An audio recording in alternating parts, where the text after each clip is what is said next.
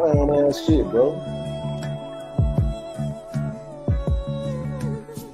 I'm so fucking tired of these bitch ass niggas on YouTube, bro. I don't know what the fuck to do, bro. Oh God, bro. Pussy ass niggas ain't gonna never pull up. That's weak as fuck, bro, for no fucking reason, bro. Bitch ass niggas.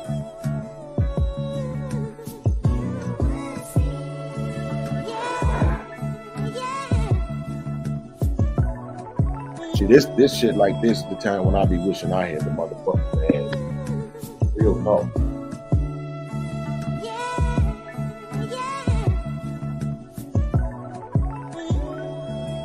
Pussy ass niggas.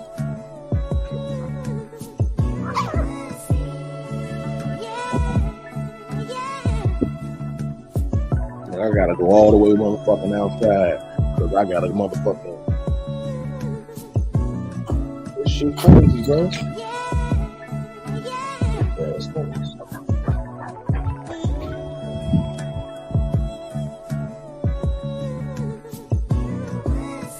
Niggas be weak as fuck, bro.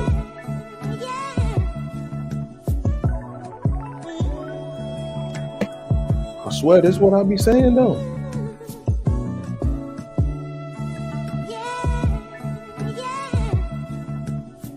This why I can't get along with niggas, though. This right here. This why I can't get along with niggas.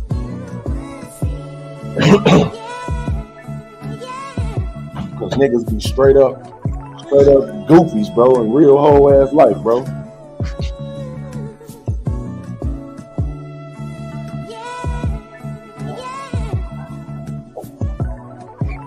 These niggas really be thinking they the real men out here. Nigga, you ain't no motherfucking real man playing that shit.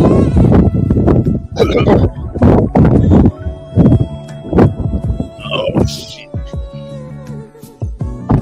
Alright. I ain't gonna be on this shit too long.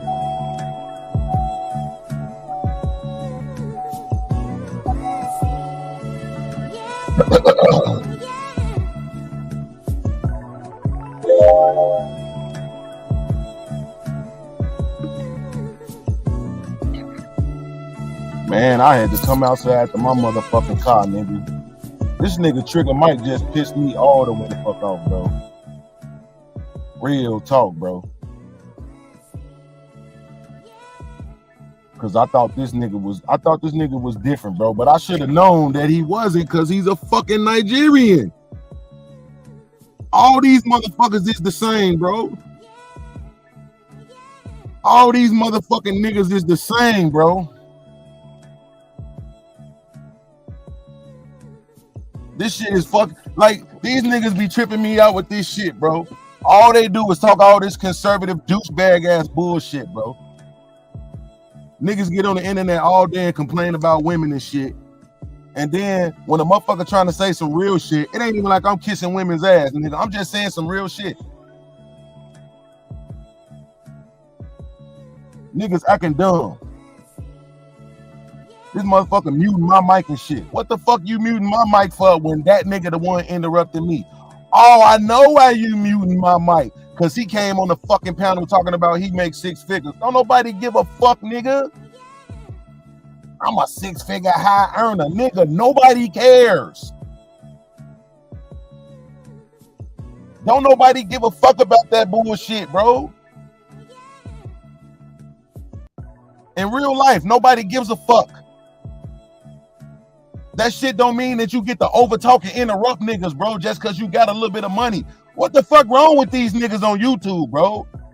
Is none of these niggas, like, none of these motherfuckers ain't never been from the hood? None of these motherfuckers don't understand hood politics at all, bro. It's all these niggas from the suburb.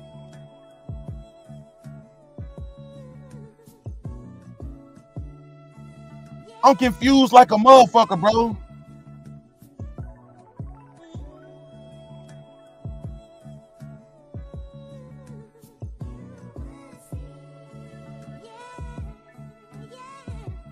This shit can't be life, bro. Every time I try to be cool with one of these YouTube niggas, this shit just don't work out, bro.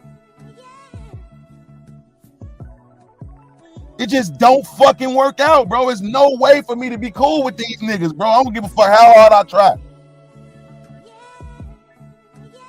Let me take this sign down from behind me. I put that Lil Peep sign up behind me because I be on Lil Peep's show. I be trying to be respectful. I don't know what if he give a fuck about people having shit going on in their background.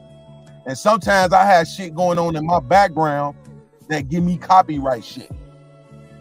And I don't want to do that to nobody else's channel, so I just put the Lil Peep shit behind me in case anybody was wondering why I do that shit. I'm on his network. I'll put his shit behind me. See, that's me showing respect to his platform. I don't know how much money that man got, and I don't give a fuck how much money that man got. I just respect his platform. That's how that shit's supposed to go, bro. Don't y'all niggas understand that shit? These niggas that y'all want to be condescending to will beat your motherfucking ass, bro. Why do it even gotta come to that? Why do it gotta be the beef sector all over again? Why do people gotta get touched on for you niggas to just stop being condescending, bro? How hard is that shit?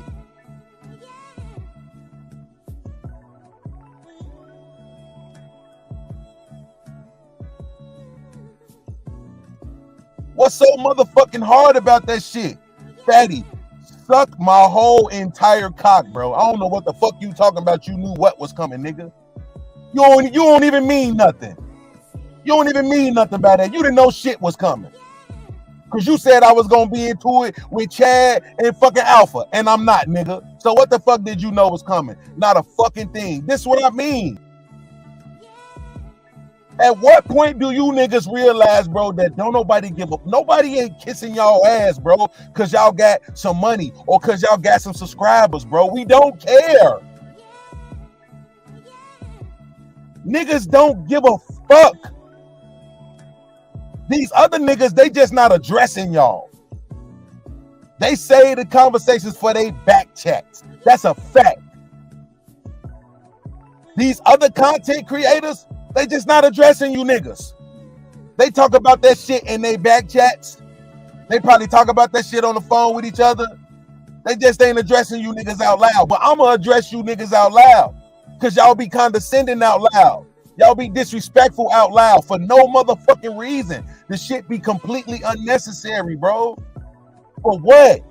Don't nobody owe you shit cause you got a few subscribers or cause you got some money. We don't owe you a motherfucking thing, bro. We don't owe you to allow you to overtalk us.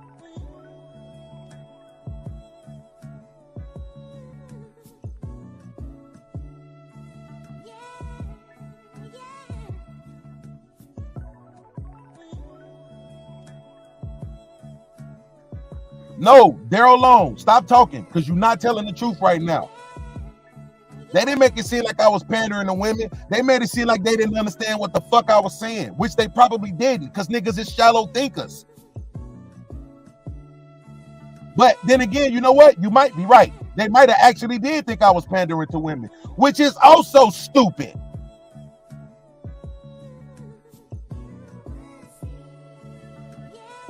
The question on the table was, why are women so indecisive? Again, some shit I didn't even really want to fucking answer because it's always the same shit. How can we talk about how bad women are every fucking day, every fucking channel? That's all niggas got. In what way can we flip that the black woman ain't shit today, tomorrow, Saturday, Sunday, Monday, Tuesday, Wednesday, Thursday, Friday? It's the same shit. So the question on deck was, why are women so indecisive?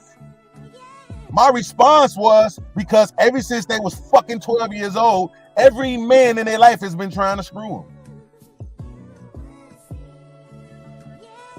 Why does that matter? Bro, because these are the people in your life, bro, that you looking to for guidance.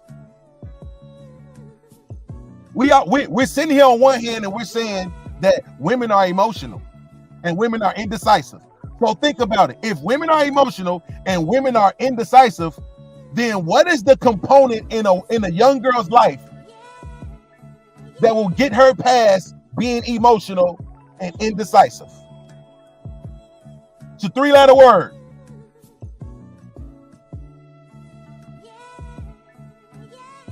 What's the component?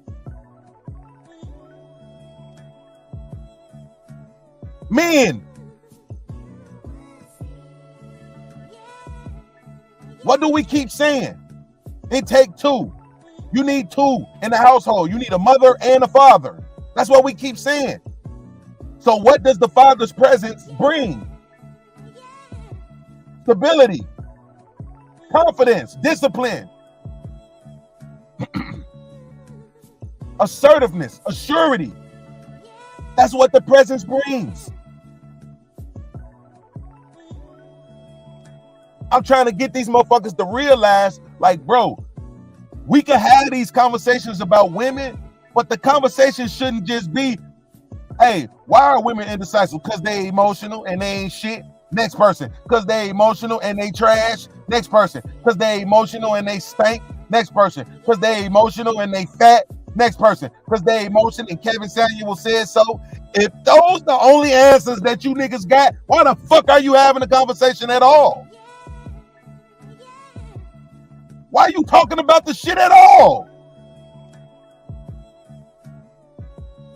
If you don't want to have an authentic, legitimate conversation where we actually dig deep to try to understand what the fuck we're talking about or the people we're talking about, fuck you then, nigga.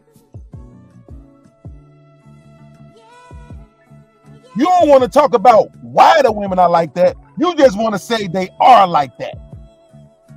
And everybody hold hands and do-si-do. Women ain't shit. Women ain't shit. These women ain't shit. Half these niggas is married and still want to build panels where they talk about how women ain't shit. Nigga, when I was doing panels where I was talking about women, I was staying at my mama's house. And I still stopped talking about women every goddamn fucking day. When I went back to Kentucky and was staying with my woman, I damn sure wasn't building panels every day trying to talk about fucking women. Only time I talked about women was when my woman pissed me off. But if we gonna talk about it, can we talk about it? Nigga, what's wrong with talking about it? What's wrong with actually deep diving into the psyche of people to understand why they do the things they do, why they say the things they say? No, everybody just want to be like Fatty and point and say, look, there he go. I told y'all, look, there she go. I told y'all, look, there they go. I told y'all. When a bitch ass nigga ain't really your friend, don't got nothing for you, never did.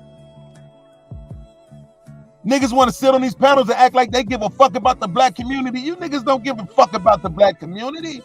None of y'all. Trigger Mike just said on his show, his idea is fuck the black community. We go over here and start another community.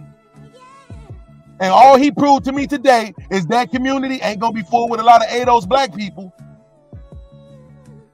It ain't gonna be full with a lot of average working black people. He want all Haitian, African, six-figure making black people. And that's cool. Have at it. Go build your community and have y'all shit. That's what's up, bro. That's what's up. I expected more from you, but you just showed me you just like every fucking body else. The fuck you muting me for when this nigga over talking me? What type of homo ass shit is that?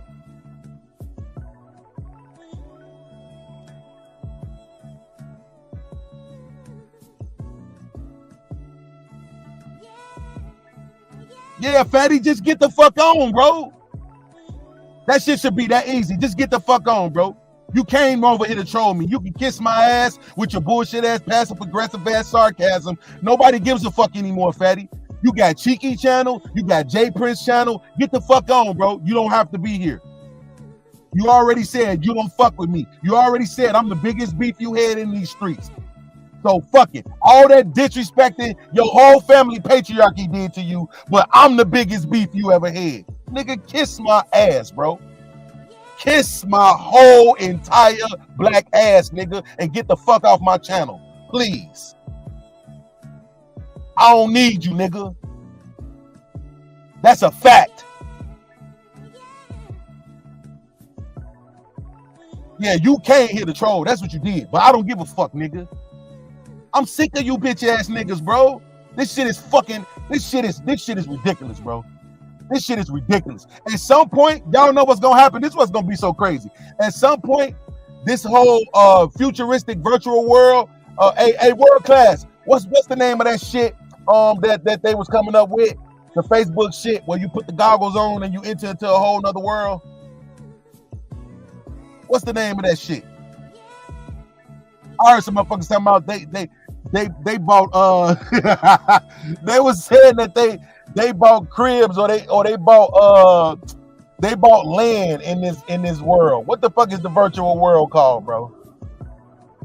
The Metaverse. Thank you, Axel. The Metaverse. Right? When they come up with the Metaverse, you know what's gonna happen? Niggas on this YouTube shit gonna be getting their ass beat in the motherfucking Metaverse, nigga. Niggas gonna be getting touched up in the Metaverse. And if it's anything like the Matrix, you know what they say. What did that shit happen to you in the Matrix? Your mind make it real. Right? Your mind makes it real. So remember when Neo tried to jump across the building and the nigga fell? And in real whole life, his mouth was busted. That's how this shit gonna be for niggas. Niggas gonna be getting their ass beat coming out of the Metaverse with real ass, bloody ass mouths and black ass niggas. Because these niggas want to keep thinking that being condescending is the way to go when it's not, bro. Sherelle said if niggas really cared about the community, they would be in their own country with their own people. I don't know if you trolling or not, but I 100% agree with that statement. That's literally what I've been saying. These niggas come over here and want to talk bad about black people in America. Oh, you a citizen over here. Why you can't take advantage of what's going on over here? Why the fuck y'all didn't take advantage of what's going on over there? I seen pictures of Nigeria. It look nice over there. It's millionaires over there. They have a higher rate of upper class people than we do. 6% to our 2%, which means you had a better chance of being upper class over there. So why the fuck y'all didn't make it over there? But you want to sit over here and talk shit about niggas all day.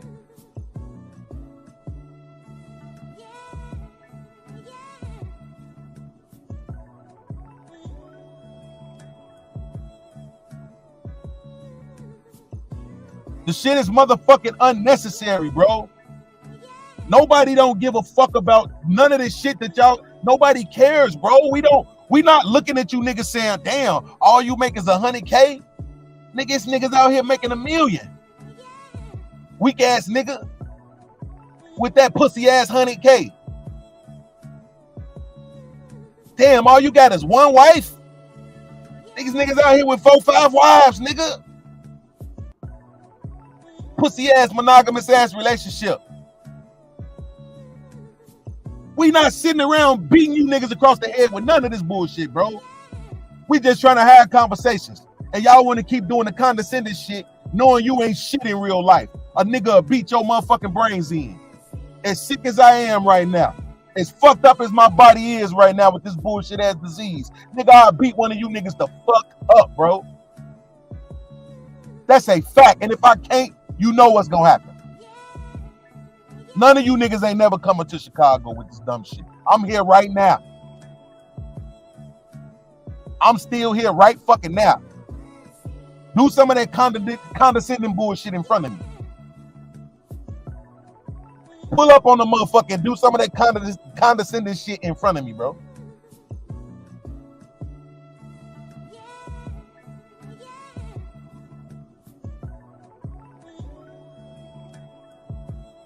Niggas do all this goofy shit online, bro. It's unfucking necessary, bro. Like, you know why the shit really bother me? Because I be trying to like you niggas. I really be trying my best to be cool with niggas, bro. It's like I can't.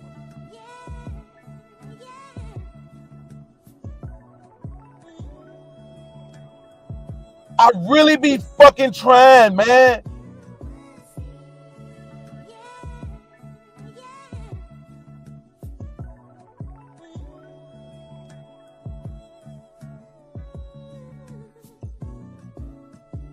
Motherfuckers did all that judging me about beef and shit. Bro, I ain't been having no beefs. I ain't been doing shit. I ain't been beefing with nobody. I've been trying to get my panels together, run my channels, do my thing, bro. But then, what y'all want motherfuckers to do? Just keep sitting back and being quiet about this disrespect? I'm not these other niggas, bro. I'm not, bro. I'm really trying not to call no names because I ain't trying to throw niggas under the bus. But these other content creators that have problems with you niggas, that keep it to themselves, I'm not fucking them. I'm not them. I never was them. I'm never gonna be them. I'm never gonna keep this shit inside of me because all it's gonna do is bother me. I gotta get it out of me. This another motherfucking nigga, bro, that just showed me all this time he been phony kicking it with me.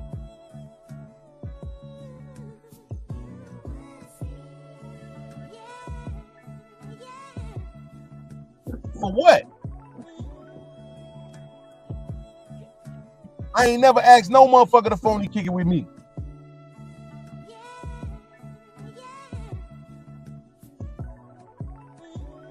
I can go back and show you the episodes where the nigga was saying, man, podcast, yo, you know what I'm saying? Your perspective is always welcome here. I can show you where the nigga send me the link for the show every fucking day. So why when you got this new nigga there, all of a sudden you different?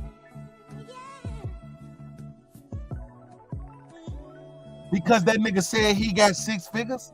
I'm a high 6-figure earner. Y'all just don't get it. Niggas come from a long line of dope dealers. We saw niggas count up that kind of money. We jammed on blocks that did 20K a day. Nobody don't give a fuck because you can make 100K in a year. We don't care, bro. The reason why we not doing it is because we don't want it to take that long. That's it. That's it. Niggas could do all this same shit y'all do, bro. We don't want to. We make our own choices, bro. And those choices shouldn't come with your condescension. Respect niggas' minds. This is YouTube. We on panels, nigga. We supposed to be building, not demonizing and destroying.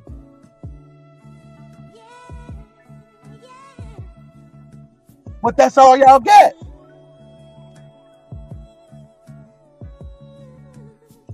That's all y'all fucking got. Conservative ass douchebags. Retarded ass niggas who think, oh shit, wait a minute, I made it to 60K. That means now I have to vote Republican. Nigga, you don't have to vote at all. That's the whole fucking point. If you choose to vote and you sit down and think about it and make your decision rationally about who you're going to vote for and why you're going to vote for, congratulations.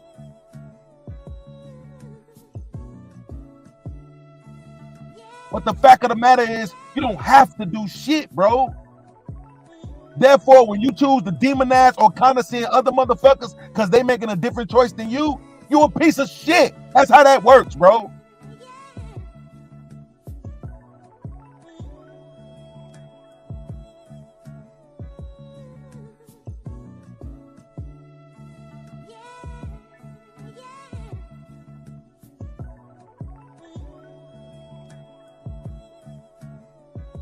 Shut your dumb ass up.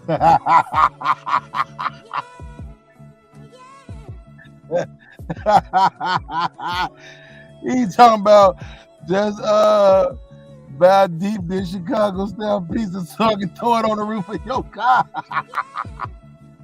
You ain't shit either, nigga. I'm glad you showed the fuck up, nigga. That shit hurt my feelings you doing that motherfucking video about me, nigga. I'm not finna be arguing with you grown ass niggas going back and forth. Do y'all know that y'all put niggas in a fucked up position? Niggas don't be knowing what to do. It's two niggas that I rock with going back and forth with each other. I'm supposed to pick a side.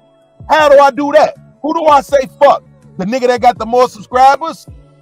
That don't mean shit to me, nigga. I'm a 45-year-old veteran of childhood.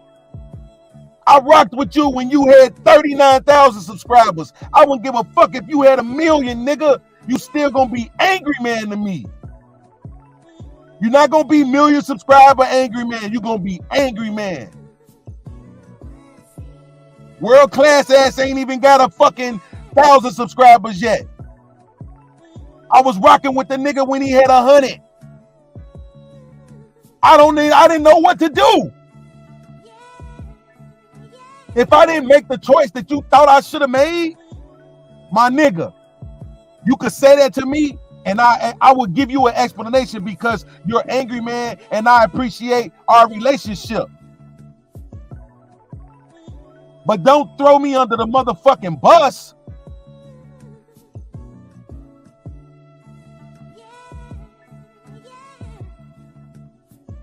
Just because I didn't know what to fucking do in the moment. I don't know, bro. My thing is let niggas go at it. Fuck that. I'm gonna let niggas have it for 5 minutes and then I got that from Aaron. That's what I learned from watching Aaron. When a nigga say, hold on, wait a minute, too many times, then he'll just be cool for a second. He'll let motherfuckers rock it out for a few minutes. Then he'll play the motherfucking stop talking button that I gave him. So that's what I did. I let you niggas rock out for a minute. And then it was like, yo. We got in, cracked a few jokes, changed the subject, got off that shit and moved forward. That's man shit, nigga. You know that, angry man. You know this. That's man shit. You let niggas get it in. If you at my house and another nigga get to disrespecting you and y'all get to fighting, what the fuck, you want me to beat that nigga ass? Or do I supposed to let y'all niggas fight that shit out and then we break y'all up when we figure like that shit is enough? Make you niggas dap up. Make niggas go sit in the back and drink some beers and talk that shit out now that the fight is over. That's man shit. I can't do nothing but be who I am based on what I learned where I come from. That's it. And any nigga that think that shit ain't man shit, bro, y'all all rich. Take a fucking flight. Y'all all 6-figure niggas. I'm broke. I don't got no money. I can't go nowhere. Y'all all rich niggas. Take a fucking flight, nigga, and come tell me to my face I'm not a man.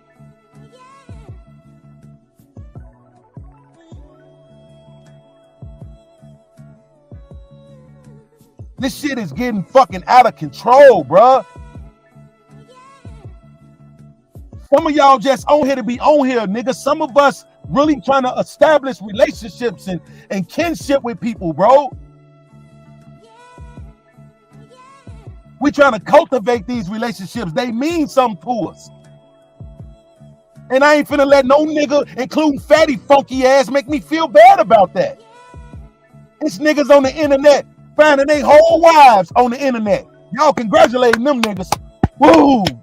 Salute to you, my man, for finding you a wife online. Y'all love them niggas.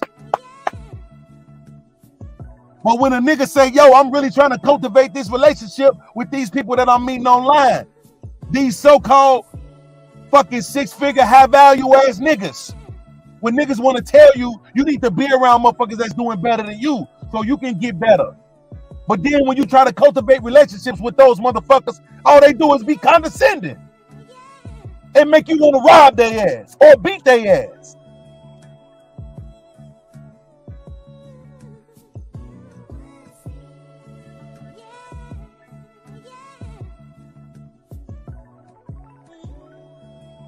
Shit ain't right, bro. I don't give a fuck what you niggas think about me. I give a fuck how you treat me. Think what you want to think. But how you treat me, nigga, that shit don't matter. And I'm going to address it every fucking time. I don't give a fuck who you are. Real talk. Trigger Mike or his friend who came to the panel today. I don't give a shit, bro. This all I got. I don't got nothing else. Because you niggas ain't going to come to Chicago.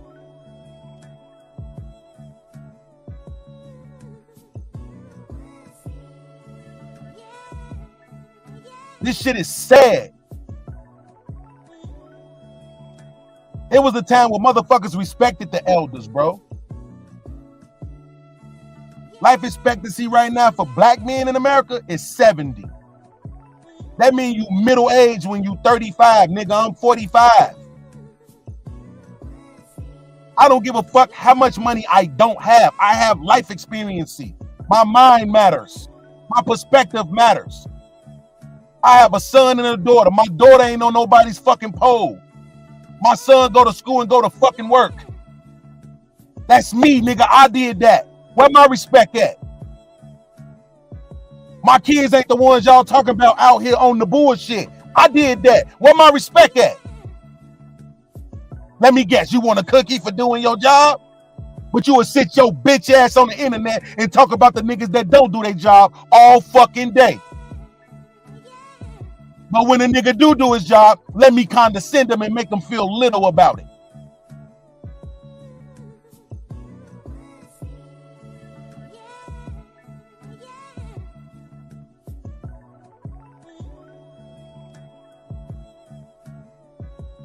That's the point.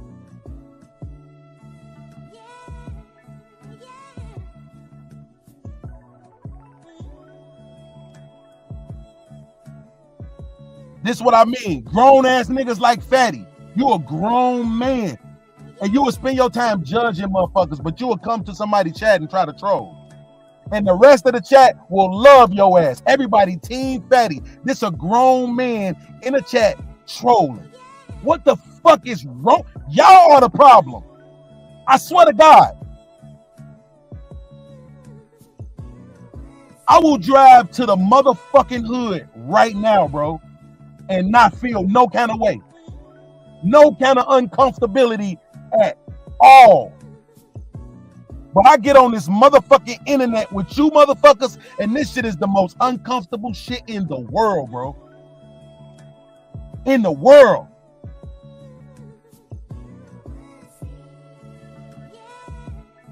Grown ass, I got 6 figures. I'm flying back and forth from Portugal to fucking LA to watch Lakers games. But I spend my time in chats trolling. And that's the nigga that's y'all fucking hero. That's your king. That's the team you rock with.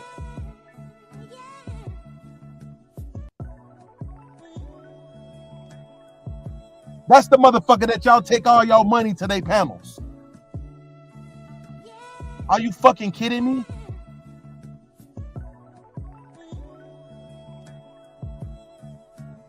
This why you can't come back to the hood. This why you niggas can't come back to the hood. It don't got shit to do with the shorties in the hood. It got everything to do with you.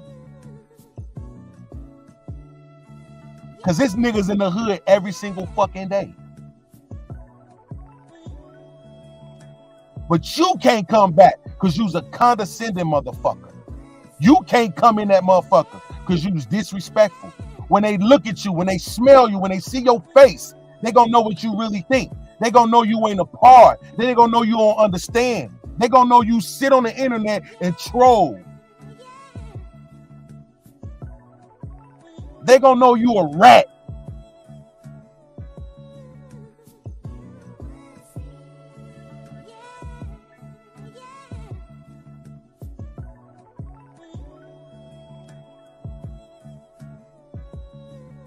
Shit is motherfucking amazing, bro.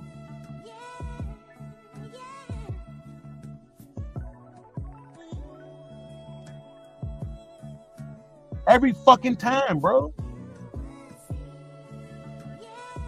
I don't be doing shit. This why I literally just did a smoke show last night called What Did I Ever Do to You? What did I ever do? I dare motherfuckers to come up and tell me what I ever did to them, bro. And make it like I did.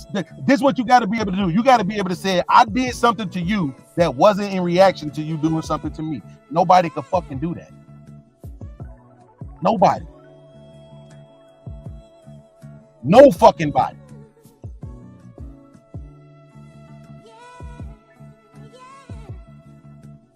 Bro, I'm not doing no reaction. You know why? Because a motherfucker ain't gonna do nothing but report it. Motherfucker ain't gonna do nothing but report it and say I use their content without transforming it. Y'all can go back and look at it. It was literally the last fucking 2 minutes of the video. But just know when I snapped off, it was because the nigga had did it like 2 or 3 times. And I'm sitting here saying to myself, like, nigga, I didn't cut you off one fucking time while you was talking. Not once.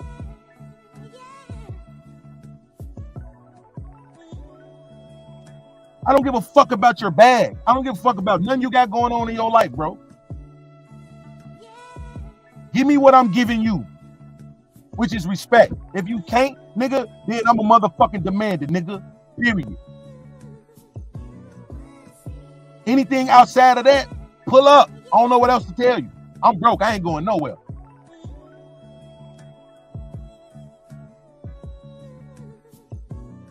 This shit was fucking unnecessary, bro. Yo, the same shit happened when Driscoll in the chat now. I feel better saying it now since he here. Same shit happened when I went to Driscoll show. Never did no disrespectful shit to him and nobody. Not one fucking time. Nigga can't pull up no receipts and say I ever did, bro. But I go on his show and the motherfucking female feel comfortable enough to try to come at me about my choices in life when she had her own fucked up choices in life.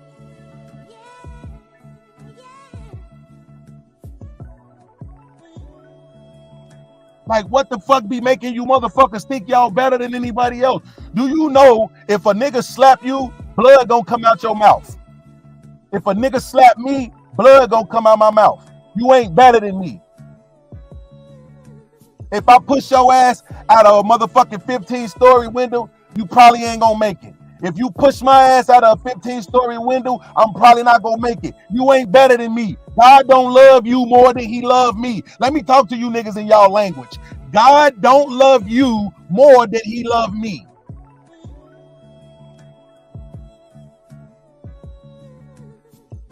Let me say that one more time. God don't love you more than he loved me. And I don't even believe in a nigga.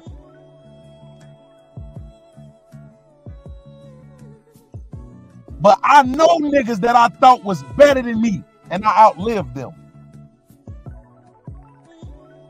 I just buried one of my 6-figure niggas.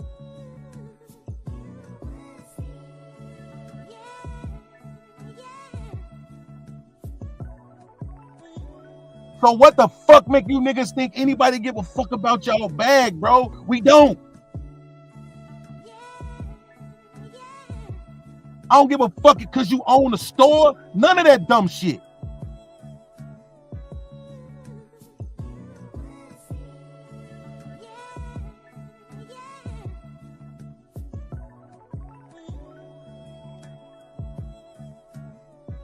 Nobody cares. I'm just gonna say it now. I was afraid to say it before because I was going back and forth in my head trying to determine whether or not I like not even owed a motherfucker something, but like whether or not I should give a motherfucker something.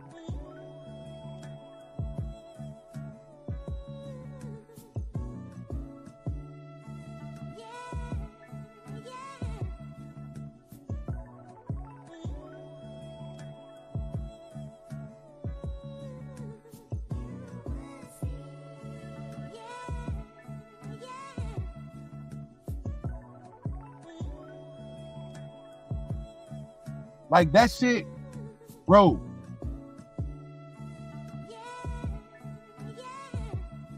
If y'all was watching the show last night, y'all seen when I went to Uncle T channel, right? I was going to people's channels and shit, doing a little 5-minute takeover, asking them what I ever did wrong. Uncle T said I promote brokenness. How the fuck do I promote brokenness, nigga? Because I tell my story and I tell the truth about it? Think about that. I want y'all to think about that. Fuck for 5 seconds. This is what I want you to do for 5 seconds. Take how you feel about me being broke, right? Shove it up your ass and then think about how much sense does it make for somebody to say you're promoting brokenness because you're being honest about being broke. Think about that. Right? Shove it up. On what fucking planet does that make any sense? Because I'm not lying. Because I'm saying, yo, I'm broke, nigga.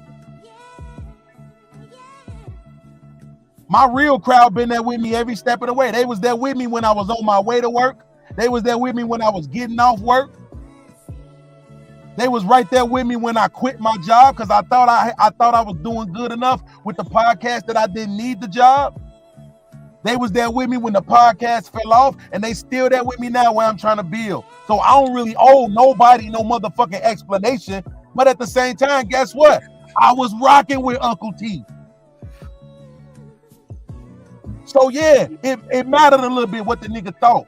But for you to say I'm promoting brokenness just because I'm being honest about being broke, I ain't never once said, man, everybody need to quit working. Everybody need to get on Section 8. Everybody need to say fuck jobs. Everybody need to say fuck sick. I never said none of that shit.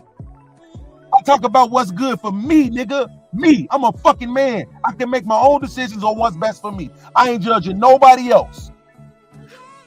I play fun and make fun of people, but that's a fucking about it.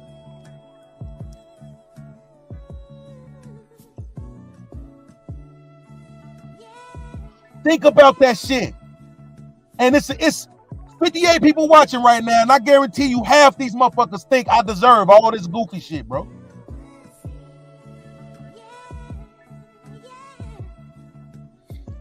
Angry Man said, drop the link because he finna tell me what I did to him. The floor is yours. Let me tell you what you did to me, nigga. You acted like you didn't see that message that I just put in there talking about how I went to bat for your ass with JB, nigga. That's what you did to me, nigga. We see that differently. How we see that differently? I went to war with that nigga over that shit, bro. You did. I don't feel like that was about me, though. No, it was. I feel like that was about the principle of them niggas coming over here and wanting to ignore historical data and wanting to ignore empirical data, right? Just so they can feel like they better than us, which I ain't gonna lie. I 100% appreciated that shit. You definitely made me feel not alone.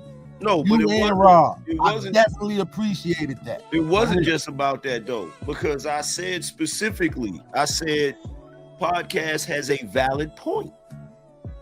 So no, it wasn't just about the empirical data. I don't give a fuck about the empirical data. The point that I was trying to make is that the point that you're making about the Section 8 shit is a legitimate point. And for niggas to pretend like it's not, is bullshit. So no, it was about you. So like I said, I don't want to play the clip. I don't trust niggas. Niggas try to get your channel demonetized and all this other goofy shit flagged and all that when you use their videos. I don't want nothing to tell Trigger to do it. This is what I mean though, bro. Maybe I'm wrong because I be expecting that I'm finna be developing these relationships with niggas online. Maybe I'm the goofy. Cool, I'll take it, bro. The L on me. I'll take it, right? But that still don't change the fact that you niggas, I'm telling y'all, I heard the stories about the so-called beef sector, bro. It's literally the reason why it's a sector. Because niggas be getting touched on for shit that they say online. Did y'all not see what was going on Twitter? With all this shit in Chicago? Why you think a lot of them niggas was getting arrested? Because they was tweeting about the shit that they was doing. Niggas really be touching niggas about the shit that they say online. But y'all trying to cultivate this culture where you get to talk to people any kind of way, and then that's just supposed to be the end of it. That shit ain't gonna work. It's lasting now for a little bit because all you niggas to move to the South. But it's a lot of niggas from Chicago that have moved to Atlanta. You gonna try the wrong one. This condescending shit is unnecessary, bro. Why the fuck do you give a fuck how much money I have in my bank account? Why does that determine how you're going to treat me at fucking all?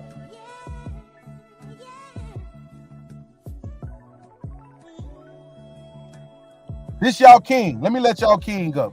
Uh-oh. Why is this a clown? Do you want me to have like to? What you finna do? Put some dick and ass on the screen? To get my channel fucked up? That's what you about to do. Fucked up. No, I'm not going to flag your shit. How are you today, sir? I was alright till I found out Trigger Mike don't give a fuck about a nigga. Yeah, but that's the thing. Why are you reactive about that? Because you told that you are trying like to grow and to make friends on this place. Why do we have to, like, as soon as you jump on a stream and you got mad at me because you're mad at him? I didn't say nothing wrong. Actually, I was watching that show. I was seeing the guy disrespect you, and they didn't want to have deep conversations about the topic. They wanted to put their shit on woman or man. I was dressing myself to go to the panel, actually to be on your side. Trigger Mike finished the show, and I said, man, this man is going to go live screaming at this shit. And when I came here, I said, I knew it. And what do? Suck my dick, fatty! If you come here, Okay. It's always like that. Okay, so when you said that, I assume you was on some old school fatty shit. Of course you assume that. And then when I keep trolling you, you say, oh, he was on my side. My bad. You condescending, taking flights to Los Angeles to watch the Lakers. Why? Okay, so I'm already in a rage, right? So if what you're saying is true, and that is what you meant by those comments and shit like that, then my bad, fatty. But again, you ain't even like hold on, let's just be honest about this, fatty. In real life, bro, me and you should have been past that bullshit that happened with us. We should have been past it, bro. And you said the other day that I was the biggest beef you ever had. This nigga Patriarchy used to go in on your whole entire fucking family, him and Logic, bro. How the fuck am I the biggest beef you ever had? That shit is crazy to me, nigga. Podcast. Listen to this, right?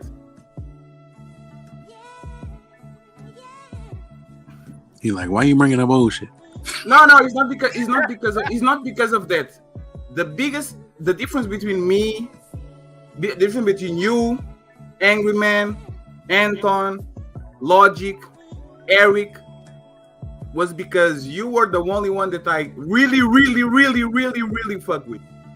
So if your enemy or someone that is antagonistic to you does something wrong, you are expecting that. When somebody that you're fucking with does something wrong, that shit will hurt you 10 times more. Does that make sense? It does, but I'm saying it makes sense, but at the same time though, at this point, I feel like because of the way everything began, I just felt like, bro, we should be way past this by now. Like, it bothers me. Like I said, I take the L on the fact Brittany been telling me this shit for so long. Podcast, you gotta let go of fucking trying to have relationships with these motherfuckers online. It don't mean as much to them as it means to you. You're gonna keep taking L's, but I am who I am. Right? I'm 45, nigga. I'm probably not gonna change. Right? So it bothers me when I'm trying to be the good guy and motherfuckers is holding my past against me. My family did that shit to me. So it's triggering for me when motherfuckers is trying to hold my past against me, or like the reason why we here now, because these motherfuckers like worrying about how much money I got. Nigga, my baby mamas did that. I'm not fucking none of these niggas. I ain't fucking them. They ain't paying my bills. None of that shit. So why the fuck do these niggas give a fuck how much money I got? Why does that determine how you're going to treat me? Like like the question that you asked me, the answer is this. He was muting me, fatty. The nigga cutting me off, but he muting me. Hey, when a person is talking condescending, I know what triggers you, right? This is what usually happens when I start to know people. When a person is talking to you like this, yeah, nigga, and interrupting you, I know that you're going to be upset about it, especially because they're portraying themselves that having more money. And I was like, here we go, because he was doing that shit on purpose, right? He was doing that shit on purpose because he wasn't doing that shit to other people. He was doing that shit specifically to you, right? So again, I think you are being victim of, like, before you did this too, you would give a special treatment to some people and you would let people sometimes on the side because you had those people on highest regard than the other people on the panel. Mm-hmm. So when somebody does that to you, I think you should understand that that's fair game, right? Yeah, but I never muted people though, Fatty. Like, I kick people off my fucking panel. I don't know, bro. Right? I'm not. If you and Angry Man are arguing, and I'm gonna mute one of you, I'm gonna mute both of you because y'all arguing. So I'm not gonna just mute you and not him, or him and not you.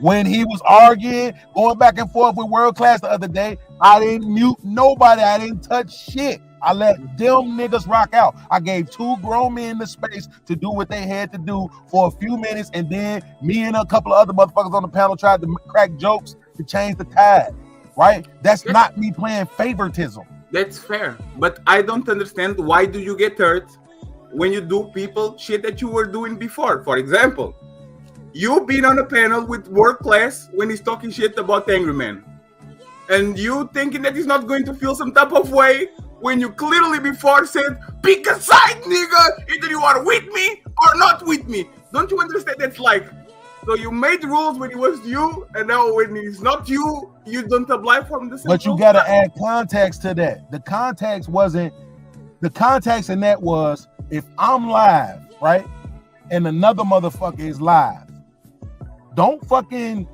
be over there while they live and then try to come over to my channel live when usually you was at my channel. But now that wait. I've grown up and realized that was some immature ass shit that I was asking of people. It really was. There was no logical reason for me to expect to have that much control over people.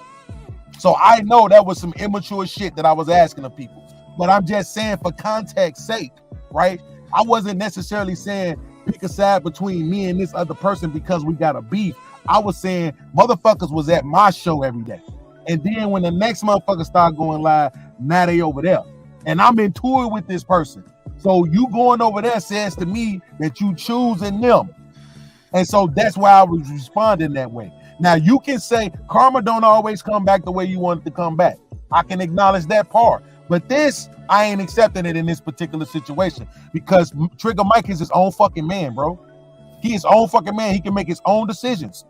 And therefore, in that situation, bro, if I'm talking, if you gave me the floor to talk and somebody start cutting me off and I address that motherfucker, you don't mute me.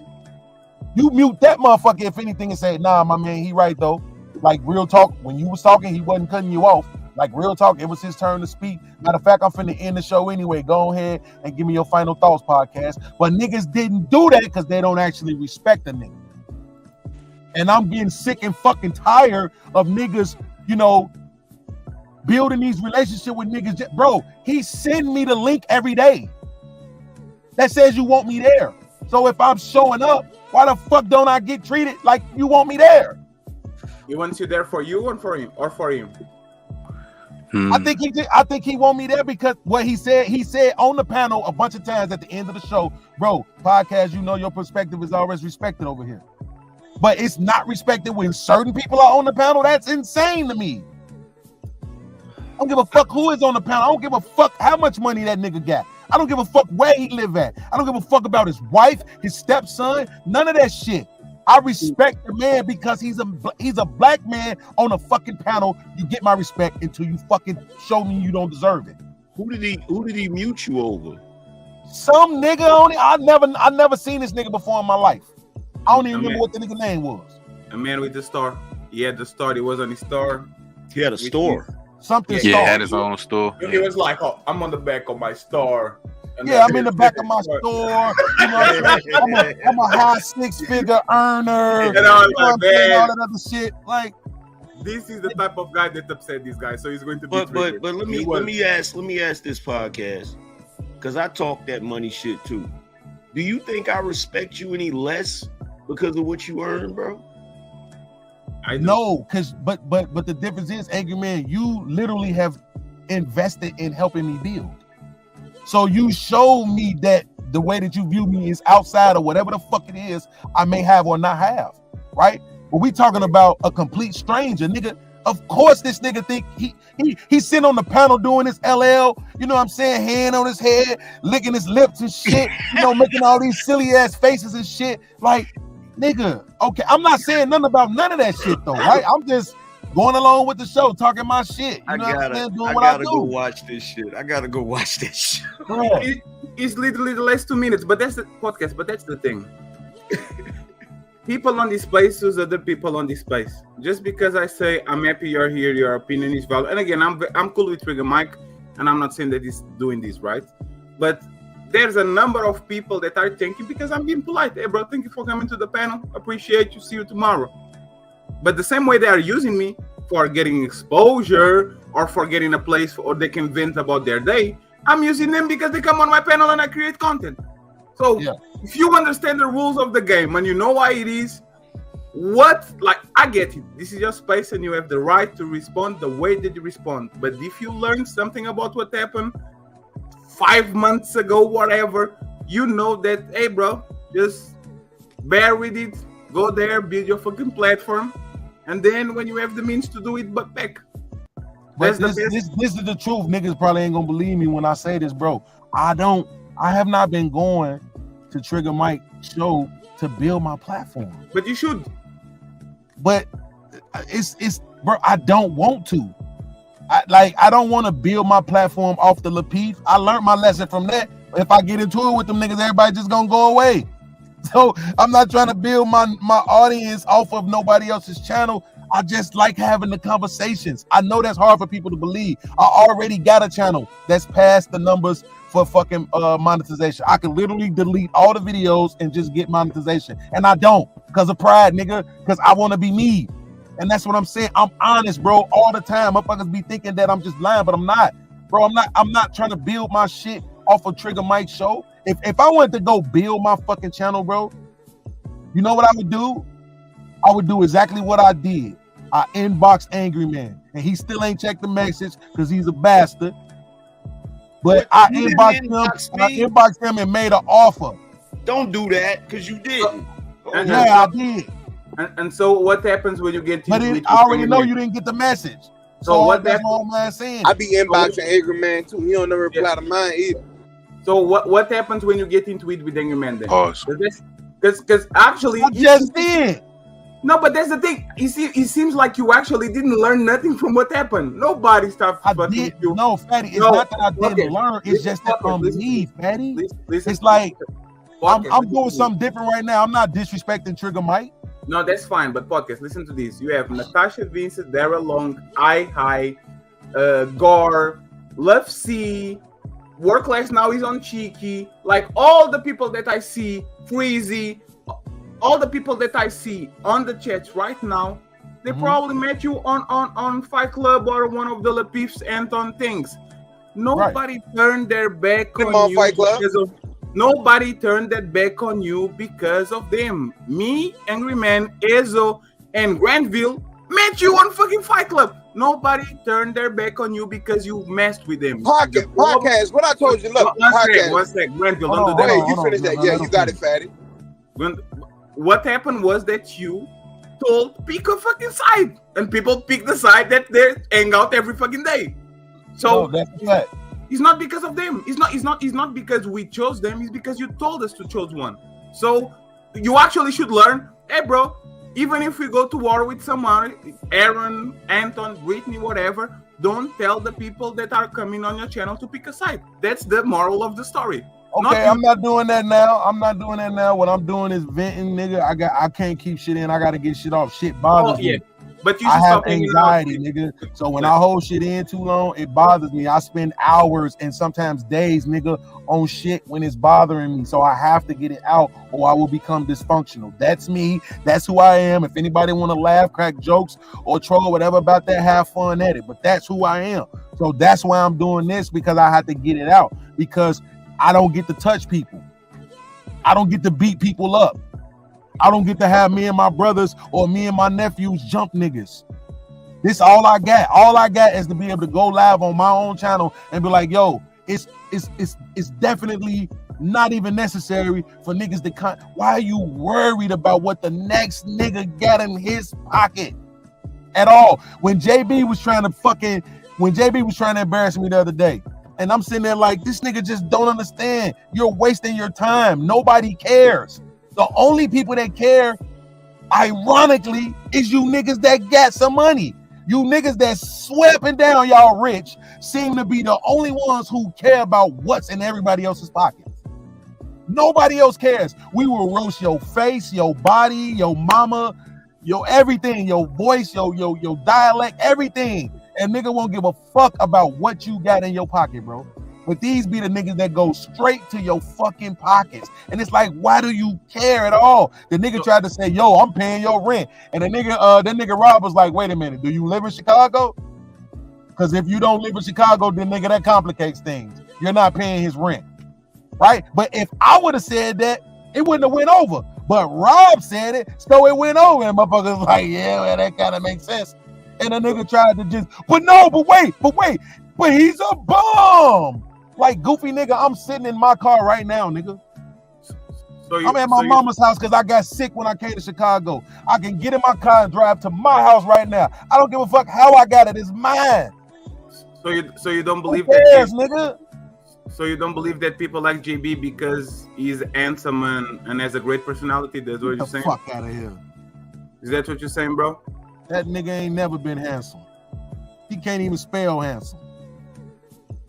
And I know, Angry Man, I'm all sorry. All he does is condescend people. That's all he does. He's your man. I don't want you to put you in trouble, but that's fatty today. How you gonna put me in trouble? Like, that ain't got shit to do with me. Because you are congregating with the enemy, but that's fine. Nah, we don't do that shit. Like, I think people would respect him just because he's handsome and he knows how to talk with people. No, I got love for JB, but the thing is, like, it is what it is. Chicago did that to me, love. See. It is what it is at the end of the day. To be honest, all right, so I got up here, and then boom, motherfucker coughing and shit, goofy ass shit. Shit, been over a week I've been going through this shit. What's up, Granville? You know what you should do? So when you get angry, like when I go home and I take my time off at home, you know, and I time to wind down, you know, relieve the stress and everything. I go to the farm and I pet a pig. You should go pet a pig. You should get a pot-belly pig. You should buy a sex doll. And raise the pot-belly pig. It'll help you a lot. Nah, but for real, like in real life though, I'm being serious though. I'm being serious. I'm being dead serious. I'm really being serious. No, I'm saying, but for real, like, because the truth of the matter is this, bro. Like I said, oh, fuck that. Nigga, these motherfucking being on YouTube for some people is just something to do. And for some of us, bro, like niggas, I don't have friends all over the country. You know, I know people that got friends all over the country. I've said this before. So it feel cool to feel like, you know, I'm building these relationships with motherfuckers. If I ever get over this fucking fear of flying, I can start going places, man, and I can tap in with motherfuckers and shit. And that's gonna be a cool feeling for a motherfucker to actually get to live, bro, right? But then it's like every motherfucker, if I'm not making $1 more a year than them, you know, if a nigga don't got as many subscribers as them, all of a sudden I'm not shit. Like, fuck that nigga, what?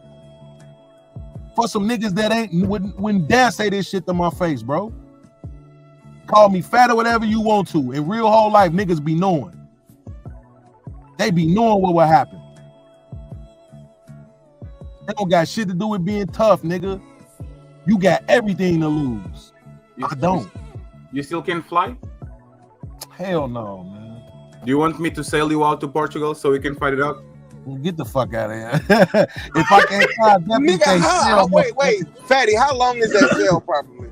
That shit probably worse. Yeah, 15 days, something like that. Look at that shit. That shit is probably worse. When you get all the way out on the water, you can't see shit but water. By the time you get there. I ain't gonna lie. The part I thought you had a problem with was the part where he said he was like, fuck that. Sean is a leader. What he came out of his mouth is a leader mentality. He came with solutions. He's heading in the right direction. If I follow Little Podcast and John the Baptist, nothing in Chicago's getting fixed. If I follow a man with that's not that's CEO. So you gotta check the women. Solutions. Hey, it's the last 2 minutes. Yeah, that's CEO. CEO was just talking his shit like nobody. That ain't no big deal. He was talking his shit. It is what it is. Podcast, you talking about at the end with Hood Conservative and the other dude that be with Hood Conservative. No, not Hood Conservative. Nobody listened to Hood Conservative. It was the other dude. Oh, King Spark. This dude. Yes, that nigga right there. Oh, all right. Let me skip. Yeah, him. Like I said, it was right at the end. Like he had already cut me off once before, and I had said something. And then the nigga like, why you think it's about the money? Nigga, what other motherfucking reason do you have for cutting me off? What reason? Because he doesn't respect you. But you don't even know me. But he has a story. We've never been on the panel together before. You don't fucking know me. I ain't never seen your name nowhere before, ever. But he has don't you think he was being condescending to everyone, like the way he's talking with everyone? You know what? I'm gonna be honest with you, bro. I don't know. It was way before he interrupted you. It was. Yeah, like he was. You might have seen something I ain't see, bro. You might have been. I probably wasn't paying. I was paying attention to how the motherfucker was treating me. That's what I was paying attention to. There's no reason for that man to tell he was on the back of his store. No reason. It's like me saying, I'm in my mansion right now, chilling. There's no reason for me to say that. As long as if I'm not trying to flex on people. So again, I don't understand. What Brittany actually told you, I don't understand how you can put on the beginning. I was like, man, what the fuck? Angry man keeps coming at me, bro. And I was like, oh, I get it. You too. Don't quit pulling me into this bullshit. Angry man keeps coming at you because you fat. No, but it's about expectations, right? When you have expectations about people, you're always going to be hurt. As soon as you say, okay, that's it's cool. Fact. Hey, as soon as we drop that shit, hey, today we're going to fight, tomorrow we're going to be friends, tomorrow we're going to fight, the other day we're going to be laughing. Hey, bro. Patty, I don't know what part you don't get. I ain't shit. I'm toxic. Yeah. And I'm becoming that too. So hey, give me more 6 months and we'll be on par. I'm a toxic motherfucker. That's what I do. I do toxic shit. You feel me? There's a podcast and a podcast. He was like, we ain't psych majors or whatever. Like, you talking about that part? It's like, all right, well, let me cook now. Look, it's just like Jay-Z said, niggas want to criticize the hook on the song. What I'm supposed to say, nigga? I'm just a crook on a song, goddammit. You know, it is what it is. With your podcast, I rarely check my Instagram. I just sent you a message, bro. Yo, mute the small one. Yeah, you have two ones on the. You have the rock one. Yeah, we can. Yes, now it's better. Go ahead. Can y'all? No, still choppy. Okay. Yeah, the Wi-Fi of the neighbor is not there, bro. You need to get closer to the. It's because I get the motherfucker connected. That shit sounded like a robot. Yeah, it's choppy. Motherfucking. So AM. Since I saw you playing that Rubik's Cube on Fight Club, I'm going to buy me a Rubik's Cube. You said what? Yeah, it's still I terrible. bought me a Rubik's Cube for the first time. I'm going to try to complete one. Word. No, I'm just trying to process it for a second and think about what I just said. No, I could be the same one. And Right. reply to the question, Right. why are women so indecisive? Y'all just want to say, because they're emotional. If you don't get that fourth grade ass answer out of here, we could have all just said, you're emotional, and then went on. I'm sorry that I chose to think of it. We ain't on psych majors either. So, you know. Okay, when the brother is slow ass. Hey, when the brother Hey, shut your slow ass up. Hey, yeah, you funny as shit. I said that. Yeah, you said that. I'm like, yeah, go ahead, Jack. Yo, if the people had as much smoke as you be having, they be yelling like shit on the different channels. We wouldn't even know. No, like I said, it's right at the end. I was talking to the niggas. Your microphone is still fucked up. Man, that's because I'm my fucking phone, bro. The goofy ass shit. Yeah, no. It seems like the internet. Get down and go. Come up again. I just need to get out of this fucking car. Yeah, this fucking phone too. Yeah, man, this shit goofy, bro. I'm gonna watch it back podcast because I wasn't listening. He said he was gonna watch it back. Trigger Mike said he was gonna watch it back. And I make the connection on 99% of stuff you say. Or maybe I'm still confused from good service. Take gender off of it. Take gender off of it. What would make a person be indecisive? That was a good question right there. What would make a person be indecisive? And they gave terrible answers. They said, Fear. It's the lack of fathers. Not having a plan. A father, you have to put the gender on The it lack again. of a father. Fathers push that down. Yeah, Yeah, this is. I don't even know what Why the you scared answer. of fathers, man? God, he said, "Why you scared of fathers, though?" What the Is can you give me an answer? Thinking the gender is the lack of fathers. Okay, bro. Congratulations. Yo, the show y'all talking about, I don't see it. No, it's the last Lapeep show. The last life. It's Our the Took a man Mike show. Angry Our Man. man really had a leader.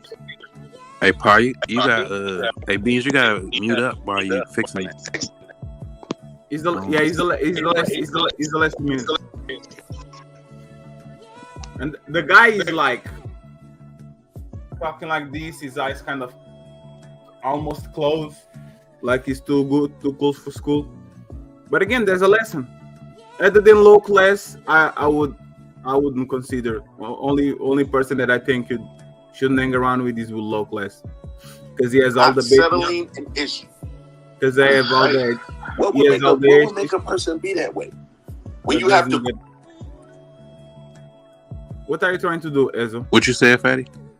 I was saying the only person that I wouldn't recommend him to hang around is low class, because he has all the bitches, all the fine bitches, but he still has 7 views per video. So You said hang around who?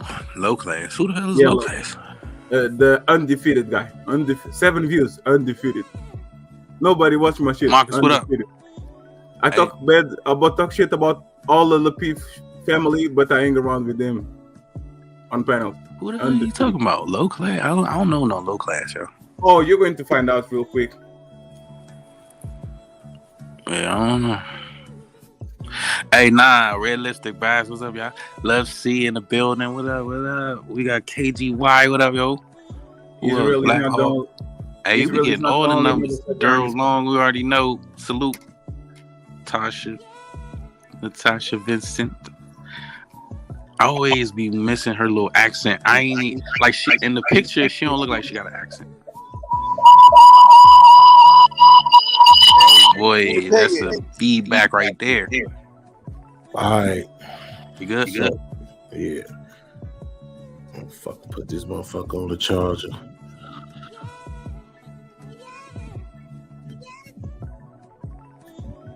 Ooh, what's for dinner?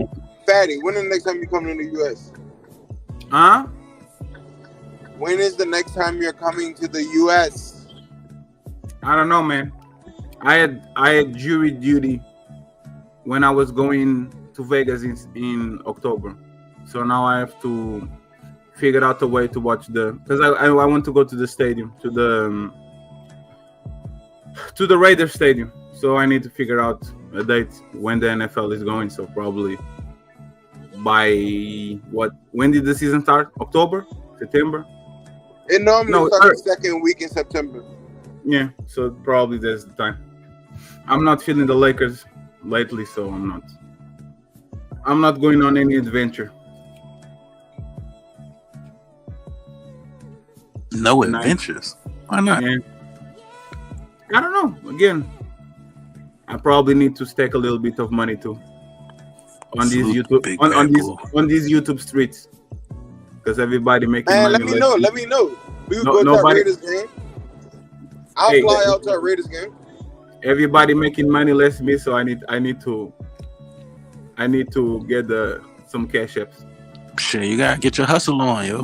So you gotta get your hustle on, this thing. Well, you're supposed to be simulcasting right now. I'm going to use Angry Man sound bites. Eat the cash app, no matter what.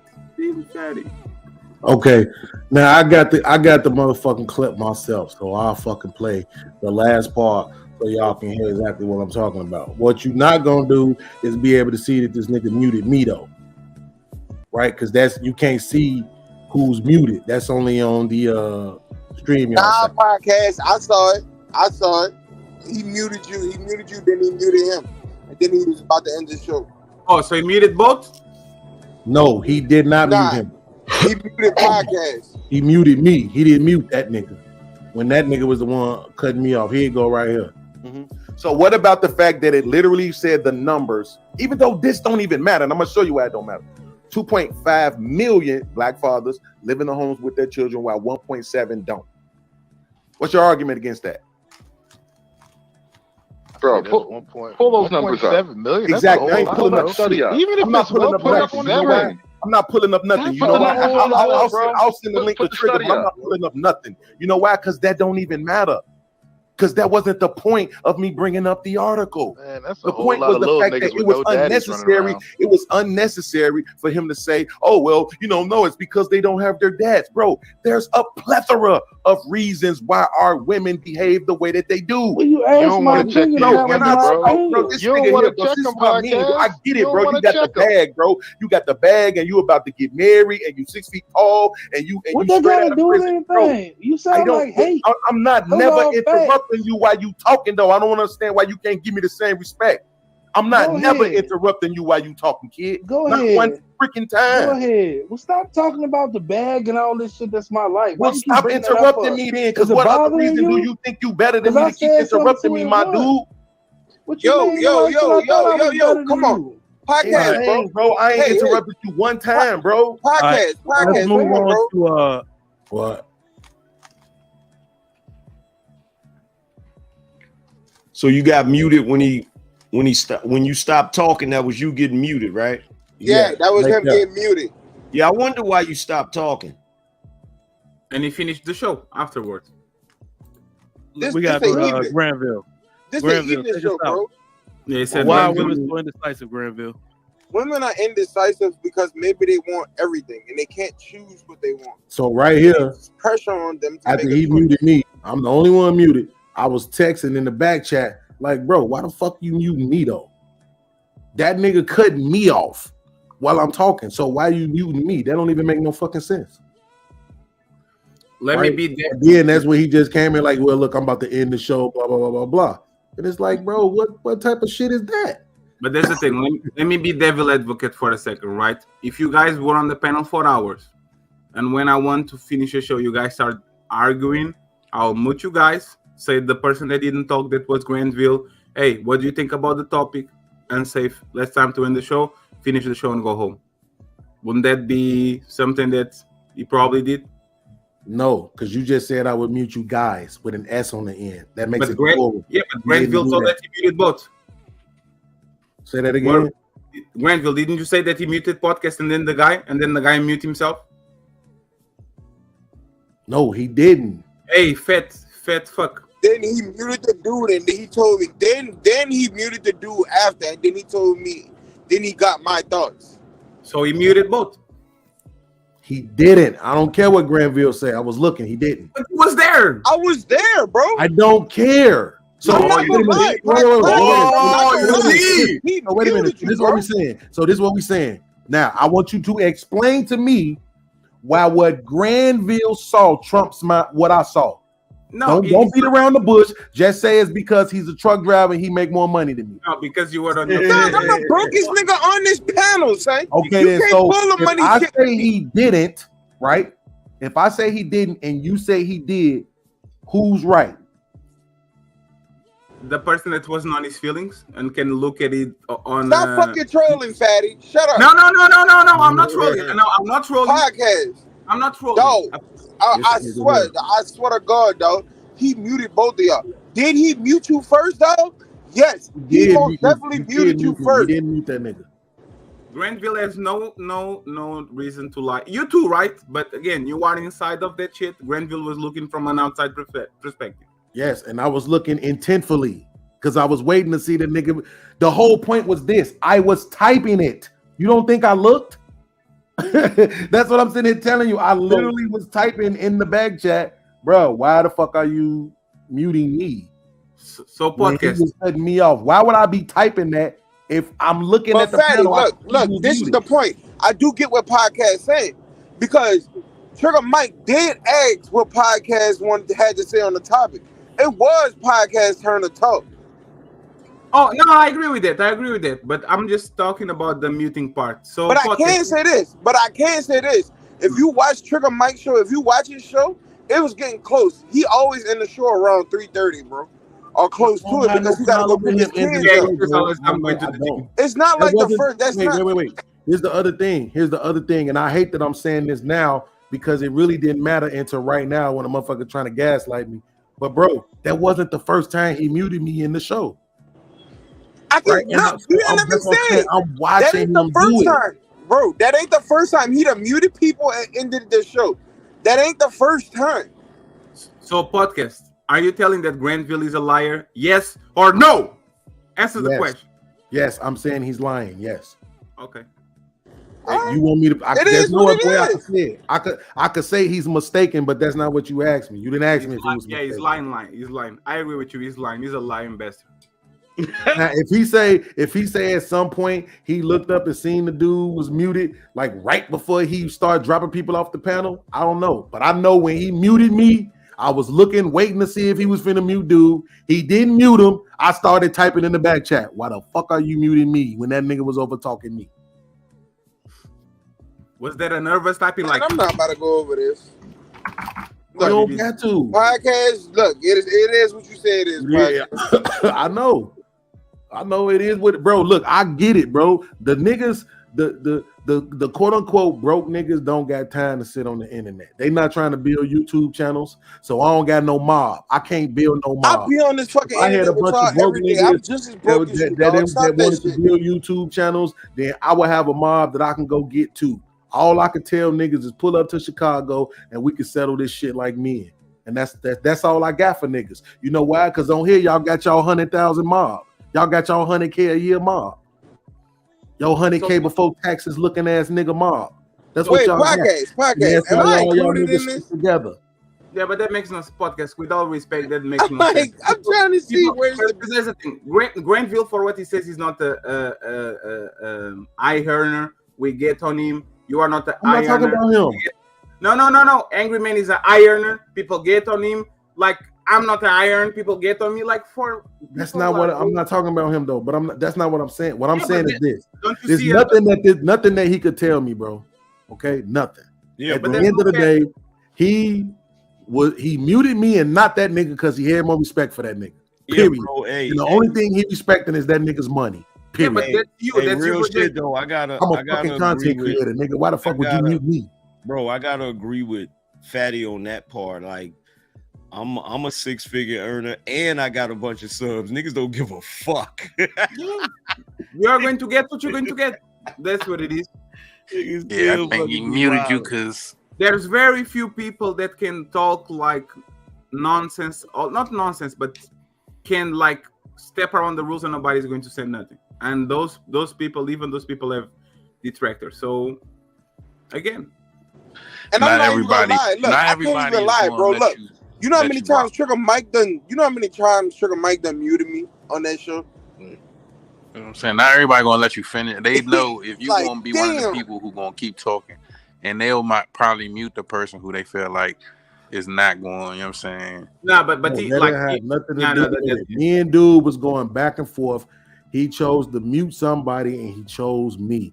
That's Right, all 'cause that matter, nigga. You was the one making more sense. You was the one who was talking against everything. Bro. No, that it he was was his saying. first talk. It was I his just first went talk. back into the back chat. I was hoping the messages would still be there, but they not there. You was going against the echo chamber. I believe Renville. I don't believe podcast. And the thing is, podcast. You know what's up? Listen to how easy. Listen to this, huh? Don't forget about this.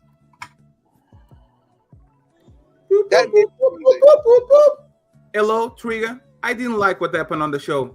Oh, really? My bad, bro. I'm trying to do better tomorrow. Boop.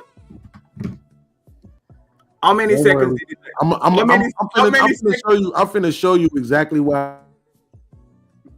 See, God is punishing for lying. I guarantee you, I don't know if this is gonna work or not, but I'm finna try it anyway just to prove it. And you know what? I will bet how much money I got. I got $14.72. Let's go with $3. Every dollar of it that Fatty still ain't gonna admit that I'm right. Watch this. Y'all can talk because I'm finna find it. Watch this. I'm finna mute up till I find it. Man, look, Trigger might mute me. Dog, he mutes me every day.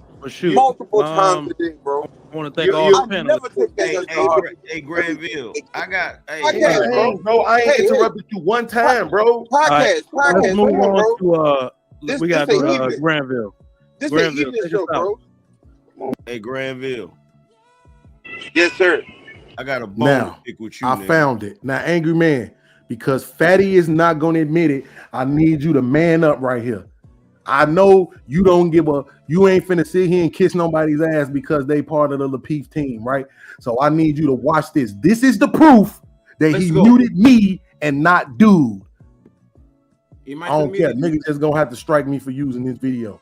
This is the proof. Now, it's two things I need you to pay attention to. One, after you don't hear my voice anymore, you still hear his voice mumbling in the background, and you see Trigger Mike rolling his hands together. So he couldn't have been muting them if he rubbing his hands together at the same time. Pay attention. Birdman? Like Birdman? Because maybe they want everything. And Go not ahead. one freaking time. Go ahead. Well, stop talking about the bag and all this shit. That's my life. Well, stop interrupting me then, because what other reason do you think you better than me to keep interrupting me, my dude? Yo, come on. Podcast, bro. I ain't interrupted you one time, bro. Podcast. Right there, he just muted me.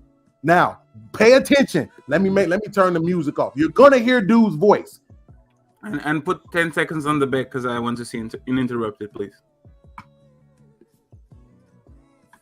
Why the fuck my music ain't going on? Oh, there you go. Okay. Here we go. Listen, you're gonna hear his voice. Let's move on to we got Granville.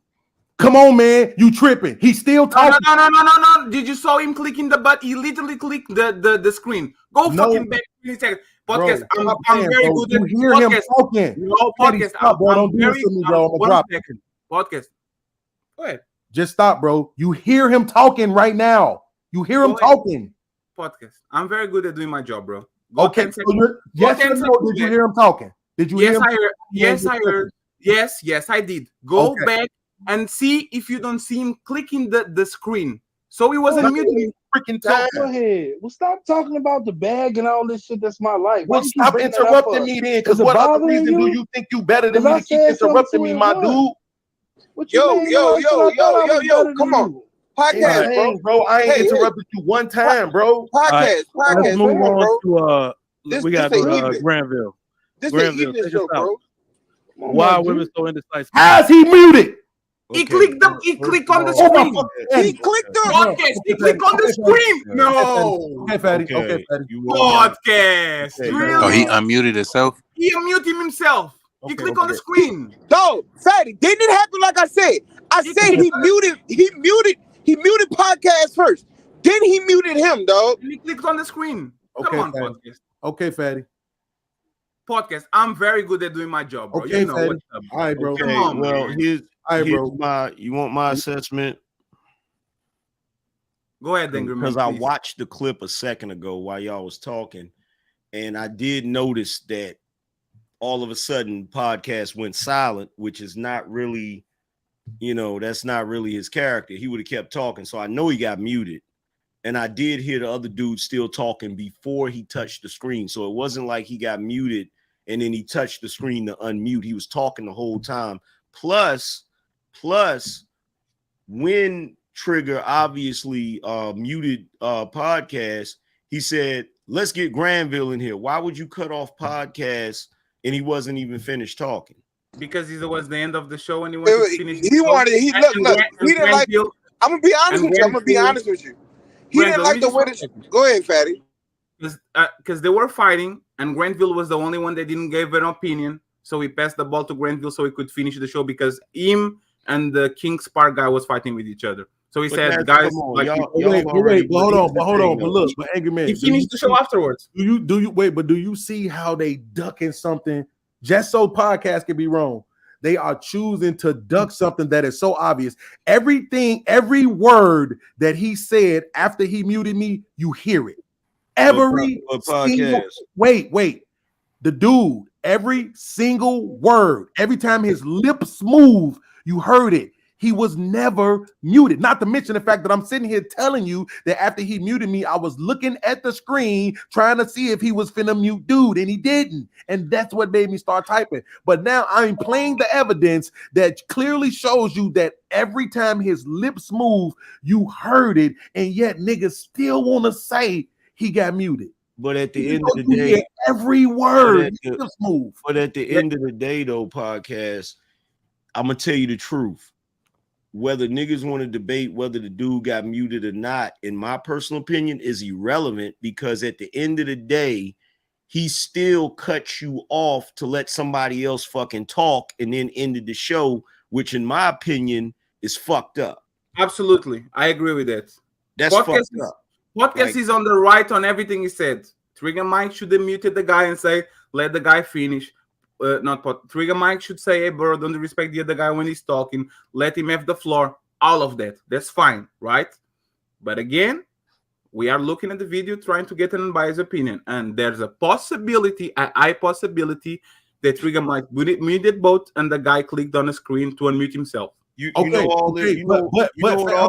Real quick, Angry Man, but Fatty, okay. I like the fact that you said it's a possibility. Even though you dismissing what I said, but I know why you dismissing it because, like you said, you feel like a motherfucker was being emotional. Okay, cool. But here's the thing.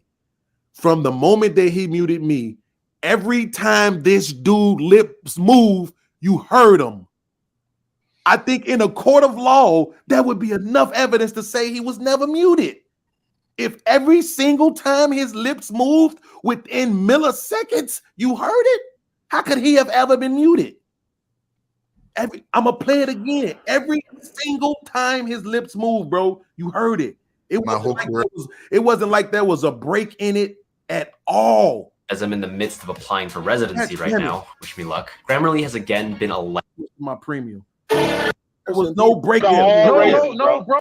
You're about to get married and you 6 feet tall and you what they gotta do with anything? You sound like hate. I'm not never interrupting you while you talking though. I don't understand why you can't give me the same respect. I'm not never interrupting you while you talking, kid. Go not ahead. One freaking time. Go ahead. Well, stop talking about the bag and all this shit. That's my life. Well, stop interrupting me then, because what other reason do you think you better than me to keep interrupting me, my dude? Yo, come on. Podcast, bro. I ain't interrupted you one time, bro. Podcast, let's move on bro, man. We got Granville. Tripping. This is evening show, bro. Why women so into my G? Yeah, he did. Every single thing he said was heard, bro. Wait, y'all. Wait a minute, y'all. He did not touch the screen to unmute. He was swiping. That was not touching the screen to unmute, bro. I just looked at it. All the way at the bottom of the screen. He swiped something up. He must have got a notification or something. Can you go back again to see? I need podcast to be wrong, bro. For shit that be so every time his lips move, you hear it. Every single thing he said. How's it so hard to say? Yeah, man, I'm gonna say he wasn't muted. You know what this means? I heard everything he said. He obviously wasn't muted. Podcast, you know what this means, right? Yeah, podcast is right, nigga. Niggas always fucking trying to. Bro, it's all good though. Nah, that ain't what it means. What it means is you're a toxic avenger, nigga. It means that when you right, you wrong. Bro, that's crazy, bro. like I said, I can appreciate what Fatty saying when he's saying that there's a possibility. But what I'm saying, if the evidence is there that every single time his lips moved after I was muted, you heard it, bro, there would be absolutely no reason to say he was ever muted. You might as well just chalk it up, bro. He didn't mute him. Out of me and Granville thought he saw him muted, and I thought I seen him not muted. It's more likely that I'm right because you hear every fucking thing that comes out of his mouth after that. I believe that you. So look, hold up. Angry Man, you hear the dude voice? Yeah, I heard his voice. Every word. Fatty, you heard his voice? Yes, absolutely. Fatty, did you hear his voice? I did. I did hear his voice, but I'm wrong. Clearly, look. No, I'm wrong. Because he said something. He said something, like he said a little snippet. I'm wrong then.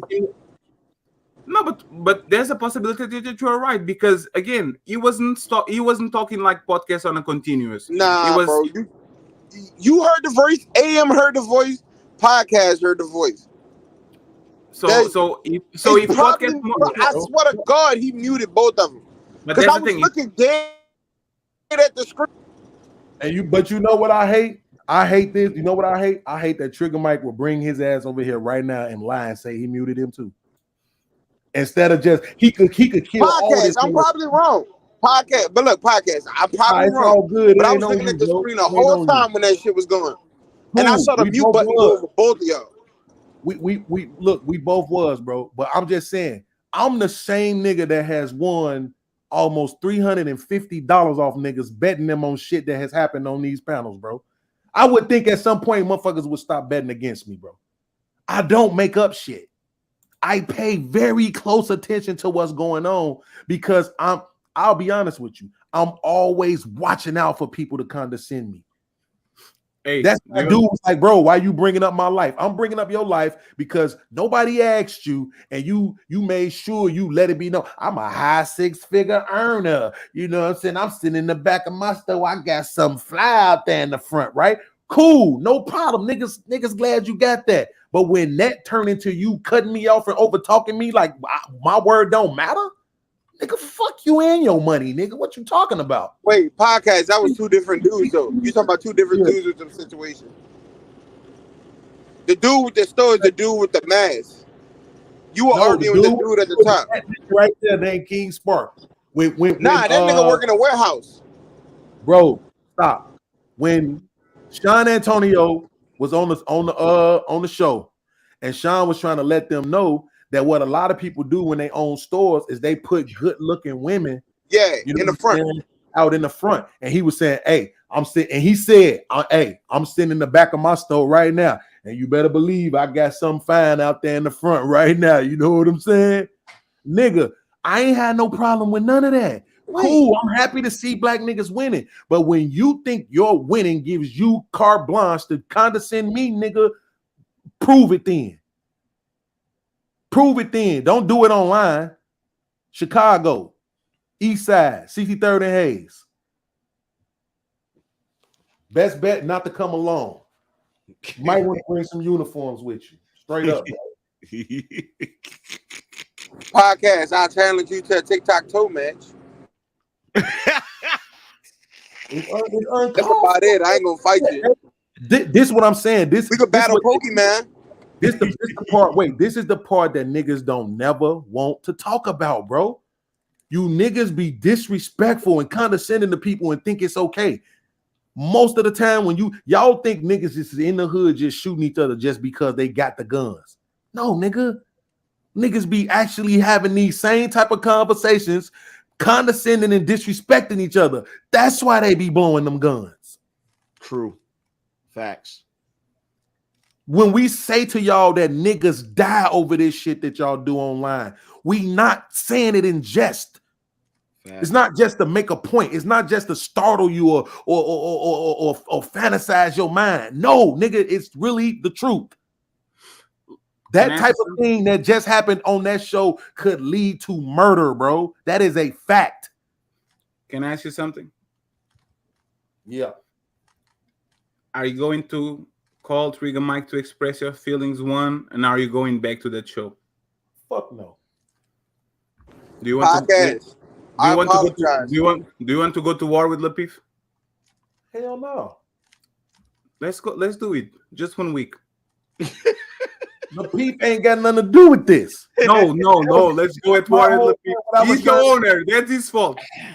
No, that's not. I don't believe in that. That's that military mind complex y'all have. I don't believe in that. You can't even go to war.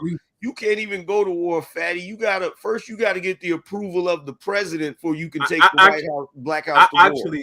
Actually, that's a pretty fair assessment. I literally have to ask everybody, hey guys, can I talk shit about that person, please? just this week. I promise I know. So that's the same. You are actually right.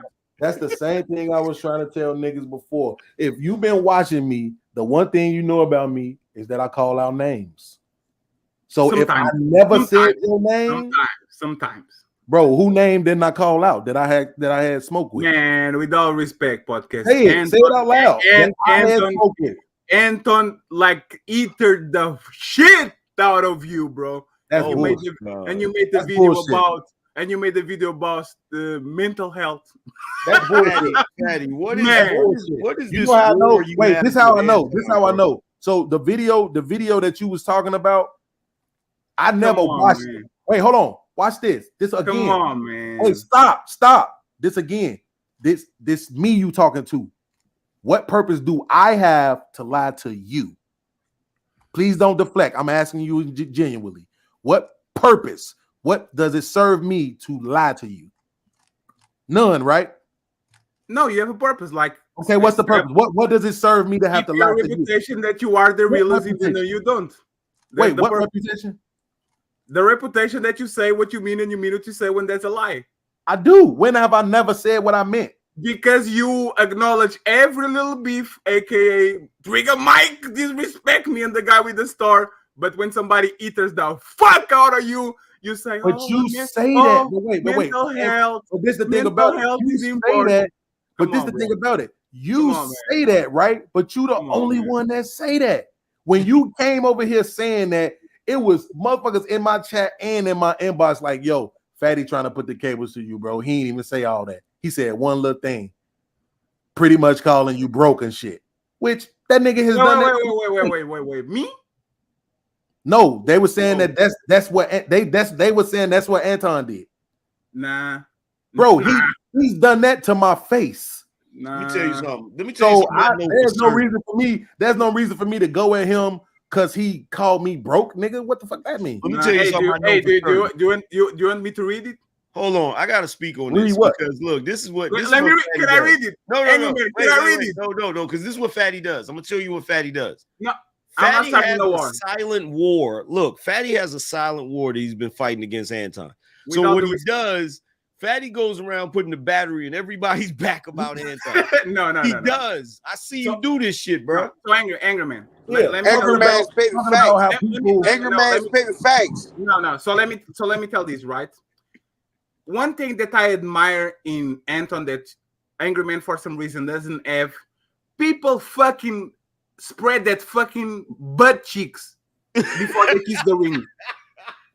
It's a very good ability that I wanted to have too. Like people literally say, yes, master, let me kiss you your fucking ring, right?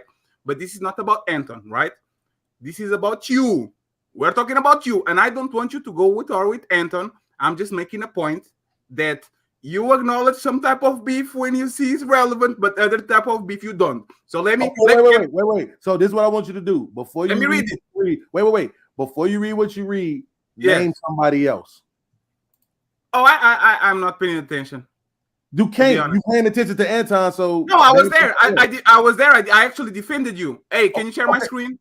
Okay, wait a minute. Name somebody else that you sometimes talking about what? Yeah, whatever. The same thing you was applying to Anton, Apply it to somebody else. How can I apply it if I don't know? I don't know what Exactly. people do. So that's the point. You don't know. No, so that's no, why we but- about. no, That's why. Hold on. Hold on. My point is this. My only point is this. My only point is this. Fatty, is that the one person you saying that about is Anton. You made it as if it was something common for me, but you're proving right now that it's not, because you can only name one person that you're applying it to. Podcast. Right? Podcast. If Granville, I hear you, Fatty. Look. All I'm saying is this: you made it like it was something common for me, but you only naming one person that you saying it applies to, and that's Anton. What I'm saying is that you are the realist until you're not, right? So again, if you don't want to share, if I've been the realist with 12 people and only one motherfucker I didn't name, absolutely, because you are dodging the big boss. For what? What is it gonna do? What's gonna happen? On that time, you were down on your luck. Your channel was demonetized, so you wanted to make friends again. Friends with who? Hey, that's what I'm trying to figure out. Podcast. You act like I sit on panels with Anton. I don't. No, podcast. This was an episode of Fight Club. We were there. Everybody told you what happened, and you chose to reply to the mental health part. This is what I mean. This is what I mean. This is what I mean. And wait, hold on, Fatty. This is what I mean. In order for this, what I hate about you. In order for you to make your points, you have to lie or mischaracterize. How am I lying? Because right now, what you just said out of your mouth is everybody was telling me, stop lying, Fatty. Oh, so nobody told you? Wait.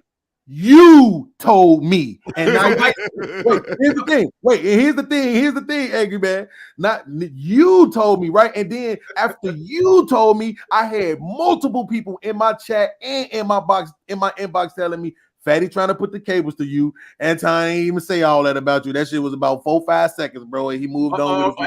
Okay, that's fine. So again, podcast, I will let you like the I shared the screen on down because I wrote it. Because again, I carry receipts all the time in case of people are trying to bullshit on me. So you are going to have the ability to share it or not. So let me read it. Anton Kotsu podcast. When did podcast become relevant? When did podcast get the juice? I've been seeing him in the middle of everything. When did he get smart enough to start manipulating y'all into doing what y'all doing? I guess what I'm trying to communicate to y'all is, do you care about podcast enough to hold him accountable? If it ain't about money, why would I come down off my throne to mention podcast? If I mention him, stop right there for 1 second. Wait. Stop right there for 1 second. Can we point out something? Go ahead. If it ain't about money, why would I come off my throne to mention podcasts? What exactly is he doing right now in this moment? He's telling that he has more money than you. Is he mentioning podcasts? Yeah, he was literally like. Okay, stop, Fatty. Don't try to ignore this. Don't try to ignore this. Podcast, let me give you context before we start talking, right? No, you're reading it right now. Listen, you read it. No, I need to give you context, please. Let me give you. None of that matters. Look, you're reading it right now. He said, "If it ain't about money, why would I come down off my throne to mention podcasts?" Fatty, is he mentioning podcast? Yes, right podcast. now. With all the respect, let me explain so you have the parameters of the conversation. All you want to do is make the shit look worse. No. So drop it. If you don't want me to explain, drop that shit. Explain what you said. You was finna read it. We reading it, but I'm saying it's not about that, because you are questioning the context and I'm giving the context. I'm not questioning the context. I'm literally just asking you. Wait. I got a question. Wait. Angry man. Let me ask Angry man. So can I talk? Wait. Let me ask Angry man. I'll see if I get it. Why you Angry man doesn't have the context? You're not gonna answer because you're not gonna answer. Man, you see what you're doing right now? I'm letting you.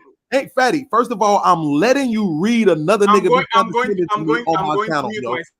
Okay, I'm letting you read another nigga be condescending to me on my panel, bro. I think I'm being nice enough, but you're on some bull right now because you won't just. So you are scared of me? Okay, not at all. So, Angry man, if he says if it ain't about money, why would I come down off my throne to mention podcasts? Right now, is he mentioning podcasts? Yeah. So that means I got this nigga to come down off of his throne. Yeah. Look, And it wasn't about no money. Wait, here's my question. And it wasn't about no money. Wait a minute. Here's my question. I got a question for Fatty. Fatty, where did you get this from, bro? This is my notes. I write notes about everything. Wait a minute. Wait. No, the fuck you didn't. No, you don't. This is Hold on. Stop. Wait, Granville. Stop. Hold on. Time out. This is my note. So you literally wrote down. You literally took the time to type something that Anton said about podcasts. And look how quick he got to it too. No, let me explain why. Right? Again, you guys still. Oh, why this guy has pictures? I'm very well prepared for anything, and I know this shit was going to come again, right? When this is what happened on that show. Podcast, like the beef exploded. And when the beef exploded, it was me, I think it was Q on the chat, and everybody was on the chat. And Anton said, man, why the fuck do you give like a shit about podcasts? And I say, hey, because we were rocking with him. Like, it's not because he has money. It's not because he has clout. It's because we were fucking with him. So that's why we care. This is what the people told. Fatty. That ain't got nothing to do with what I'm talking about right now. But that's my point. And that's my point. Hey, angry man, listen to this, right? I wrote it because of one thing. Podcast was on a rampage, and I was like, if this man is brave enough to fight someone that literally eatered him, talking about his mental health, his seeking attention behavior, all that shit, I will gain respect for him again. You know what he did? Mental health is a problem. Let's make a short video about it. No. That ain't got shit to do with what I'm asking you right now. You're Fatty, you have a side job as a whole stenographer, bruh. You're writing transcripts of what somebody did. Yo, Fatty, come on, bro. But this, wait, Fatty, let me tell you something. Yeah, if you hack my computer tomorrow, I have 232 pictures and 72 notes. Wait. Hold on. Wait. I gotta ask you something. Wait a minute. How many of these notes do you have of me saying something? You got a whole book. No. Hey, Angry Man, don't you remember when you said I didn't say fuck your mother, Fatty? And I was like, oh really? Are you going to go there? He said, I didn't say that. And I had that shit ready just to click. Fatty, let me tell you something. This is some real. Fatty, hey, bro. Fatty, this is some real FBI shit, bro. Oh, God. What are you doing, bro? It's not FBI. You guys say something, and I said some FBI. AM, you better watch yourself. Fatty got you wiretapped. He's over there making dossiers, bro. What are you doing? And that's the thing, because I know what is going to happen. Like podcast is doing now. No, you're not going to turn on Angry Man. You're not going to turn the shit on me, because again, podcast, when somebody tells you, nobody, like we were telling him, hey bro, but he was on a car upset, almost like it seems like he was kind of self-deletion type of mode. Nobody's gonna do anything to themselves. These are female tendencies. I'm not going for that. This attention grabbing tactics is messy like high school. When did you start putting real estate in your hand? Listen, not to this. When did he start becoming a big dog? Fatty. Now, hold on, Angry Man. Now, Fatty, that last part you just read, that's the part that got sent to me. And that's what I'm saying. Niggas like, yo, that nigga didn't even say a whole lot about you. And they sent that part, that first part. I never heard that until right now when you just read it. But here's the thing: you don't see that how I win. I literally made this. You ignore him. I literally made this rich ass nigga contradict himself in front of everybody. And the only reason why nobody realizes it is because y'all sweat money. All y'all do is if you didn't reply then, you don't have to reply now. Let's keep it. You know what? Wait. Now, I'm glad you said that. Podcast. I'm glad you said that, because I'm similar to you. I pay attention to everything. So with what you just said, with the statement you just made, can you understand now why I get so offended when niggas give me the utmost disrespect when I fit into the category of the thing that niggas sweat?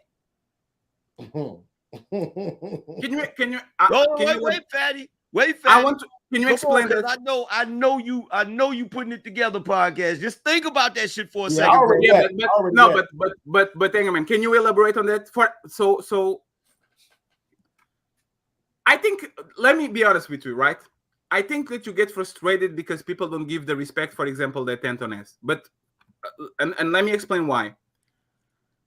Like, Anton developed with those people, so those people are going to look at him on a certain type of way. When you get the money, when you get the followers, and you don't see nothing change, I would be resentful, like looking at the side and say, why these motherfuckers that are my peers get all the respect, the lead attorneys, the Anton Daniels, the MTRs, and I'm not getting their respect. But that shit comes with time. Now, here's the thing. Let me stop you. Here's the thing. I know why people do that with Anton. Anton is a likable guy. No, he's not. Wow. He is. He is a likable guy. Yo, hold on. Wait. Listen, hold on. Listen. I'm a likable guy. You're not getting what I'm saying, bro. You're not getting what I'm saying. Look, here's the thing. Here's the thing, right? And in podcasts, you gonna know this to be true, right? And anybody from Black culture knows this to be true. In every community, there is the black sheep, which everybody chooses to dislike for whatever reason. They'll come up with some arbitrary reason, but it's just they fall in the category of the black sheep. And then there's other people that are not the black sheep that just is always gonna get praised, right? Right. So whenever I talk about the shit, I'm trying to point out that when it comes to the black community, there are certain people, it doesn't matter what you get or what you accomplish, you're always going to be treated a certain fucking way, which is part of the reason why I understand why podcast comes at it from the angle of fuck you 6-figure niggas, blah, blah, blah. Because I think low key in the back of podcast mind, he knows that even if he gets 6 figures, even if he achieves certain things that niggas pretend to look up to, they're still going to treat him the same way. Am I right, podcast? That's of course. Because what you're not going to do, you're always going to look at a motherfucker like they're beneath you. So if you meet me and I'm beneath you, it don't matter if I equal you, you still gonna see me as beneath you. You gonna still say, nigga, I remember when you didn't have nothing. We've seen this happen. You are projecting. This happen. You are projecting. And no. See, right there, but Fatty, Fatty, listen, I don't have a whole bunch of rules no more, bro, because that's petty. But what I'm not gonna tolerate is gaslighting, bro. I can't, bro. You are projecting. I'm not projecting. Wait, hold on. Fatty, what podcast is saying is 100% true, and I'm gonna tell you why. There are guys that came into the space already established, right? Yes. When I came to YouTube, I was sitting in a Honda Accord broke, and I told niggas I was broke. So what podcast is saying is true. It's a lot of niggas that will look at me and say, oh, nigga, I remember when you, and that's where the mentality comes from. You feel what I'm saying? Absolutely. But that's the thing, right? If I was your PR, I would say, show the people exactly the opposite. Instead of coming on panels and say, I have 400,000 followers, I am popping, I would be the humblest person in the room, and that's how you get it. That. No, I rarely say that. But angry man. But the thing is, it seems like you're upset about it. And when I say that podcast is projecting, he's literally doing what he would do if he had money and power. Because I remember when podcast didn't have no clout, no money, was the coolest guy in the room. And as soon as he get a little bit of clout, this is my channel. Get the fuck out of here. Wait. No, angry man. Hold on, angry man. See, this is what I'm saying. This is why we can't. This is why we can't heal, bro. Because for whatever, this is proof of what I'm saying, Fatty. That even now, right now, in this very moment, which means it was always true. You think you're better than me, right? You think that somehow God loves you more, or your parents loves you more, or your family matters more. Like Fatty, in real whole life, what I'm saying is this. But I don't. I have niggas who will throw rocks at the penitentiary for me just to stomp you out. That's not me threatening you. I'm trying to get you to realize something. Wait, because you don't understand why I'm saying it, and I know you don't. So irrelevant. Please. It's not irrelevant. Because the point of me saying that is to show you, Fatty, that I am loved. And as long as I'm loved, my kids love me, my mama love me, my siblings love me, my families love me, my homies love me, right? Bro, y'all not better than me. I don't care what you got going on in your life, bro. If you died, ain't gonna be no more people crying over you than it is gonna be over me. I agree. Let me finish, bro. Let me finish. You not better than me. And the only reason why you would gaslight me is because you think you are. Look at what I just told you. I just said I've seen so many times niggas that didn't have anything, right? And then they got something, and all everybody wanted to focus on was when they didn't have nothing, and your response was you're projecting. Well, here's the thing. Projecting. You are debating yourself. You are debating yourself. I agree. A podcast. I agree with you. So, Angry Man, I'm sorry. 2 weeks ago, I told you this, bro. I wish you get power again to see if you learn your lesson. Because in my opinion, when you didn't have power, you are one of the guys. As soon as you got a little bit of power, you stopped being one of the guys and you wanted to be the king of the street, right? So what I told you 2 weeks ago was go get your followers back. Go get your super chats back. Go get your power. Go get everything back so I can see if you really learn from what happened to you. And right now, that's what I'm telling you. The problem with that estimation, bro, is you're the only one who looks at it like I had some sort of power. Bro, do you know how many people include? We can go back to the 1,000 subscriber episode. Angry Man, all these other people was telling me, bro. Stop giving everybody else credit for your channel, bro. Yeah. You did this, nigga. Look. So I didn't think it wouldn't have nothing to do with no power, Fatty. I have triggers, bro. I've literally spent the better part of 2 years telling everybody that I battle with anxiety, depression, and PTSD. Bro, I have triggers. What you saw, wait a minute, this is important to me, Angry Man. What you saw was not me power tripping. What you saw was me being triggered. I don't like being gaslit, Fatty. I hate it. It blows me. I blew up on my own mama when I felt like she was gaslighting me, bro. So what makes you think niggas on YouTube is gonna get any better treatment than I would give to my own mama when I feel like I'm being gaslit? And that's what happened. But podcast, here's the thing, because we can't move past this. Fatty don't even realize it, but he just gaslit me. Oh. Because you're saying, look, here's the thing. The only time I've ever flexed on my channel growth or any of that is in a fucking argument where I felt disrespected. Other than that, I don't fucking talk about it at all. So here's the thing. Hold on. No, here's the thing. Other than that, I don't talk about it at all, right? When I first went on to Fight Club, the first time niggas on Fight Club found out, oh, Angry Man, a veteran, this shit, is when Logic told everybody. I didn't say shit. I just was on Fight Club just talking, just running my mouth like everybody else, right? But see, this is where the gaslight comes in at. The gaslight comes in where you say, well, Angry Man, it seems like you're upset about XYZ. No, I'm only upset about XYZ because XYZ gets thrown in my face. You may not see that because you're not me. You feel what I'm saying? You may not see that because you're not me. So you don't see the people that put the little slick comments in the chat room or the people that say little slick shit when they jump on the panel and shit like that. So it's not me sitting here saying, oh, I want everybody to kiss my ass. No, it's me saying, well, goddamn, if you can give this nigga a degree of respect because of XYZ, if I have XYZ, why are you going out of your way to disrespect me?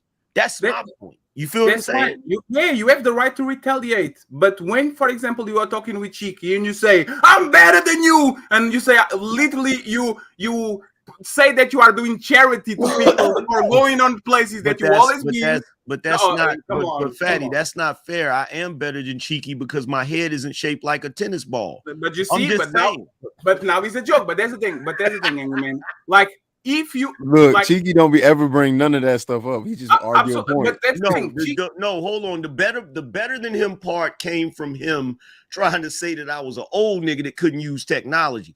That's where the better than him. No. You did it twice, and then in both context matters. In both instances, I didn't do anything besides make a joke after you made 4 jokes at me. Cheeky. You didn't say, wait a minute. Here we go. Cheeky, hold on. You didn't Let's say not bring up the tape.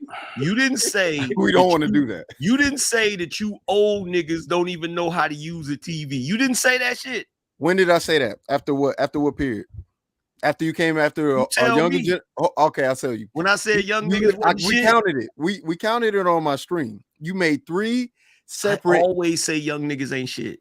No. But you made no. You made a hold on. Yes, you did. That's the thing. That's the only reason why I came at you in Black Beauty is when you the first time it was general, the second time it was general, then the third time you said that's why you are gonna F up this generation, and I'm not just meaning just you, but my sons as well. That I broke that down. I broke that part down. You literally made it personal when you said not just you, but my sons as well. I'm like, he talking about me and his sons. Like, dang, everybody getting y'all this niggas is goofy. I did say that. So when you say that, and then I go, this is after you say that, I finally make a joke, and it's a joke. Everybody knows it's a joke. I was like, I don't know what these old people have against the younger generation. It's not my fault that they don't know how to turn on their TV. But here's the thing. You get triggered, and I didn't know that was a trigger for you. But see, there's 2 things though. There's 2 things though. One, it is a fact that you niggas are goofy. 2, how's that a fact? What the fuck? Yeah, here we go. AM, that's not fair. AM. Let me finish. Hold on, let me finish. 2, it is not a fact that I don't know how to use a TV, because I do know how to use a TV. It's not a fact that everybody in this generation is good. There's no, see, this is what I'm saying. This is what I'm talking about. I pay attention and I listen to people when they speak, because even when you was speaking in general, I didn't take no effect of it. I didn't do nothing. I didn't care, because it's like, oh, you speaking in general. But the moment you say not just you, but my sons too, I'm like, this dude is raising the kids he talking about. It's no way he's meaning this. So I make one slight jab, and then it all goes to hell because I didn't know you get triggered off of old people jokes. No, I didn't get triggered off the old look. Y'all need to sit around and say old head all you want to. What I got triggered about is not knowing how to use technology. I'm like, what the fuck? Nigga, what do you mean? Well, but that's a stereotype. I only went with a stereotype that older people usually have about I did a tick for tack. I didn't do anything extreme. Exactly. I didn't go above. I didn't go below. I did a tick for tack after 3 shots, 3 legitimate shots. I counted them. And Cheeky is different than me. Cheeky actually a good guy, because if you said something about, again, Angerman, if we are cool, right? If we hang up on the same spaces and you are the OG, and as soon as you get up there, you start talking like you are doing charity to us, I will look at you a certain type of way, bro. I think the only way for you to get the there's 2 ways actually. One is you start really mingling with the guys up there, and people have to bow down because they have no choice to do it, because now every time you come here, you are a god between humans. That's the first one. You're starting to doing that. Or 2, you become humble about it and you say, yeah, I'm the big dog that come here chill with you guys. But you don't do that. But see, that's the point of it. The point of it, and this is the reason why I feel some type of way, is because even though I could just reserve myself to mingle with certain individuals and be on a high horse and shit, I don't do that shit, because I don't feel like I can throw shots all day long and talk shit all day long. If I genuinely thought I was better than y'all, I wouldn't mingle with y'all. But you said it. You goddamn right. You know you why said all these content creators. You know why I said it? Because why did you say talking shit? So I'm gonna talk shit. The same way you you started it. Wait, I don't understand. You started it, man. Are you going to do this? You started it with that old nigga. Nigga, that ain't the first time you hit that old nigga shit. You and Sway be on that old. I don't ever be on the old people stuff. That's just Sway. That's literally just Sway. That's his MO. My thing is leaving people alone. That's what I do. I just argue what I think is right, and I'm not gonna back down from an argument because I think I have points. And then the second time on the second Fight Club, you did it again. I'm like, why is he doing this? You know what? You know what, Cheeky? From now on, I dub thee Saint Cheeky. That's what I'm gonna start calling you. Saint Cheeky. You'll never do shit wrong. Nah, this man. No, yo, Cheeky and Fatty. Cheeky and Fatty. It's only one way to determine this, son. I'm gonna get my Rubik's Cube skills up, son, in about 2 months. I'm gonna challenge Angry Man to a Rubik's Cube battle. Hey, Ulu is giving the channel up. But nah. And Fatty, don't even say nothing because maybe we'll get some respect then. You be Fatty, I'm gonna tell you something. I'm gonna give it to you. You a clever dude. Because I be watching what you be doing, right? Go ahead. So this is what Fatty do. Go ahead. Fatty will put he's the only person I've ever seen that can take instigating and wrap it up in morality to hide it. But you be instigating like a motherfucker. For no reason. Actually, I didn't. Podcast made a point. No. Let's be honest about it. Podcast made a point, right? And I told it doesn't go against everybody because when I saw the most ruthless aggression when it came to him, and he was Anton, he bowed down and or he pretended that he didn't see it when everybody saw it. That's the first one. And when you said, "Oh, hey, put it back up there again, stop, no, Fatty, I'm asking you to put it back on the screen. I want to show Cheeky this. Cheeky, he called this an ether. I want you to see this nigga is literally the male version of B. Wait, Fatty, you're literally the male version of B Rose at this point. I promise you. That's what's about to happen to you right now. Put that back on the screen so I can show you. This is what he called ether in me, bro. Okay, so you are defending your aggressor. Is this Stockholm syndrome too? What are you talking about? Are you defending the person that said you are a nobody? I'm not talking this up to a language barrier at this point. Right now, you're just completely gaslighting, and that's okay. How am I trying to realize that? Because you know that's not what I'm doing. So there's no reason for you to say that when you know that's not what I'm doing. So the only reason why you would do that is because you're just choosing the gaslight. So I'm literally asking you to put the shit back on the screen. No, I'm not going to put the shit. Okay, cool. So that's cool. That's okay. You don't have to bygones be bygones. Put it back on the screen. I can literally just rewind the video. And absolutely. If I want to. So there's no need to gaslight, bro. Like I know you don't like me no more, but you are on my channel. The least you can do is just not gaslight me, bro. That's the least you can do. I'm being respectful to you now. I'm being cool right now. The least you can do is just not gaslight me, bro. Hey, Podcast, you use words very randomly, right? You call me a narcissist when actually you are the narcissist. You say I'm gaslighting you when you gaslight everyone around you. The thing is, I showed you what he said. Either you do a video about it or you shut up about it. So wait. Watch this, Cheeky. Before you came up, you know what he said? He said, "You didn't say nothing about it then. You don't got to say nothing about it now." Now he's absolutely because you were the cowards.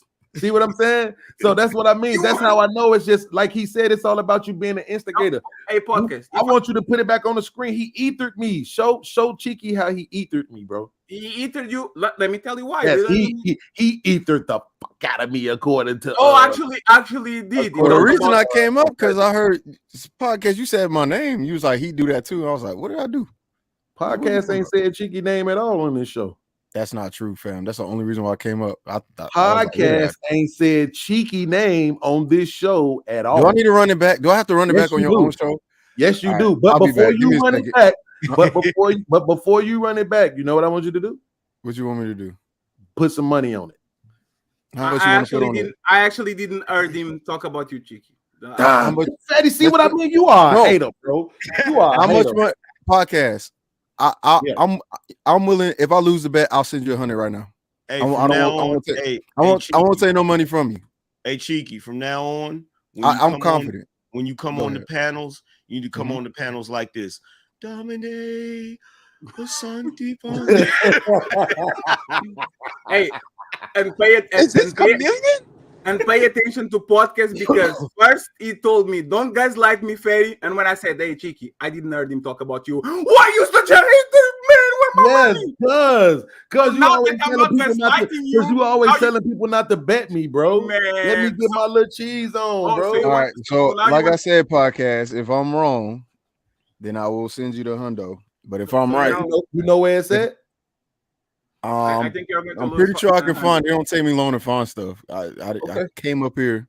Go ahead. I think you are going to just to figure out if you was talking about me because I heard you yelling between and you then I left and then I came back Between you Man, finding, y'all see, this is why I like Cheeky, because Cheeky is one of the rich guys that would rather give you $100 than to sit on the panel and condescend and talk about you because you broke. hey, I really between appreciate Cheeky, this. can I have $40? between Cheeky finding clips and fucking Fatty making transcripts, they can make a whole FBI field office. You guys, I hate when people do this, right? Because the first thing I like to do is I like to make sure what I'm saying is factual. I don't like putting words in people's mouths, and I understand how frustrating that is because it's been done to me so many times in my life that I actually take the time to go back to listen. Because if I'm wrong, I'm wrong, and if I'm wrong, I'll admit it and I'll say my bad. I'm sorry. I don't mind apologizing. I have no problems with that.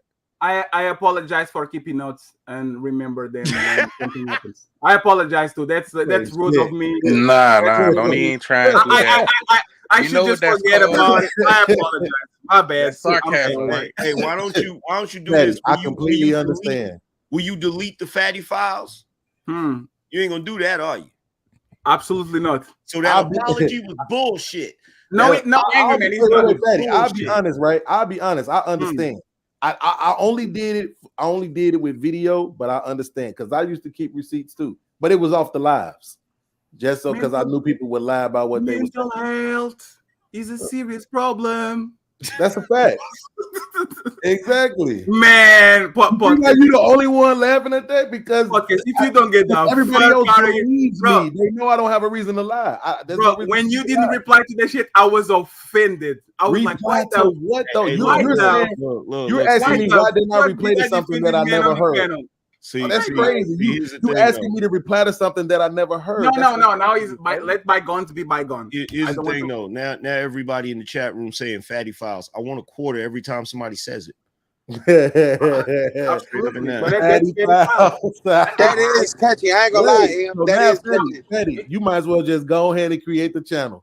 Fatty Files, and then just like once a month, drop something new from the Fatty Files. On the beginning, I didn't take notes because I thought people were having discussions in good faith. But as soon as I learned that people are going to say you are lying, like thinking that I will never go back and watch it, now I have a file. So now everybody can go back. Like podcast. Do you want me to rewind the tape? I will rewind the tape and I will see if you're. That is a fact. I learn with you. That is a fact, and you have seen me cash in how many times on that? I saw you dupe Robert. But no, come on, man. Stop saying that, man. Because that shit wasn't fair. He kind of heard it, but he was new. He was freezy, but he heard he heard it. So I'll give you that. It's fine. Well, you make $200. You make $200 out of it, so I'm not going to even bring that shit. When you say out here being Rico, like I instigated it. He the one instigated it. Oh, absolutely. But Robert is Robert. He wants to give money away. That's fine. I don't have a problem with it. But when it comes to Angry Man, I think you really don't understand what we see on you. Like we're like, man, why does this guy doesn't become the cool OG? Because he's a cool OG, like in between, and then all of a sudden, I'm King Kong of these motherfuckers. You motherfuckers are going to be on Pelican Bay. Like you. I am the toxic avenger of the Beano Nation. I done told y'all I'm toxic. But that's the thing. You behave like Denzel on Training Day, and when people fuck you up in the end of the movie, you say, "Why you fucking me up?" That's an epic character. Here's the thing, though. Here's the thing. This is what I want to know. Why don't people get credit, right, for at least being honest? When y'all see people who not even honest about their behavior, I don't understand why people that's honest about their behavior don't get credit. Thank you. Because if somebody is telling you they recognize this thing about themselves, it's going to be very difficult for me to be different, especially at my age. I've been this way for a long time. This is who I am. This is what I battle with. And then instead of understanding that, y'all want people to embrace the trolls. Because literally intentionally trying to trigger the thing out of you that everybody pokes and says, look at how you're behaving about. Hey, podcast, you know what's sad? You know what's sad about whole shit? I was having a discussion about the shit. And the crazy shit is the only person that understood. Hey, Pot, can you give me a range? Jay Prince, bro. You said mute up? No, give me a range. Just 1 second. Jay Prince was the only one that understood, and I was like, holy shit. Because he said it. He was like, yo, sometimes Angry Man just wants some smoke. Like, absolutely. And then you turn around and you say, this is why you shouldn't be toxic. And you know what's funny? And then you go around at 3 a.m. in the morning and you say, you know what? This is why you don't do business with fucking niggas. Wow, the guy that understood you and says, hey, it's cool, OG, it's just entertainment. You turn around, this is why you don't do business with everybody. You don't do business with niggas. Fatty, look, you can't be mad at me because I'm good at the toxicity. You can't be mad at me for that. Man, and you know what's funny? I recorded that shit and he's on my safe too. You see what that's why I remember. Good. Now this nigga is toxic for real. But that's good. That's the thing that I don't understand. Hey, either look, you guys hold on, or on. not. Hold on. No. Let me ask you this. Let me ask y'all this. Y'all ever watch that show Peaky Blinders? Yes. Not all the way through. Do you remember the scene when when old boy was judging the guy? What's his damn name? The guy with the small hat. You know what I'm talking about. Yes. He was judging him. He said, "Don't fucking spare me." He's like, "You sit there judging me." Like, no, bro. You just as toxic as me, fatty. So I don't want to hear no judgment from you, bro. At all. But when did I say I'm not my Portuguese? I'm not like this on the real life, right? And this guy told me, not fake, Claudio, why the fuck are you behaving like that? I said, I'm having fun. Because I look at myself on the beginning and I see cheeky. Oh, like happy-go-lucky guy, doesn't want to get in trouble with anyone, just looks at things like try to be righteous and shit. And I'm like, oh. So this is where I'm at. Give Cheeky time. Give him time. No. I move in real life on the internet, and it's crazy. I don't. This is how I move in real life. I don't. If people can be toxic, people can be toxic. It's always the stink meaner-esque people that live the longest too. So that's why I keep smoking them cigars and not dying from them. I get it. Hey, we literally was just talking about that yesterday. George Burns smoked them cigars all his life. That nigga lived to be 100. That's what I'm telling saying, you, bro. It's always the toxic people. Stink Minner from the Boondocks. He didn't die till he was like till somebody punched him.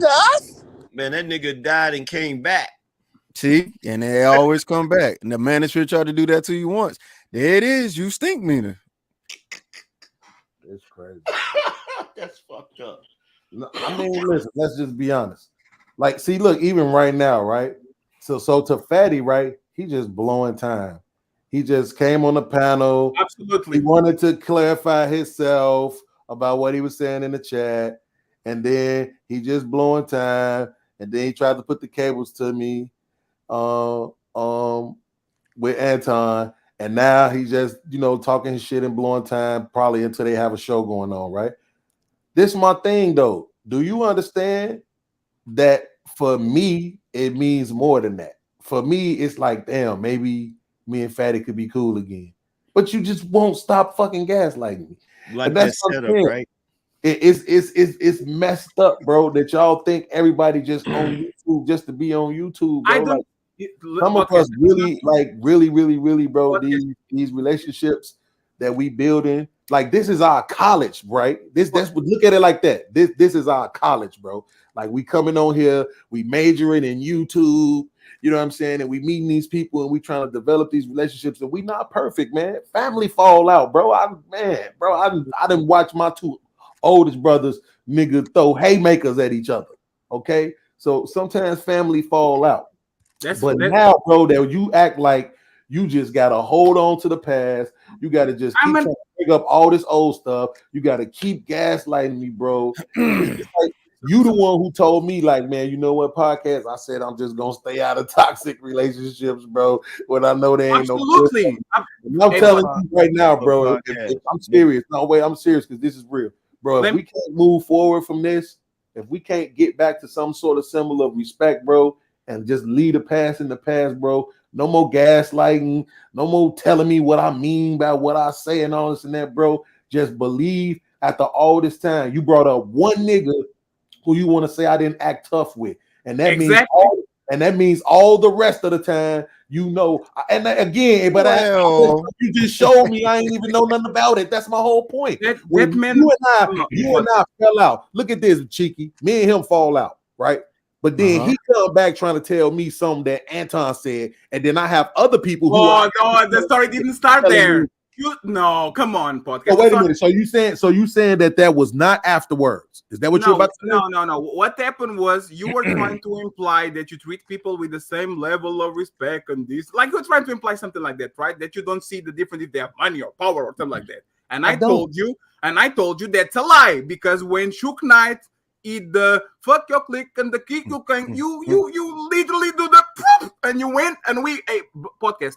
I was waiting for it because I know a podcast is going to blow this shit up. Mental health is serious matter. Come on, bro. Come on, bro. That is fucked But wait a minute. This is what I'm saying. You said, but I made a short. I wasn't even in the short. Yeah, but that's the point. But you was clearly addressing the shit, right? And let me about what I heard. But wait. This is what I'm saying. You wanted me to respond to something that I didn't know existed. That's fine. But that's what I'm saying. And even if I did, here's the thing. Even if I did, this is the thing I don't understand. I don't understand for the life of me, bro, what it is that you think will happen if I get into it with Anton. Does Anton have control over YouTube that I don't know about? No, he's not. But it's not about that. You're missing the point. It's about you being consistent with your word. Let me give you an example of what happened yesterday, right? And this is why me and you will never be like. I can kind of celebrate if you become a big guy one day, but I'm not going to engage with you the way that I engaged before, because you are not a good person. And this is my conclusion. Let me explain why. There's some people on this place. So petty. No. Let me explain. What the hell? He doesn't want to be gaslighted. But this is the thing. He's not going to be able to back this up without lying or mischaracterizing. Let me explain so you don't say I'm gaslighting. I want to make shit clear for everyone that is watching on YouTube, right? And I'm going to give you an example. For example, yesterday I was on the panel with Sherelle, right? Me and Sherelle are not cool. He's a person that I have to coexist on this space, right? And Ali was like, Fatty, come on, Fatty, just let this go and we be friends again and all that shit. And I said, no, I don't want to be cool with her because I don't believe she is a good person. But we cool, like we can talk about it, cohabitate, all that shit. But let me give you an example. I put a photo of JB trying to troll him. This was the picture that I put, right? Right? A picture like he's looking like 40, like a Nigerian, like old guy. And she said, Fatty, take that picture out of the screen. JB is my friend. And then 5 minutes later, JB said, I believe that if you search Fatty computer, he has child corn in there. And you know what she did? She highlighted that shit. Right? So if I'm talking with the person that is literally saying, don't fight, he's my friend, and then when he does a comment on the chat where she literally highlighting a comment where JB is saying that I probably have child corn on my shit, I don't want to be friends with you. I don't. I want to. Did I do something that bad to you? Huh? Did I do something that egregious to you? Podcast, that fucking week when you were on the car crying. Wait, one second. That week when just you were tell me crying, what I did to you. That was the whole point of the show. Let me tell you. You can do it without the context about me. Tell me what I did to you. Podcast. For example, let me. I was there for you on your fucking darkest moments. Okay, and you can take what that out of me. did I You do can take care of me. To Podcast. you? You are an ungrateful piece of shit. That's who you Okay, are. so what you're saying is I'm a horrible person because I'm absolutely. You are a user. You use people Because and I'm you don't have concept of gratitude. Let me give you an example. When you were having problems with your lady, I literally on the middle of a war with you came on this panel and said, hey bro, if you want to move, hey, I got you. Okay, did I take any money from you? Wait. You continue to stop, because I'm tired of you thinking you could just drop things about me personally, bro. I know what you're doing. Did I take any money from you? You hold it all over my head. Take any money from you? I only send you $170. Is on my notes. Okay. The $170. You gotta stop with these fucking notes. Nah, no, he don't. Keep the notes, bro. Come on, y'all. Did you send me $170 because I was having an issue with my lady? Yes or no? No, I sent 100 when we were fighting on a war where he said, "Suck my dick. I will put blood on your mouth." Mm-hmm. And you sent me $70 when? Sparsely. Okay, so you're talking about super chats. Super chats. Lexi's a hoe. Fuck that hoe. So when I asked you, did I take any money from you, which I believe because you speak English, you and everybody else on this panel know, context that you made was when I was going through it with my woman, you offered to help me move. Did I take any money from you to move? No. Can I elaborate, sir? Can I elaborate, sir? Wait. Let me Have finish. you super chatted anybody else besides me? Absolutely. Okay. I'm gonna ask you one more time. How am I a user? Because you use people, and when they are not, when you deem that they are not valuable to you, or when you have the upper hand towards them, you are going to discard them, and you are going to think that you owe nothing to them because you don't understand the value of credit. Okay. You don't understand. Yes. Wait. Because I'm confused by that statement. But let me ask you this. Yes. How did I use people? Use them for what? For clout, for example. You used me. I came on your channel. I hosted the show. You said it was one of the most awesome shows. If I had Fatty, would be the biggest. And then you say, this is Fatty's fault. Before Fatty came here, nothing of this was going to happen. That was you. Okay, so you are a user. You put credit on something and then you take it away. Here's the thing. I don't take notes, but I do take mental notes. Oh my God. This is the problem. This is what I said before you started talking. I said the only way you're going to be able to justify any of this shit that you say about me is by either mischaracterizing or lying. Fatty, that's why I don't come here. Wait a minute, Fatty. Do you know? Nah, Fatty, you mischaracterized. You just did. No, you did. No, you just did. That's a fact, Fatty. Hold on, Fatty. Listen, why did I offer you a show, Fatty? Huh? Why did I offer you a show? Why did I want you to do a show? Because I was the most popular person on Fight Club at that time, and you wanted to do a Sunday show after the Fight Club. Okay, so here's the thing. Now I can't change your point of view, and I know for you because you're where you are and when you have your opinion of me is not going to change. Fatty, yes. I didn't see you that way. But I didn't. People... Wait. I don't. I'm not them. I don't see through other people's eyes. I see through my own. I like people. And when I like people, I invite them on my platform.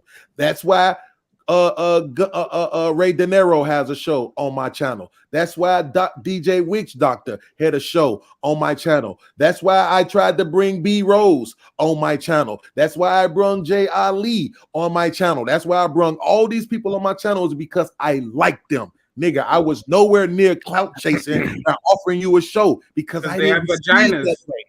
Because they have vaginas. What about DJ? Wait, see what I'm saying? What about DJ Witch Doctor and Ray De Niro? So you're right now disrespecting. Oh, you were down. You were down bad. You had to grasp for the straws. But I wasn't when I. But I wasn't when I was in talks with them. That's the whole point. The whole reason. The whole reason why I was even in conversations with them about shows is because the channel was doing good. After you lost Thanos, after you lost Fatty, after you lost Lucky, after but wait, you see how you see how you gaslighting me. So let me. No, I'm not gonna let you do it, Fatty. You're gaslighting me. I literally just told you. Stop using that word. Because it's true. Because if I'm telling you what really happened and then you're trying to change the narrative of what happened, that's literally gaslighting. Why did you invite Ken Sean and that man to host the show on Sunday on your show and you invited Fatty? Bro, because I don't like that man. We actually got into it with that man. It just what about Ken Sean? What's the problem with Ken Sean? I invited Eric to my show too. Because he was popping. Because he was popping. The thing I had literally just met him.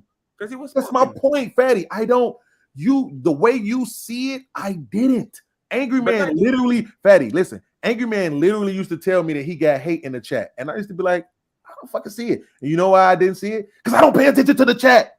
Nigga, I don't care. You do, but you do. You do. Motherfucking D'Souza. What are you doing here? What the fuck out of here? Watch this. Watch this. You. Hold on. Watch this. Cheeky. I know it's funny, but watch this. Whose channel did I do that on? Yours. Mine. Right. Whose channel are you saying I got you from? Fight Club. Exactly. I don't pay attention to other people's chats. I don't care. I don't be on a chat. I be on the panel. I be too busy talking my stuff and cracking jokes. I don't pay attention to other people's chats. Of course, I'm paying attention to my own chat. It's my channel. But we talking about how you got here. Bro, I didn't care about what was going on in the chat. I liked you. No homo. I liked Eric. Period, point blank. No homo. I like DJ Doctor. But Fatty know he mischaracterized. I like all these people.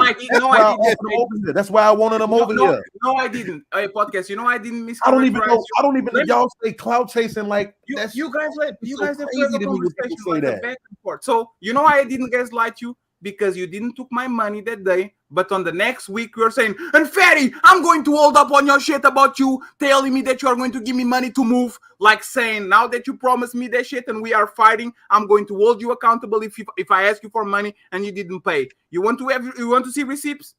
No. Why did I say that? Because again, for some reason, you felt the need to say that you didn't want, you didn't refuse, but you left it on an open. We fought afterwards, I think, on the same show. And then when you were one of your tirade, tangents, you said, and I'm going to hold you on that. Why would I send you money if you're fighting? What the fuck? I offer you. But here's the point, though, Fatty. Isn't that the user? No, so there's this thing in America. It's called sarcasm, right? You might not know about it. But what I'm saying is this: when I'm saying that because I know it's not going to happen. I'm calling out something that I know it's not going to happen in the midst of me being upset about the situation that I'm in. That's literally what I'm doing in that moment. But you can go ahead and gaslight me and say it was something other than that, because for whatever reason I have to lie to y'all. I don't know why. I already told that I think there's no way you can actually believe that I actually expected you to send me money, bro, to move. Me, gaslighting is saying that Fatty and me would have one of the most popular shows if he stayed around, and on the next phrase say that's his fault of that motherfucker because before he came here, I didn't have these problems. To me, that's gaslighting. You say one compliment. Wait. You said that, Fatty. I'm glad you said that. Hey, podcast. Oh, I didn't know you wasn't finished. Go ahead. You throw a compliment for me to bait and for me to come closer, and as soon as I stay on the other side of the road and say, "Yeah, fuck you, nigga," and this is all your fault. Right. I know you play. You do the switch and bait. You try to attract people, and when people don't do what you want to do, so here's the thing. Here's the thing, Fatty. Two things. One. Fuck luck can be wrong. One. I love you. Wait, listen. One, you have not substantiated me being a user. That's one. I know in your heart you probably think you did, and I know because the chat is yours, nobody is going to tell you that you didn't, but you haven't. But here's two. But wait, here's two. Fatty, two things can be true. Wait, Fatty, two things can be true at the same time. Here's the thing. I have stated clearly, right? Yeah. Since over the last few months that if I could change one thing about what I did in the past, it would be that Sunday on your show not even addressing that Brittany B shit. If I could change that, I would. But it's not because I think Fatty was going to build my channel up to something that I couldn't do on my own. Bro, absolutely. It's because at the end of the day, it was a mistake, bro. I just shouldn't have done it. Hindsight being 2020, I shouldn't have addressed that shit on your show, period, point blank. It was my channel, but guess what? Hindsight being 2020, I know better. But here's the thing, Fatty. We literally was reviewing this the other day. I went back. We were playing videos from my show, from my channel, prior to y'all coming over there, and there was no drama. Wait, don't interrupt me. There was literally no drama. When there was no Fight Club people on my channel, there was literally no drama. None. Bro, hold on, because I'm not going to let you gaslight me. It was literally people sitting on my panel saying, man, bro, I didn't even know you had a channel, but I'm glad you do. I like it over here because it's not like Fight Club. We get to talk over here. I literally was reviewing the video. So you want to talk about receipts, nigga? I got them. So you can't gaslight me. That was literally what was going on my channel. But then when I allowed all the trolls and all the riffraff to come up in here, it was gaslighting, it was arguing, it was over talking the host. And here's the thing about it. Y'all niggas was really trying to tell me that I should have been okay with somebody over talking me on my own show. Meanwhile, every other content creator out here, from Kevin Samuels to Just Pearly to Fresh and Fit to everybody, everybody. Don't overtalk the host. It don't got nothing to do with them. It's just a respect thing when you own somebody else's show, on somebody else's channel. Don't overtalk the host. A podcast. All of that was happening once I started letting you niggas over here. You are trying to rewrite What's history. up, Ray? What's up, Ray? You are trying to rewrite history because actually, I remember on the beginning, people that were here, Lou was from Fight Club, Dark Lake, he was from Fight Club. When people from Fight Club started to pour in, you know what started to pour into? Money.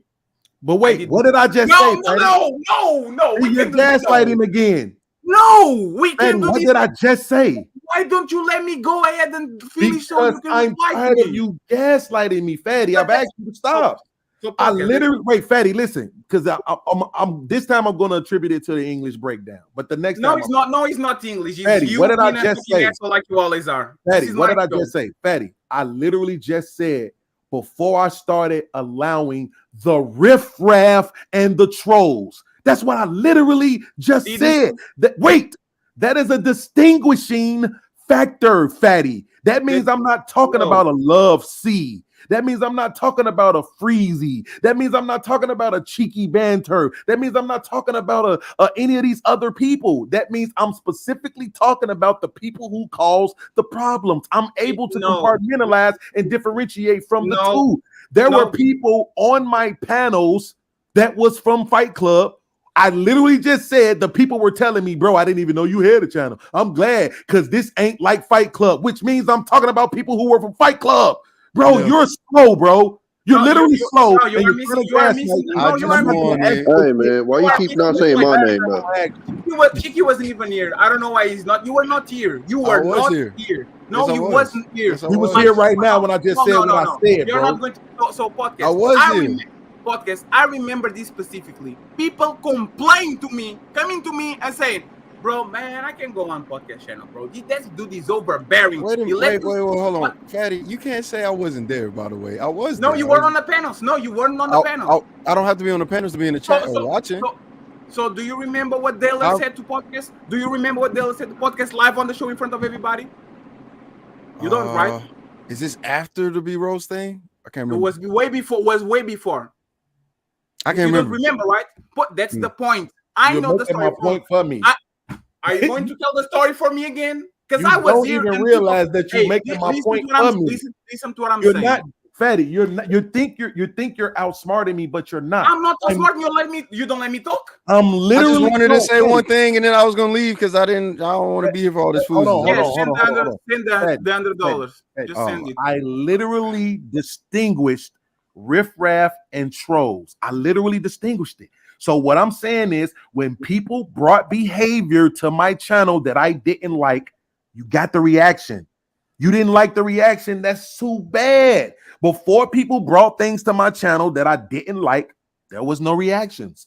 There was no need for them. So you're not saying anything that I'm not saying. You're just trying to make it seem like I was always that guy. But the video, you're the one who's pulling out receipts, and I'm literally sitting here saying, even though I'm not gonna pull them out because I don't have to, because everybody know they exist. I have all of these videos that show we were having good conversations, laughing, tripping out, kicking it, and everything. And then certain people came with their, I'm not gonna answer your question the way that you're asking it. And no, I don't have to give you a yes or no question. And yes, I get to overtalk you even on your own channel. And that shit caused reactions, bruh.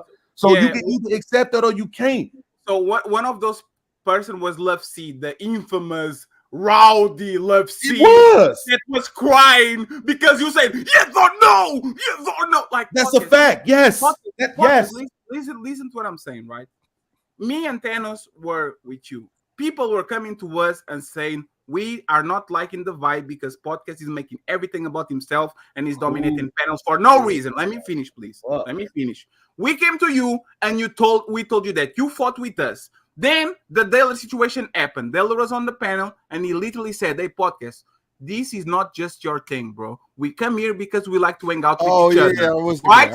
He literally told you what was going to happen, and we were saying, Dale is right. We come on the panel to enjoy each other and to talk with each other. We don't go on Cheeky panel just to talk with Cheeky. I go on Cheeky panel because Angry Man is going to be there, Sherelle is going to be there, Daryl is going to be there, and we're going to have a show. We are hanging out with each other. And you, instead of saying, okay, my bad, You went about it on a cavalier way. This is my channel, and da da da da da. I make the rules. Don't overtalk the host. And okay, after so wait a minute. We heard the story. Let me get it away from me.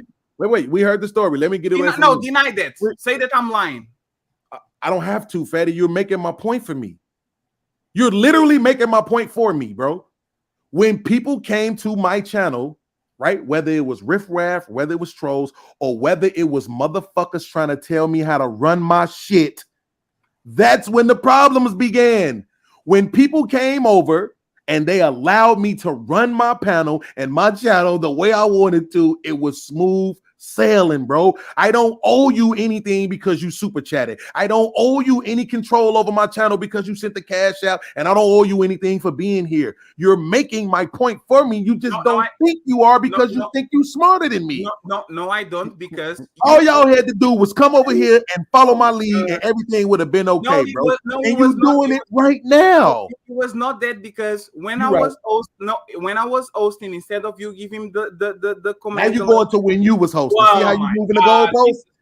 See how you moving the goalpost? Now you're going to when you was hosting, when I've already acknowledged that was a mistake I made. So what's the point of bringing it back up again? But that's the point. It's not just about the people that are sending money. It's not the people that are over talking your panels. Even your own fucking hosts were having problem with you because you were micromanaging every single fucking thing, and you were inserting on shit that you shouldn't be inserting on. Because when I was micromanaging you.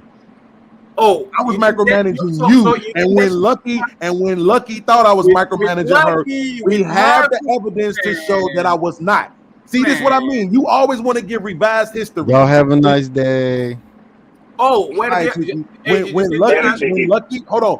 Lucky thought I was micromanaging her, guess what? Sean Antonio was the one who came through with the evidence to prove that I wasn't. So again, bro, you can try to revise history all you want to. I've acknowledged that the one mistake I made, bro, was on your show. That's the only thing I would change. This is my platform. I get to run it the way I see fit. I am a producer and a director on this channel. That means I want things to go the way my vision says it go. So when people come over and try to tell me how to run my platform, even today in 2023, they can kiss my entire ass. But at the same time, I learned my lesson. When you give people shows, let them do their thing, which is why on Thursday nights, like tonight, when my man Ray De Niro finna go live on Guns and Butter. Ray De Niro, how many times have I micromanaged your show? Bro, you talked to me one time. The only thing you've ever told me was keep it under 6. Because you need to be able to clip the footage, and you explained why you said that. That's what I was going to say. I was like, me and Beans literally have had 2 conversations since he allowed me to have space on his platform.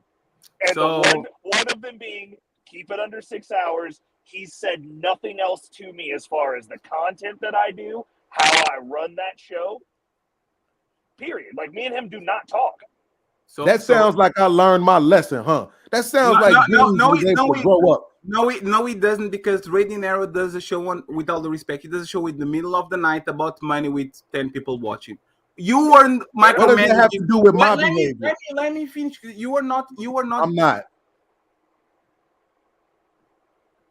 I don't gotta let you finish. See, that's the lesson that I learned. I don't gotta that boy with the photo cell phone. He clapped it. All you want to do is sit on my panel and talk crazy about me, nigga, because you still holding on to something from months ago. Kill yourself. I don't know what to tell you, nigga. Straight up, bro. I gave you an opportunity, and now I'm done. I don't got no feelings for you, nigga. Period.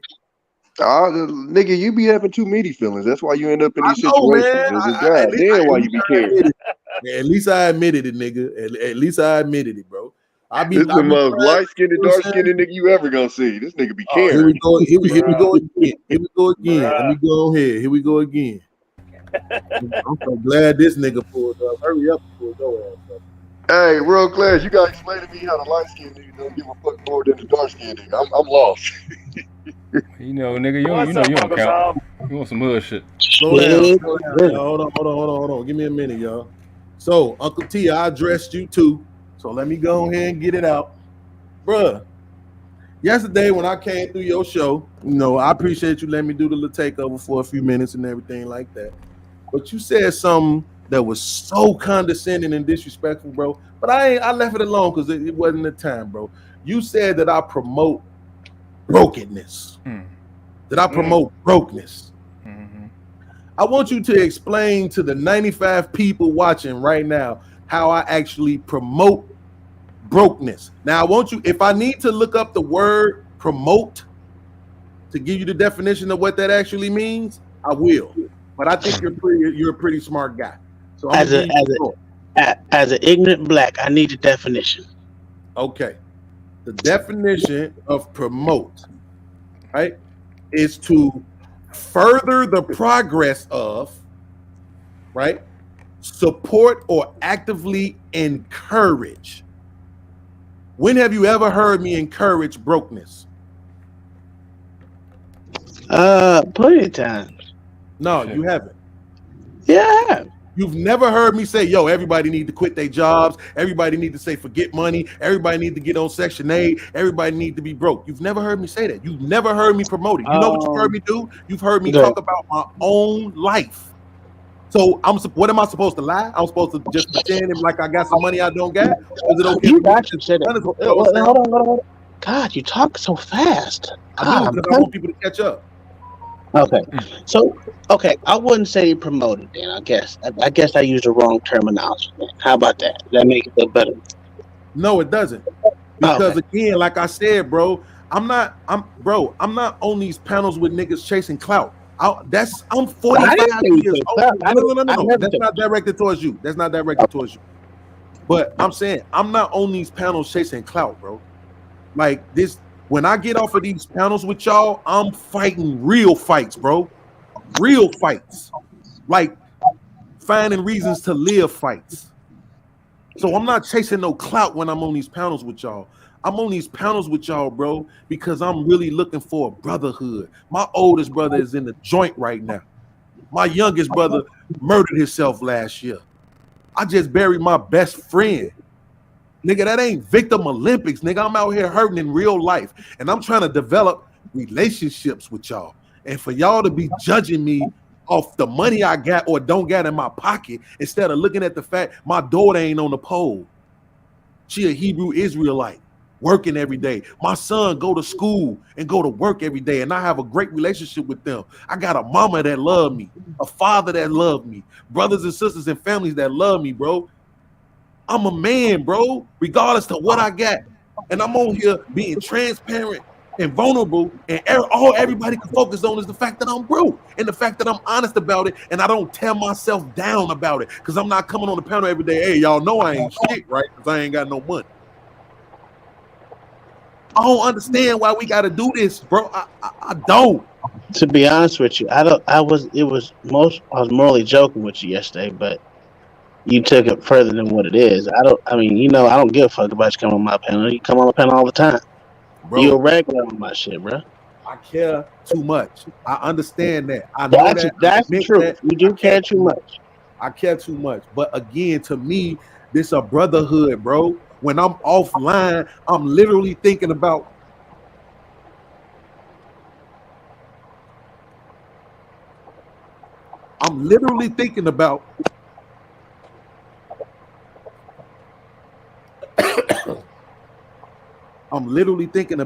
these relationships. They are part of what I hold on to for strength, bro. They mean something. We could say I'm stupid. We could say I'm emotional. We could say whatever we want to say about that, bro. But we sit on these panels every day and we talk about niggas that be out here robbing, killing, and graping. I ain't doing none of that. The worst you can say about me is I'm emotional and broke, nigga. I do say you're emotional, but I've always said that. That's nothing new. But bruh, I think you need to let it go. I mean, it's cool. I mean, come over to the panel and chill. I mean, ain't no one said anything bad about you. I really do think you take the shit too emotionally. You know what I'm saying? Sometimes you just got dropped in emotion, just go on living. And that's the point. You have somebody like, I get it's trolls and all of that, bro, but I expect more from y'all black men, bro. especially us, and I'm gonna be honest with you, especially you niggas that been in the military. Y'all know niggas that deal with this shit, bro. Fuck Anton Daniels. I don't care what he say. There's no way I would sit on a panel and say I battle anxiety, depression, and PTSD if it wasn't real, nigga. What sense do it make for me to make that up? That ain't earning me $1. But all y'all cats that been in the military, y'all know this shit real. I think what you was dealing with that, if I knew you was dealing with that, nigga, and you was on my panel, I wouldn't let nobody fuck with you. Period, point blank. Nobody gonna disrespect you. Nobody gonna make fun of you. Like it's cool when we all making fun of each other. That's different. I'm not talking about that. I'm saying like, nah, bro, that's my man, right? Nah, bro, no, we not doing that. You know what I'm saying, bro? Bro out here trying, bro. He ain't ate the bullet, bro. He trying. He literally trying to stay alive, bro, to see it through.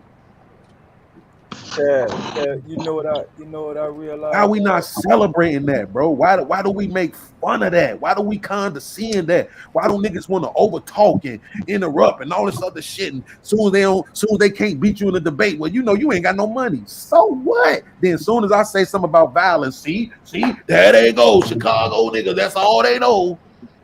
I ain't never said none of that, but I mean, I get what you're saying about the whole PTSD thing. But my take, I understand what you're saying about the military people, because me thing about it is I did face those demons at one point in time. But as I sit there, I conquered those demons and I move on. I can't sit there and wallow in that shit. And I think that's the problem that I have with it. I personally don't see the need to wallow in PTSD because it's not conducive to any type of relationship you're trying to build, form, or to encourage. That's why. The thing is this though, it ain't about it ain't about wallowing in it. What I'm saying is, you know, what do they do with niggas? They change niggas' environments, bro. Right? You change the environment. You can't be. There's a saying, you can't heal in the same environment you got sick in. Right? Sure. So if what's triggering me is gunshots, right? Now this is probably my fault. I'm gonna be honest with you. It's on me. I can't say nothing about that because I'm the one who keep getting on YouTube every day, right? But that's what I'm saying. I'm getting on YouTube and then I'm dealing with something. I'm having to deal with the other part of YouTube, the trolling, the condescending, the beefing, all this other shit, all that shit I just went through with Fatty. You know what I'm saying? But at the same time, I got World Class. I got Tommy B. I got Freezy, niggas that just rock with me regardless. Niggas don't care about what I got in my pocket. Niggas ain't never made fun of me, none of that, right? Angry Man supporting me. Uncle T, you looked out for me too. But the point is, when you said that yesterday, I'm like, bro, I never promote nothing. Like, why would a nigga mischaracterize me like that, bro? I would never mischaracterize nobody. I don't do it. I intentionally try to say the best things about people that I can say, bro. You know what I'm saying? If I say something bad about you, it's because you did something. I said all that negative stuff about Daryl Long was because he was doing something. When he didn't do nothing, I ain't had nothing negative to say. Right? So that's what I'm saying. Like, bro, niggas could say it's wrong. Y'all could dog me out in the chat. Yeah, I don't supposed to care. I don't supposed to have no feelings about niggas I never been in the same room with. And yet niggas is online marrying women off this YouTube shit. So niggas can marry chicks off this YouTube shit, but I'm wrong if I expect them to meet a friend. Come on, man, make it make sense, bro. Hey, boy, you just got the bar right there. I ain't think about that. And they marrying chicks are fake too. That's the other part. All y'all. If you didn't know, now you know, Uncle T. My relationship with you, it ain't about no clout. It ain't about no. Phony. I don't spend time on panels with niggas that I don't really rock with, bro. I go where I rock with niggas that I want to rock with. And then when there's niggas on the panel that I don't rock with, I don't go up on niggas' panel. Right? So that's why I come over there, bro. Because I like having friends that's different. You feel me? So you different. You challenge me. You make me think. And I like that, bro. But what you think about me, it means something to me, bro. Real shit. I'm just keeping it up. I'm just getting it off my chest. But like I said before, I'm gonna say it for real. Most of the shit that going on my panel, we come over there, we just chill. Last night I was joking with your ass. I even came up and said, "You're a victim." I was doing shit to be funny, but it's okay. I thought we were playing a dozen, but I didn't think you was real serious about it. But I mean, it is what it is. I really wasn't. I really wasn't. It just started bothering me after other stuff started happening. And it bothered me a little bit when you said it because, like I said, I don't want you to think that of me, bro. You know what I'm saying? Like, nigga, I've been on Section 8 for 2 months. I'm trying to figure out why niggas act like I've been on this shit for 10 years, bro. We had that conversation already, dude. Yeah, it's just like, I mean, and even if I was, so what? Why do you care? You know what I'm saying? I don't live in the state. None of you niggas live in it. None of y'all paying this shit for me, bro. That's just but that's also an insecurity on your part. Like you kind of gotta get over that part and not give a fuck. Like it is what it is, nigga. If you feel some way, fuck you. It is what it is. And until you get there, it's gonna bother you when people have an opinion about it. It only bothers me the people that I care about. JB said all that shit Saturday, nigga. That shit didn't bother me because I don't give a fuck about that nigga. I'll beat that nigga brains in. But I'm talking about people that I actually care what they think. People whose opinion I care and matter about. Yeah, it's gonna bother me because it's people that I care about. I always tell y'all if I'm in your area, nigga, I'm gonna let you know, even if I ain't coming to see you. Cause man, nigga, something happened to me. I want you to pull up. Bro, let my mama know I'm here. Let my people know what's going on. The same thing I would do for any one of you niggas if you came around my way, bro. Whether that was the South Kentucky, bro. It means something to me. Why the fuck we be on these panels? Nigga, do y'all be noticing? Niggas don't even be paying attention sometimes when I leave off these panels and I be like, yo, I love you. Nigga, that could be considered homo. I don't even be caring because I really do love you niggas, man. Well, you in my show every time with racism, but it's all right. It's cool. Damn, bro. Well, you are racist, so I mean that's love.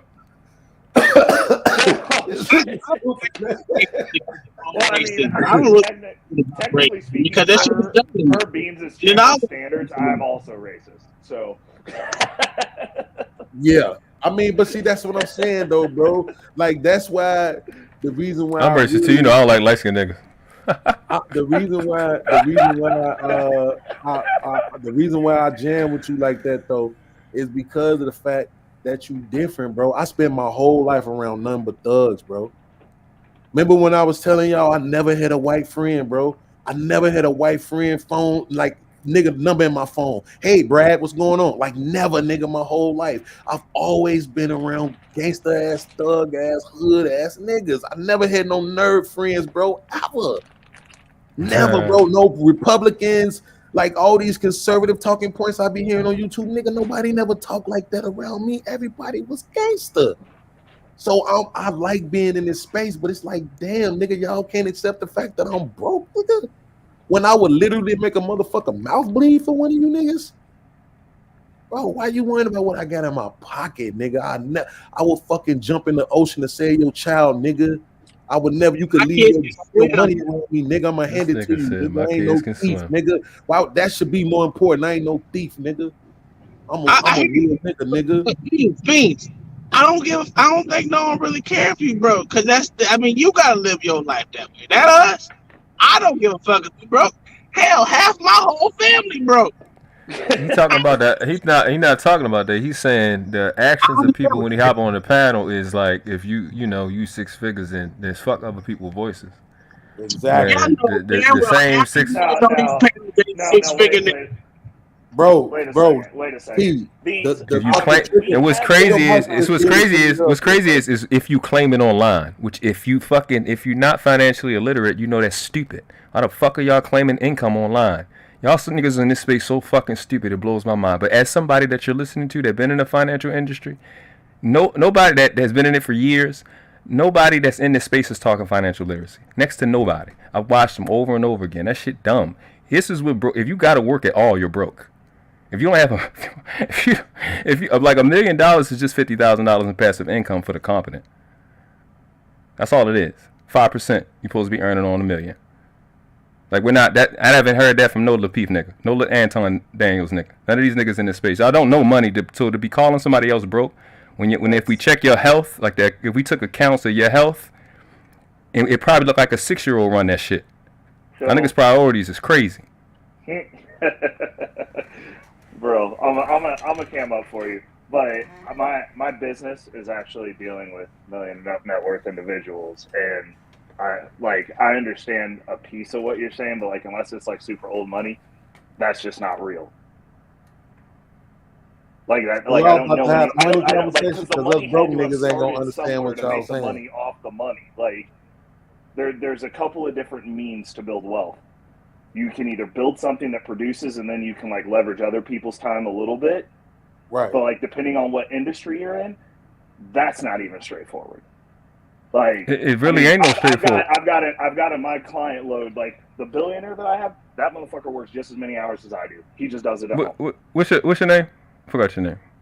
Reckless Ray De Niro. It's Ray. All right, Ray De Niro. So what I'm saying is you don't even hear anything like that. But you know what I'm talking about. No, 100%. Yeah, you know what I'm talking about. But we don't hear when we hear money in this space. We don't hear nothing like that.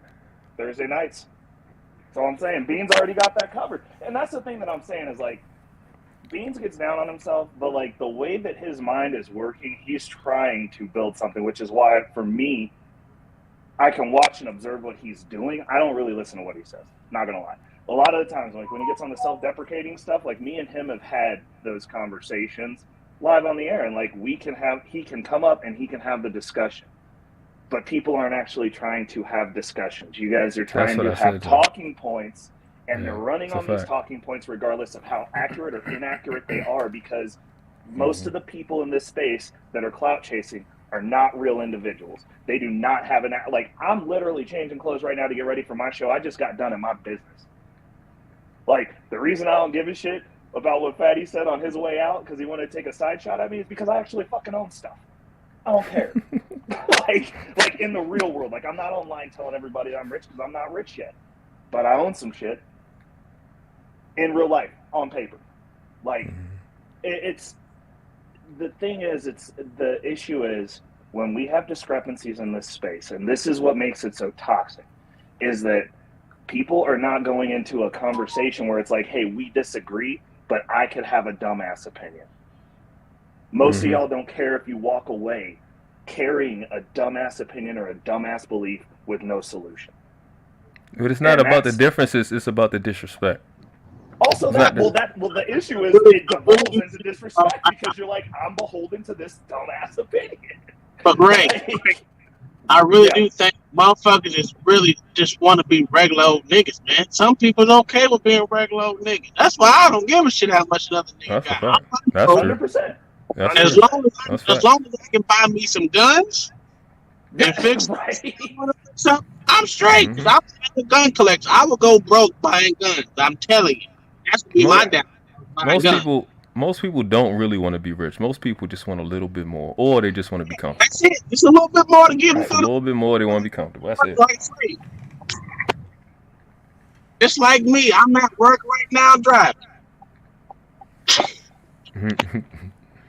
Like I told Beans, I'm saying like a lot of these, like you try to go and have genuine conversations because of the reason you just stated. But a lot of these niggas just want to get their shit off. And when somebody like me, who's extremely talented at doing that, popping shit, barring you to death, then I'm the bad guy. You run into real talent and you get your ass handed to you. You can type shit. I'm not good with the type of shit, but I will bar you to oblivion. And I will drag you to it. And then I'm the mean bad guy. Nobody likes you. I bet you don't, because I'm actually what you're pretending to be. Hey, y'all ever seen these advertisements on YouTube where guys are selling themselves? They talking in front of mansions, in front of luxury cars, and say, if you wanna know how to get how I got, click the link and all that kind of shit. That's what these guys be doing when they try to sell themselves, saying they got money and this and that. It's really like they're trying to create a cult of minions or weak-minded guys up under them so they can create a following. You feel what I'm saying? And then if you're a real nigga like me, you're gonna peep game from the jump. I don't really say nothing about it because I know what you're really doing. I know you ain't gonna get freezy like that, you know what I'm saying? But it's only weak-minded guys that actually start kissing these guys' ass. And I be watching from this. I be watching from the stands like, damn, this nigga, that nigga really kissing his ass, and this shit working. But I'm gonna tell you what YouTube really opened my eyes to. It opened my eyes to how many weak ass niggas it is out here. I'm telling you, it's a lot of weak dudes, man, that just buy into anything, and they ain't. I don't understand that. Like money, dog. Money is not going to solve your, all of your problems, bro. Now it will solve, monetary problems like bills and shit. We need to pay that shit, right? Mm-hmm. But I thought we was on YouTube to come up with real answers and solutions for family and community and shit like that. You understand what I'm Most saying? divorces are over money, also. I remember when YouTube used to be Google. What'd you say, Tom? We'll say it again. We dropped you Oh, off. I said most divorces You are over need money. to think that you're gonna come on YouTube to get an answer for solving family problems, shit like that. Most motherfuckers come on this shit to talk shit. That's it. Now, but back in the day, they used to turn on the TV to get family problems solved, and that's what people used to. And then That's the difference between this being TV and the way culture have shifted in the last 10 years. It hasn't been for anything to a family. It's all been about individualism. That's why I come on here. I have a core set of friends here on this YouTube space that I kick it with, man. We just do our thing. Shit. I don't plan on being friends with everybody on this motherfucking platform because it's not conducive to my lifestyle. I don't even like a lot of motherfuckers. That's why I live. I'm gonna tell you the truth. Uncle T. I don't come on YouTube to talk shit. I can, dog. I ain't got that much time on my motherfucking hand. I don't come on YouTube. You got a lot of time on your hands. You talk shit just like the rest of them. Yeah, but I don't come on YouTube to talk shit though. That's what I'm saying. Like, I understand niggas come on YouTube to talk shit, but I don't do that. I don't do that. I got my time is important, dog. I really do come That's why on. I say most people come on here to talk shit. That's why, yesterday we had a female come on there didn't no one say nothing bad to the female. She came up here just talking down the niggas like we did something to the heifer. And it's people like that start controversy and contention just to make money for the channel, which is cool. If you ain't making money on your channel, something wrong.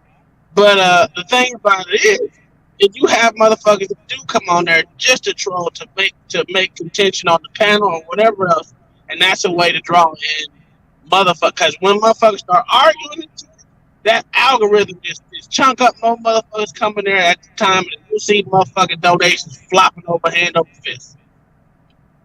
And that's what it is. The more contention, the more motherfuckers out there looking to make money. That's how I look at it. It is what it is. Listen, I don't take half of this shit serious. And if you come over to my channel, we have a laid back conversation about any damn thing and everything. It has nothing to do with it. every month they go by, Scam like you look more and more.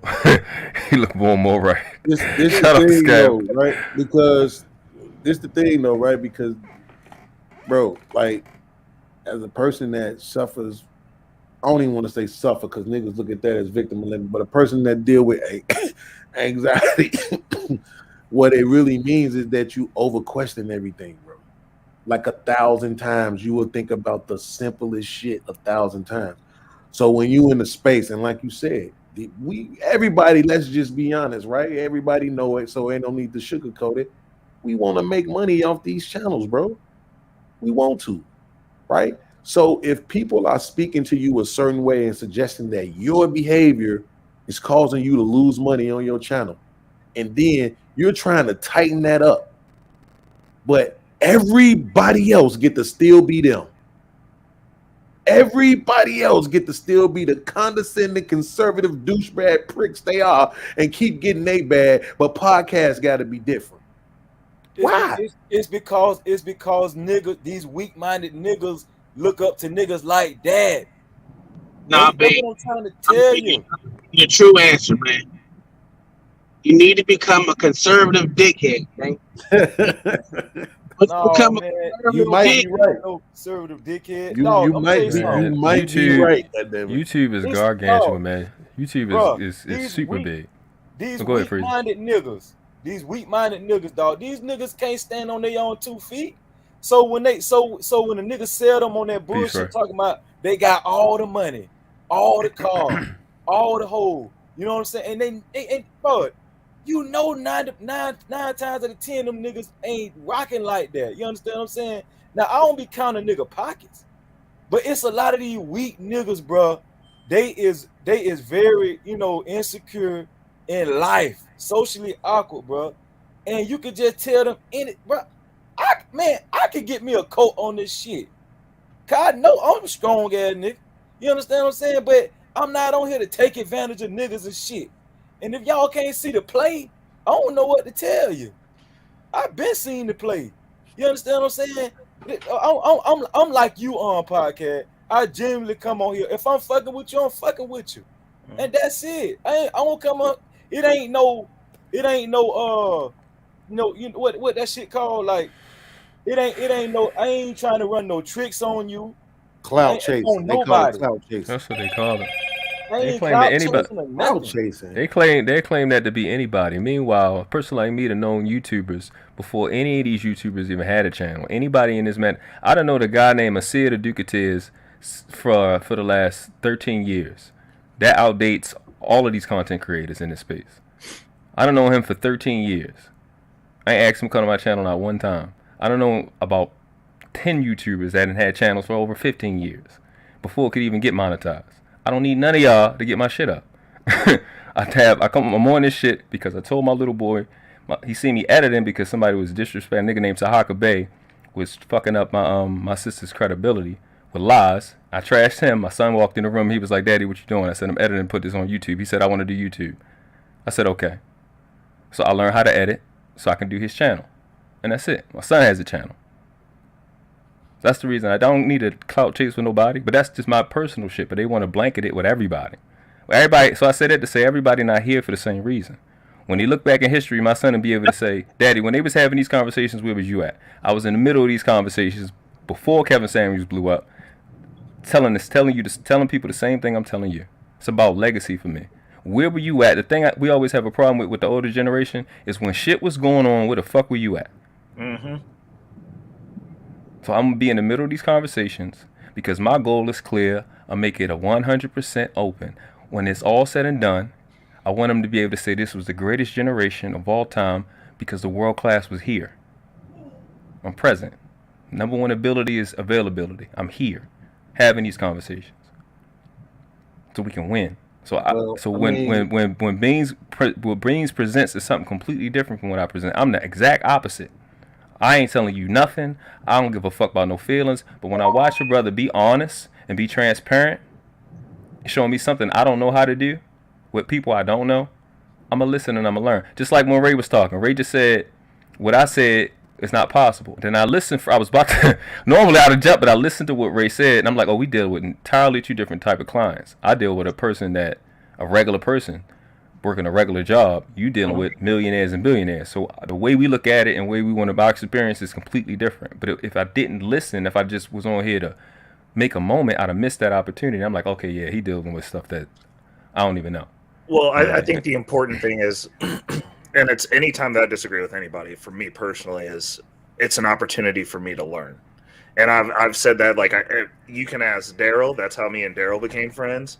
Because we don't agree, and like I rock with Daryl heavy, and I don't agree with a bunch of stuff that he thinks. And I'm like, conceptually, we just have two different ways, but I can see the value in what he brings to the table, and he does have insights. And I can go into a debate with him and go, cool, I learned something that I can take away to implement, because like maybe 2 or 3 of his points, I'm like, you know what, I really do rock with that, and I can implement that to make my life better.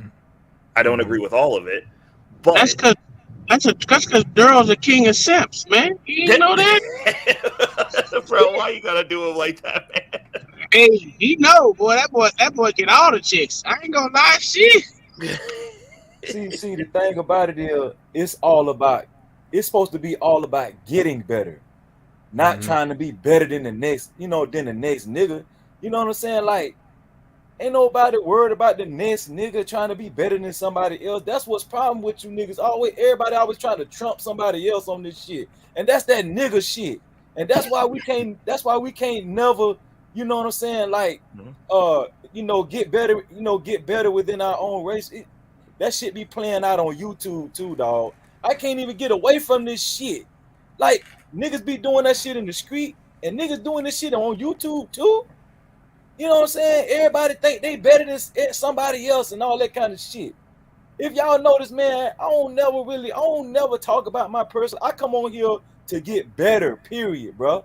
You know what I'm saying? I don't never say I'm better than somebody. You know what I'm saying? And I'm gonna tell you the truth. If I feel like somebody is better in a certain area of life than me, I'm gonna say it. I ain't afraid of that shit. You know why? Because my whole purpose is to be better, bro. That's it. But you know what I was saying earlier though, Freezy, is that this is what we tell people. We tell niggas like, yo, man, listen, if you hang around broke people all the time, you're gonna be the next broke one.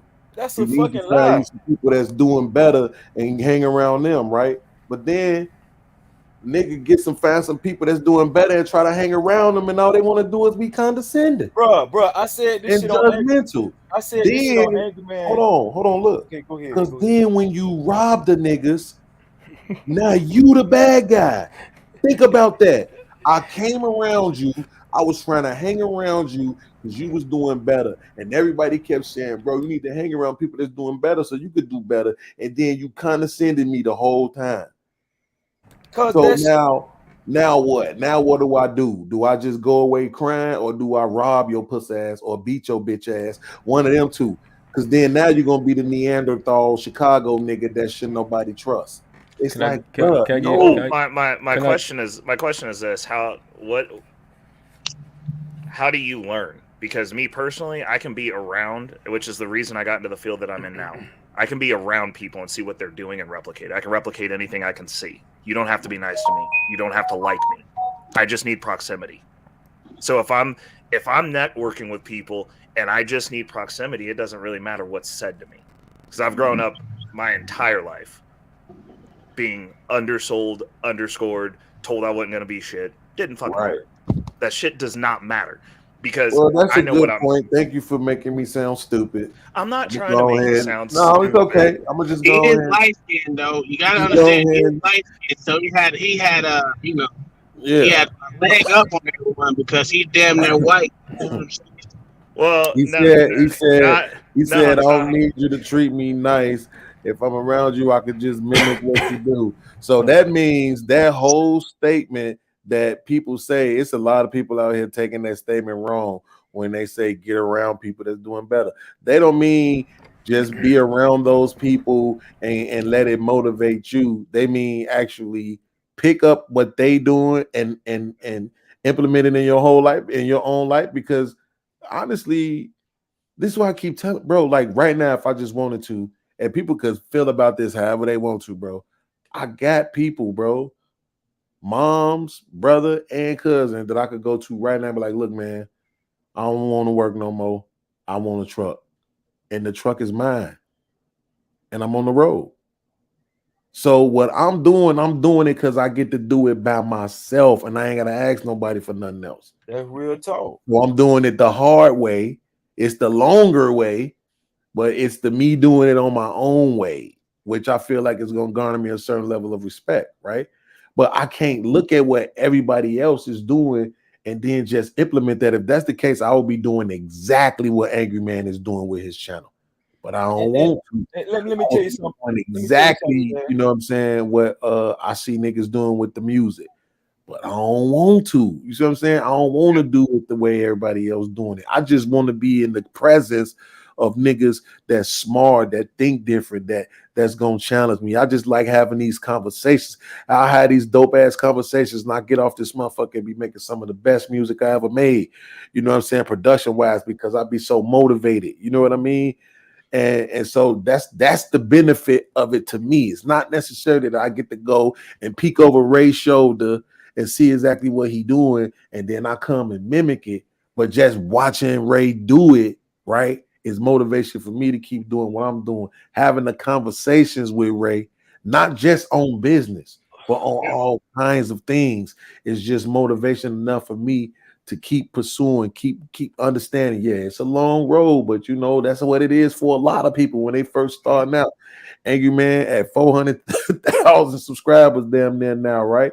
Well, guess what? You know how many channels he lost along the way trying to get to this point? You know how many he talk about he one of the OGs. So do you know how many years that means he's been doing this to get to this point? So that's what I'm saying. Like, it's a long haul, but people want to tear you down while you still in your infant stages, you know what I'm saying, of the haul. It's like, nigga, what the fuck, bro? I can't beat you niggas up. I don't have nothing else. I have nothing else, bro. You do. Beat niggas up or stand off of YouTube. And I can't do that. We went over that the other day. You can out listen all of these niggas. Your listening ability exceeds like 99% of these niggas, and just make them pay. That's what I do. We did go over that. That's a good point. Yeah. These niggas can't. They don't. You and Jessica X, the best listeners in this space. 10 niggas up with what they say. Niggas can't remember what they said a couple minutes ago. Did you hear how I was dissecting Fatty before I kicked him off the panel? Yeah. I mean, dissecting that nigga, bro. That's like beating up the default man on Tekken. That's like practice on Tekken. That's not even. I think don't take away my victory, then. Like, don't take away my victory. I was like, damn. Even Cheeky was sitting there like, yep. Like, damn, bro. I was dissecting that because that's what I'm saying. It's like, nigga, I don't even understand. That's what I mean. Why do niggas feel the need to do this? There's no reason for him to still be on that at this point, bro.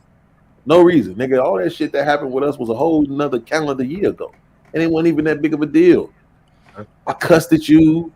You got mad at me. You know what I'm saying? That's it, nigga. I ain't not like we was doxing each other. We wasn't sending, boxes of shit turds to each other. You know what I'm saying? It wasn't no. It's like, what the fuck, nigga? Let that shit the fuck go, nigga. Like, get over that shit. Why the fuck are you still doing this goofy shit, bro? Like, and then what really blows me about it, to be honest with you, more so than him even doing it, is the fact that this nigga, like he said, I had you wanted me on your channel to bring you clout, nigga. I didn't pay attention to other people's fucking chats, bro. I really didn't. I didn't never pay. I wasn't in the chats. I didn't have no appreciation for the chat, nigga. I didn't learn about the chats until I was damn near right when I got monetized. Sherelle was the one who actually taught me how important the chat is. Like, nigga, that's your audience. You gotta engage with them. You can't just engage with the people on the panel, right? So this what I'm learning about the chat. Before that, I don't thinking about no motherfucking chat. This nigga had the audacity to say I wanted him on my channel for clout chasing. Like, nigga, what? But he think that because in reality, for whatever reason, the chat really do be hashtag Team Fatty, right? I'm seeing that shit in my chat today while we talking. Motherfuckers that I actually rock with was Team Fatty. Why this nigga was sitting on the fucking panel trying to eviscerate me for no reason. No reason. And while I'm ripping them apart, none of them same people who was hashtag Team Fatty was saying, you know what, Fatty, he right about that though. You know what, Fatty, you wrong about that though. You know what, Fatty, you didn't substantiate your point right there, Fatty. Right? He called me a user. How am I a user? Because I said I was going to send you some money if you move. Did you send me the money, Fatty? No. How the fuck am I a user? Because you wanted me to clout chase for your what, nigga? So you just going to make up shit as you go along. Why? What the fuck did I do that was so bad that you feel like you have to try to tear me down and eviscerate me like this, knowing I can't touch you because you are the way in Portugal and you never going to come to Chicago? Right, if these niggas was actually willing to pull up, bro, I would have so much more respect for them, bro. Y'all the rich 6-figure millionaire niggas, just pull up, bro. I promise I'm not gonna let my people. Who the hell is these 6 million figure niggas, man? That's what I'm saying. Apparently, everybody all 1% is on YouTube. All of them. All of them are 1%. Everybody that gets on these panels is rich. All getting the same space together. Yo, this shit is It's amazing, right? Like, I'm gonna tell you the that's truth. funny. I'm gonna tell you the truth though. Like me, man, when I be on these panels and stuff listening, nigga, whether you liberal or conservative. You know what I'm saying? Because I know some niggas will make you feel like they light years ahead of you, and Yes. it's gonna take probably about 100 years for you to catch up with them. Right. You got so much red tape to get to. They'll make you feel like, man, you just ain't gonna never catch up if you keep listening to that bullshit, right? Mhm. But I'm gonna tell you what I've been doing since I was young, dog. Since I was a jit, I just keep my head down, dog, and just keep marching through like a fucking bulldozer. I don't be listening to that bullshit. Dog, just keep. I'm talking about when I was on my dick. I kept my head down and just kept walking forward, dog. Real talk. I'm telling you, dog. That's what all us got to do as men, dog. You know what I'm saying? Like, dog, man. Let me tell you something, bro. I just hate. Like, okay, when I be on these panels, man, I just hate that it's got to be that much division just because a motherfucker trying to be right about nothing. About nothing, dog. You trying to be right about nothing. Don't nobody give a fuck what you trying to be right about. You know what I'm saying? Like, bro, man, I'm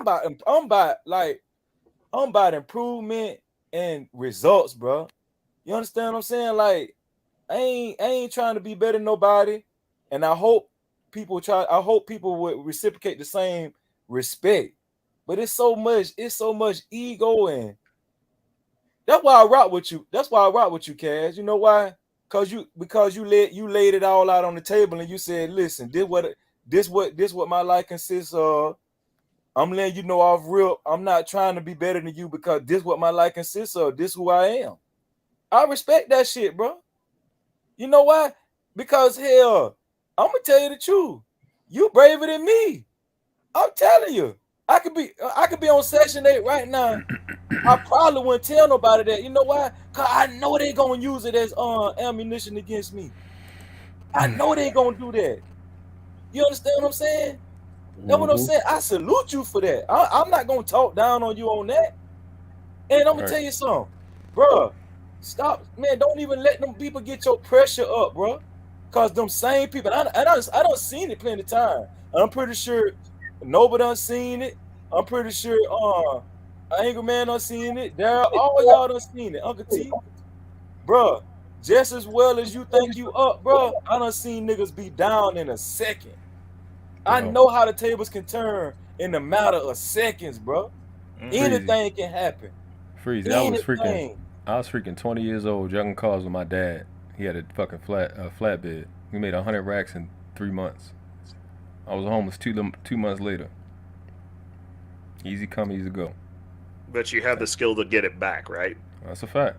Facts. Like that's what I'm saying. I'm like, when you're right, it is very easy come, very easy go. But the difference is, if you've made it and you've built it, you can do it again.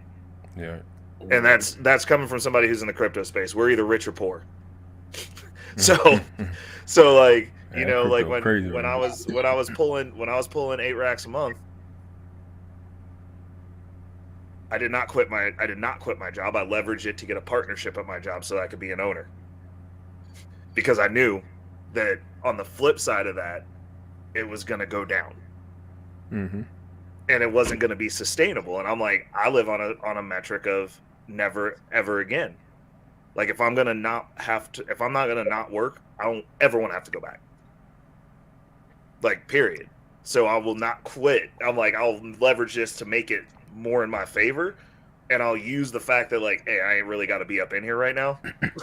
Like, but you know, if you've made it before, if you've done it, then the skill set is there. So you should never be all the way off. Like I've never seen somebody just go flat broke and just be done with it. I've seen people lose a lot of money and then be done with themselves because they couldn't deal with it mentally.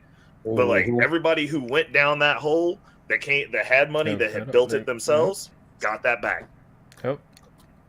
Yep. Man, I just want y'all to know, I don't want y'all to feel sorry for me. If you're going to feel sorry for me, the only thing I want you to feel sorry for me for is the fact that I can't touch none of these niggas, bro.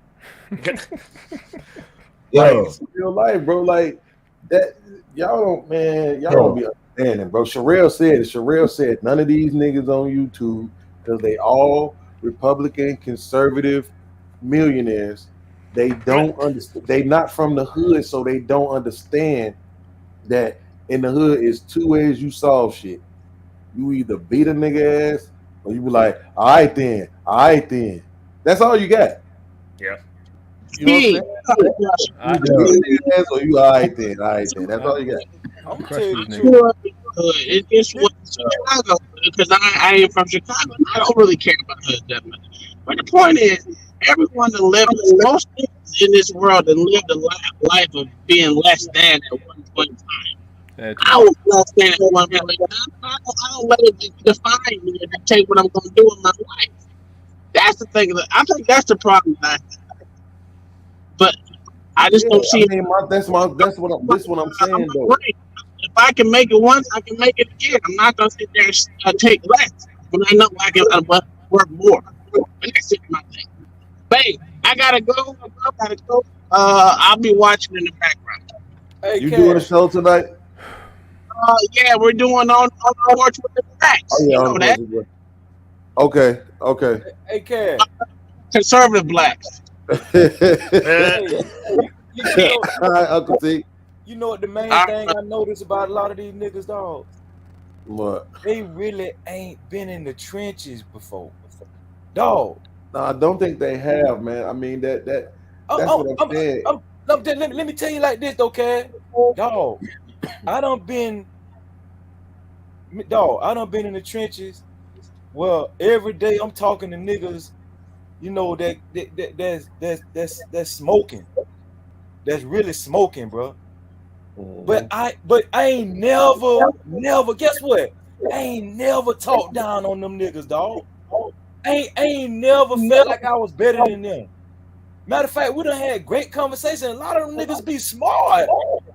Mm-hmm. And I done took jewels from them guys. Mm-hmm. That's why I know when I be hearing a lot of these guys in these spaces, I know a lot of these guys ain't never really been ain't never experienced and been in the trenches to where that shit humble you. You understand what I'm saying? Like, don't nobody got this is just my opinion. Don't nobody got no real jurisdiction to put nobody down, bro. Nobody, bro. I think a lot of these cats, honestly, and this is probably more of an assumption, right? This is more of a deduction. But I don't think a lot of these cats, man, have actually had to bury anybody, bro. That's real. You know, like not nobody younger than them. You know what I'm saying? Like people that you just knew was gonna outlive you. You know what I'm saying? Like they don't understand because they so focused. Like this the thing. If you get into the bag, bro, here's the thing about the bag. You got to keep getting to it. Facts. That's the whole thing about it. You don't got no time to really be thinking about nothing else or focus on nothing else, which is why niggas be meeting bitches online. Yeah. But when you get into the bag, bro, that's pretty much what you're doing. So you don't even have time to think. You don't have time to feel, emote, none of that. You just chasing the bag. You know, you desensitized to pretty much everything else. That's why niggas be getting to the bag and don't be giving a fuck about the fact that they missing all their kids live. You know what I'm saying? You had the baby one day, you look up that motherfucker 17 asking you for a car. You ain't showed the motherfucker how to ride a bike, taught the motherfucker how to throw a football or nothing. You know what I'm saying? Because you were so busy getting to the bag. This happens a lot. But they never really suffered any major losses. We talk about women having cushions and you know what I'm saying, having the government cushion them, and they never have to experience any consequences for their actions. There's a lot of niggas out here like that, especially on this internet shit. They never suffered any consequences for the shit they ain't. That's a fact. I'm telling you, never really suffered the consequences for the shit that come out their mouth or the shit that they type. And they don't Go ahead, bro. Go ahead. Lil King was about to say something. Just saying that if they like, sometimes I think a lot of these guys, they just need to experience that at least one time so that they could just move differently. This what I'm talking about ain't got nothing to do with making the black community better. Because the truth of the matter is, bro, at this point, I don't even give a fuck about the black community, bro. Fuck the black community. At the end of the day, the black community is gonna be wherever and whatever we make it. So I don't really give a fuck about that. I give a fuck about the people, bro. Because we don't even own the community. I didn't even get to say that earlier on Trigger Mike show when they was doing all that condescending, disrespectful shit. But that's the point. Them niggas talking about, why is the community? Bro, we don't own it. We don't own that shit. All the Jews, all the Asians, all the Arabs, they own all that shit. Kerry, listen.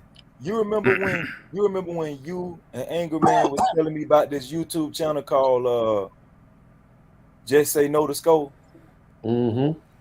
Okay. I took my black ass over there just like y'all told me to, right? Bruh, I was just watching from the stands, right? Mm-hmm. But then I got turned on to another podcast called Most Hated Blogger. So I started watching them too. Dog, all these niggas some ghetto ass niggas, dog. All of them just ghetto. You could tell that they just ghetto and you know what I'm saying, in the street, whatever. Yep. But you know what I noticed though, Cass? Them niggas have more respect over there than these niggas do over here. And there's some street niggas over there. Mm-hmm. That's a fact. I'm talking about them niggas ain't all this arguing and calling motherfuckers talking about niggas sucking dick and all that shit, all that violation shit. That shit. It's two reasons for that though, right? It's two reasons for that, right? Niggas know the price. They know exactly. Niggas, they know the price. Exactly. Facts. Find get shit blown the fuck off somewhere. Like niggas playing like I'm like, bro. I'm one of them niggas, bro. I'm just extremely smart and crafty. Well, y'all shit you say out your mouth will get holes in your head, bro. Anywhere in this country. Mm-hmm. God, somewhere where they don't look for people at, bro. Like over there. Go ahead. If y'all really, my bad, but if y'all really be coming on the internet, man, to defend these demons and shit, man, like you got this ain't got nothing to do with the mirror, man. This ain't got nothing to do with when these guys talk and say whatever the fuck on behind this screen here. If it trigger you that much, and to literally like, ooh, fuck everything I'm doing. You know what I mean? I'm about to drop all this shit. Well, I wish it was nigga would. Come on, man. You gotta take a deeper look in the mirror. That's why I tell niggas, yo, do your push-ups, your fat ass, do your sit-up. You know what I'm saying? And just continue to do what it is. Like podcast, I ain't gonna hold you. What you've been doing, always dope. What you gotta do is stop fucking crying on this screen and just keep doing you, bro. Stay consistent. That's it. Your motherfucking ball of fire gonna roll and roll and roll, and it's gonna get big as hell, man. That's it. That's how the greats do it. That's what I'm saying, though. What does that even mean? Why do I have to? First of all, stop being personal. It's just the way you said, stop crying on the screen. What does that do? What does that do? Let's just go with that. What does that do? Crying on the screen. What does it do? It make people. Makes you feel better. I mean, no. I want him to answer for me. It makes you susceptible to like all types of bullshit. Don't get me wrong; it can be a good thing where you get positive feedback. Hey, brother, we're here for you. No. I just want the bad. Right. Get all the smoke. You understand what I'm saying? Yeah. So look at what you just said. This is what you just said. You said for us, right? We need to not put too much into what people say on the internet, but you have an understanding for what people gonna put on the internet behind a nigga crying. So you have an understanding for that. Yo, niggas gonna talk crazy. Niggas gonna try. Niggas that you just have an understanding for. But then when niggas do the talking on the internet, you don't have an understanding for their. But what about when that's watching you, young niggas that's watching you or whatever, just somebody that's watching, that's influenced by you, right? What now about you telling them that, yo, it's okay for you to put your tears on the screen. And that's not what we trying to do. Why not? Because that's not what we do as men. Let the women do that shit. Wait a minute. Wipe their tears away. Wait a minute. When So we in these spaces, don't get me wrong. Wait. Right. Here's the thing you gotta answer for me right now. Why the fuck do men have tear ducts? Why do men have tear ducts? Yes. So shit could come out, like the toxins and shit could come out. Tears. So since everybody knows that, why is this some big deal or some sort of shame if a man cries? Because if your bitch ass is going through pain, your ass still gonna try to suck up your tears. What are you talking about? Have you been shot before? You wasn't out there balling. What does that mean? Was you balling, nigga? No, I wasn't balling here either. Exactly. So, but that's not what you said. See, now you moving the goalposts. You went from crying for men right? is You went from crying to balling. Which one is it? Pick one so we can stay there. What'd you say? Is it you went from crying to balling? So pick one so we could stay there. Is it crying or balling? Those are not the same things. Podcast, you think look, you're not gonna do this. I'm not, nigga. I'm holding you to your words, bro. That's it. It's one thing, but if you out here crying or balling, pick one, bro. Projecting weakness. Okay. So why is a man's tears a sign of weakness? Because it is. Because it is. Period. Okay. So let me ask you this: Have you ever seen New Jack City? Yeah. Yeah. Did you see when Nino killed G Money on the roof? Yeah. Would you call that weak? Bro, it's a movie. Okay. Bro, yes or no? Would you call that weak? I could give you an example. I watched my cousin cry and stomp this nigga half to death, and I had to pull him off of him. It's okay, world class. I want them to get there on their own. What do you want to call it?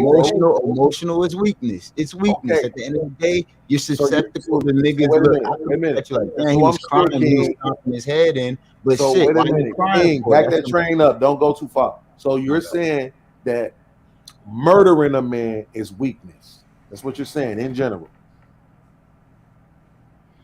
I mean, the way that it happens in the hood most of the time, yeah, because it's an emotional snap decision. Okay, so let me, but I wouldn't say that. Disagree, but let him answer. Because see, this is what I'm saying. He brought this up. See, this is what I'm saying. Niggas don't like it when it's happening, but don't try to win. Just have a conversation with me. King, in general, would you say a nigga murdering a nigga is weak? And murdering a nigga, yeah, like if yes. If you have to kill a nigga, that's something different. Murdering a nigga, yes. Bro, come on, man. Really, the semantics? You taking a person's life. Okay. Just go for it. No, I got it. Just go for it. A person's life weak. Yes or no? No. Okay. So if you crying while you're taking a person's life, are you being weak? Yeah. You different then. I'm not gonna try to change your mind. You just different. But I need you to understand something, bro. Tears don't make a man weak, bro. I buried my friend. My best friend died in December, nigga. I cried. My little brother deleted himself. I cried, nigga. I got shot. I cried, nigga. I was homeless. I cried, nigga. Hold on, bro. While I'm talking while I'm talking, bro.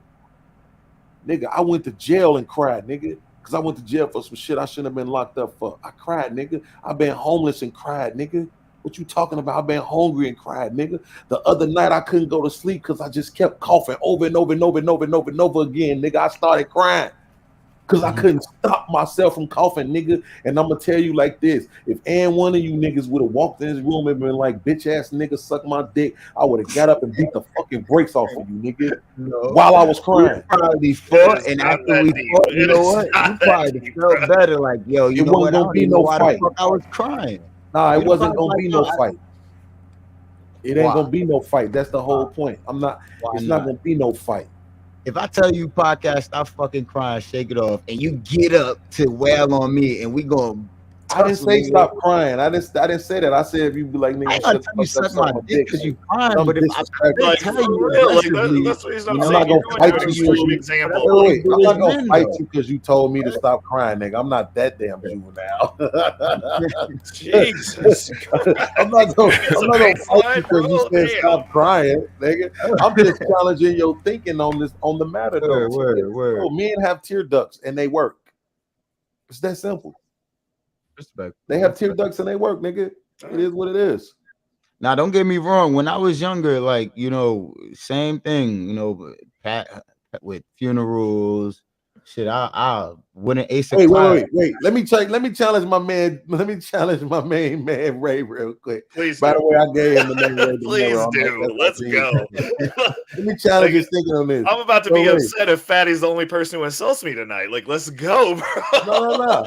So this is my question, right? What about when them niggas be on the sideline crying after sports games and shit? The only person who's allowed to do that is Chris Jones because it empowers him. Don't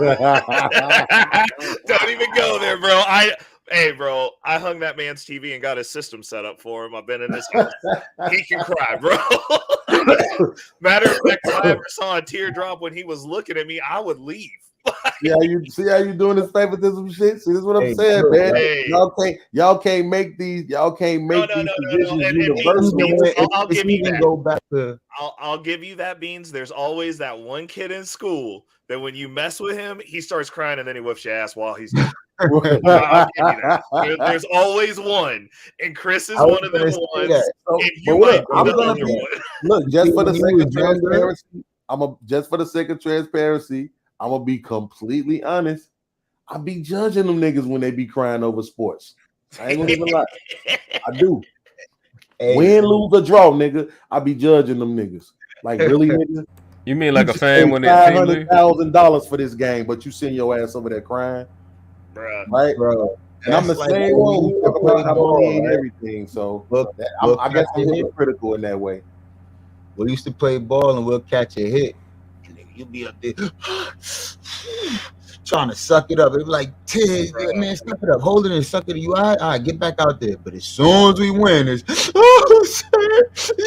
won, man. I had to stop that shit, bro. That shit ain't make sense to me after, you know, like maybe sophomore year or something like that. And I played all the sports.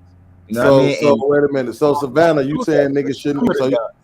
So Savannah, you saying niggas shouldn't cry at funerals either because that's in public? Yeah, niggas shouldn't cry at funerals. I stopped doing Why? that. I used to last time I kissed my grandmother on the forehead and I walked out of there and everybody just, oh my God, he's just this, oh my God. But why you crying? You supposed to be happy. When I was younger, I used that was me.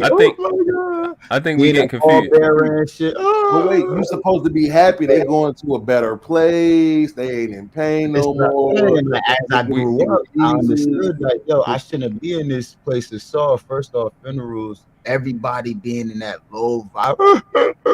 That's why I like African funerals. They always turn up after that. I think we getting two things confused. Are we saying men shouldn't cry, or are you saying men shouldn't cry in public? Men shouldn't cry. Men can cry, obviously. That's men shouldn't. Lil King, that's crazy. So that right there is crazy. Daryl, Daryl. So my mom will pass away one day, and it's gonna hurt as much. I'm gonna wipe the couple of tears, but I'm gonna keep on and enjoy the memory. I've watched real hitters, bro. I've watched real hitters, bro. Get their gun, get it together. I've had a conversation with them little young niggas, and a nigga tell me what's really wrong. He cried another nigga alive. In private. Right. You know what's that the equivalent of saying that, I know a nigga in jail named Snowball. He'll fuck your ass and knock you out. That's the same, I mean, bro. Niggas don't be listening to understand, bro. Like, I understand what you're saying. I'm not saying that. Okay, all right. I'm asking this. The culture that you got that, I got you. The culture that you got that from. What has it produced? Me. Excuse me. The culture that you got that from. What has it produced? Very said him. And and how many of Ray's and how many of views does it produce? So we can see if it's worth it. I got 2 sons. So how many views does it How many of you does it All the produce? kids that cry are outside stealing cars. The kids that try to their best. I mean, not saying crying is impossible. All right. But You sold that. The ones that's You not- sold that. So I'm asking you, the culture that produced you, how many of you does it produce? What percentage? 1%, 5%, 50%? It's What? a small percentage. Small percentage. So if you had a small percentage, so if you have a small percentage of you living tomorrow when you leave the house, would you leave the house? I mean, shit, I have to, no choice. And then hopefully the day after we multiply more. You know what I mean? So you telling me if you had the same equivalent of the culture that produced you around 2 or 3%, and you know if you left the house, you had 2 or 3% chance of living, you would leave? Yeah, because life is, you gotta live regardless. At the end of the day, you got fish in the water that can't survive at night. They go towards a certain island. You sound like You know what I mean? That at the end of the day, just saying anything. No. What I'm saying is, what he's saying. It's I know you understand what I'm saying. You gotta understand what I'm saying. You know, man, it's psychotic. No. It don't work. And I understand what both of you are saying, and what I'm going to say is this: an overly emotional man are the ones that are creating these shootings. We can reference something that's happening now. That was an emotional decision. That was somebody who couldn't moderate their emotions. What I'm saying is, if you are not in control of your said emotions, and what I'm saying, and I understand what you're saying, because like the reason I don't cry, and I will not cry in public, period, ever, is because of conditioning that I had growing up. Like I got into a fight and lost one time when I was in middle school. I came home, my stepdad at the time beat the brakes off me, not because I lost the fight, but because I came home crying. Hey, you know why? I'm not. But hold on, wait. Excuse me, my fault. But fast forward, obviously, that's a trauma. Like there was plenty of other bad stuff that happened during that time period. But one of the things that it did do was forced me to be in control.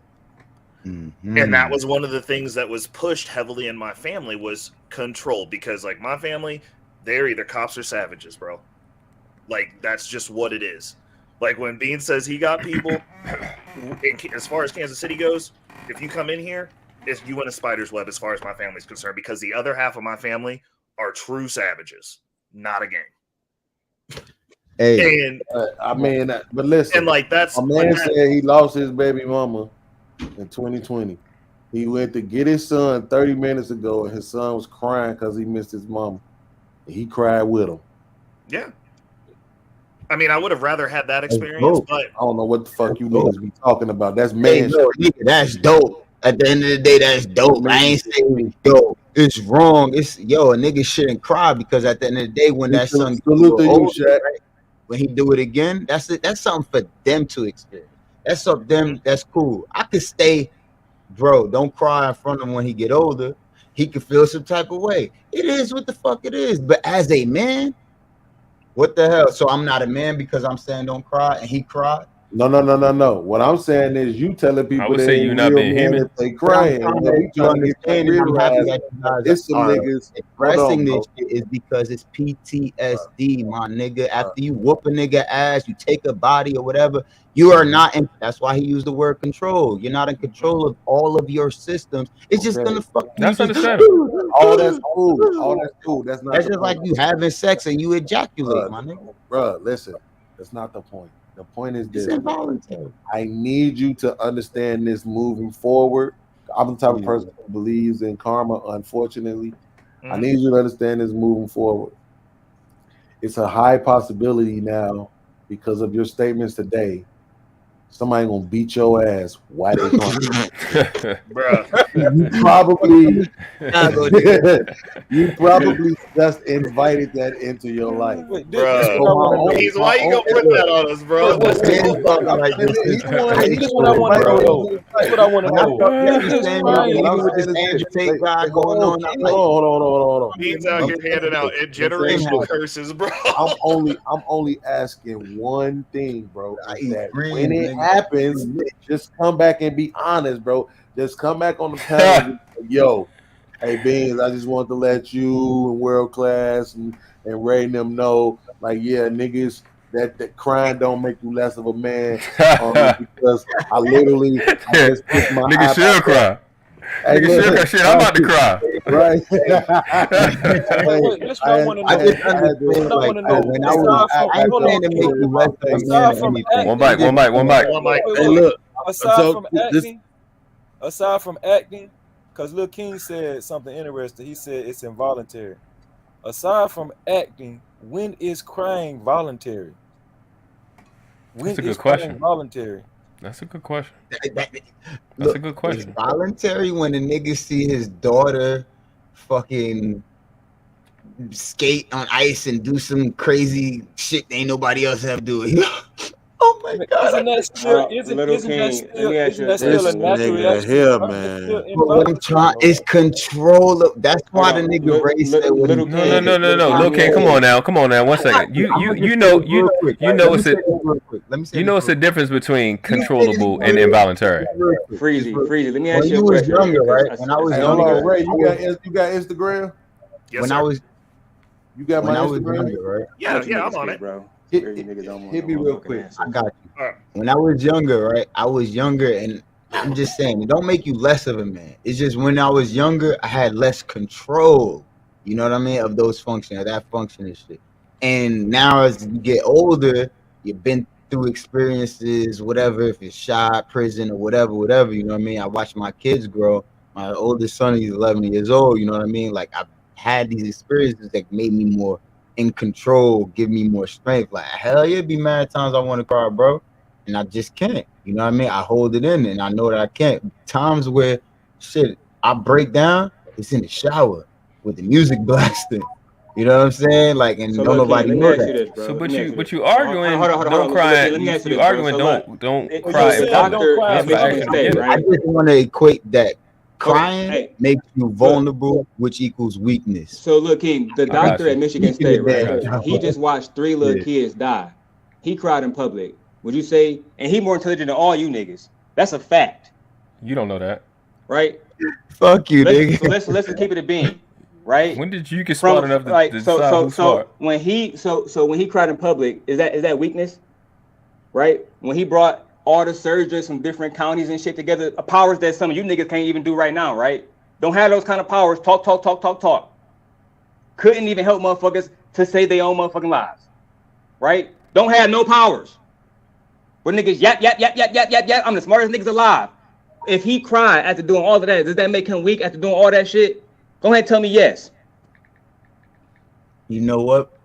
No. I just want a yes or no, like podcasts do it. Yes or no? Yes. All right. So let me ask you this then, because you strong, right? When those 8 kids was killed, what could you have done with all your intelligence and brilliance to have helped them, without calling somebody else a white man? What could you have done within your network after they died? No. At any point, who could you assemble to go get the shooter or anything, bro? Because a lot of the times niggas talk about I'm smart, but they don't have no solutions. They cannot mobilize nobody, bro. I'm sitting here with, come on, exactly. You gonna call 911 and have somebody else do their job. Somebody who has power, somebody who's intelligent, somebody who has somebody who has mobility. But all these niggas are super smart, bro. Go ahead, keep talking. Go ahead, talk everybody to death, bro. What the fuck are you talking about right now? Like, what the fuck are you talking about right now? This space as a citizen, if I'm not police, I'm gonna get police to go get the criminals, especially if I know. The fuck? Hey, it's funny we talk about crime right now, right? Right. Just the other night, I was talking to my wife, and I was saying, "Baby, listen, I heard on YouTube that if I cry in front of you, you gonna look at me like I'm a weak ass nigga." She said, "Man, you better cry in front of me. I'm the person you supposed to cry. You said she said, listen, you can cry anytime you get ready. You know what? That shit made me feel gooder than a motherfucker." Hey, Freezy, that's why I'm saying, is it? Hold on. Freezy, when your mom died, did you cry, Freezy? Because your mom died recently. Did you cry? Yeah. Wait, bro. I'm not. You weak as hell, Freezy. Bro, would you wait a minute? You ain't bro, shit, I'm not doing this, bro. Like, you know what I'm saying? I've been through a lot, bro. In the last you know what I'm saying, 45 years that I've been alive. I'm not finna sit up here and let this nigga sit on my panel and say gooder. I'm not letting that slide, bro. No, I'm not gonna deal with that, Breezy. You're not gonna do that to me, man. Now, you're gonna say the correct word and you're gonna say it right now, goddamn it. Say it, goddamn it. Say it, nigga. I thought gooder was a word here in Florida. Don't play with me. You know damn well gooder ain't no goddamn word. Tired of y'all country niggas thinking y'all could just make up shit whenever y'all want to. Oh, better. Thank you, Daryl. Thank you, Daryl Long. Mm-hmm. Yo, that's his ass. Act like but this Freezy, this is why I was asking him. Are you saying to not cry? Or are you saying to not cry in public? Because what you explained, Lil King, was not cry in public with the music, going to shower, all of that. Which I would tell any dude, this is the time you need to cry. Like Podcast said, you got tear ducts for a reason. It's just it's about the same as saying a man shouldn't come. Those things are designed either way. It's designed to come out. You know what I'm saying? Let that shit come on out. You know what I mean? Mm-hmm. I mean, Nas even said it was okay to do it in the rain. For procreation. Well, like I said before, sometimes you crying to preserve life. Like when you coming, you projecting it. When you crying, you preserving life. You preserving yourself. You might not hurt somebody else. Oh so God, bro! I'm trying to tell you. You know how many, bro? Listen, when I seen the nigga, the first time I seen the nigga who shot me, right? The nigga was standing on the bus stop. I was at the studio. I was signed to this record label called Nonfiction. So we at the studio. I see the nigga. I run in there. I run in the office. The CEO of the record label, he come back there. He like, bro, what you looking for? He already knew what I was looking for. He like, bro, what you looking for? Like, bro, I'm looking for the banger. That nigga that shot me, his pussy ass standing right there on the corner right now. He like, all right, so let's play this out. I'm gonna give you the banger. You gonna go shoot him, and then you go into jail. Cause that's how it always happens. Motherfuckers shoot you, they get away with it. You go back, shoot them, and you go to jail. Career over with. Music career, everything, family life, nigga, all that shit, it's over with. Now, I ain't telling you what to do. You want the banger? Boom. He went to the safe deposit box, opened that motherfucker up, double-sided 9 Beretta with a beam on that bitch. What you gonna do? Nigga, I stood at the doorway looking at this nigga at the bus stop, crying like a motherfucker, nigga. Cause I wanted to go blow that nigga shit back, bro. I really did. But I'm like, I know he right. I'm gonna go to jail. This nigga shot me and he got away with it. Technically, he got away with it because I didn't tell. You know, we just had the no snitching policy. We handle our own business. But he right. It's been, goddamn it, 5 years since this nigga shot me. You know what I'm saying? And now I'm finna go over here broad day like baka, and everybody gonna see me and everybody gonna tell something. Hey, yo, look, it sounds similar like that. I know. Hold on, wait a minute. So what I did, I handed my CEO the gun back. That nigga grabbed me, held me while I cried, nigga. Like this motherfucker shot me though, bro. Like I feel like a bitch letting him get away with this shit. You know what I'm saying? Nigga, about 3 years after that, I saw that nigga again. He was doing goddamn shares work alternative programs called SWAT. When you get in trouble, they have you out there cleaning the roads and shit. And by that time, I had been through so much other shit that when I saw him, I walked up on the nigga. He saw me. He dropped his rake, got into his little stance like he was ready to box. And I extended my hand. I shook that nigga hand. And I said, bro, you know what? Like I saw you about 3-4 years ago standing on a bus stop on Central, nigga. I had you dead to rights, nigga. Motherfucker talked me out of it, and I'm glad they did. Because I got a whole life out here now. But it made me think about what I was doing when you shot me. Not only was I selling drugs, I was pistol whipping crack fiends and shit.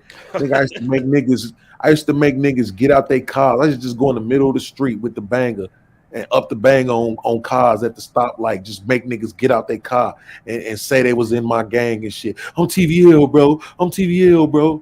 Like I used to just do dumb shit, nigga, just go on blocks and steal on niggas and run, bro, just to try to kick off the wars. Cause I had went so long being bullied that now I got brothers, cousins, and a gang behind me. You know how many motherfucking lives I could have had lost, bro, from that dumb shit I was doing? But when that nigga shot me, I stopped doing all that dumb shit because I realized I wasn't fucking invincible. Mm-hmm. So even though I was emotional when I saw him that first time after 5 years, after 8 years, I was way more rational. I realized that shit saved me, and that somehow it's still we know how it happened. But the nigga I was running away from the nigga, and the nigga shot me in the front of my leg because the fucking bullet ricocheted. My mama said it was Jesus, but of course the doctors was like, no, the bullet just ricocheted off something, and it went through and through. So this is what I'm saying, bro. Believe me, I was crying when that nigga shot me.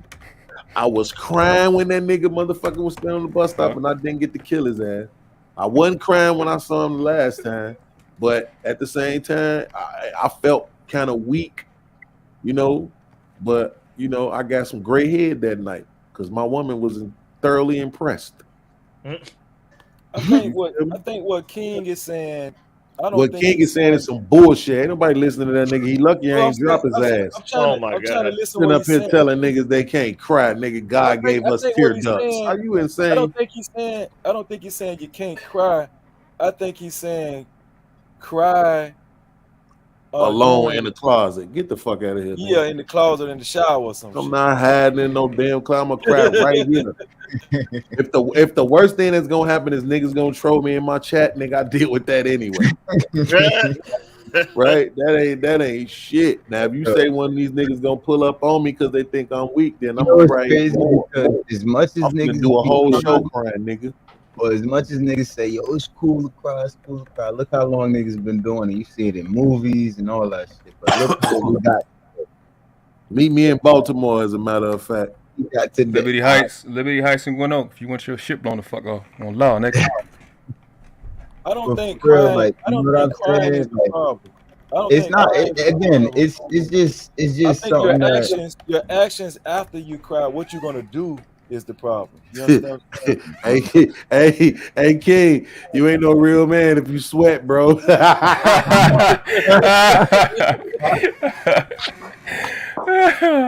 gotta go in the bathroom. That was good.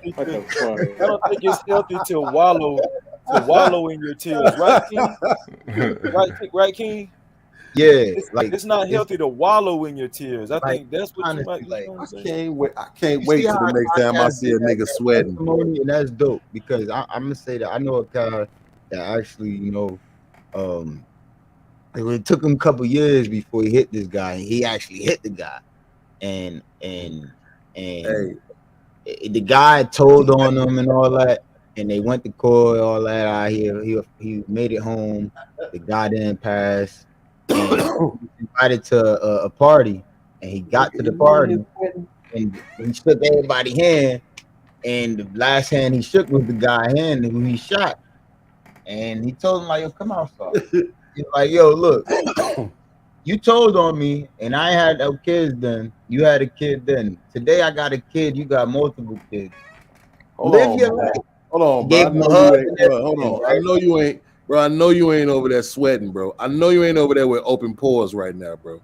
I know that's not what's happening. Shit, hell, you shouldn't even be able to spit. You shouldn't have saliva, bro. Real men don't sweat, bro. Saliva shouldn't even come out no bad. Right, you know what I'm saying, nigga? I know you ain't over there. Nigga, your eyes moist. You got moist eyes, nigga. Hey, world class. I know you ain't over there using saliva to roll your blunt. That's what I'm saying. I know that's not what you're doing, bro. I know you're using honey because you can't produce slob because, nigga. That's a fact. Nah, a man should be doing that. Real men lose no fluids, bro. Exactly. I know your blood not moving, bro. Like you said, like if you get cut, air should just come out. All right, how about this? The only time a nigga should cry is when he in the gym. Yes, and that's too heavy. This nigga's dumb, bro. This nigga's trolling us the whole time, bro. Because honestly, respectfully, he said when you in the gym and this shit too heavy. I wish I would say nigga cry because he can't lift it. That shit is hilarious. Oh, that shit is hilarious. Nigga at the front there something about, yo, got no lighter, man. Y'all could agree with me. Don't cry in public. This nigga is crazy, bro. I can meet you there a little bit. I mean, I think it's certain positions. I don't want to see no official of the state, crying on. I don't want to see that. But if he crying because a bus got killed and he doing a bus of children got flipped over, they died, and he just doing an interview, I can deal with that. As men, right? If we in the hospital and we men and we understand the doctor comes out to report that there's been a loss of life and he has no compassion as far as tears or anything, I think that happens a lot of times. Right. Is that an issue for the doctor? You know what I mean? Like, no, because I think even because you can still be empathetic without crying, right? He can show, and I get you with that, but I think there's certain situations, and not even like an official structure like a doctor, but you got people that are just in certain places where they need to cry. Bro, I've had 42 self-deletion conversations with people. It's 42 different people. 100% of them have included the woman or the man or the boy or the girl hollering in my chest crying. All of them. I was probably one of them. Well, I ain't meet you, but all 42 of them are here. You know what I'm saying? So I know, I'm one of them, probably one of the most insensitive people in the world, but I understand the value of you getting certain things out that you physically just can't process the internal insolvency you got going on. That's what I choose to call it instead of emotion. You have an internal insolvency going on. There's no balance. Your spiritual balance sheet is not right, and then you don't have the means to articulate it, and we really don't even have time. So you probably just need to cry, screaming out, you know what I'm saying, and that's just why I equivalent it to the gym thing, because if it's too heavy, it's a mechanism, you know what I mean? The crying and these things, it's a mechanism to bring out what's no longer good in to come out, you know what I'm saying? So that's exactly the way, you know what I mean? I can't say it, but thank you for saying it. No problem. I will say this. Have y'all ever seen this movie called Jerry Maguire? Yeah, it's a while ago. That's when I was younger. So at the end of the movie, after what's the black dude name? Cuba Gooding Jr. Cuba Gooding, yeah. Won the football game. Him and Tom Cruise looked at each other in the hallway, and they started pointing at each other, started crying because they finally achieved the goal that they've been trying to achieve the whole movie, right? So that was a big takeaway from me. Like, I think it's A-okay, especially when men achieve a goal that it was a big uphill battle, and they finally got to it, and they just have an emotional outburst. Do you think that's weak, King? You think? Well, for Freeze, mischaracterized. He first thing he said was men shouldn't cry. He didn't really give it a characteristic. I know people been asking him questions, and he go yeah to the questions, but the first thing he said is men shouldn't cry. That's what he said on his own. Unless you are saying it's weak and stuff now. But I was going off that.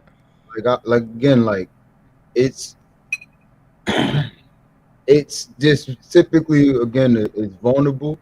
It's again how it's a mechanism to bring the pain inside out. If you can't hold it inside anymore, and it's a point of weakness. It is a point of weakness.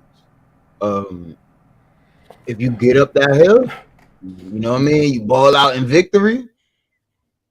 That's your choice and decision, right? In the same moment, it's leaving you vulnerable to something, right? I'm not trying to say like, yo, it's the worst thing for a man to do. It's just like, as a man, right? I've been, and through my experiences, I understand that crying ain't gonna be the first thing. Even if it's joy, celebratory, pain, horror, sorrow, it's not gonna be the first choice. I did that when I was younger. If you don't cry, if I know you, and I know you the type of nigga that never cry, man, I might think you heartless, dog. I might need to watch your ass. You might be heartless here. Bro. You know what I'm saying? For real, dog. You got to cry one time. At least I'm logical. So Ray, all things considered, from what we said, what's your position? Has your position shifted, or you steadfast? So me personally, the trauma that I've gone through, I'm the way that I am. Mm-hmm. Like, I don't cry. It's just kind of what it is. Like, even when my grandmother, who basically raised me, like the one thing that I actually gave a crap about in this existence, when she passed, I did not cry in front of anyone. Like, I refused. Flat out. Like, it's just, that's me, though. That's how I'm built, and it's fortunate that I've made it to the point that I have, and I've had the success that I have, because I understand that most people who have had the series of traumas that I've had do not end up sitting where I'm sitting right now without a huge criminal record. So I do understand that. I do not know that it's the best, but I do know that I am, me personally, I'm purpose built, and I'm on that purpose. So for me, that's what was necessary for me to do what's necessary for my family. But you cry though, right, Ray? You do cry though, right? Seldomly. Okay, like it's gotta be something bad, dude. Like I've dislocated ribs and been like walked in and been like, yeah, put this shit back where it goes. Like, no, I feel you on that. Like my mom, okay, I took care of my mom for almost 20 years, right? Mm-hmm. And at her funeral, at all the events for her homegoing, I didn't cry. Mm-hmm. Because I felt like you know what I'm saying? Look, you know, I want to be strong for, you know, her sisters and brothers and all my family and stuff, you know what I'm saying? Mm-hmm. But when I got to myself around my wife, I cried like a baby. You understand what I'm saying? I wouldn't be able to do that. Not around my wife. But see, this is the thing. To me, you need to be able to let go at one point in time. You keep that shit bottled up in your head, dog, man, that shit is unhealthy. It's extremely unhealthy. I agree with you, Frizzy. At one point, but even when you do that, you take that cap off and you release the pressure and it's all out, you seal that bitch right back the fuck up and you just keep moving. If you converting that into work, like a lot, I think what you like you, right? You go, this shit bothers me, let me work. I get that, I've done that. Yeah. Artistry, which is still work. You know, if you can convey that properly, but a lot of situations, man, people don't have that conveyance.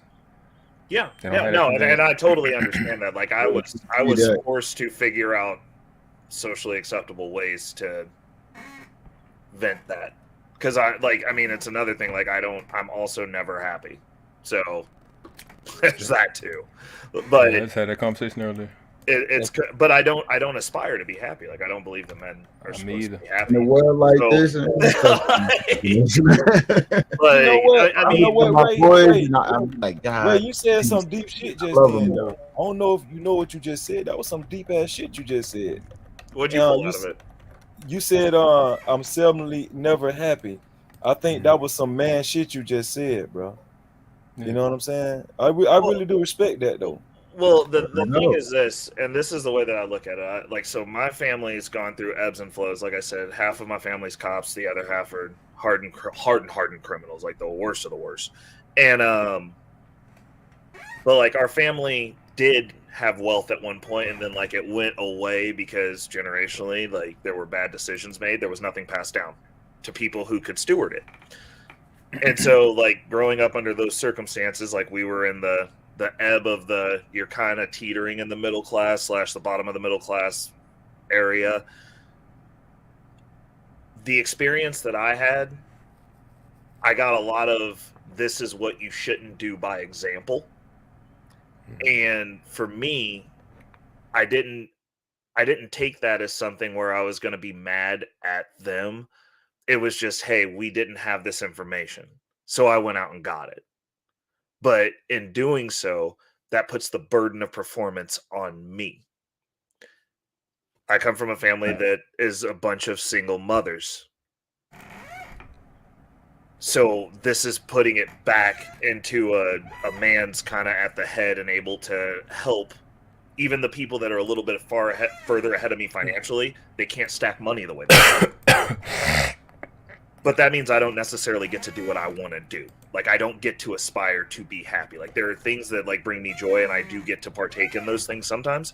But my goal is fixing this shit me forward for everybody else. Right. So as you was talking, I was thinking about even women, because like King said, men shouldn't cry. But I've heard women go, I don't got time to cry. This fucked up. This fucked up. This fucked up. I don't even have time. And I've literally said, I think 2 days ago, what you just said. I've never in my life attempted to be happy. I don't. To me, it's not important to me because I got shit to do. Same exact shit. Same shit like the women I've like they're the oldest. They're like the matriarchs, even though they're like the second. Their grandmother's. I mean, their mother's second oldest child. Like they're really the matriarchs, and they don't have time. And I get that. But I think and that's why I was asking you guys what I was asking. I wasn't trying to press you, but I was trying to allow you to see what I mean. But if a woman don't cry, I don't know, man. I think something wrong with. I think she broke, like said broken. I don't know. Hey, let me ask Ray this. Ray, go ahead. So Ray, you said along the way achieving goals on your journey, the work that you have to exude and put into what you got to do to achieve your goals. You're seldomly ever happy, right? You said that's what you said, right? Yeah. You don't believe that you should try to find some type of happy place somewhere along the line, just for an even kill or balance in your life, a balance. So no, because I don't believe in balance either. But what I will say is this: for me, I don't think that I'm. So while I say that like I'm not happy in the sense that like most people throw it out there like, oh, you got to go find your happiness, and like I'm running around like a 5-year-old giddy and giggling. What I do find joy in, I find joy in most of the stuff that I'm doing. Like the field that I'm in, I find joy in that. Like being the broke person in my group of men that I've surrounded myself with, and like curating that circle and having that climb, I find joy in that. Like what makes me feel any type of sad or depressed is when I feel like I'm throttling or I'm stagnant. That make a lot of sense. That make a lot of sense. But to world class, I wanted to tell you, like the last time that I cried was I was alone. I was in the car, but I got. This is like the dumbest thing ever, but like this is what happens when you have like trauma and you can't cry. But I bought a set of tires, and I was sitting in the car, and I was thinking to myself, like I just bought this set of tires for my car, and I didn't think anything of it. I was like, I need to get tires. My tires are bald because I work so much that like I don't pay attention to shit. So like sometimes I'll skip getting the tires rotated, and then sometimes I'll skip it for an entire year. And happens because I'm busy. Like it's just what it is. So I got the tires changed, and it was like nothing. I was like, this is nothing. And I'm sitting in my car, and I thought to myself, I was like, damn, like that, you didn't even think about this. And this used to be a thing that like when I was coming up through my 20s, this could ruin a whole month to 3 months. Like this was something that I couldn't piece together. Like my finances weren't good. I wasn't on my square. And I've gotten to this place now to where it's like, if I got to go buy a set of tires or a pair of tires, it's nothing. I don't give a shit. And the thing that made me cry was my grandmother never got to see it. And that hurts me because like, while I know that like, cause like my grandmother literally, she shielded me from as much of the physical abuse as she could when I was growing up, but she also seeded into me. Like she made sure that she put me in different environments than where I was at. Cause like we did live in the hood. I know hearing me talk, a lot of people don't believe that, but like when I was growing up, I got in a lot of trouble. I got in a lot of fights. I got kicked out of public school for my sophomore year. I got kicked out of high school before I got to high school. Cause like they had kids that were already there that they were like, you can't even be around them because of how your mentality friends is. like that. Yeah. So, but one of the things that her and my mother did was they put me in different environments to be around people that like weren't from where we were from.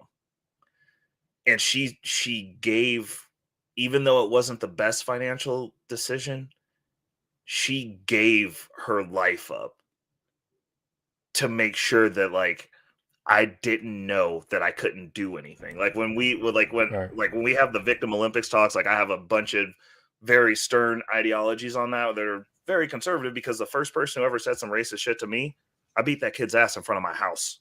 And my grandmother was like, that's what you do. Like, she was like, that's a man. That's what you do. You defend yourself. And even though it was a single mother household, she never disrespected men in that house. And like, I didn't realize until I started talking to people on YouTube, the importance of the things that she instilled in her daughters. And therefore me, like, there were never talked bad about men and when I was growing up, I never heard that. Even though my grandfather had like literally stepped out, moved away. They never officially got divorced, but he didn't live there.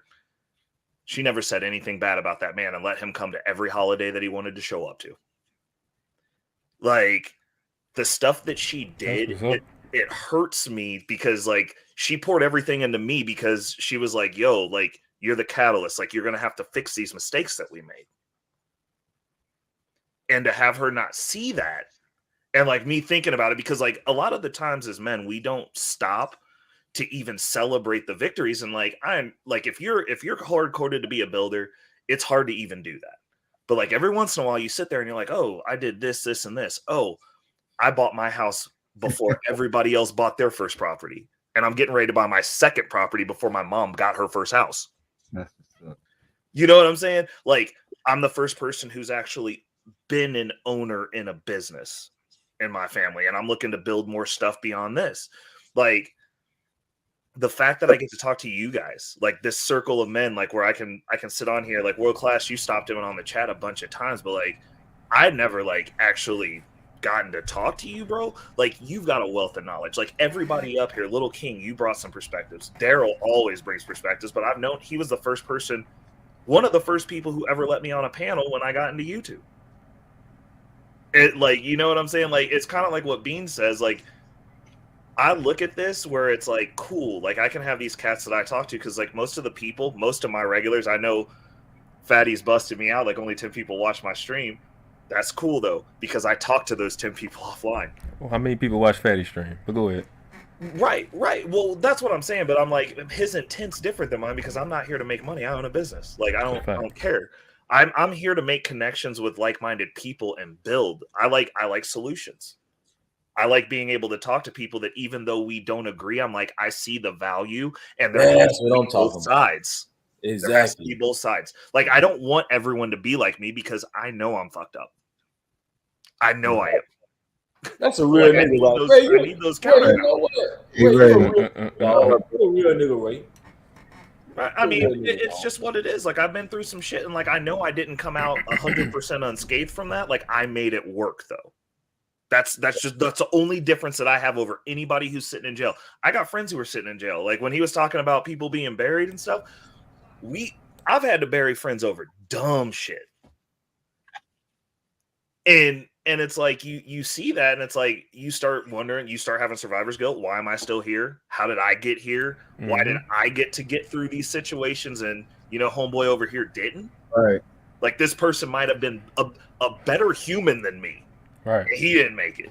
Mm-hmm. Like, Tommy B got a great stream on that on his birthday. Like, I think it's last stream. But go ahead. I'm gonna cut it. Yeah. No, it's just one of those things where it's like, it depends on your intent to be in these spaces. And that's the reason, like, I always joke around with people, because like, outside of Daryl, Chaotic Truth was the other person who was the first person to let me up on a panel, and they are polar opposites.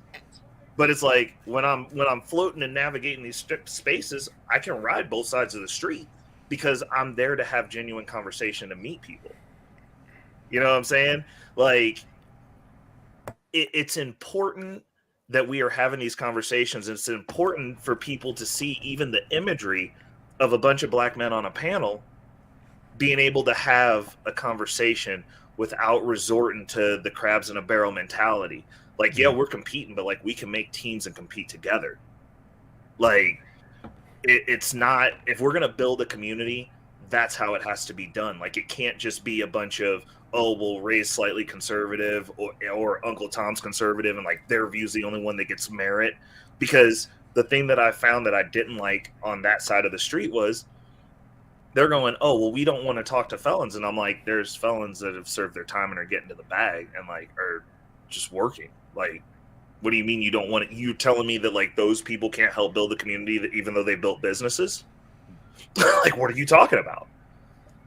Mm-hmm. Like, if we're gonna do this, it has to be a community, and it means that like everyone who has the ability to add value should be adding value. When Beans says that people don't want him around because he's broke, like I think Beans is monetarily broke, but I think he's trying. It's just he has some stuff that he's got to get through, and being around people that are getting to it will help him. What about these people that you think that don't want you around because they broke? Because you broke, they broke. Like they ain't broke. People that we be thinking rich ain't rich. I'm gonna tell you the truth. The only reason I wouldn't tell somebody I was on Section 8 on YouTube, because they might report my ass and send them people to my house. Oh yeah, it's some niggas in trouble a lot right now. He's making a bag streaming. Facts, bro. Photoshop some shit. Yeah. Hey, yo, the economy keeps going the way it is. We all might be on Section 8 before long. Facts. Never seen the new Section 8 buildings? Fuck it. Nah, dude, when he was talking about going to high school, I could so relate to what you was talking about, dude. I was me and a bunch of the cats that I was in grade school and middle school with. I remember our first day of freshman orientation. There was 8 of us, and the principal and the superintendent pulled us into their office individually and had a talk with us because we were the troublemakers of the middle school. Yeah. You know, and we had already had a reputation in the high school. Yep. No, you know what? That's so funny, Snowman, because I had the exact same experience, except for my principal was black. My personal principal, and he pulled me in day one back in school and was like, it's my job to see that you don't graduate because you've got this file. And this is who you are. He basically kicked me out of school when I turned 18 when I was in a junior. That's like that's what I'm saying. It's like there's hearing but see, the thing is at that time, you know, I'm 43, so at that time, I could still go get a job even without a high school diploma. Right. You know, I just went and got a job at the local iron foundry, you know, and worked there until it got to the point where I had no choice about 20 years later to go get my GED, which is a pretty wild story too, in and of itself, you know. Because check this out, you know, I went and got that great big GED book. I still got it, you know, the big thick one to study. Yeah, yeah. And I was sitting there. I opened it up to study, you know, and I'm sitting there looking at the first section, which was the math section of it, and I'm like, this is redundant to even go through this book without going and taking some kind of test to know what I need to study. I'm wasting my time. So I got a hold of the local college there in Lima. And went ahead and signed up to take the GED test, you know, fully expecting to fail something. And what's crazy is I went in there, I used up all of the 8 hours they gave me. And then as I'm driving home down 75, I'm about 15 minutes away from the school where I took the test, and I got an email, and wouldn't you know, 20 years later, not studying a thing, I passed my GED test. Dude, that's dope. That's what's up. So, took a little bit of effort and you succeed. Well, yeah, what's crazy is I even scored like in science and history. They told me that I was college ready. I did. Yeah, 20 years of real experience, you know what I mean? You know, I English, you know, I knew I speak, you know, good enough English that I should be able to pass. The only one that I was lucky that I passed was the math test. If I would have missed one more question, I would have failed it. Because look, dude, the basic math was like a little bit of basic math, you know, like, and that was like multiplication, division, you know, fractions, and then it was all algebra and trigonometry, and I don't know nothing about none of them things. So all I could really do is, you know, I kind of, broke it down the most logical way I could in my head and on paper, and whatever answer I got, by doing it, whichever one was closest out of the multiple, what you could pick, that's what I chose. And it was wild, man. But it's a testament. I think a lot of men, they spend a lot of their adult life being told that they're dumb, they don't know anything, they're stupid, they're ignorant, and really men in general have a lot of lived experience, especially men that, go out and are go-getters, that build things, that take care of themselves, that know what it's like to, be a nomad, you know what I'm saying, and wander, the country, so I think that and that lived experience that plays a lot into your intelligence too. You learn a lot from that. Yeah, I want to go back to something that I want to go back to what Bray was saying, right? Like, and which is relative to why this stream is up, is that you said something about your grandma making sacrifices for you to be able to do what you're doing now, and watching her invest everything. She not seeing it, and that shit hit home because my grandmother was the same way. She's Puerto Rican and Italian, and then she was always working for me to be different because I was my dad's second son. So my older brother got killed when I was little. So, she always wanted me to be a good dad. And, she died in 2005. My son was born in 2016. So it's 11-year gap of her never being able to see the type of dad I am. And days like that, I tear up. I may not cry all the time, but I tear up because it sucks. But I realize I'm not crying for her. And, not even really crying for me. It's just a situation is bad, but kind of puts emphasis on allow myself to go through that situation so I'll understand and have an event where I can recollect on how important it is and how important it is to me. And I think not crying when you really want to disallows you to have that type of experience where you can really take in how important it really is. I'll give you another example. Last year, so my grandmother died in 2005. I think my granddad died in 2007. And I just cried about that last year. Because I got my early... That makes sense. Yep. You know what I'm saying? I got my early parenting skills from my granddad because my dad was in jail. You know what I'm saying? So it just... Because I was in that time frame, it's 2007, I've been out of school, I'm just grinding. I'm like, I don't got time for feelings. And then when I really thought about it, I was like, not really with my granddad. Because he wasn't like my dad, he was my mom's father, so he was a loving guy. Loving, caring guy. He cared about me. He always told me I was his favorite and stuff like that. And a lot of what he told me is how I deal with my son, you know what I mean? So stuff like that, things like that is... they okay outlets. And how it relates, what I said relates to Beans is that I'm learning, I learned a lot watching Lil Podcast because I'm looking at how he's been not only transparent on how that this is an outlet for him.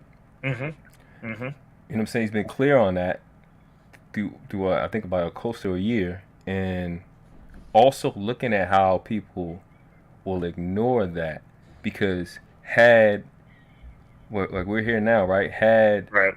He deleted himself 6 months ago, we'd have been saying today we should listen to. It'll be a movement right now.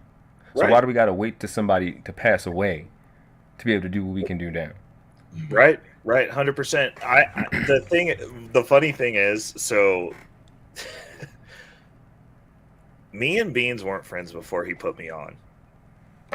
Like, I did not know him from anybody. The reason I'm here is because of Natasha Vincent. Like, she know Beans and was like, hey, you two could probably like link up. And he was like, Beans wants you to do a segment. Shout out to Superwoman. Yep. And he gave me, off her word, an opportunity on his channel. The thing that I look at, and the reason that like I always have the utmost pushback, like, I mean, he's even come on a panel. He came on a live one night when I was talking shit about him because I didn't like what he said. Because for me personally, my way of being somebody's friend is like, I hold everybody to my level. I'm like, hey, we pulling you up. But when I look at this panel of all these brothers that are up here right now, Beans has a fucking dope circle. Yeah. He has a circle of people that are here for him, because like this isn't even the Smoke show right now. The Smoke was literally like a misunderstanding with Uncle Tom, who actually gives a shit about him, and Fatty, who's kind of an asshole. So, but everybody else who's here right now, even Not kind of, he's a full-blown asshole. That's a complete, 100%. Okay, Like three assholes in one. we can agree that's a But I'm just- baseline. I'm His telling baseline's an you. asshole. Yeah. But like even with Daryl, because like him and Daryl had beef, and like Daryl's here now. What I'm saying is like the reason I have such an issue with him when he goes into these self-deprecating cycles, and like I understand he's going through his shit, is that he has these circles of people like world class. Like you've come in on the chats on my channel, but like I've never even gotten to talk to you. I got to talk to you because of him. Like he's the nexus for a lot of people. Yeah, I met Natasha Vincent because of him. Right. Love C, Right. B Rose. Right. A lot. I mean, I got on the panel with Freezy a couple of times, but mainly on his channel. Yeah. Freezy, my guy. You know what I mean? So, and we, even though he be on Black Man Unfiltered, so I met a lot of people to do podcasts. And it wasn't until I came to this channel that I realized, I'm like, hey, it's a lot of women that agree with the shit we be saying about women. We might should listen to them. Right. You know what I'm saying? And then kind of It's change real my channel. talk. It's real talk, no. But like my thing is I'm like when I look at him as like the hub, I'm like, I don't know if it's because he's like in the midst of it that he can't see it, but I'm like, as somebody who he gave an opportunity on his platform, and like a lot of the people that I talked to offline came from his platform. That's how they found me. I'm like, he's gotta ignite that king DNA in him, bro, because like he is an important person, because I know that people listen to me and follow me because of the way that I speak. Like I know my genome, like I know exactly where I come from, so I know people listen to me, and I'm like, you're linking people, and I can see that same shit in him, and he just doesn't see it. And like this, as messed up as it is, like this world has literally twisted people into where like they can't see who they are. And like it sucks because like I'm like, I can see who you are, so when you say this shit about like you're being depressed and this stuff, I'm like, cool, like that's a passing phase. Like I understand you can feel that way, but like I can see him, and it's frustrating when somebody you can see can't see themselves. Like he doesn't see, he's not seeing how important he is. Like this panel Every time his ass don't DM me back, I'll be like, this motherfucker, I'm gonna drive down to Chicago. Right, bro. Like I just want to go like pick him up and move him in next door to me, bro. Like I just be like, just be here. Like, fuck, man.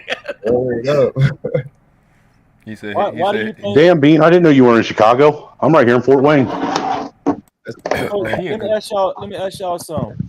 Why do you think that a lot of people, especially other black men, will not recognize the greatness in you, even though they know the greatness in you? They still want to, subjugate you into feeling inferior, and you just recognize some of podcast greatness, right? Yeah. But that's not normal, right? That's not normal for other black men to shed light on another man's value or greatness and stuff. Why is that? Is it a condition problem or what? Do you?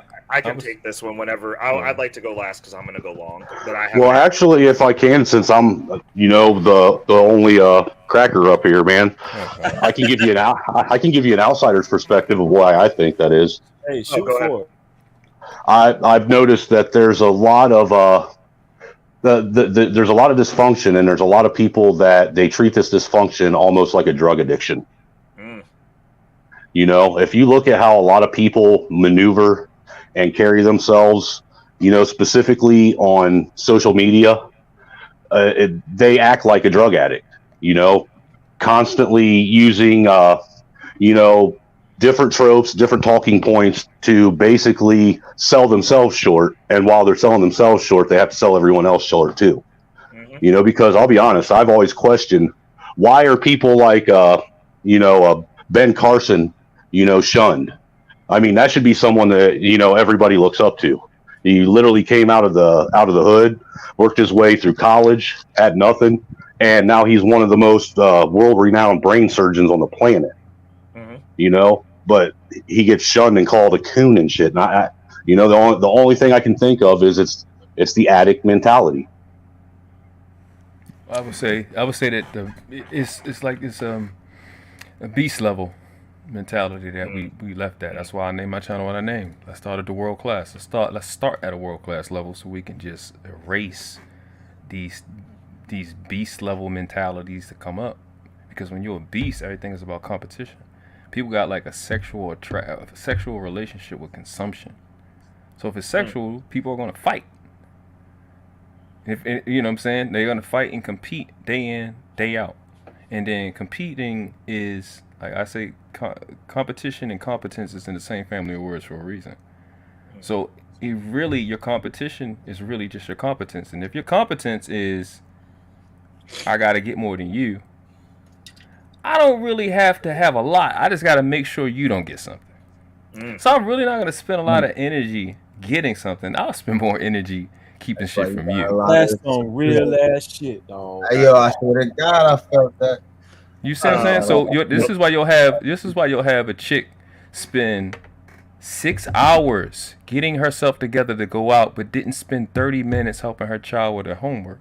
Because I got to make sure that you don't get the IG pictures that I can't get. I got to make sure you don't get the nigga that's going to spend a ban on you tonight. Like, we do that. Like, you'll see a nigga spend more money on rims than he doing his child education. And this shit going to get dirty and cracked up 3 months from now. You know what I'm saying? Yeah, so that's the left shit trying to get by and then wants you to just hand him the hustle. Mm-hmm. Well, it's not even that, because even if you hand people the hustle, they're not going to take it. Like the ones that ain't built for it, they're not going to take it because everybody ain't going to make it. That's fact. So my take on this is, I'm a huge fan. I don't know if everybody's familiar. I'm pretty nerdy on stuff. Like I said, I know exactly where I came from. Epigenetic information, which is basically like you're a replicate. You're a replicate of your ancestors, right? Mm-hmm. So if you look at where you came from, and this is both good and bad, and like a lot of people, when you get into epigenetics talk, like they try to make it a racist thing, but like it's actually important because that data is passed down psychologically. Also, we're genetically passed down some traumas. If you look at where we came from, like most of us came through slavery. Like I'm 38. My great grandmother was a slave. My family, a lot of the stuff that happened as a result of that, because like my great grandmother, one generation out of slavery, she was a very angry woman. She died mad. My great grandmother, we have like a couple of pictures of her. Like there's two, and this was like back when cameras started. She didn't smile on the cameras, and like that's when I found out, because I was like, Mom, how come this lady's not smiling? She was like, oh, that's your great grandmother, and she was a slave, so she was pretty pissed off about everything.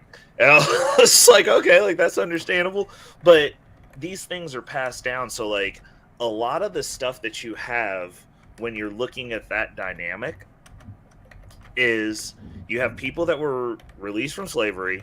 We were also seeded to not trust each other and to not get along. Like a lot of the time, the slave whippings were done by other slaves. Like we have this ideology that it was like white people beating us. Like it was normally one of us beating us. That's a fact.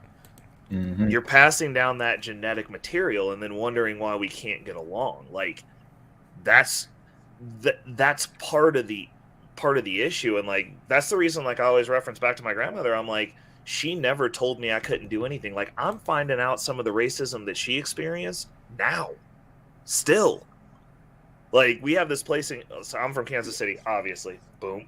But there's this place called the Plaza, and like we had a distinct color line in this city. And my mom was like, yeah, grandma and daddy never got to go to the plaza. And I'm like, what do you mean? And she was like, well, it was on the other side of the color line. And I was like, that was like when they were married? And she was like, yeah, they never got to go there. But my grandmother never said a fucking word about it. She took me everywhere. Because like when I was coming up, that wasn't a thing. So she took me to the plaza. But they never got to go there as a couple when they were together. But she took me there. She took me all sorts of places. Never told me I couldn't go anywhere. Never told me there was any restriction to anything that I could do. So, like, as I'm growing up, like, when I get in there, because, like, I forgot who it was when I first got on the stream. Like, when I cammed up, they were like, oh, well, you know, you light skin, whatever. But the only legitimate racism I've ever experienced was from a black person. And it was that principal that was like, I'm not letting you graduate.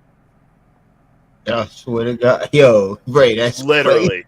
the only blatant thing that could be considered racism that's ever happened to me besides fucking words. And because people are like, oh, no one's ever said the N-word to you. And I'm like, yeah, 100%. But like, I fought that kid and won. And then any other time it's happened, as I've become an adult, it's never been a white person who had more money or was in a better life situation than me. It was never like a white person who I'd want to trade places with. I had a case that had the meanest judge on the chair. Even he showed me compassion and didn't give me the harsh sentence. He gave me the most lenient shit that got me home to my family. And I mean, the black principal was he literally like, you're not gonna you graduating this year? Nope. I was supposed to graduate in 06. I graduated in 07 because it's a boy.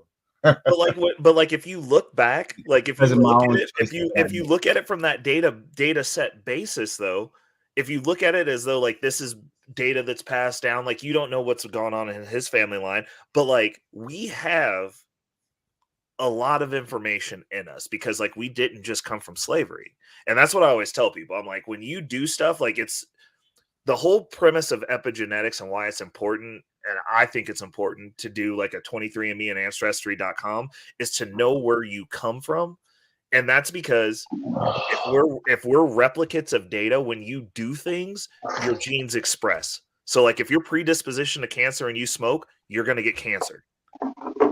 If you don't take care of yourself and you're predisposition to strokes, you're going to get strokes. If you come from a family where it's rampant obesity and you don't moderate how much sugar you're taking in, you're going to get diabetes and your feet are probably going to fall off. But also, if you come from warriors or you come from good stock and you go to the gym and work out, that's going to express heavily. Like I literally can go to the gym and change my body composition basically in 2 weeks. Like I always look like this on some level, but like if I want to tone up, if I hit the gym hard for 2 weeks, noticeable difference in definition because those genes are in there and they're just going, oh, you're not working out. We're gonna let lose some of this muscle. In the hood, they call that dope fiend weight.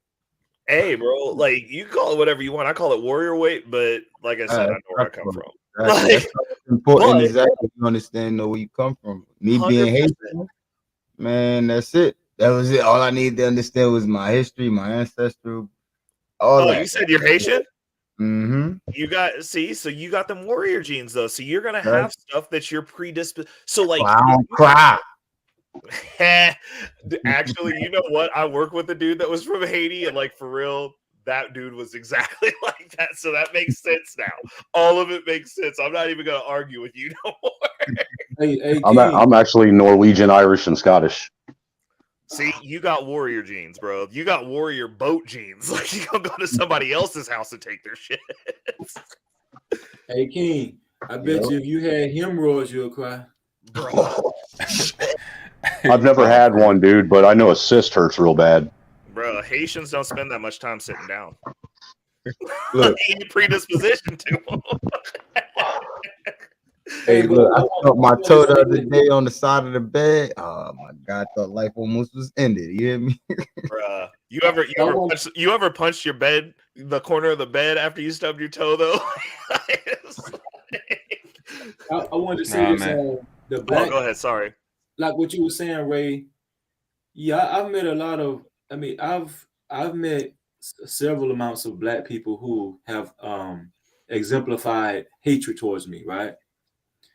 And there is a such thing as internalized racism. Yep. You understand what I'm saying? Yes. And so we do have to recognize how that was cultivated as well. Mm-hmm. But I want to say this here. One thing I had to understand was no matter how much greatness was in me, nobody's really going to recognize it as a whole until I materialize it. Facts. I love that. You feel what I'm saying? Yes, sir. So much, bro. You just spit a whole ass gem right there, and I hope somebody who either is listening right now or listens to it later picks that up. It's important. Yeah, because like, you know how many dudes I know in the hood that's better than a lot of niggas in the NBA. I'm saying, like, Word. These dudes, I know some guys, bro. When I look at them play ball, I be like, why the fuck you still in the hood? But you'll never know it until it's the summertime tournaments. Like, oh shit. Exactly. It dawned on me, like, nobody, like, their greatness is never going to be seen worldwide because they didn't do what they had to do to materialize it. So sometimes they wasn't funded because there isn't an athlete in the NFL in the NBA that I haven't seen. I haven't seen better in Baltimore. Faster, stronger, bigger. That's like real. These dudes be dead at 20-something. You be in jail by 18. Like Lamar Jackson speed. I've seen that all my whole life. I ran her like a 4.4. I had a dude beat me by a block. Like, you know what I mean? I know I'm not slow. I done seen dudes like outrun me by like fucking quarter mile. Like, hey, my nigga, how you get over up there? So, but they'll never get that. They don't. But they do. You're right though, Freezy. They don't do, because a part of it is put yourself in position to do what you need to do. Don't go to the club, and these niggas won't do that. So I ain't gonna take that away from what you're saying. But a lot of dudes aren't funded. They're not backed by their family. Some people are just scared to fail though too. Right. And failure, in my opinion, is actually necessary for success. There's no success without failure. Well, the thing is, like, when you look at it from a cultural perspective, though, how many black people do you know that are good at failing? Like, me personally, I'm one of the few.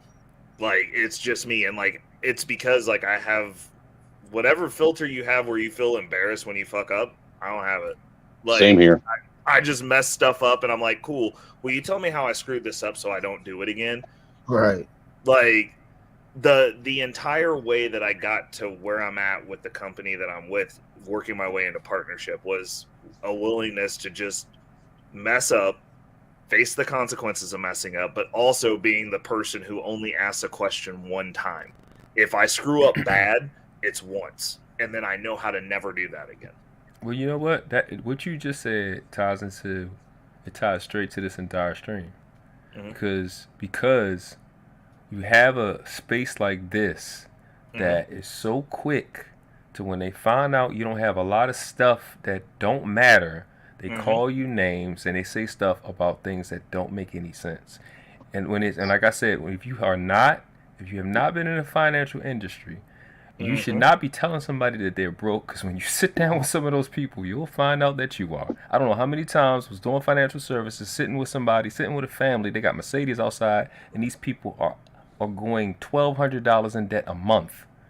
Bruh. That's crazy. Bruh, you were spot on. You know what's funny? Though, I got one for you. So our client, that's the billionaire, guess what he drives? A Honda Accord.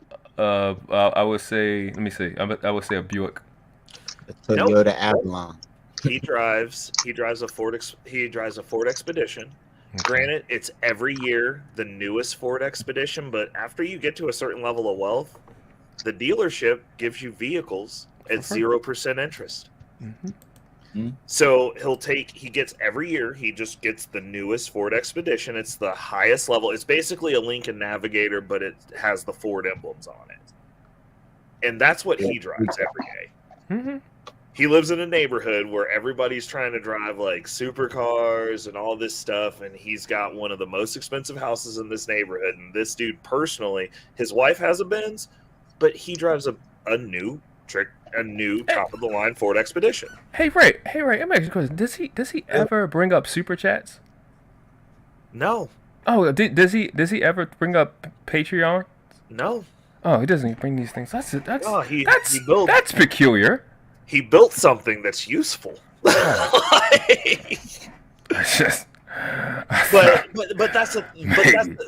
no. Listen, world class. That's the thing, though, is if you make your money in this space, then you are beholden. Like the thing is, and that's the reason I like my 10-person stream, because these guys who are in this space that have to be talking points are literally slaves to the chat. They're expected to be a certain way, and now they have to fulfill that role. And so I'm like, you can't really talk to me because like you have your money here. So I understand why you're saying what you're saying.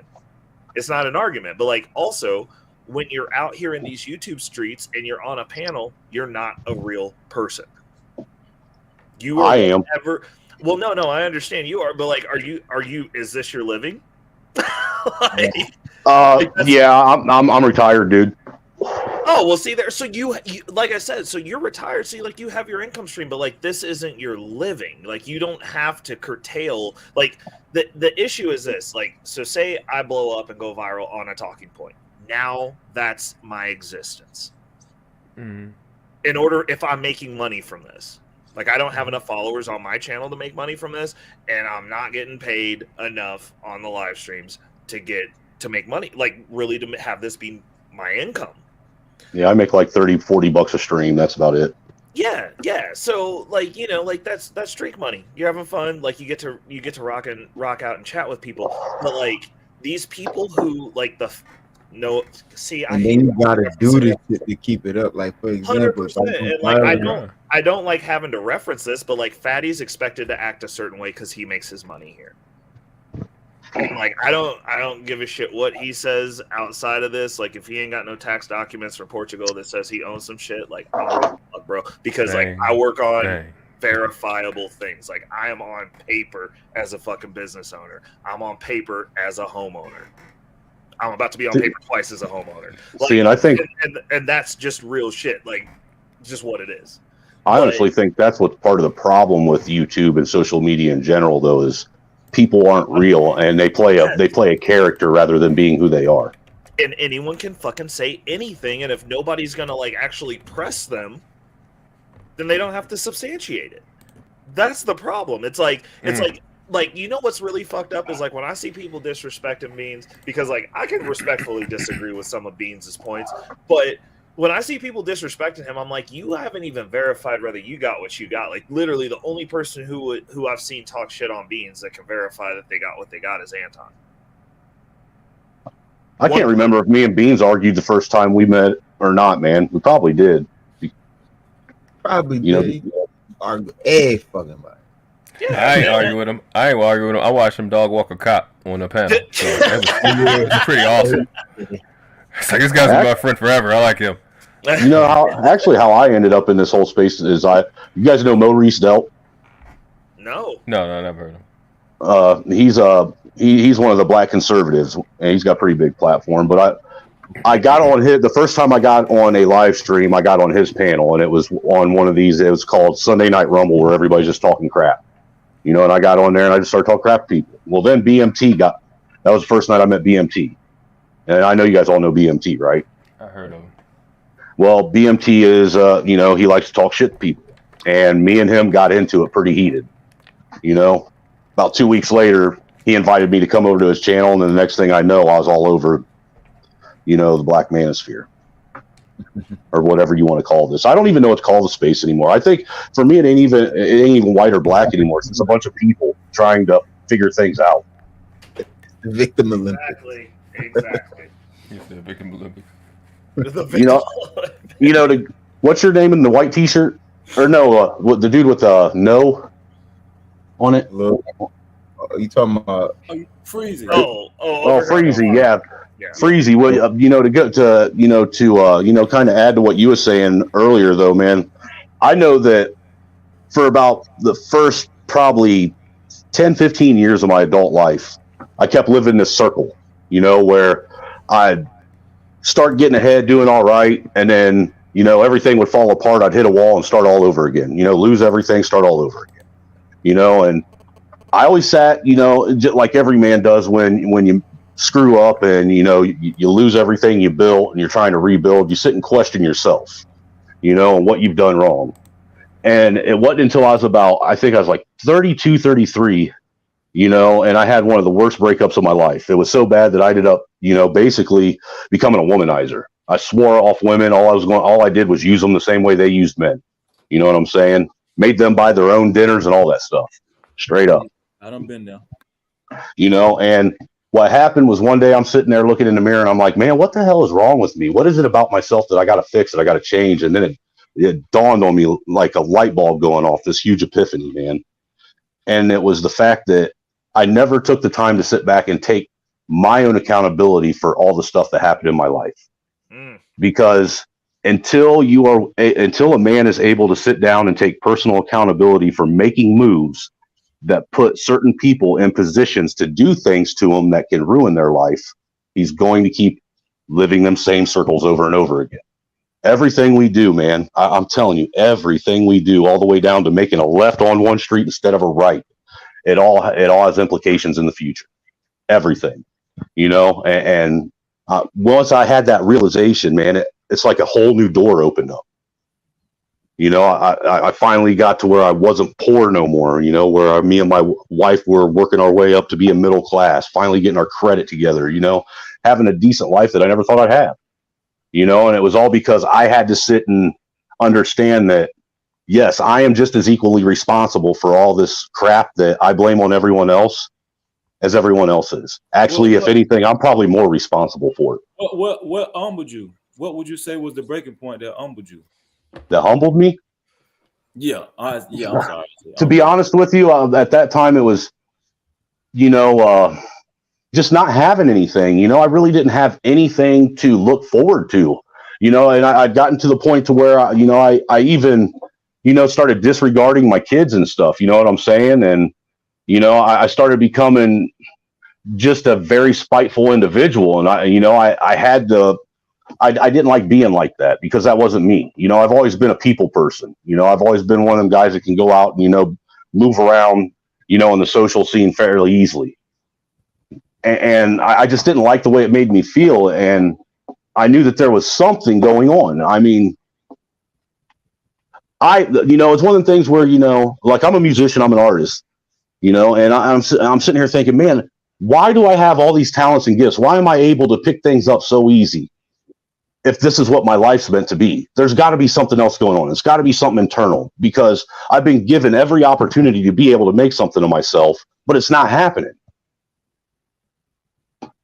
That's dope, man. I've been in audio engineering for a long time too, and I'm pretty sure you're familiar with the music industry. It's a lot of ups and downs in the music industry, and I think that with me, what you said hit home, because I had to stop blaming everybody else and start understanding, learning how to blame myself, because everybody can't do that, dog. I'm gonna just go out on a limb and say most people can't do that. Most people can't take accountability for themselves. That's the hardest bullet to eat. It is. And it's almost a scary thing. Some people have to even go to therapy to be able to try to do it. You understand what I'm saying? So, but that's something profound you said, bro. The answer is in the mirror. Yeah. You feel what I'm saying? I do, because, it's like I was always looking at external things to change rather than internal. That's real, bro. You see how earlier Gray was saying how the epigenetics, it trickles down. Mm-hmm. That seed core of what makes you who you are is what you gotta really hone back into to break up all them chains. You know what I mean? All this shit, all the bullshit. Just like Ray said, you gotta look internal, look in the mirror. That's when you start to take back control. You know what I mean? And it's really the cue. Epigenetics is really the cue for men. Women have the mitochondrial DNA, but they really get it. We get it from our dads. And how we change our behavior, and like epigenetics is not. It don't change your genes. It changes, or your DNA. It changes the expression on how your genes will most likely express itself the next generation. Like they used to do the cricket test. They put crickets and they took wild crickets, put it in a container. The crickets would jump, hit their head on the container, and eventually they wouldn't jump as high. Next generation, they would jump, just hit the top, and jump down. Generation after that, they wouldn't jump high enough to even get halfway up. And the generation after that, they barely even jump. So we have an opportunity. It's not even like what do they call it? Like those pipe dream, those rah-rah positive thinking things. It's not even that. It's just we literally have an opportunity to do something special every generation. Really dramatically change the trajectory of where we want our children to be by changing our behavior. You know, I hear conservative a lot, and then I look at the last conservative president, which was supposed to be Trump, and I never hear anybody talk about what Trump talked about. They asked Trump, "What's the key to wealth?" He said, "Genetics." It is. It's your genes. The people at the top are not talking about getting to the bag. The people at the top are talking about genetics. They focus on health. They focus on the environment that you're in. And we don't think about that. So a lot of what epigenetics is creating a healthy environment, having, like I said earlier, internal solvency. And sometimes you got some mild irrigation going on internally. You might need a Krilo King. Dang, bro. In order to be successful on YouTube, should we kind of at some point should you kind of adopt or conform to YouTube politics in order to get further ahead? No. It depends on if you're trying to make money or if you're trying to make an impact. I mean, there's just two different things. So, like for me, like Fatty said, I got 10 people who watch my stream. But those are the conversations I want to have, and I don't need this money. So like Fatty has to say what he has to say, and he has to be that caricature to make money because he makes his money from YouTube. Unless he wants to verify that he makes it somewhere else. Whatever. But he's beholden to the algorithm. So he goes, oh, okay, toxic shit sells, ignorant shit sells. Let me go come at somebody who's blatantly being transparent and saying they're going through some things that sells. Let me show my ass like that. Cool. If you're trying to make money, like cool. These people talk to get those hot take clips so that he can post a short that says he took down Beans. That's his existence. It's very vapious, and it's honestly coming from a man who's not fat. It's pathetic to me. Hey, Freezy, I'm truly not convinced that this space even wants to make money in YouTube. Because how could you think to want to come to YouTube and talk about the stuff that we talk about? The gaming industry blows us out the water. The health industry and tutorials. The comic book industry. It's channels that I'm watching, man. Yeah, man. The vlog channels, the pre-records. But I mean, the toxicity sells, like, and all that. Like I was saying earlier, that's what they come up with. Fight Club makes money. It's disgusting because it's our culture. Like that's the thing that's really I find offensive is it's our culture that funds that. Like, well, the thing is too is once you start actually making some headway in anywhere on social media, there's someone trying to snipe you. Right. You know. I mean, well, like when Beans was talking about the trolls, because like I've got some of the trolls. Like Sherelle stops in on my panels. Like Sherelle stops in. Me and Sherelle have great conversations. Sugar Bum even comes in on my panels, and we have good conversations. Like it's just a different vibe when you bring those people into the right person. Like you're not gonna troll my live stream. It's not fun. You're just gonna look stupid. Like we can have a conversation, and you can kind of push it towards the edge of the rails. But like for those first 2 hours where we're talking about getting into the bag and like I'm dialed in. The only thing you can do is make yourself look dumb. And like nobody wants to be the dumb kid in the class. You want to be the jokester. Two totally different things. I'll be honest with you, man. The last probably 2.5 years I've been on YouTube, I've learned a whole lot. You know, there's a whole lot about, you know, Black culture that I didn't know. And see, that's something that, you know, I've come to understand where that's where I think most of the, you know, the contention is with the white and Black community is both communities think they know each other. They think they know about each other, and, you know, they think they understand, but really we might be speaking the same language, but we're not speaking the same language. You know, and we have no idea. All we're going off of is assumptions. I totally agree with that. Yep. They haven't broken certain thresholds in order to conjoin with one another, like you're saying. Yeah. And I think that's very important. But in order for that to happen, I think a certain level of respect has to reside in the room too. You know what I'm saying? Like, and I think that's what's missing in a lot of these spaces I've been in, bro. That's why it's so much contention. Because there's not enough. Go ahead. Well, I was just going to say real quick. That's why it's so much. Well, in my opinion, that's why it's so much contention. Because most of these people don't have most of the people I ran into on these spaces don't have respect for you. They really don't. They don't even have respect for themselves, and really a lot of these people that are on YouTube have no business being on YouTube. You know, there's a lot of young boys and girls that are up here trying to pretend like they're men and women that have no business giving anybody any advice because they ain't even got their own shit together. They don't even got their own backyard cleaned up. And they really need to be sitting there listening to men who have some lived experience and some understanding of what the real world is. So in my experience growing up, and this is looking at the current statistics. So we have 80% of single parent families are headed by mothers. Mm-hmm. In my experience growing up, if you have a single mother that's like on the, at least from what I've experienced in these YouTube streets, which is on some, oh, these niggas ain't shit mentality, and you're raising a son, how is he going to have respect for men? Other men. How is he going to be acclimated to communicate with other men? And I see this in my business. I see it across the board, regardless of race. Like I can spot someone who wasn't raised with men around. Can you tell I was raised by a single mom?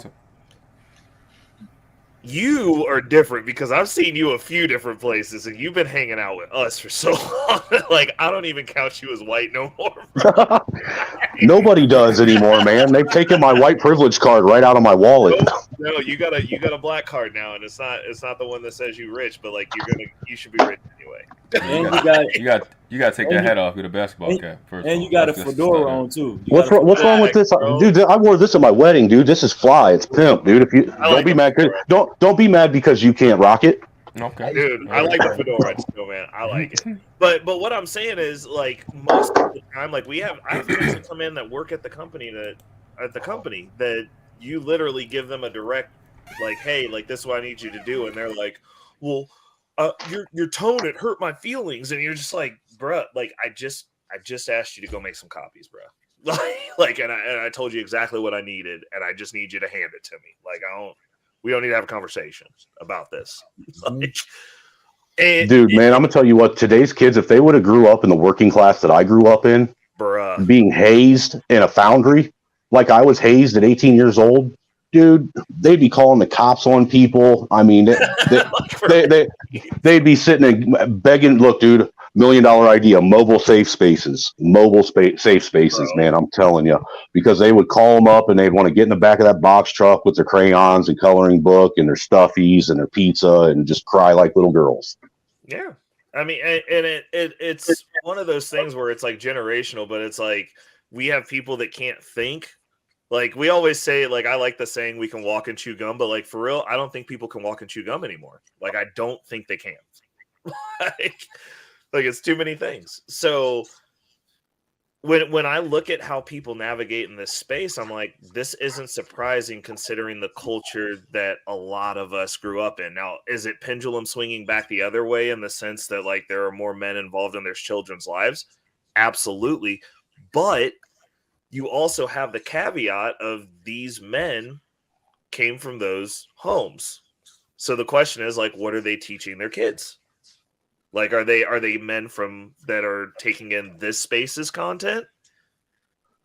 Well, see, and that's what I don't understand, man, because look, there's a lot of us that are, in our mid 30s, late 40s and 50s, the early millennials and Gen X, late Gen Xers, man, that we grew up having a really crappy way about life. I mean, most of us were latchkey kids. Most of us raised ourselves. Most of our, if we had a single mom and dad was gone, we never saw our dad. Mom was, sending us up to the grocery store to use her food stamps because she didn't want to do it, and we somehow managed with all those obstacles to figure out how to still be decent human beings, be decent husbands, be decent fathers. And these it seems like this generation now, it's like they just don't care about anything.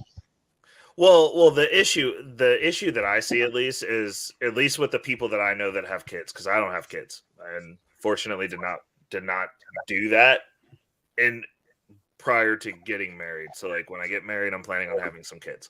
But the people that I know, they're like, oh, I'm never doing what my parents did, and I'm just going to make my kids have the best life ever. And like these kids are being raised with no struggle, and like they're not, I mean, I hate to say it, they're not getting corporal discipline anymore either, because they were like, well, I didn't like it when my parents did this, so I'm not going to do it. And then they were like, I didn't like it when my parents did this, so I'm not going to do that. But like the thing is, and that's why I didn't end up in jail, because I didn't like it. 100%. And the thing is, like, people don't look and go, well, you got to where you were because of the shit you went through. Like, and I don't know how that works out, but like everybody who got to where they are, they took data from the stuff that they went through and how their parents raised them, and then they found out as an adult now that like none of you know nobody knows what they're doing. Hell no. No, it's a pot shot. You're shooting in the dark with every one of them. 100%. And so they're getting to these spots and they're like, I'm not doing anything my parents did. And it's like, well, did you come out as a decent person? Well, yeah, like maybe you should do some of that shit then. I don't know. Like, I don't know. I'm not a parent yet. So I legitimately don't know either. Well, look, I'll be honest with you. I think this whole like anti-bully participation trophy culture that we have in our schools is one of the biggest detriments to our boys. And specifically the anti-bully culture. Boys need to go through that. They need to understand the social pecking order of life and where they fall in with the rest of the men around them, and how to maneuver around that. And this anti-bully culture, that's why you have these effeminate men running around that can't figure out how to tie their shoes. Yeah, 100%. And think of the psychological, damage that's being done, because most of us go through that during adolescence.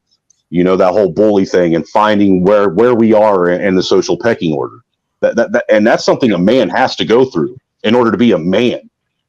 So I bully my son myself. I told him I will always be your biggest bully. I got it covered. You good? Right. No cut. But I do it in a way that's loving. You know what I'm saying?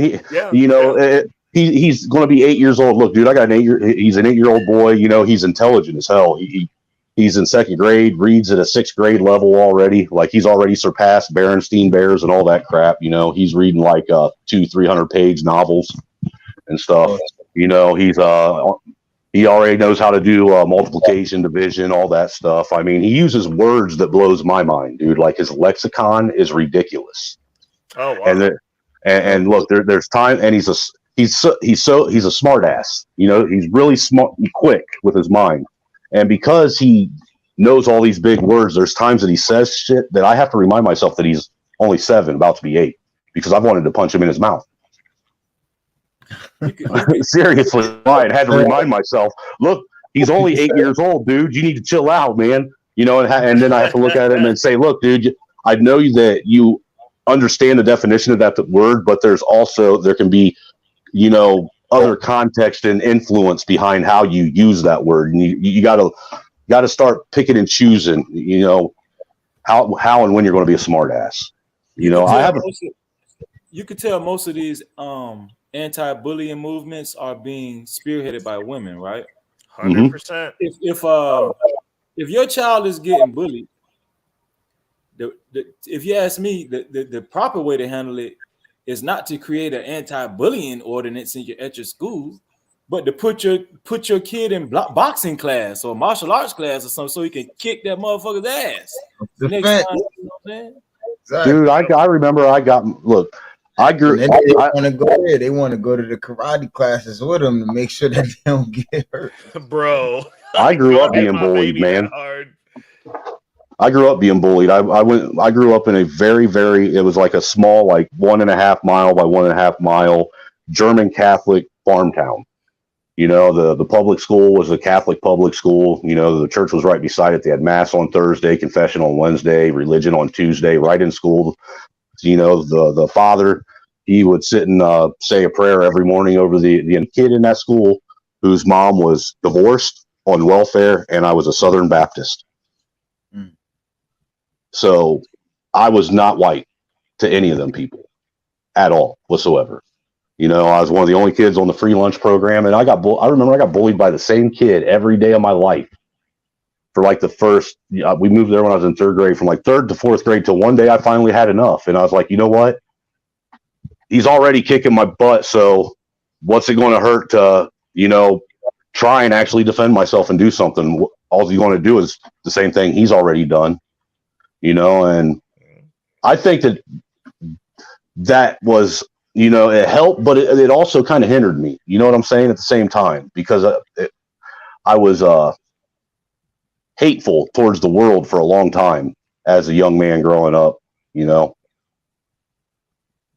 my dad always told me if he heard that I ran away from a fight, or if he heard another kid like was picking on me or was hitting on me, and I didn't show any signs of fighting back, when I got home, he was gonna beat the shit out of my ass, right?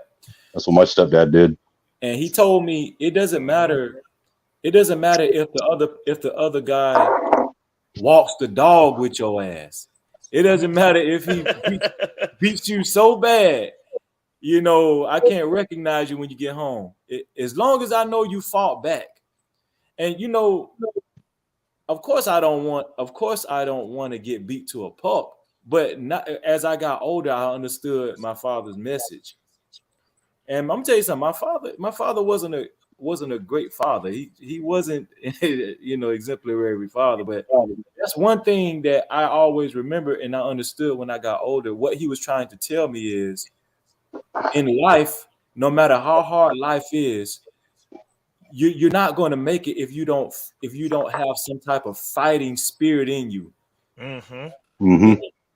Things aren't going to be handed to you when you come of age in this heartless world, right? It's not going to be handed to you, bro. And that's why I understood what you were saying earlier, Ray, when you were saying that you find joy in the grind. You understand? Yeah. But that's conditioning. I miss it. You have to condition yourself to understand what that really means, right? You know what I'm saying? And a lot of people, especially these what is it called, Gen Alphas. Is that the last class of people? Gen Alphas or Gen Zs or whatever it's called. But yeah, these young kids, a lot of them don't understand, you know, they don't understand, you know, that feeling and how that's so detrimental into their lives and to be successful, you know. And I'm gonna tell you something, bro. I truly believe that whether it's directly or indirectly, single mothers are society's biggest enemy. Yes. They're men's biggest enemy. And the thing that you hit on though is when we're talking about this, everybody can win, everybody gets a trophy culture, that whole imperative. If you think about how this works out, because trauma builds men, it ruins women. Yes. Right. So women are just a symptom of a bigger problem, and the bigger problem is a government that has it out against men right now. We have a government that does not want masculine men because they want this country to fall. If you have a bunch of effeminate men in this country, then they will never stand up against an oppressive government. 100%. And but the way that they're going about it is like countries are destroyed. You go through the women. If you see dissent in the women, and then you destroy the country, because men we're dumb. Like there's stuff that we're just not as good as women at. I mean, well, actually, there's not, because like we're the best women too. But we are. There's stuff that we're not as good as them at, and the basis of it is we become stupid when it comes to us getting ass. So we're gonna do whatever we need to do. And if girls are like, "Hey, you need to cry and show your feelings and be weak," then like the dudes that are coming up dealing with those women are gonna do that. Well, today's men ain't even cut from the same cloth, dude, at all whatsoever. Like, could you imagine one of these kids in school, like, because I didn't want kids to know, because I didn't want free lunches, I used to work in the cafeteria in school from the time I was in 4th grade until I was in high school to pay for me and my sister's lunches. So so nobody could say that. Could you imagine one of these kids in school now doing something like that? No way. They're entitled to the free lunch. What are you talking about? I remember, in the winter, I'd spend all day out shoveling people's driveways, making $200-300, come home sore and tired and soaking wet, but, made money so I could go out and buy the clothes and stuff that I wanted. Those are the days going outside, building your own grind. Dude, I had jobs all over that town. Paint for every season. Yeah, I mean it's one of those things where it's like when you go down that rabbit hole, see how things are actually like progressing and how they're going and the way that we're setting this up, it's like they're wanting a populace where you're literally have just enough money to do some of the stuff you want to do, but like you're so taxed that you have no time to think and no time to reject anything that they say to you. Like they just want everybody to be able to go along and get along and just keep it moving. When I saw the tax, the new tax laws this year, dude, and did me and my wife's taxes, holy cow, I about fell over, because all the stuff that they took away that we were getting tax exemptions for is astronomical. And look, dude, I'm seriously, I am really expecting and just waiting for the riot to happen when all these people who they bank on tax season, because there is a culture of people in this country, white and black, that bank on that tax season every year, Christmas in July. You know what I'm saying? And they ain't gonna have it this year, and they're gonna be angry. They're gonna be very angry. Hey, Snowman, let me ask you a question. So, okay, we know how important it is to exuberate hard work, right? To achieve, what you want to achieve in life, right? Mm-hmm. Do you think that kissing ass at some point is as far as on your journey to your goals, or what is that a vital part of it too? Do you think it's at some point it's okay to kiss somebody's ass? No. A person that you feel like is at a position that higher than you that can lift you up or help you or something like that. No, I don't think that anybody. I'm not asking you that because I necessarily believe in that. I just wanted to know the thoughts of you guys on the panel. Right. I've always felt that anybody that's actually been successful to that degree in life they don't respect people that kiss their ass. They have more respect for people that just give them the respect that they have earned.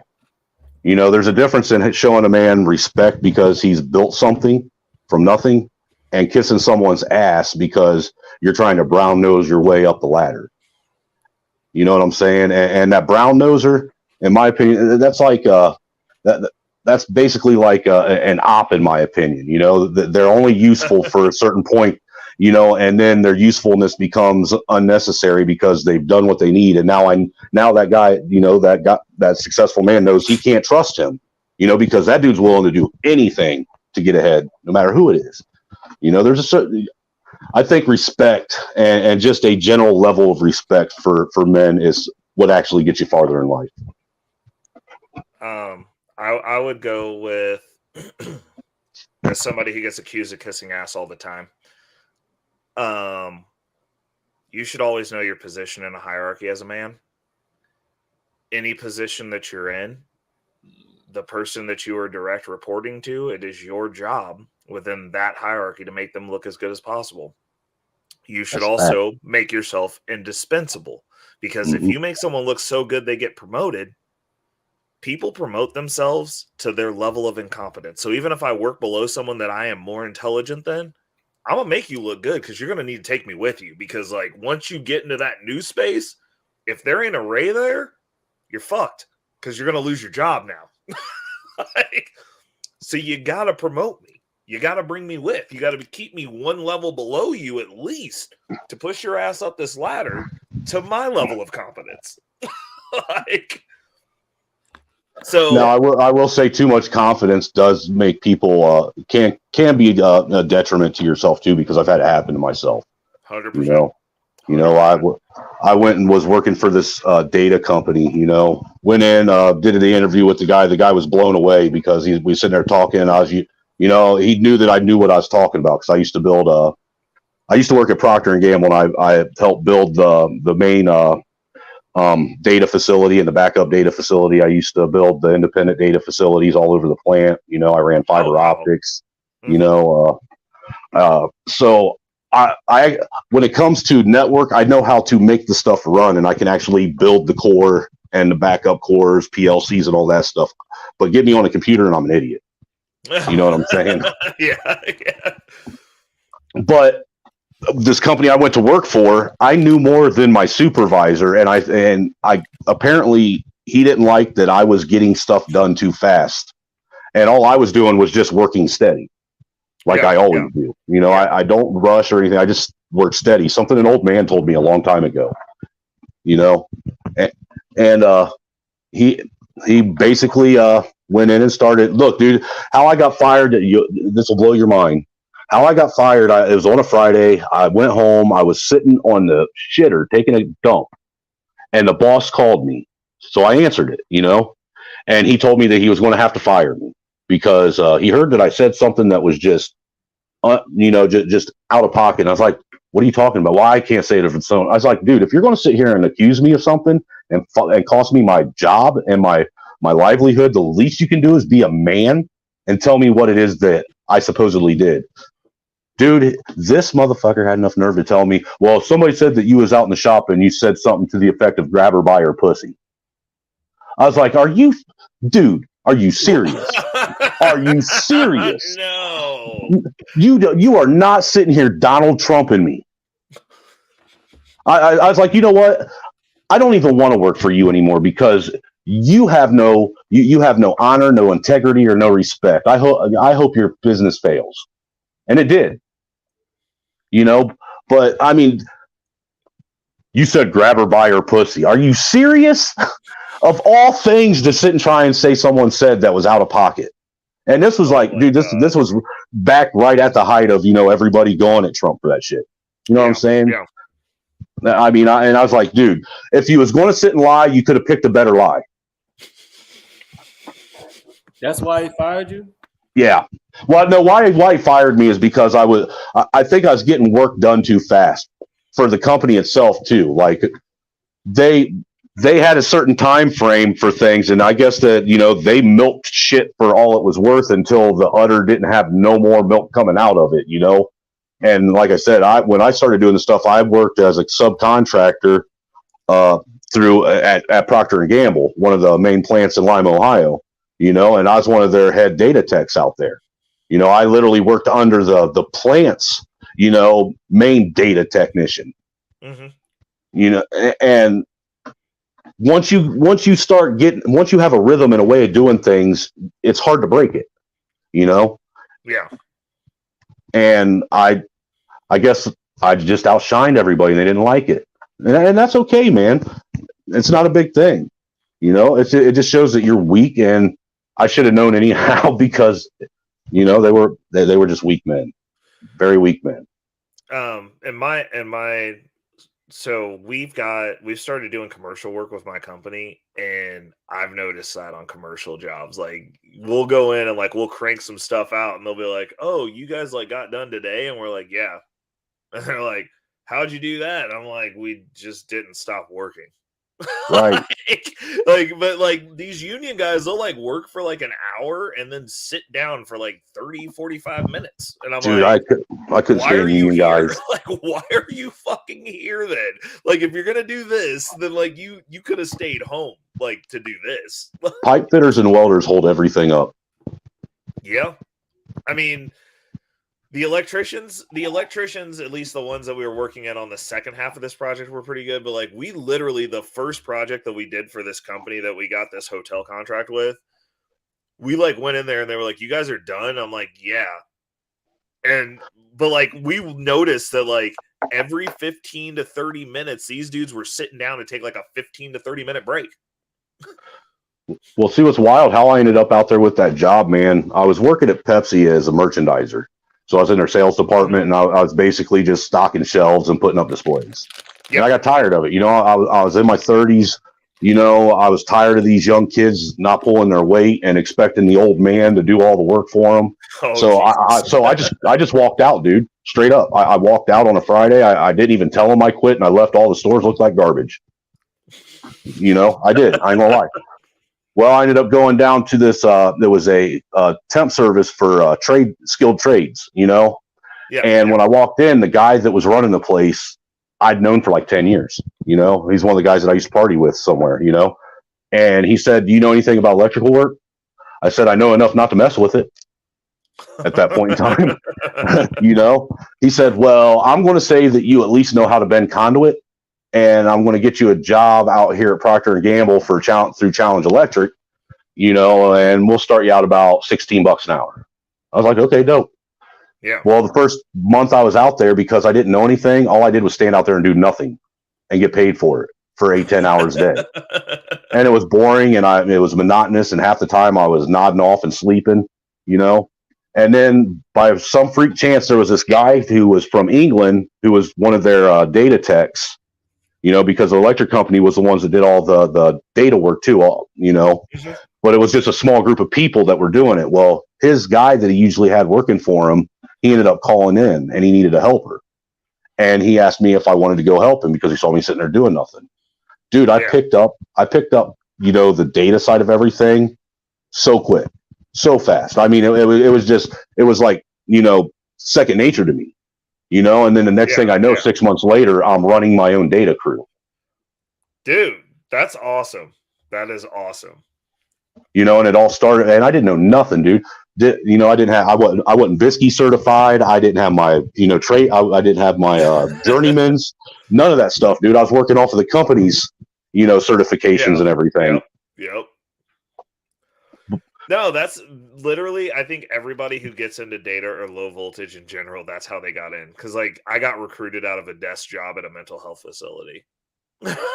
Oh, man. I was just like, well, you guys aren't crazy, right? Like, all right, I'm in.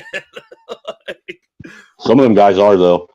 No, it's true. I mean, Jesus, yeah, there's some interesting characters in the field, that's for sure. Well, see, and we had a lot of where I worked, we had a lot of Guatemalans and Hondurans working with us.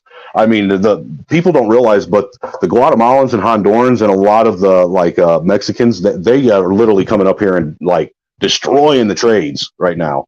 They're all becoming, high paid electricians, pipe fitters, welders. and they're making good money doing it, man. That I'll be honest with you, it was working with all them guys that actually started to open my eyes a lot more to a lot of things that I was really oblivious to, and started me on a new journey in life. Yeah, I mean, I think that a lot of my hustle when I refined it came from working with immigrants. To be honest, like they know how to hustle. 100%. Well, you start working with people and you're like, oh, where are you going? Like, I'm leaving. Like, you want to go grab a drink? And they're like, I got to go to work again. I'm like, right. Work again? And they're like, yeah, I got 3 jobs. I'm like, 3 jobs? I'm like, geez, I'm lazy. Like, I didn't realize I was lazy. Thank you for the information there. Yeah, man. All the way up until I finally decided to retire, that's all I did was work and sleep. Yep. My wife's the one that talked me into retiring because she was afraid I was going to work myself to death, and I had young kids, and then that's when I started doing the music grind. Now I just, once the weather gets nice in the summer, summer or spring, summer, and fall, I go out and do solo gigs at little, wineries and those craft beer places and little bars here and there. Make a little bit of money. Oh, that's awesome. Yep. But what I did is I helped teach my wife how to work her way up the corporate ladder, and now she's getting ready to get her own store here in Fort Wayne, running Kohl's retail store. That's awesome, dude. She started out when she started out and decided she wanted to do it. She was a shift supervisor or department supervisor, making $9 an hour.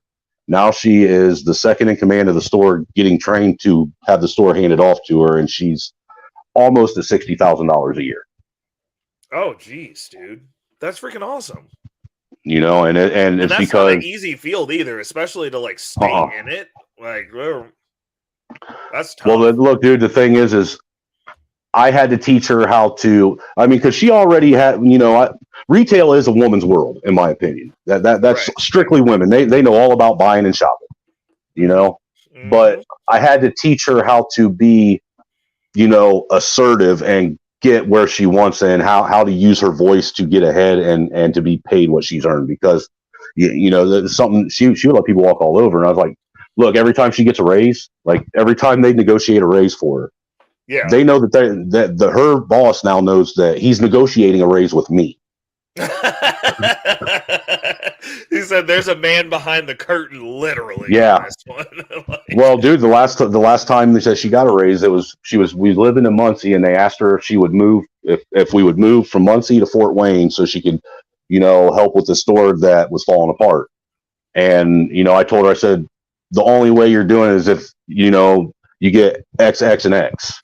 Yeah. And I'll be honest with you, her district supervisor, he went out of his way to try and get as close to that as possible. You know what I'm saying? Yeah.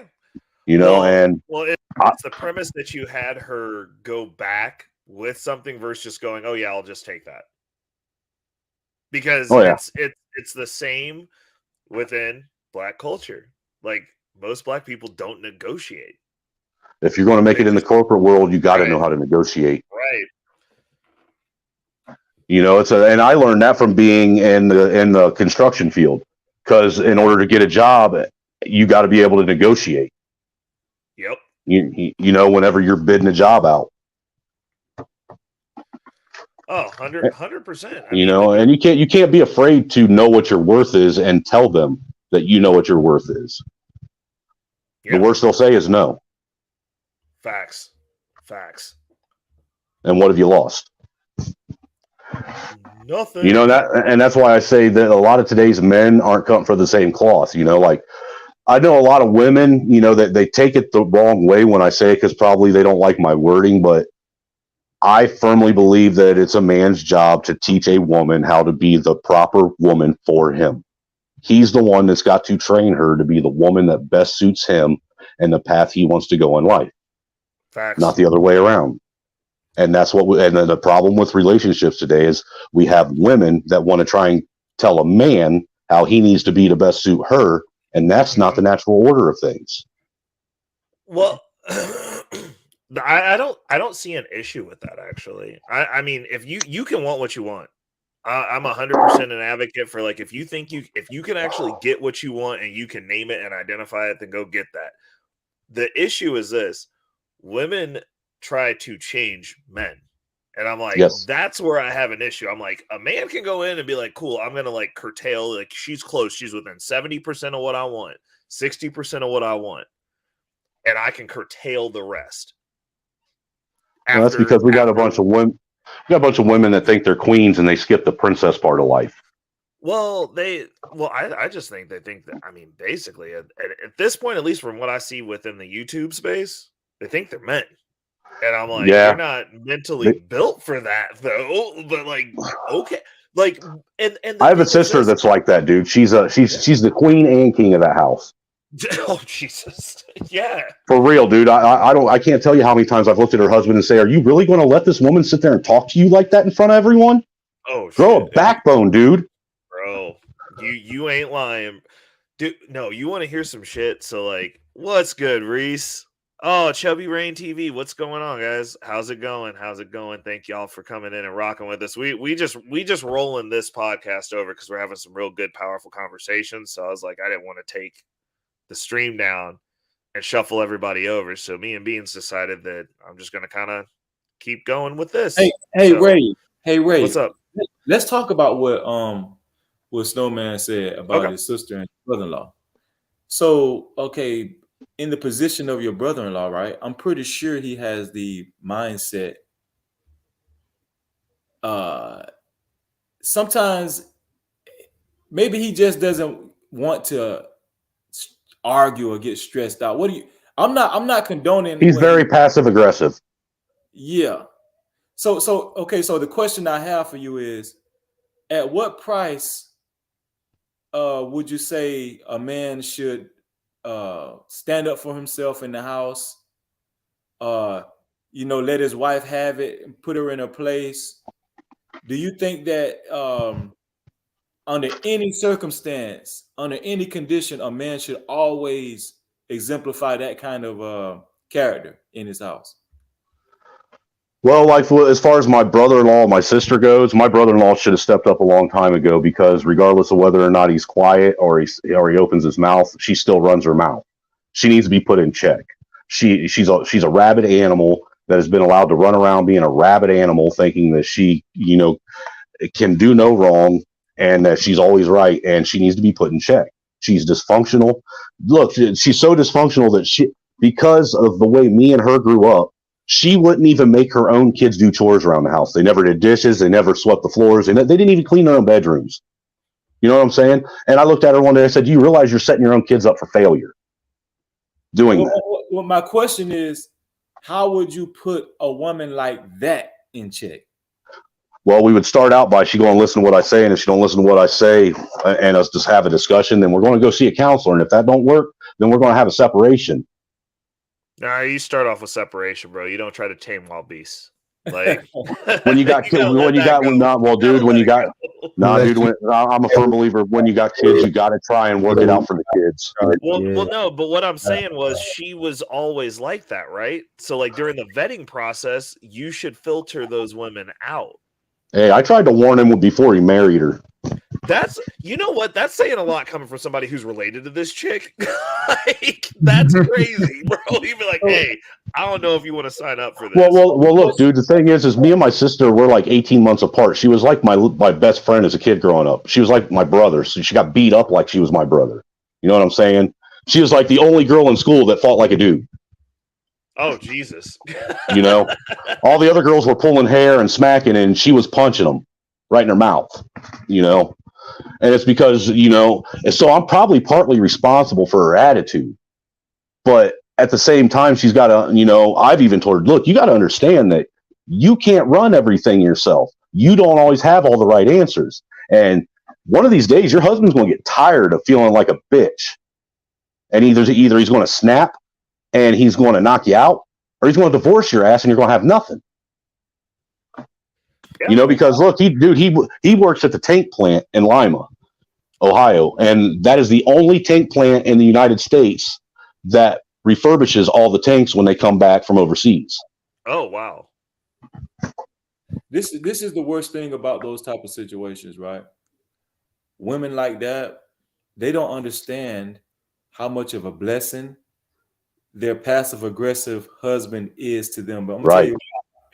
Because if your brother-in-law ever, grabbed his nuts and built up enough gumption to, well, like you said, separate from her, or even worse, bend her over your knee and bust her ass, something. I think women like that. That's when. Hell yeah. That's when the reality checks comes in, and reality hits them dead smack in the face when they realize no other man would actually go to that extent to marry you and take you that serious, right? And sometimes I feel like women, I feel like that is the correct answer. What Ray said. Sometimes you just have to cold hard hit them in the face with a separation. Yeah, I agree. You understand what I'm saying? Because and I understand what you're saying. It gets kind of murky when kids are involved, and it seems like your brother-in-law is a decent guy. He cares for the kids, and he wants to keep a two-parent household for the kids and everything, right? But this is why I give guys passes when they separate from their wives, when it gets so bad where your sanity is at stake. You understand what I'm saying? I see it all the time. That was my middle kid's mom. She was a Looney Tune, dude. We never got married. I had had a daughter with her, and I helped take care of the son she had with some other dude while we were together. Yeah, I was a pookie at one point in time, straight up. Angry Snowman was a whole ass pookie, bro. I was a whole ass pook, dude. And the thing is I say it and shake my head in shame saying it. I really do.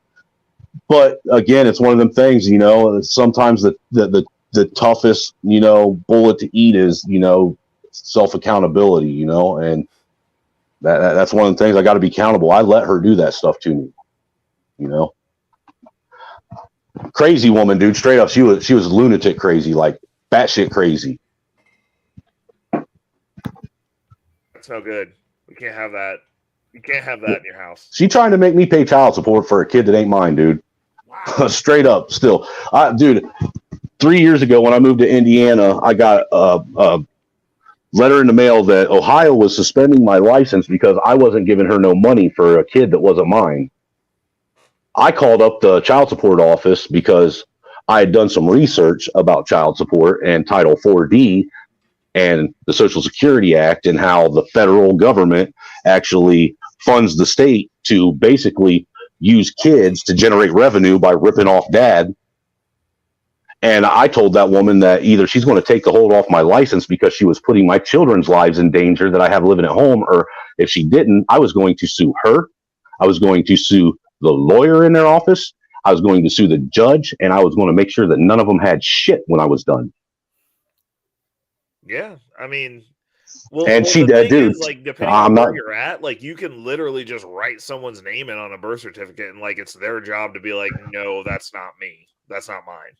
Well, look, the thing that they do now, which is wrong in all kinds of levels, and this is something that I think all men need to know. Since you don't have any kids, this is something that you need to know. When you're in the hospital and they hand you this stack of papers that you get after your child is born, they look at you and they say that this is your child's, birth certificate and all the other stuff that you have to sign. They don't tell you that there's actually a legal affidavit in there that you're signing, and that's a legal affidavit of financial responsibility that you're signing. That they're telling men is for a birth certificate. What they're doing is they're unlawfully getting you to sign a legal document saying that you will be financially responsible for that child, whether it's yours or not. So it's like entrapment. Yes. Facts. Don't sign any prenup. That doesn't even hold up in court if you gave a chick a stack of papers on a prenup. Well, look, dude, if you look at the way they railroad men and the family court system, what they're doing, the whole contract you got to sign with the child support office, that's an illegal contract. A contract is null and void if someone is forced to sign and contract with someone under duress. And if you're being told that you will lose your driver's license or you'll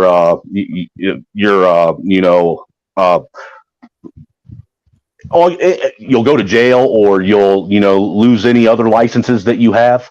Yeah. That is literally the textbook definition of duress. You're going to sign this or we're going to do this. They're telling you that you have to contract with them against your will. That's illegal. Not to mention, if you really want to get deep into it too, the 7th Amendment of the Constitution states that any court charge that you have that is $20 or higher, everybody has the right to a trial by jury. Yeah. So every one of those child support cases should be a jury trial. Every one of them. Oh, snap. You're right. I didn't even think about that. Because the only reason why the child support office is involved is Title 4D. What Title 4D does is it's through the Social Security Act. All right. And what it does is the federal government gives the state 70 cents on every dollar that they generate through the child support office through Title 4D. But the rule for it is in order to put a man on the Title 4D program, either the mother or the children have to be on welfare. That's how the state basically gets government funding to pay back the welfare that these single moms are taking. See, they say it's all about the kids, but it has nothing to do with the kids. Because then when the state gets all this money back that they're getting from the federal government through Title 4D, that's how they pay the judges, the lawyers, all this stuff that's going on. All these kids with their single moms are literally nothing more than cannon fodder for a revenue generation stream of destroying families. They're destroying families just to make money off of them. It's nuts, and nobody's doing anything about it. Everything about it's illegal. Facts. No, that's crazy. What's up, Alexandria? How you doing? No, you're 100% right. That's crazy. I did not know that was an actual thing. Like, I didn't either until I started doing research, and I was so pissed. Yeah, I can imagine. Like, that's terrible. Like, and look, that lady at the child support office, she knew I knew what I was talking about because I was dropping big legal words on her. Look, she went so far, she tried to say, well, we have a lawyer working here. I said, yeah, that doesn't mean that you're a government entity. I said, you guys are nothing more than a glorified collection agency. I said, if you weren't a collection agency, it wouldn't say All Glaze County Child Support Office on my credit report. It would have another collection agency. You guys act as if you guys are some kind of government entity and you have some kind of authority, and you're nothing. I said, I got lawyers too. That doesn't make me a lawyer. You're not wrong. You are not wrong. Man, I tell you, they when it comes to contracts and the way that they get people to sign stuff and the way that what holds up in court and what doesn't hold up in court and why, another rabbit hole, man. It's wild.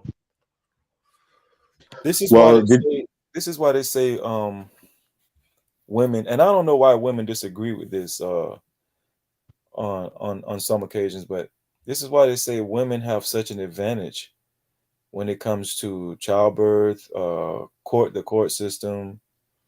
It's almost like it's almost highway robbery.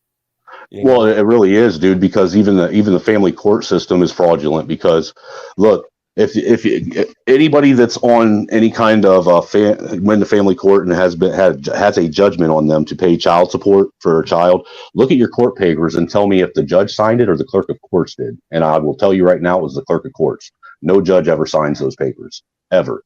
You want to know why? Because the judge he's pretending to be a judge, but all he is an administrator. And that's all family court is an administrative hearing, because in order for it to be a lawful court hearing, it has to be in the court of records. Which looks like you've done your homework, Snow. Oh, he's been through it. He sounds like somebody who's been on the battlefield. Dude, they send me papers in the mail all the time talking about and I I keep telling him, I don't know why you send me this. I don't. It ain't even worth using as toilet paper. I don't care about it. You guys, dude. That lady tried telling me I will put a bench warrant out for your arrest. I said, put 300 of them out. I don't care. Because by the time I'm done with you, I'll own your house. What? God damn. Look, because of this, my wife, where she works, they have this. Some of you guys, since you guys work in corporate world, there's this there's a shared group of lawyer companies where you pay so much every pay period out of your check, and you have the ability to have basically a team of lawyers at your expense, and basically what you're paying out of your paycheck that will generally cover the retainer, and then what you have to pay the lawyer, they'll take it out of your check and whatnot. So because of me having to go through that, the wife, she went and signed up for that like 3 years ago, man. I have like 3 or 4 lawyers on retainer, just waiting for them to try and pull some shit. Just waiting. Because see, the other thing too that I'm waiting on is I'm waiting for them to actually make parental alienation against the law. It should be. Yeah, 100% should be. Parental alienation actually destroys kids. It destroys kids, and it's one of the main reasons why single fathers commit suicide.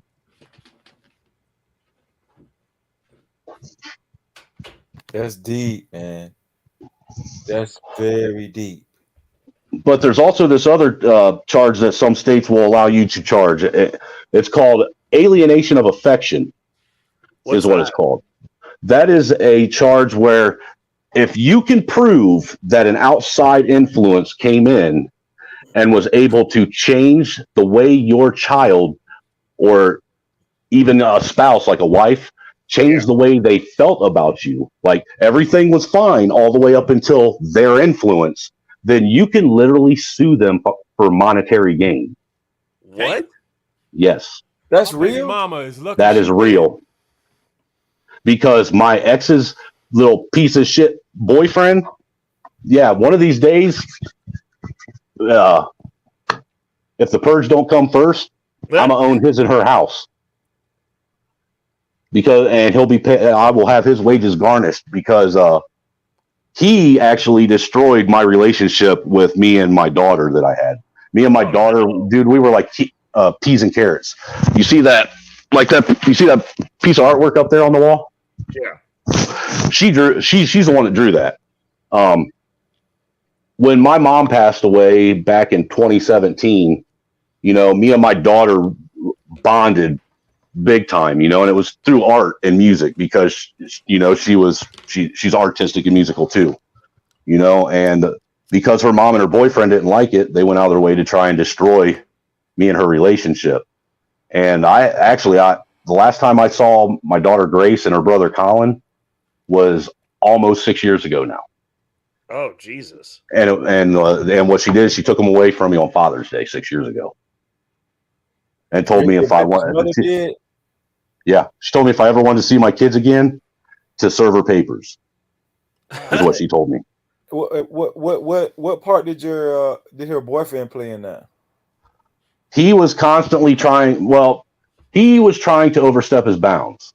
I didn't have a problem with him wanting to actually be the man of the house. The only thing I had told him is don't put your hands on my kids. That's not your role. That's my role. That's their mother's role. If it comes to that, you get a hold of me and I will correct the kids. I literally lived 4 blocks away from him. There was no need for him to. Well, I found out at a family get together that he had taken one of those wooden spoons and used it as a paddle on my son.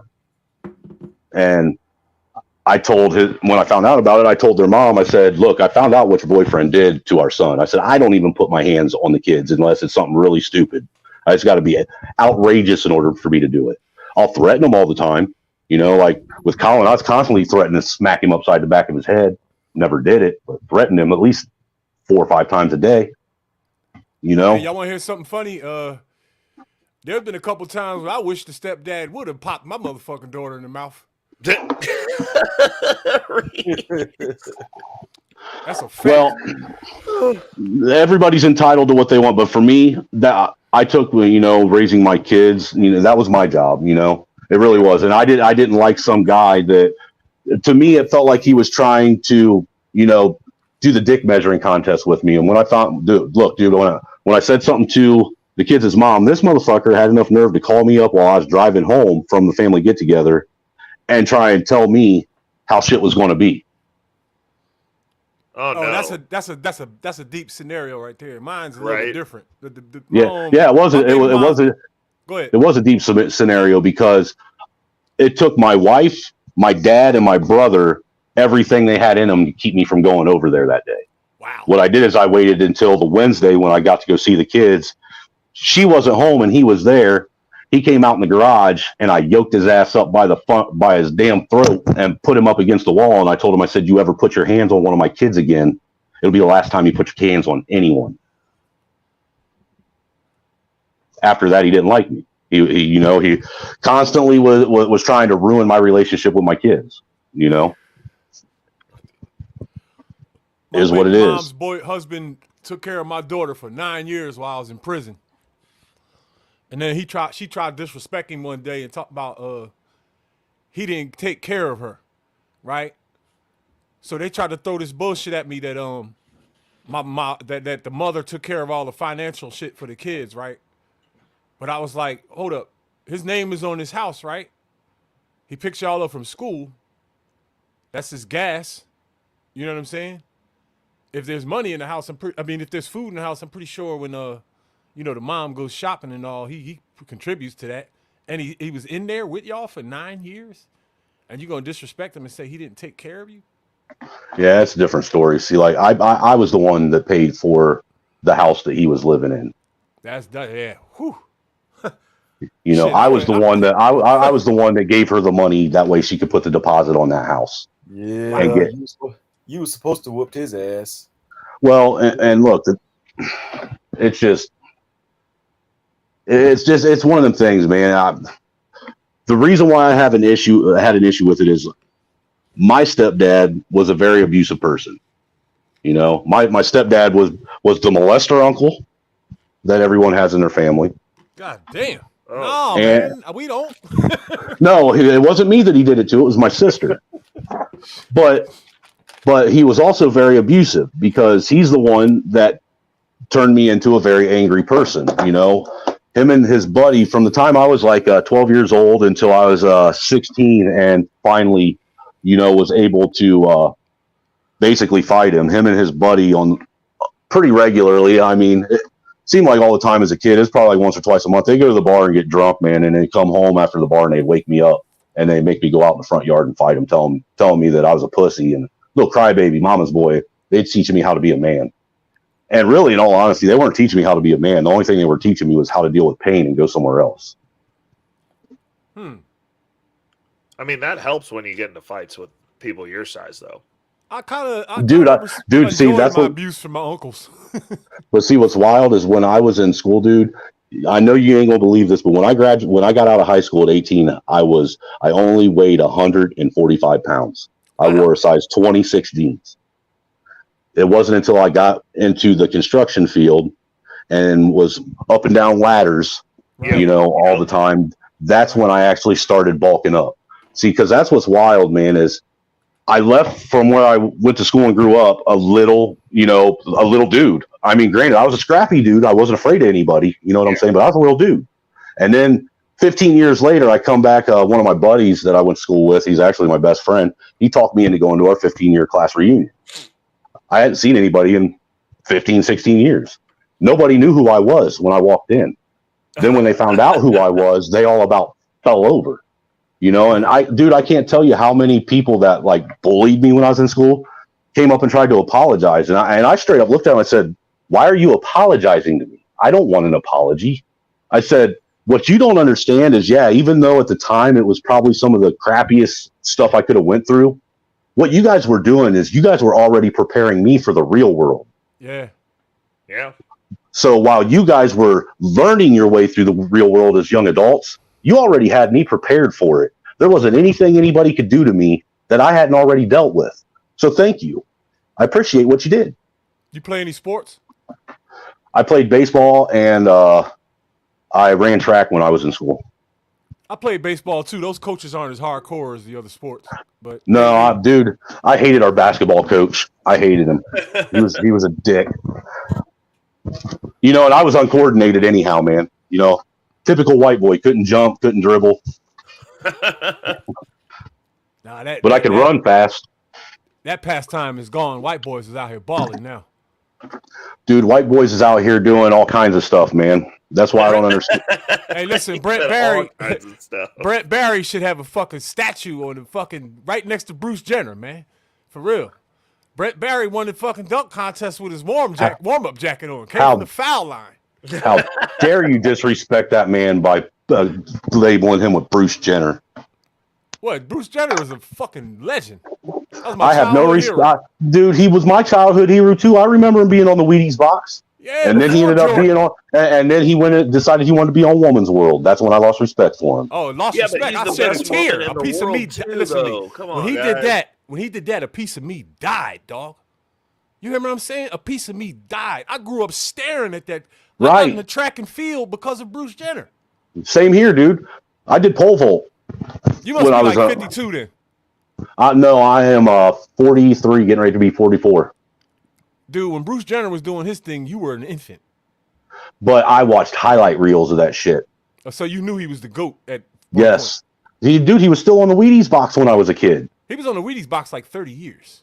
Forever. He was the only person on the Wheaties box, well, other than Larry Bird, Michael Jordan. That came later, but I wonder how much money he got for that. But, I mean, he was the quintessential idea of what a true Olympian was. He was a white hero, dog. And now he's the most powerful white woman there is. Huh? Yeah. He's the most. He is the prime example of what happens when you let a woman run the household. Yep. Bruh, the homie Jeremy stopped in. This dude's known me since I was 18. Ass whoopings are the only way to get tough. That's Your true. First real whooping teaches you who you're gonna be. That's a fact. Look, dude. I've always told people there's people that say that they've been in fights and never lost a fight, and then there's people that lie about fighting. Right. You know what I'm saying? Anybody that's really fought, anybody that's really been in fights, anybody that's really been in a fight, they've taken losses just like they've dealt them out.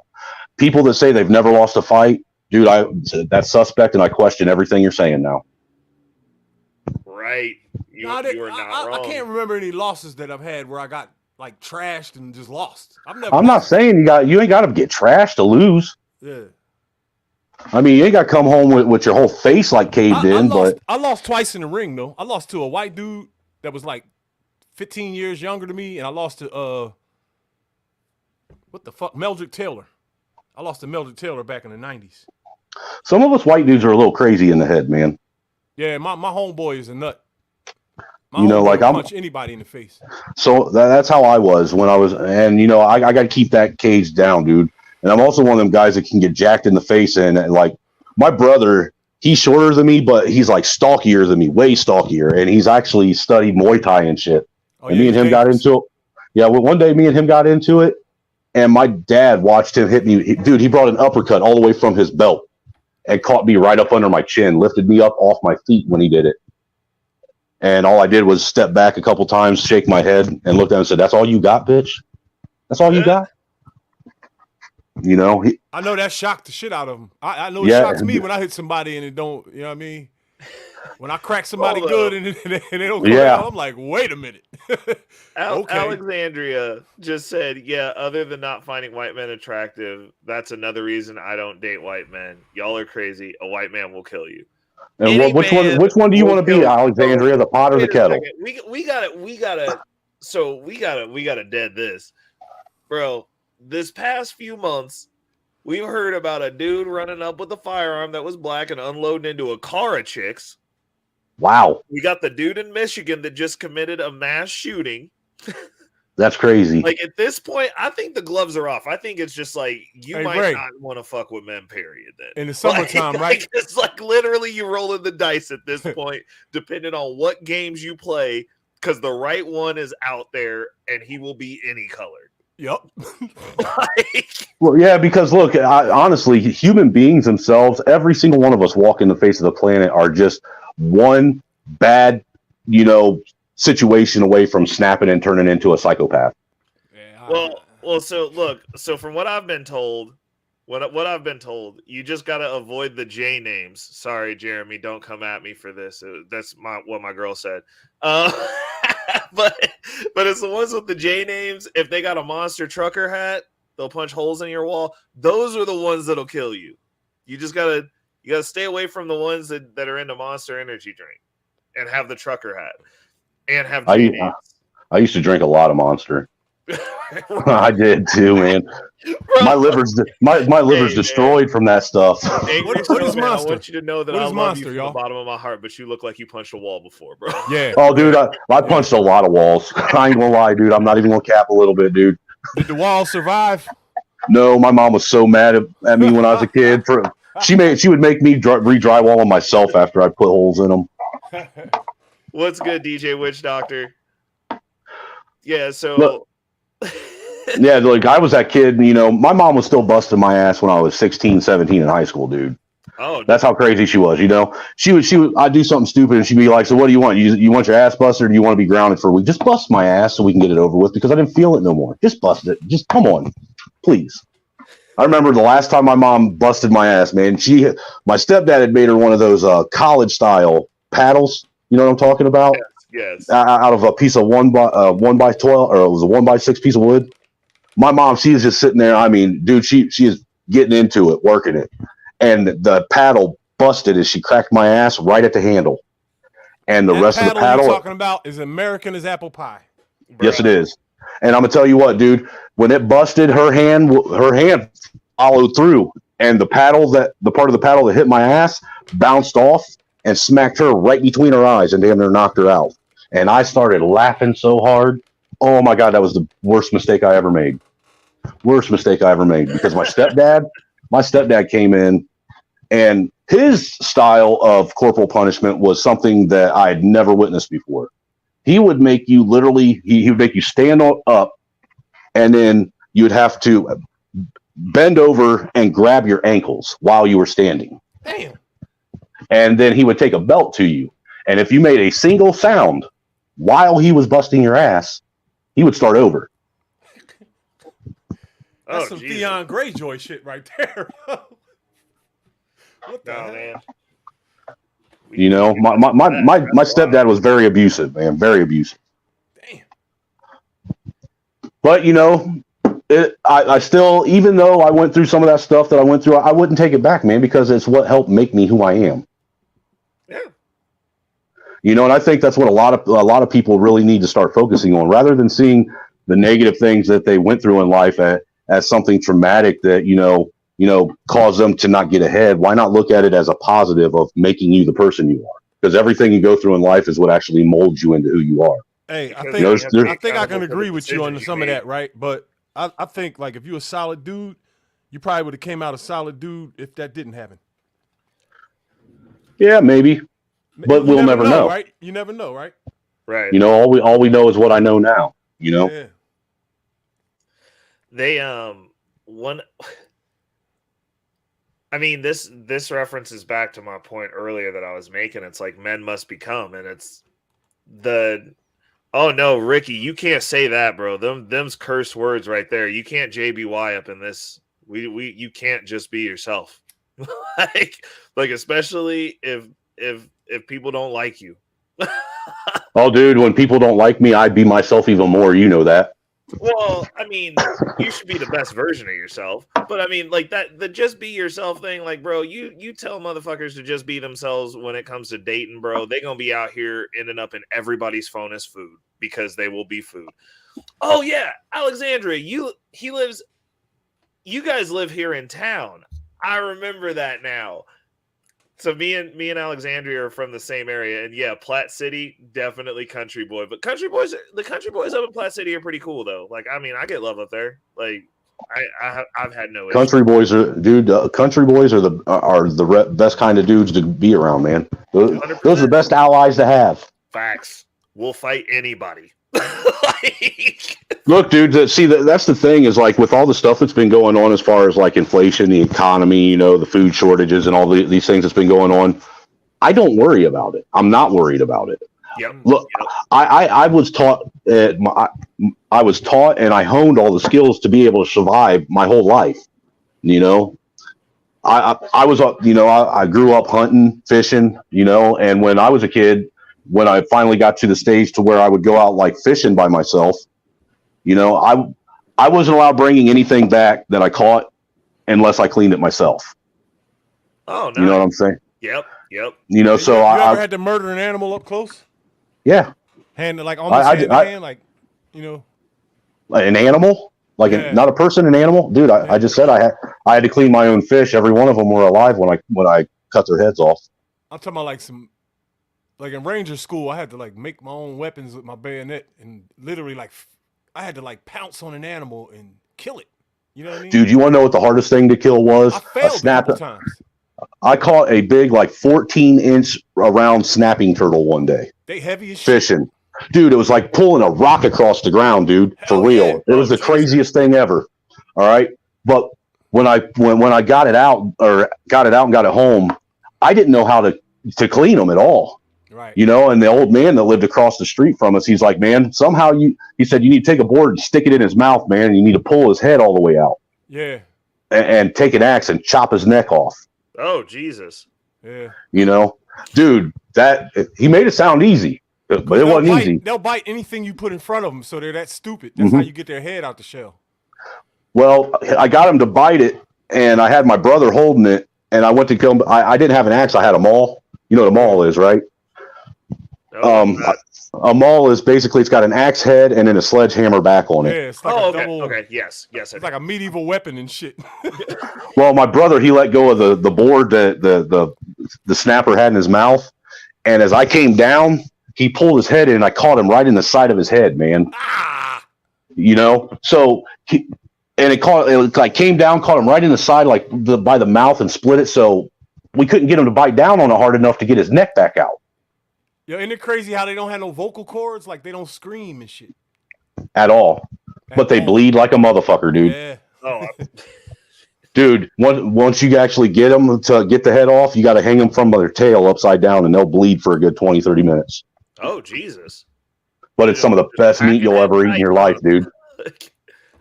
And there ain't even really once you take the shell off, you'd be surprised how much meat there really isn't under that shell. You'd be surprised what a fat frog could do for you. Dude, I used to go frog gigging all the time. I lived right by the Miami or Erie Canal, man. Oh, hell, they got huge frogs down there. Dude, the bullfrogs. Yep. Bigger frog than a house legs. cat. Yeah, frog legs are the greatest, dude. Frog legs. You guys call them crawfish down south. We call them crawdads up here, man. I catch crawdads and eat those and shit. I'll eat anything, dude. Like my house that we live on a 2-acre piece of land. I got 2 walnut trees. I got about 5 or 6 mulberry trees out back. I got there's a couple other berry trees out there. Can't remember what they are. You planted those trees yourself, Snow? No, they were already here when I got it, when we got the place, which I thought was amazing. But this summer, I'm going to actually try and plant a couple peach trees because I'm going to put up a greenhouse behind my barn. That way I can actually grow stuff all year long. Because look, dude, my yard has a mole problem real bad. We got a real bad mole infestation. And if you know anything about moles, yeah, they fuck you up. Oh, dude, they messed up my garden so bad last year, dude. So bad. Dog, man. No, bro, my mom had moles, and we had like about 6 or 7 short, stubby leg barn cats. They killed all of them. Dude, there's got to be hundreds of them in my backyard. Bro. Damn. Seriously. Some short, stubby leg, close to the ground barn cats, bro. They'll dig them up and give them to you. I just wish the wife would look, I've been trying to get the wife to let me just dump some gas down in their holes and set it on fire. This guy is a Targaryen, dog. Bro, he's trying to burn them out. This guy is Aegon the Conqueror. Hey, dude. Well, last summer what I was doing is I was taking the water hose and the fresh burrows that they would make, because they make fresh tunnels every day. I'd take and stick a water hose in them and flood them out, dude. And I'd be standing at the end where the water's coming out with a spade shovel so I could chop their fucking head off when they came out of the ground. Oh, Jesus. This man got issues, man. He done gone Nah, dude. moles, bro. Moles will, dude. Look, the moles are moles. Look, moles mean that you have good soil. You know, your soil's very well. It's good for growing stuff. But moles also tear your yard up, dude. What do they eat? What do moles eat? They eat bugs. No, all they eat is bugs, dude. They eat roots, don't they? Nope, just bugs. Mm. Dude, that's why. Look, if you look at it, if you watch how moles run, there'll be all these little like windy ass fucking trails all over the yard, and they'll be up like right underneath the top soil. All right, that's because they're sitting there getting the bugs off the top-soil at night. Oh, okay. And then they'll have you'll see these big mounds at different spots all over the yard. That's where they sit and dig out, and then they got, dude, a mole freaking tunneling system is one of the most intricate things I've ever seen in my life. The ants get busy pretty good too, though. Yeah, the ants they got an empire down there. Yeah, but ants ain't killing the shit in my garden, dude. Like I lost all my cantaloupes last year. I lost half of my zucchinis last year. None of my tomato plants grew because I had this one little motherfucker that went right through that thing, dude. And it would be like when it go through, because the soil was tilled and it was so aerated, it'd be like the soil would just collapse. Hey, listen, this is not even a joke. You know what you need to do? You need to go to your local pet store and get you a boa constrictor. No, I need to talk the wife into letting me dump some damn gas down them holes and blow them up. You might burn your house down. Nah, I'm pretty sure it'll be all right. Why you trying to be racist? Why Ray highlight that? Why Ray had to highlight that? I had to. She said it, bro. Like I couldn't not highlight that. This man is messy. Dude, I was in Asia, dog. I ate hammerhead shark, octopus. Octopus is nasty, dude. Yeah, it is. I ate beetles, all kinds of shit. Any animal you can think of, I ate over that motherfucker. Y'all ever ate squid? Squid tastes like chicken a little bit. Dude, I love calamari, dude. So does frog legs. You can't even tell the difference between frog legs. Taste like fried chicken, dude. Like chicken, I never had that shit before. I never had frog before. Wait. So mole rats are naked? I mean, they don't have any hair on them? What, moles? No, they don't got no hair on them. Nick, they got no hair. I'm looking at them on Google. Yeah, them they ugly in the face too. Like they like. Well, a mole rat and a mole are two different things. Yeah, that's what I was about to say. A mole is like a mouse, but rather than having legs on it, they have these like it looks like flippers. Like it actually looks like a baseball mitt at the end of the. And they have real sharp nails because look, dude, I'm gonna tell you what. When them things come out of their hole, if you don't get them. Watch it, dude. They will dig a hole and go straight back down in the ground quicker than you've ever seen anything burrow. Seriously, them things are fast. Right now. Dude, and I tried getting them little traps where they'll trigger them, and moles are smarter than that. Yo, what's that shit? How they mouth look like that? You see that shit? Mouth? That shit is crazy. That look like some alien, like Alien versus Predator. Like when the alien open up his shit. Jeremy said, look up voles. Those are ugly as fuck. Those things are ugly as fuck too, dude. They got real long snouts on them. You walk back there at nighttime? Huh? You walk back there at nighttime when them things on the ground? Yeah, I walk all over my property at night, dude. He's white. He ain't scared of shit. White dude, look, you got to remember, you're going to be in the urban jungle while I'm in the woods when all this shit goes down. You're safer than us, goddammit. Yeah, I'm about to be in the woods too. I don't, you know what I mean? I don't fuck with the urban jungle. Nah, man, that's a trap, man. It's a trap. It is. Yeah. Facts. Only thing you could do is loot to survive. You know what I'm saying? Like, loot. Well, look, dude, and what's great is like our house. We have just under 2 acres, all right. And the house that we have, it was an old Amish house. It was built back in the early 1800s, so it looks like shit. You know what I'm saying? And all around us are all these new like suburban subdevelopments. All right. So they had all these little subdevelopments. They have problems with people breaking in their shit. I don't. The inside of my house looks nice. I'm going to make sure the outside of my house looks like shit for as long as I live here. Bro, that's For real. strategic. That's what they be doing in South America, bro. You got the outside just looking beat up with graffiti on it, and the inside super nice. Dude, my house, dude, my house has still got that old asbestos siding on it. You know, some of it's falling off and shit. You know what I'm saying? Yeah, for real, dude. The trees where I got to go out there and clean them up because we had a real bad windstorm, and 2 of my trees, half of them fell down. But I haven't got to them yet. Look, dude. Sometimes I won't even mow the grass up front. I'll be real with you, and it's because I want people to think I don't have nothing. That's smart. Genius. Look, at one point in time, I was one of those guys that was a bug out type of guy. Me, my wife, my kids, we all had bug out bags. I have gas masks at the house for all of us, dude. I even spent $400, and I have one of those. It's called a gas bag for an infant. All right, you literally zip them up inside this polyurethane bag, and it's got a filter on it. Baby, bro. Yeah, you be pretty watching much. Doomsday. You be watching Doomsday Preppers and shit. I used to, but I was also in a militia for about 7 years. Were they nice people? Do you remember when Trump was nominated for the Republican candidate in Cleveland back in 2016 when they had a Republican National Convention up there? You don't remember that? Yeah. Okay. You remember how they were saying that because Ohio was an open carry state, they tried to get the governor to suspend our open carry rights because they were saying there was going to be a bloodbath because of all the riots and all the Trump rallies. Yeah. You remember hearing all over the news that there was armed militia There was an armed militia walking around up there the whole weekend. Yeah. Yeah, I was part of that armed militia that was up there walking around. I got interviewed by Fox News, MSNBC, USA Today, all kinds of shit, dude. Yeah. And the only reason why we did it is because we were firm believers that, look, that shit can go on everywhere else. If that's what everyone else wants to do in their state, that's fine. But I'm not going to allow that shit to happen in my state and not at least be there to try and prevent it.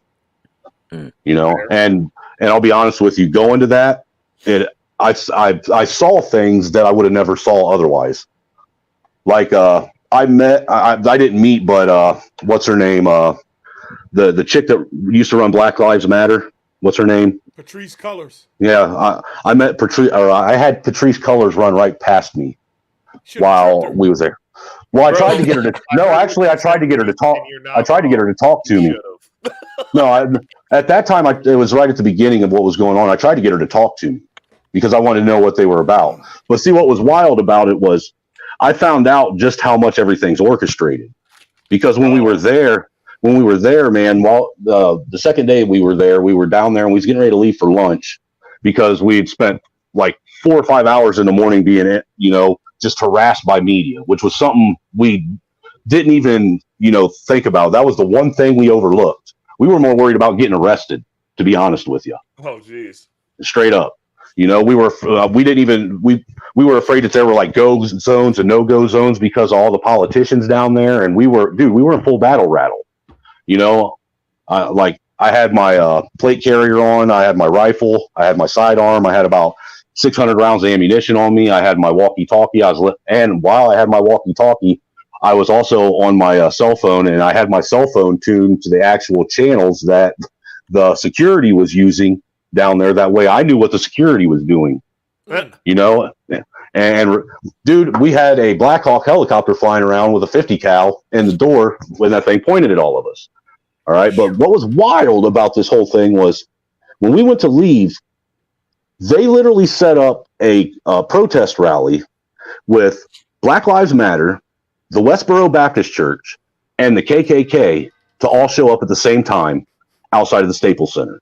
And that almost started a riot. Almost. I don't know how it didn't happen.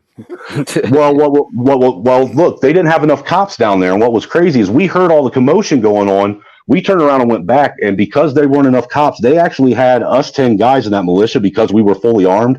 They had us actually on the west side barrier wall trying to separate people off. So they actually utilized us to help. Wait a minute. The Ku Klux Klan showed up? Yes. They were there in their sheets and hoods. Rally since 1984, yo.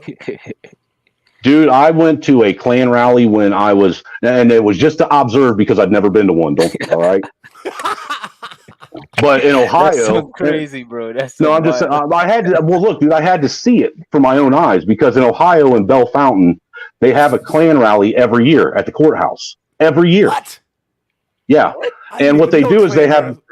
And what they do at the courthouse, they'll put that barricade fencing up around the yard, and they'll have the mounted police, sitting there doing it while you have these, redneck hillbillies out there talking their inbred nonsense. And really, in all honesty, there's more counter protesters there than there are, actual KKK. Always.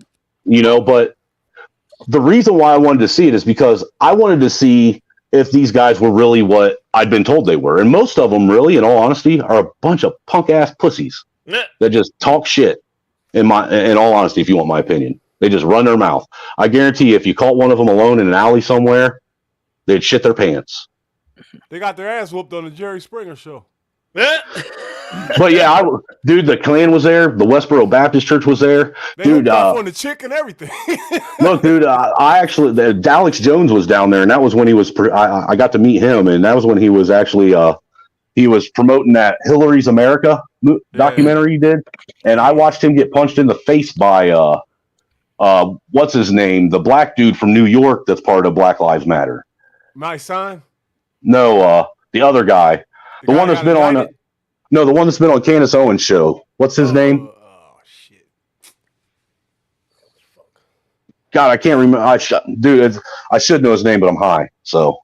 Well, he for real punched him in the face? Yeah. Can I ask you this thing about the militia? Yeah. What was the purpose behind the militia, like behind the formation of the militia?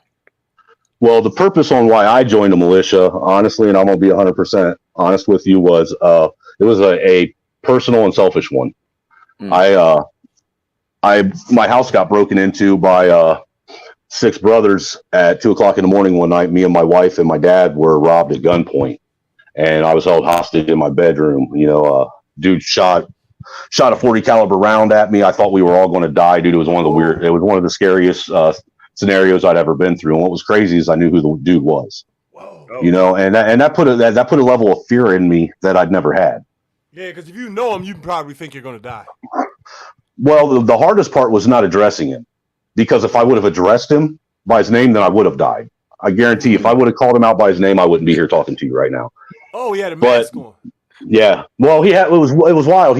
What he did, it looked like he took a turtleneck and cut it off, the turtleneck part, and used that to cover his face, but it kept falling down because it was too big. But see, at the time I was a cab driver, and how I knew this guy is I used to drive him around, to all of his spots while he was doing his shit at night, so I knew all of his spots. I knew where his trap house was. I knew where his mama lived. All right. Oh, when you said they were brothers, you mean like they were black guys? You know what it is. Okay. But look, the thing was he had a specific mannerism that he did all the time, and because I was a cab driver, I pick up on these things, and he always, when he get nervous, he'd sit there and he'd suck on his thumb, like this, and that's how I knew who it was, because he was doing that. And it took, look, man, it was the scariest situation I ever went through, but that night was the night that I found out that I was able to control myself under pressure too. Because I was able to get my wife to stop flipping out and calm down. And I was also able to talk to them and get them just to do what they came to do, take what they wanted and get the hell out. You know what I'm saying?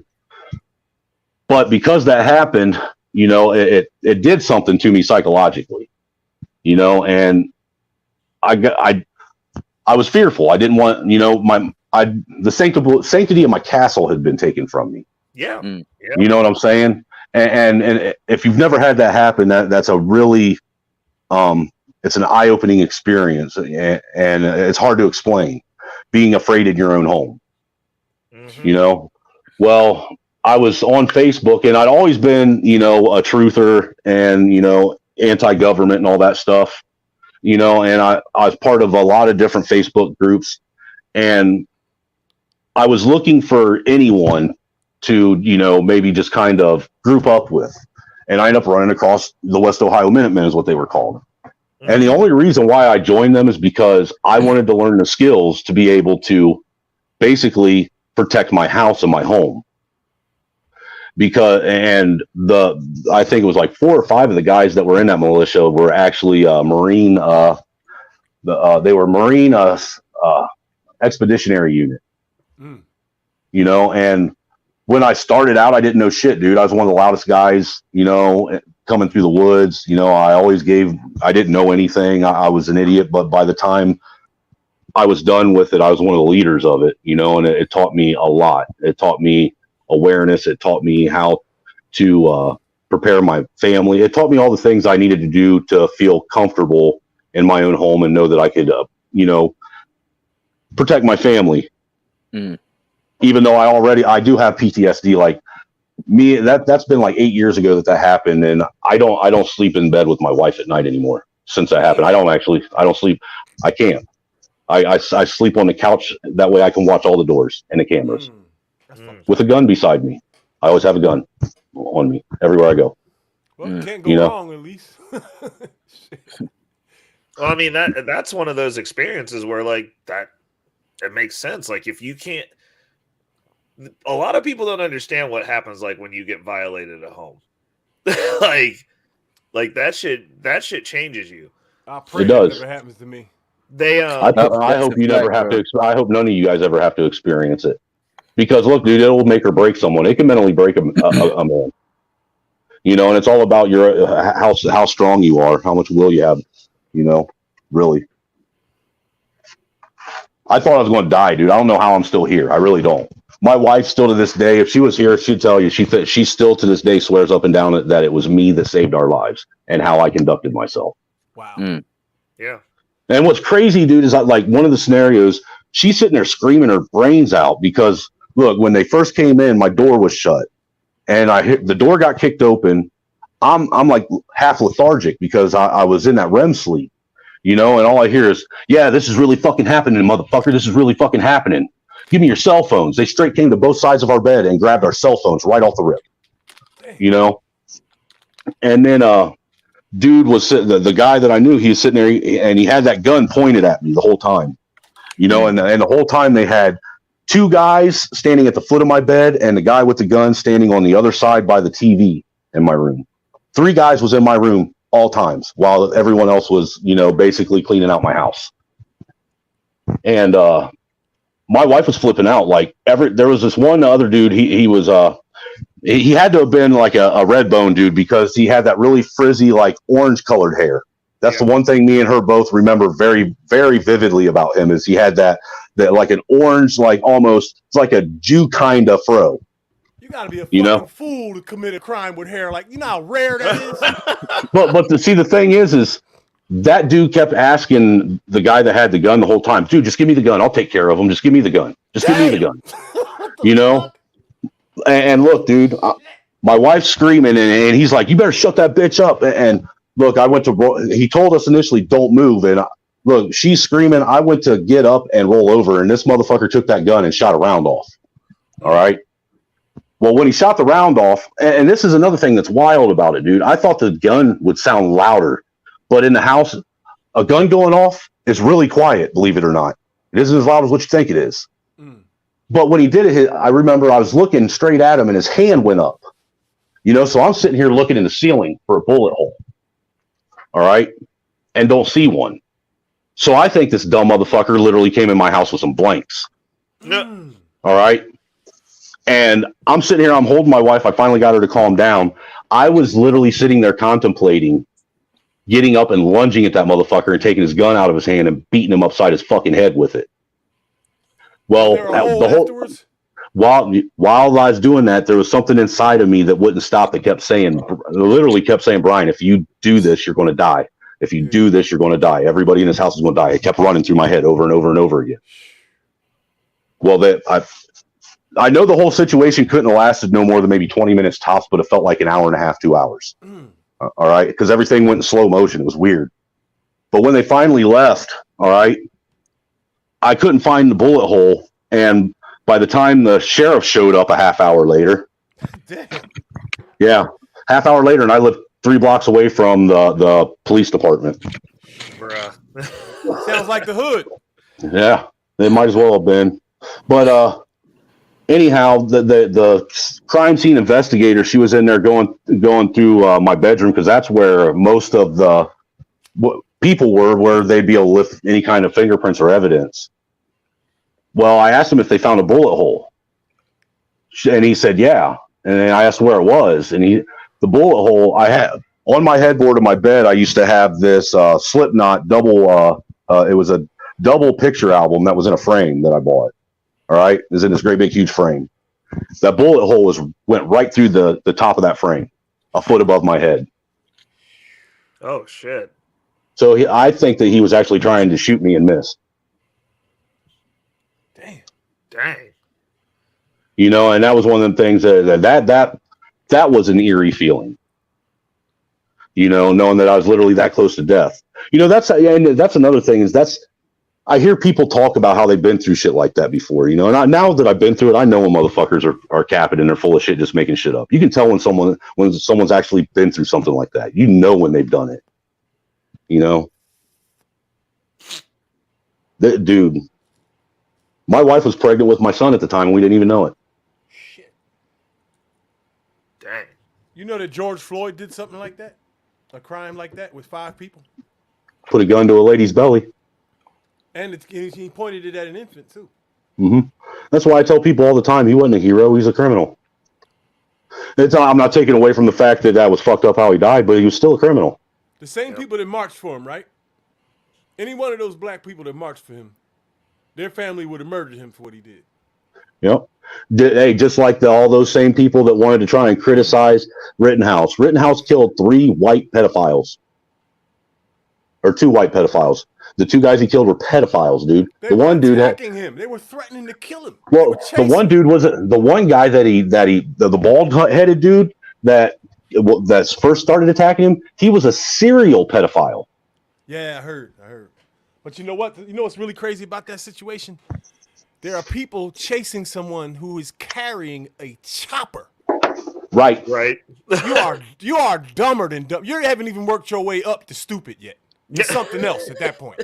Well, and you know what? The people that wanted to sit and criticize Rittenhouse, it shows their level of knowledge about firearms or anything when they can't sit and realize that man maintains serious expert level trigger control. What about the guy? Wait a minute. What about the marksmanship? When the guy shot that little girl that was fighting that other little girl. Remember that? First of all, he was moving. There was chaos going on in front of him. A fight going on 2 feet behind him. And he was running, and the 2 girls were face to face, close enough to kiss. And he stopped that. He shot that girl right before that knife went to her fucking neck. That's the greatest marksmanship I ever saw. Ever. Well, see, the thing is a lot of people aren't aware. The first guy that he shot, when he shot him in the head, he's the one that actually called 911 and got the ambulance out there for him. He's the one that actually helped bandage him up. Then when the other guy started chasing after him, if he caught, the dude went and actually smacked him upside the back of the head with a skateboard. Yep. And Rittenhouse actually fell. The whole time, if you watched, his rifle actually got cocked in a way to where he could have very easily lost control of it. Yeah. Managed to come down, land on his back, and get control of his rifle again, right as that other dude was putting that 9mm in his face before he shot him in his arm. I mean, and if you think about this, he killed the one dude, I forget his name, the bald-headed moron. Then he killed the other dude, and he shot the one dude in the arm with the skateboard. All the while with hundreds of people around him. Yeah. Hundreds. And all he took out was the threat. Now, my question is why were people calling this man a racist, and why were they saying he was a terrorist when, first off, he was being attacked? They were the ones that engaged him. And every single one of those people that had a problem with it would have done the same thing if they were in the same situation. Hold up a second. Alexandria, hold on. And that was going to be my last point. Not a single person that he killed was a black person. Fact. So in my opinion, this was a white issue. Stay in your lane. So Alexandria said, "I'll tell you the one person who will always feel safe in this life. That's the woman who marries Kyle Rittenhouse." I wouldn't go so far as to say that, because he can't mentally cope with what he's done. Yeah, dude, I don't know if I'd be able to. I'm just gonna say, I understand the situation and what he went through, but mentally, that kid was not cognitively capable of doing what he did, and it's manifesting itself now. I wouldn't be surprised if within the next couple of years that dude deletes himself. Or he sues all the networks and becomes rich. What he's done. I wouldn't be surprised if Kyle Rittenhouse was a senator 30 years from now. Look. Listen, I get mentored by a colonel that was a ranger, bro. Oh boy. There's some people that are built for this shit. Yeah. And then there's some people that aren't built for this shit. You can tell. You can tell in that boy's eyes he has remorse for what he did. Dude, you can tell in his interviews, like he is literally mentally that kid's fucked up. Yeah. Because of what he went through. Because you can run around, you can have the LARPing gear on all you want, but like when you actually have to use said gear, like if you, because like I'm a big Second Amendment person, but my mom was a detective. She ran gang squad from Kansas City from the inception. She was the first of 2 officers that survived a gang initiation when you had to kill an officer and take their badge. You the enemy. When 100%. Well, I'm just messing with you, man. but what I'm saying is, most of the cases that they had where people had firearms here because we can carry here are people. You guys have constitutional carry there? Yes. See, Indiana just passed that last year. Like so Kansas, we have conceal and carry on the Kansas side of state line. I think it's constitutional. Well, actually, I don't think it's constitutional carry on the Missouri. You got to get your permit to have it in the car. But I think Kansas City is in the process of getting conceal and carry if they don't have it already. But Kansas. So they were open carry, right? They were open carry. See, that's how Ohio was. Ohio was open carry with pistols and rifles, but once you got into a car or even on a motorcycle, because a motorcycle is a motorized vehicle, you had to separate the weapon from the ammo, unless you had a concealed carry. Yeah, but what I'm saying is a lot of her cases, they would like when it came to people who went ahead and went through the process of getting the conceal and carry. Conceal and carry means nothing if you're not willing to take a life. And like in a lot of those situations, you have somebody who took a robbery to a point to where they're not willing to take a life, but now the robber is like, well, I will take a life, and you have brought this to me. Thank you. I will. I tell you what, dude, I will not hesitate to put someone in a body bag. They come in my house. No, 100%. But that's the piece of the conversation that they don't want to have because it's one of those uncomfortable truths. Like if you're carrying around a gun, but you're not willing to kill somebody, you just brought the weapon that's going to probably kill you. And a lot of my mom's shooting cases were people who brought a gun to somebody to kill them with. Right. Well, see, that was the other thing. That was the other thing about Rittenhouse that blew my mind is all the people that tried to say that he broke the law. Trying to act like they were armchair, lawyers, and not a single one of them ever actually looked into the law because he didn't break the law. They were parroting in a bunch of lies. The kid never took a rifle across state lines once. Right. His best friend's dad actually bought that rifle for him because his mom wouldn't and was holding on to it at his house until he turned 18 and he could hand it over to him. The reason why he was in Kenosha is because that's where his dad lived, and he worked at the YMCA there. So he actually had a reason to be there. His mom lived 30 minutes from the state line. People kept acting like this dude drove from, hundreds of miles away to go over there and get involved in something he had no business to be involved in. That was his community that he was sitting there trying to defend. It's the equivalent of like the Kansas City metropolitan area. Like right. You could easily cross state lines in 30 minutes here. Like it's the same difference. Dude, it's like going from Chicago to Milwaukee. Yep. I got news for you, Kyle. It was niggas chasing Kyle Rittenhouse, and they would have caught his ass. He was mincemeat. They sure would have, and like I said, to me, I was really impressed with how he conducted himself. Because look, even after he did it, if you remember, he walked to the cops and had the rifle over his head. Yep. While he was doing it, he turned himself in. The cops are the ones that told him to go home. Yeah. And that's my problem is all these people, they want to sit and look. The one thing I've noticed, man, is have any of you guys noticed that racism is a multi-billion-dollar industry in America now? Hell yeah. 100%. Hell yeah. Race grifting pays. And that's why they won't let it die. There are people in power right now in this country, and I think it's global, that are adamantly trying to prevent you from talking to me. Yep. And us realizing that we have the same enemy. They don't want that at all. They need a new trick though, because they're realizing that people ain't buying it no more. When they see all The the white biggest- people that came out to march for George Floyd, they knew that they were failing. Look, dude, the biggest mistake they ever made was putting us on lockdown, telling us we couldn't go to work, and letting us have YouTube panels. Oh, right. Oh man, That backfired like a motherfucker on them. Because before that, in what world would I have ever been sitting and engaging with you guys? Hey, that's a good question. That's true.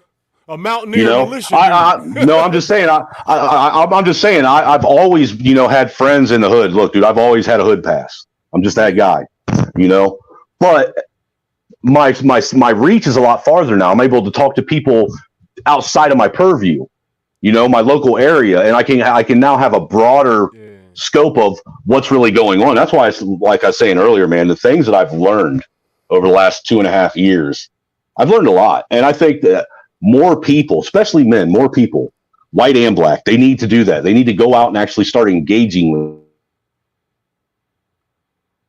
Damn, what happened to his And it may end up being one of them things where you got to sit and scream at each other for 20, 30 minutes first. Yeah. Scream at each other, get it out. But then after you get it out and you get all that frustration out, have a talk. Get to know each other. Find out what your backstory is, what you're about, what type of person you are. We need to stop assuming things about each other. Well, I mean, that's handed down information, and it's like the issue is we live in societies where you can literally just have a pocket where you just circle jerk your opinion. That's kind of the problem. It's like I've never met somebody who had a racist ideology that was around a bunch of different types of black people or black people, period. They were just like, well, I don't like them, and my grandpappy told my dad, and my dad told me, and we just don't see black people, so we just have this opinion. Everything's their fault because they're not here. Hey, I grew up with racist family members. Didn't mean I turned out that way. Well, I mean, it's the same thing as people in the hood. You ain't never left your block, but you all of a sudden the white man's coming to take your shit, bro. Like, what is? Like, it just doesn't make sense. Well, I'll be honest with you, dude. I've sat and I've gotten into some pretty heated discussions with some really dumb, retarded individuals on YouTube, and I've always thought it was interesting that you got all these people sitting and saying, basically calling me everything but a white man. Yeah. Saying that they're oppressed and this, that, and the other, but they're doing that on the white man's platform. Right. And what world or empire has that ever happened? White woman. That's white Wojcicki. So see, what it is it's woman privilege in this country now. Women are the ones that are privileged. The president of YouTube is a woman. They're gonna get triggered now. Hey, dude. All the programs, all the funding, all this, all that, all the handouts. You tell me a man that can go out and get that shit handed to him. Shit. When a man can't take care of his kids, he gets put in prison. He gets his livelihood taken away. He loses his business. He loses his license. A woman, when she can't take care of her kids, she gets a house given to her, a car given to her, her bills are paid, everything's iPad. taken care of. Don't forget about the free iPad and the free phone. And think about this. In what sane world at all do we take kids that are dependent on someone else for their own survival and give them to someone who needs someone else to pay for all their shit? And so someone who's dependent on someone else for survival is given the kids who are dependent on someone for survival. Right. That makes no sense. It does if you're trying to generate money for the state. Right. that right there shows you that it's not about kids, dude. It's all about money. Because look, think about it this way. They get 70 cents on every dollar. Boom. Instant money on the front end. You're also most likely creating a juvenile delinquent / criminal. Yep. Money on the back end. Because now you get a whole slave. You get Look, money dude, up front and a slave. They're lucky that I ain't, that I'm an exception to the rule, because I should really be a dumbass, pookie criminal, that's done nothing but go out and do people wrong. Really. Right. I mean, all the statistics say that, I was doomed right from the start. Well, I mean, under most circumstances, you can look at statistically, I'm not supposed to be here. It's just you can look at the circumstances and you can be like, they literally build prisons based on that information. They're like, how many single moms do we have? Cool, we're putting a jail here. Like, fun fact that they literally do that. They're like right outside of town. They're like, this is where we're going to put the jail because Ray, that jail is going to be up in the mountains somewhere. Well, fun fact, the state of Ohio used to have more prisons in that state than any other state in America. God damn, y'all had a crime problem. I can see that. I've been to Cleveland. Dude, that is one of it's the mistake on the lake for a reason. Hey, Ray, I only did 9 years, right? But when I came home from jail, look, there was 15 prisons in Pennsylvania when I got locked up. Bro, when I came home ready. from jail, there was 32. 32 prisons in Pennsylvania. Yeah. The prison industrial complex. And look, see, that's the craziest thing, man. I know that there's been some debates about whether or not slavery is in the Constitution or not, but it is. 13th Amendment. The 13th Amendment does make slavery legal. Yep. It really does. What they did is they took and said that it wasn't all right for the private citizen to own a man, but it was all right for the government to own any man they want and put them to work regardless of who they are, as long as they deem that they did something wrong.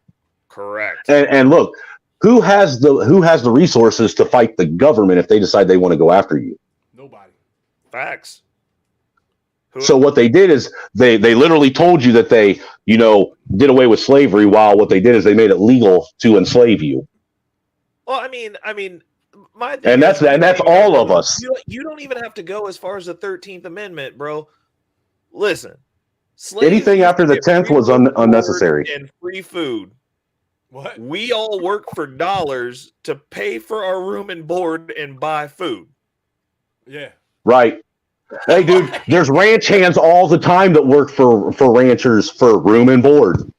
Yeah, like we learned how to harness electricity. They changed the game. Like, and that's the reason when people talk about it, I was like, there's only two ways to become free. You either have to be rich or you have to be completely homeless. Homeless people are free. Yep. Well, look, and I'm not going to say that there was some. I'm not going to say that there was some evil shit that was done to slaves, but look, the one thing I do know about farmers is this: the slaves were basically nothing more than farm equipment to these people that had these, farms and these plantations, right? That's what they were. They were the farm equipment. What farmer do you know doesn't take care of their farm equipment? Oof. So something there isn't making sense because farmers don't like spending money to replace farm equipment. So, I know at least historically from up in the Missouri, Kansas area. Kansas was not a slave state, but Missouri was. A lot of the farmers, at least historically, from what I've heard from people that that have lived here for generations, they weren't plantation owners. They would have one or two slaves, and the farmers actually worked the fields with the slaves. They were sharecroppers, basically. Basically, they had just enough money to get a little bit of help for free. See, my great grandpa, when granted, there's none of that wealth left anymore, but my great grandpa, when back in right before the Great Depression, he was out on his property in Kossuth, Ohio, and he was digging a water well, and he actually hit a small oil pocket on his property. Oh, damn. All right, and he actually a millionaire. Yeah, so he was able to generate a little bit of wealth from it, Granted, none of it got handed down to any of us. By the time it got to my dad, it was gone. So there's nothing left. But he was a millionaire in the 30s, all right? And what he did was he actually all the people in the area where he lived that were going to lose their farms, he actually bought them from them. And then he sublet them back to them so they didn't lose their farms. Yeah. And then when they got on their feet and was able to buy them back, and get this, when he bought them, he bought every one of them farms for $1. So all they had to do is give them back $1 when they wanted to buy back. Oh, that's actually pretty awesome. Yeah, so he actually saved a lot of people in that town. And it was all by sheer luck. Now I'm here to tell you. What's good, J1? Go ahead. That generational wealth, there's a lot of greedy, stingy white people out there. Boomers being the majority of them. Because they ain't handing down the wealth anymore. You know, I can't tell you how many friends I have and kids I know that their parents didn't have no college fund for them and shit like that. You know, they had to figure it out on their own. Well, actually, which is funny because that was my topic for tonight for my live stream before I just took over this live stream because I like talking to you guys. So it was going to be, it's over the impact of removing fathers from the home and the effects that that's had on generational wealth. And you just like literally walked right into it. Hey. One of those things is like if you don't have that financial literacy piece, one of the issues is you aren't capable of stewarding money. Like you can't give money to a dumbass. And I'm saying, yeah, look at Hunter Biden and expect them to go, hey, you just got a lump sum of money. You're going to make this work, right? Like, no, they're not going to make it work. They're going to do whatever the hell they want until the money runs out. So what you're seeing is it's like the people that aren't instilling those values into the next generation, that money is just wilting up, burning up, and going away. And you technically doesn't even exist anymore. If you really want to be technical, doesn't even exist. The paper money we have, it doesn't even exist. It's all coming out of thin air anyhow. 100%, but like that isn't an excuse for not understanding the game that we're playing because property still exists. You can still arbitrate the value of that money to get tangibles. There's cryptocurrency, there's Web3, there's a huge value exchange and wealth transfer going on right now. Yeah, and if right, you're man, and then you're going to end up on the wrong side of it. But the other thing that needs to happen while this wealth transfer is going on is people in this country really need to get the reins on this country. Yeah. Straight up, because the way things are going, because of, our, past relatives, like our parents, our grandparents, and their complacency and what they called patriotism, they've allowed our government to basically do things that are unconstitutional, like come and steal your land through eminent domain. Right. That's not allowed. The federal government's not supposed to be allowed to own land. The only land they're allowed to own is forts, ports, and post offices, and 10 square miles in DC. That's it. That's it. I 100% agree with that, but I feel like that starts in your individual homes. Like if your house, because like the thing is, when we look at how people are voting and how it's just like this pendulum is swinging so far back and forth, crazy amounts both directions. I look at that and I'm like, that's a reflection of us. That's absolutely. You look at Congress and 100% right. We've got to get a rein back on this country, but as a society, we have failed. We absolutely, and that's down to the individual. When you're building cultures that are just YOLO, like I'm just going to do whatever, and it's do what thou wilt, then people are going to do what they wilt. And like now we have a bunch of dumb stuff, and that ideology of like, hey, and I'm a horrible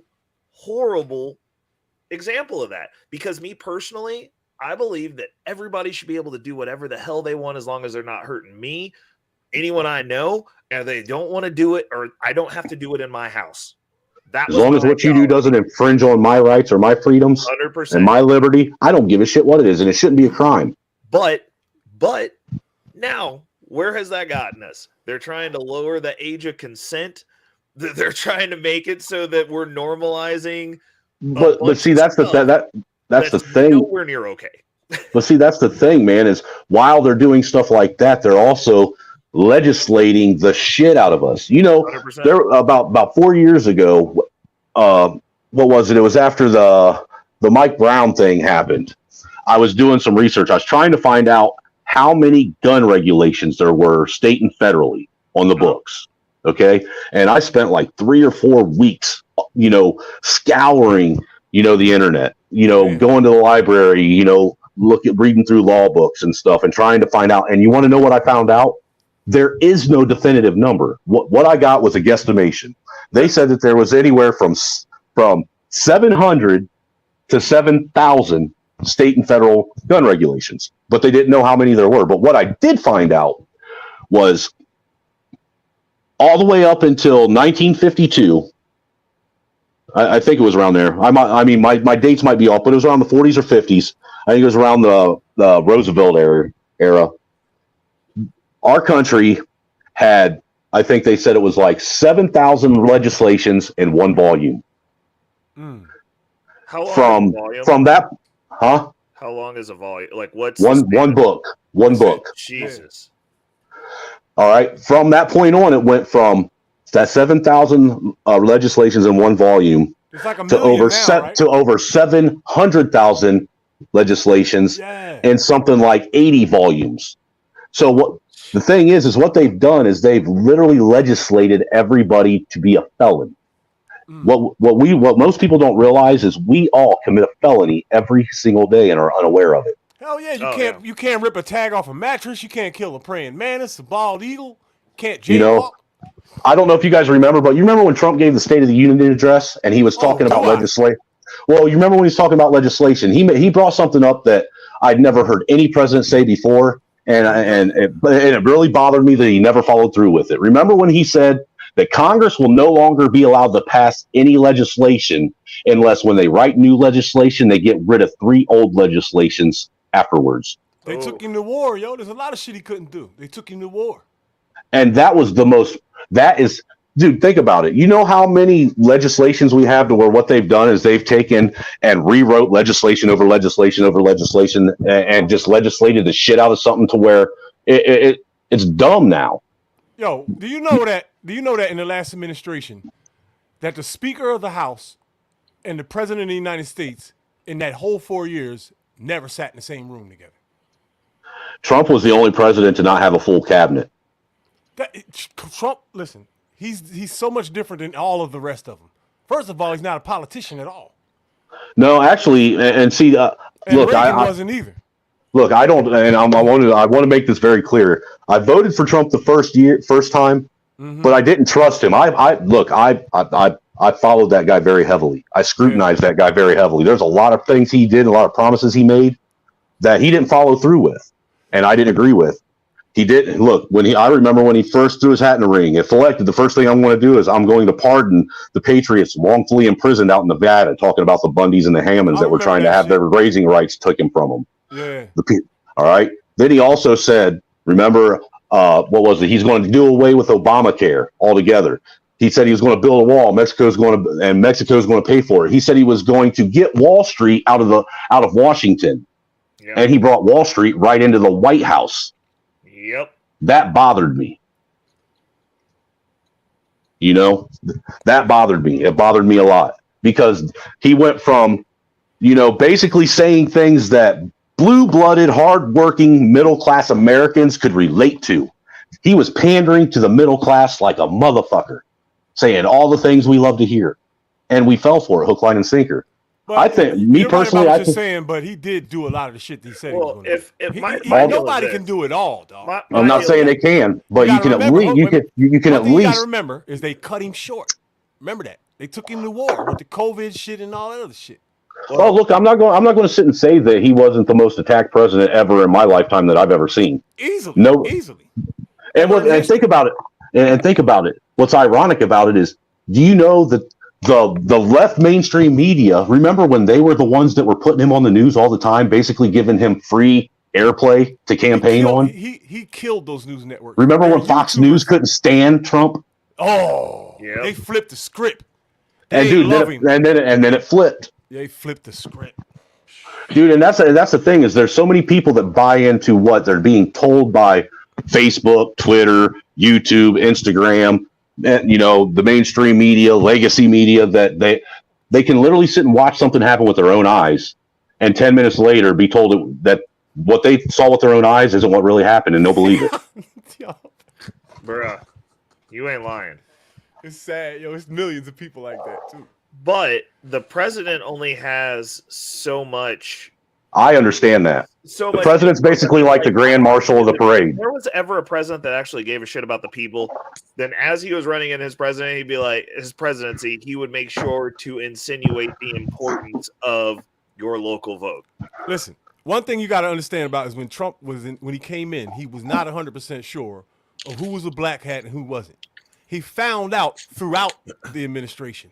See what I'm saying? So a lot of those things that he promised to do, he would have needed other people in order to do He didn't need nobody to pardon the Bundys and Hammonds. Facts. He didn't. He could have signed an executive order, right? He didn't need it. He didn't need any help in my head. He didn't need anybody to keep Wall Street out of Washington, and let alone let him run the Treasury. Really? There's powerful people that hated him that could always put up roadblocks. You got to remember, Hollywood and the government and all of them, they're all in bed together against him. You see what I'm saying? So they were doing some shit. You had to be like a real staunch follower of that shit to like pick up on it and understand. That's how so many people got deceived and tricked into hating him. Look, dude, I'll be honest with you. It wasn't until Trump that I actually started becoming very knowledgeable about how governments ran. And look, see, that's the thing is most people, they don't even I don't understand why people blame the president. Why aren't we going after Congress? Congress has more power than anybody in this country. The House.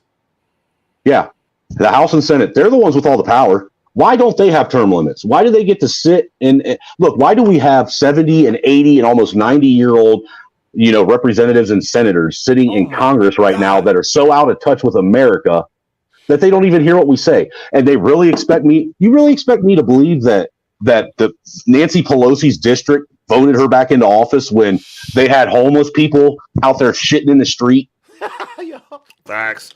Well, no. What's even better is we always have these like circle jerk arguments about people who are on benefits or using welfare. Those motherfuckers are the biggest welfare recipients in this country because they still get to make hundreds of thousands of dollars indefinitely once they get to that level, even if they quit. This is my Bible. Oh, dude, it looks like you read the shit out of that. Yeah, it's my pocket constitution, dude. Dude, and once you start, dude, I'm gonna tell you what. Once you start really reading it, you do start reading it like the Bible.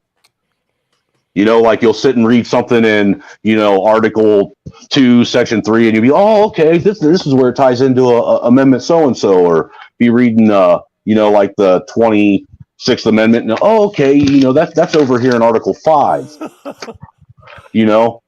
There's more confusion in the Bible than any other book ever written. I'm gonna tell you what though, the actual the amendments, the 27 amendments we have, the Bill of Rights are the only amendments we needed. You want to know why? Because nowhere ever, not once in the Constitution or in the Bill of Rights did it ever say that it was okay or legal for a man to own another man, ever. Yes. So why did we need to have a 13th Amendment to tell people that? The only purpose for that was to take our sovereignty away. You start digging into all the amendments after the 10th, and you start looking at all these sections and subsections to these amendments, and you start seeing how they start taking sovereignty away from states and make us beholden on the federal government. The federal government's never supposed to have this reach. The federal government's supposed to be a self-sustaining entity. You know how it's supposed to sustain itself? With the post offices and with foreign trade. They're not doing that. Income tax really is a voluntary system. Yes, they will arrest you for not paying your income tax, but by law, it says it in the tax code that it's voluntary. I've only paid taxes 2 years in my life. Dude, I ain't paid taxes for the last 17 years of my life. Fuck a tax. I wish the IRS would show up at my crib. Oh my God. I wish the fuck they would. I do too, man, because I'd knock him the fuck out. Man, you don't get the fuck out of here. I sick my cats on him. Oh my God. Oh my. Don't sick the cats on him. I throw one of my cats right on his face. Fuck out of here. So you don't gotta pay taxes? No, you do. No, you do. But see, the thing is the federal government they're not supposed to be taxing the people. The only time there's supposed to be a federal income tax is in a time of war. But see, that's how they get around it. That's the loophole around it. We've been at war with some other nation for the last 236 years of the 247 years we've been a nation. Nah, with Trump. That's a whole bar right there. There wasn't no world wars on Earth when Trump was in office. Think. Right? Think with me. Think with me, y'all. 0 wars on the planet. It's never happened before. Think about it. In 3 years, this country is going to be 250 years old. And see, that's the thing that I think people lose sight of. This country is so young as a nation. We're an infant compared to the rest of the world. All these other countries across the globe have been around for thousands of years, millennia. Think about that. They've been around since 7 or 8 times. A lot of these places have been around since before Christ was around. Right. We're 247 years old. We're a baby and we're a superpower. We haven't even look. America hasn't even been given a chance to see what it can become. America is one of the most unique places on the planet. It's the only place in the world where you find every culture all together. But see, that uniqueness about this country is what they're using to destroy it. America is a home base. Listen, America is a home base for the cabal. This is where they orchestrate all the global chaos. That's why the United States had. Think about it. Think about this for a second. This is going to a lot of people overlook this. The United States is the only nation on earth that has military bases all around the world in all the other countries. And no other country has a base here. Think about that.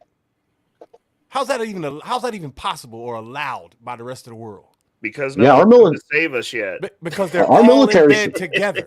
Our military is supposed to be guarding our borders. I was in the military, dog, and I went to a military base in 8 different countries around the world.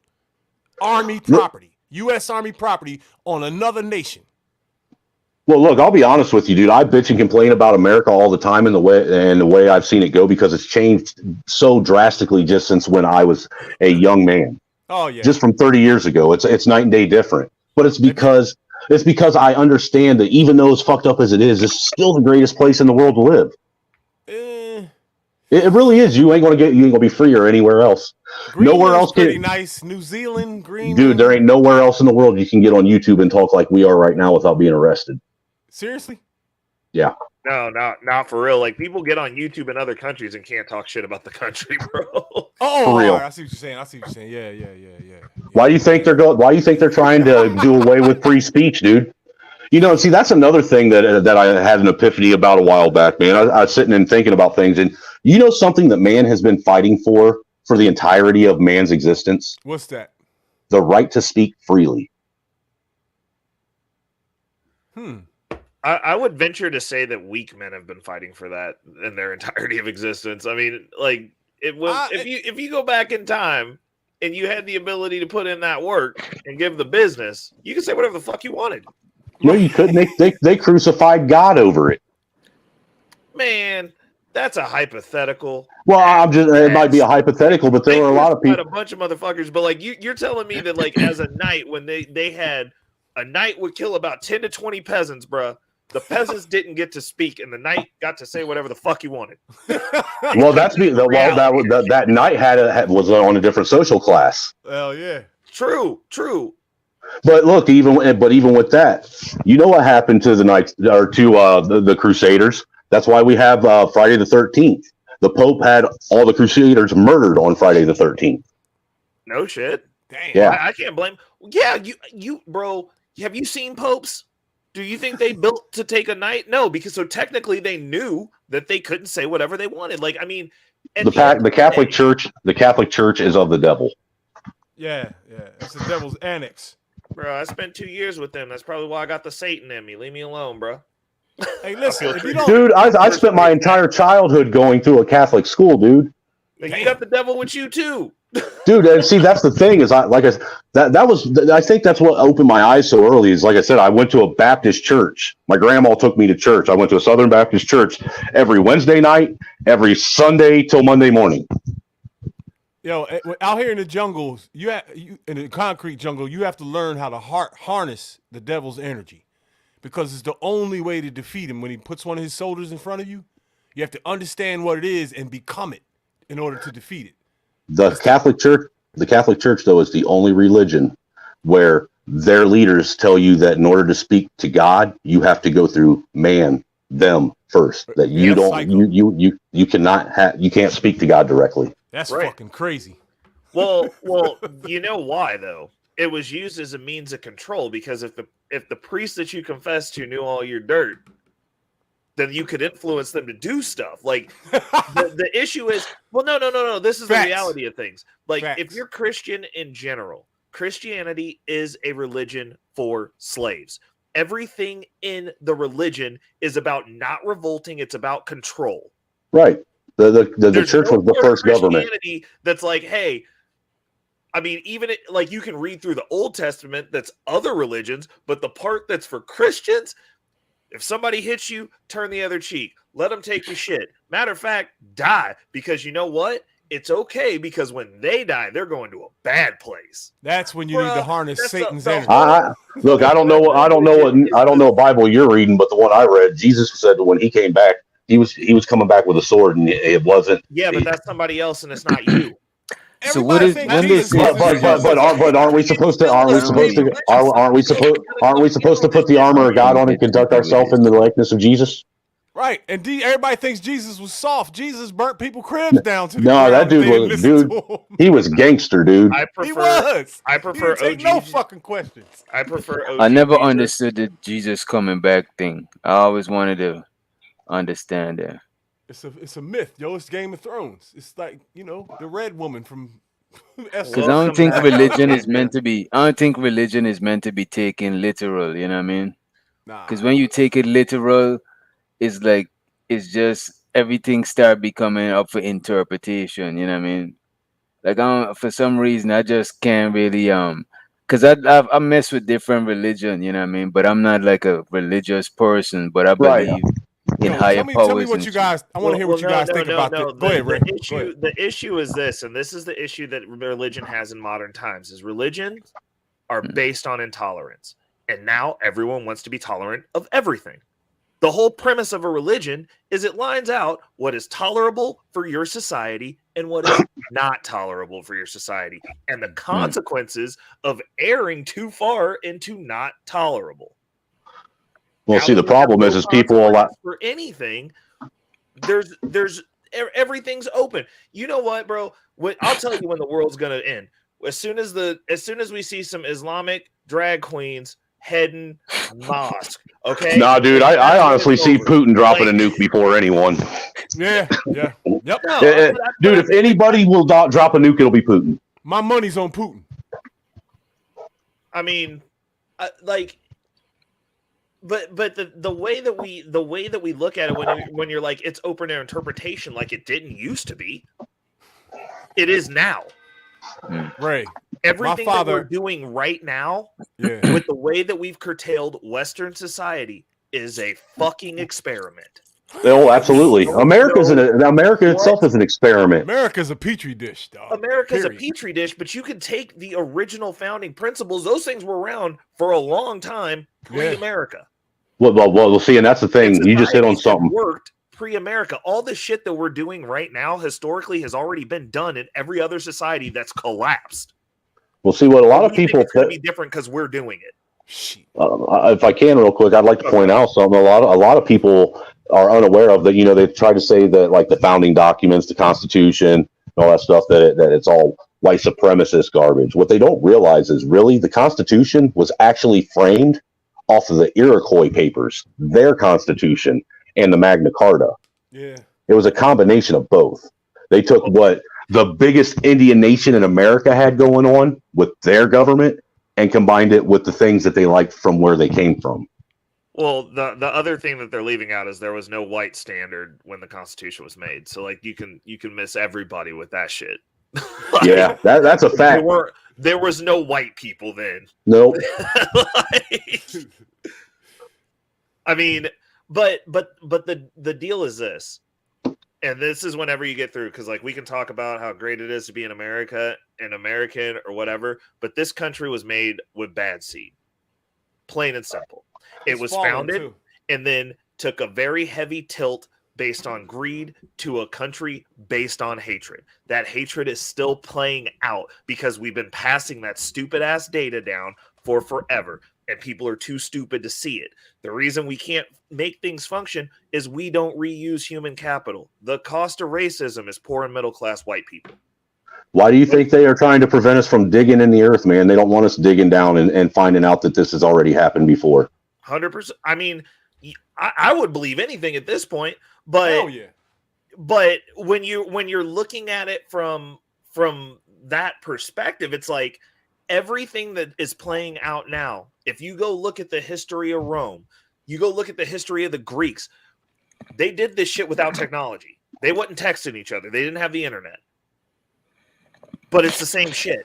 They had ravens. Literally. I'm trying to figure out. You know what I'm saying? They just ain't had modern technology. Yeah, the ravens and pigeons. I think their technology was more modern than ours. Honestly, I do. What you mean? What you mean? I wouldn't be surprised. I think that they were able to harness natural energy where we tried to create it. Correct. They had pyramids, dog. I mean, come on. Hey, you ever seen this Snowman? You ever seen this show named The 100? I was asking the guys about it the last stream on Netflix. I don't watch a whole lot of TV. Okay. Because a lot of Well, what's stuff it about? about the 100 is about like the human population was going extinct, or I think they did something to the earth, and they had to leave the earth and live on an ark that hovered the earth, and then they sent back some people to the earth to see if it was inhabitable. So like all the stuff like the White House, NASA, all that shit was ancient shit. Oh, So it had like advanced technology, but it had people that still survive on Earth. But the people was primitive and they was dumbed down. So they didn't know how to use the advanced technology, but the technology was already advanced. And a lot of stuff they be finding in like the pyramids and a lot of stuff in India is like advanced technology. They got like flying machines, all types of shit. So I feel like a lot of times they take old technology and try to learn that shit, you know what I mean? Yeah, reverse engineer it and shit. Yep. Yeah, it be feeling like we reset it, though. It feel like we used to be way advanced and we probably got dumbed down or something. I could see some shit like that happening if I put my tinfoil hat on, you know what I'm saying, on some country. Oh, dude, you don't want me to do that. I'll make people think I'm crazy. Bruh. Nah. I mean, there's the space, bro, you know what I mean? Well, look, dude, the truth of the matter is anymore, man, anything's possible. The truth is crazier than fiction. Facts. You know you're telling the truth when there's 8, 9 people in the room disagreeing with you. Right. When most of the people in the room disagree, you know you're telling the truth. When you got people coming at you and trying to shut you down, yep. Yo, most of what you heard all your life was bullshit. Like everything, dude. Everything. Large percentage of it. Look, think about it. All of our knowledge that we have of everything, science, history, it's all secondhand knowledge that someone else told us. And see, that's something that's crazy about America. Americans all suffer the same trauma. They don't know their history. None of us. None of us do, really. We all have this fictional whatever that we've been told our whole life. And even what we've been told is like some, dumbed down, rainbows and bubblegum type of history.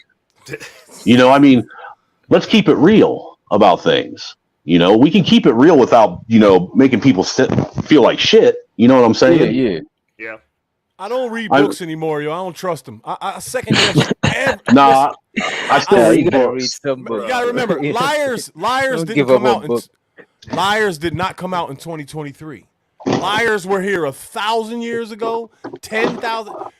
You can't trust any book on this globe or any piece of information that's. I can't get rid of my books, man. Bro, this dude. No. I ain't telling nobody not to read. Books, bro. Reading is look, man, it's therapy. Reading's fundamental. It makes you smarter. Right? I ain't telling nobody to read. I went on a reading binge for 4 years, dog, and I gave it up. I was getting so smart that I was getting miserable. I was getting so smart that I was really starting to realize how dumb everyone else was. Yes. Right? Yes. So it made me feel alone. Now I don't have no fucking friends. I feel you, dude. Now I can decipher everyone's bullshit, so nobody can get next to me now, because everybody I meet reveals some type of fuck shit that they're on. Because now I'm sharp enough to figure it out. You know what I'm saying? But look, dude, all of that led to being able to have an amazing panel show today. Well, when I was stupid, I was free. No, you weren't. You were a slave. You were trapped in the Matrix. You just thought you were free. Bro, listen, that goop, that was gelatin, my guy, and it tastes good. I will never be Cypher and be asked to put back in the Matrix.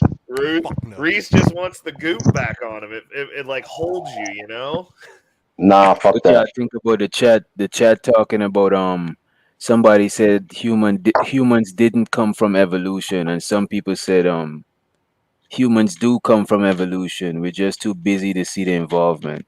There's nobody breathing on the earth that knows where human beings came from.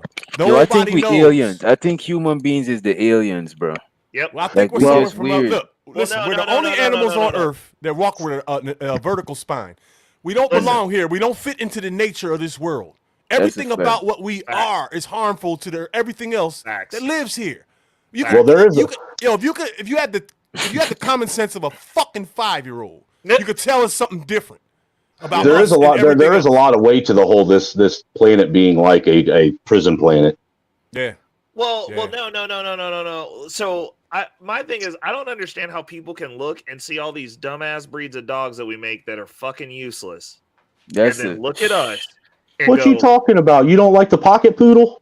dude? Man. Ain't no poodles in the forest. They ain't even a real thing. Bro, Dude, Chihuahuas are the best alarm systems on the planet. Bruh, no. Chihuahuas fuck your shoes up. Look. So hypothetically speaking, we've made all these dog breeds. We know we can do that. We got lambs that we have cloned in embryos outside of lambs now.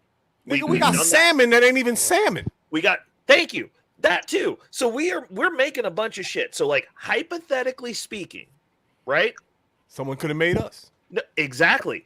Because Somebody did make us. Would have predominant genotypes and different races. It's the same fucking thing, especially since there's no missing link. It's the same thing. Maybe it was the big head scientist Yakub from Yakub, the Maybe big it head was scientist. the big head scientist from Inner Earth, Yakub, right? Because there was a war Dude, between the niggas in Inner Earth. don't you ever say that Yakub fucking made me. That shit is dude. The first time I saw that story, I was like, I can't believe people buy this shit. Oh, I can top that story, dog. Wait a minute. Well, hold up, y'all. Listen, I can top that story once too. we get a shovel on Mars, bro, they don't find some ruins that look exactly like shit that we got now. Because like, I think they really be going out of money space. No, we wait. nuked Mars, wait. and it's just now getting habitable again to where we can go back. Yeah, I Hey, think dude, you're really going what- out of space and shit and going to Mars and the moon. No, and shit. dude, we ain't even been to the moon, I don't think so. I don't think Dude, we leave this shit. bro. We haven't left lower Earth orbit. What do you think that Chinese spy balloon was? It was a damn satellite on a weather balloon. They just proved the flat earthers right. I don't know if the Earth is flat around. I don't know if Maybe it's fucking flat. Though. triangle. I don't think Well, it's flat. see, I don't that's think the it's flat. thing too. But I don't either. But I don't. One thing I do know is I've never seen it flat or round, and all I've had is someone tell me. When you can take me up into outer space and let me see it myself, explain to me why. This is something that I've always been curious of. Why is it that we can look in the sky and we see the moon the way it is, right? And the Earth is what, 4 times bigger than the moon? Is that what they say? More than that. Is it more than that? Okay, so I'm being I'm being liberal, all right. Wait a second. But the seriously point- gonna believe that the Earth is whatever size they told us when they can't get the size of Africa right on a map? No, that's my point, dude. I can't believe people. I can't. Of the Earth. I never even seen a real picture of the Earth that wasn't CGI. Right. You know what I'm Nobody saying? has. They're all images. They say they're images. With all these high-tech iPhone cameras we got, you know what I'm saying? That shit. I'm trying to figure out why anybody buys the blue marble. How is it that the blue marble from the moon looks the same size as the moon from the Earth? How come on the harvest moon, the moon looks like it's right up the fucking street? Well, And what I'm getting at is sometimes it's a tiny dot in the sky. Well, what I'm getting at is, don't you think when they were standing on the moon, when they took that picture of the Earth from the moon, the Earth should have like literally covered the entire sky. Right. Yeah, if the moon is that small, that's a fact. If the moon is that small, And look, if the Earth is flat, right, and it has a dome around it, it's still fucking round. A dome It is is. round.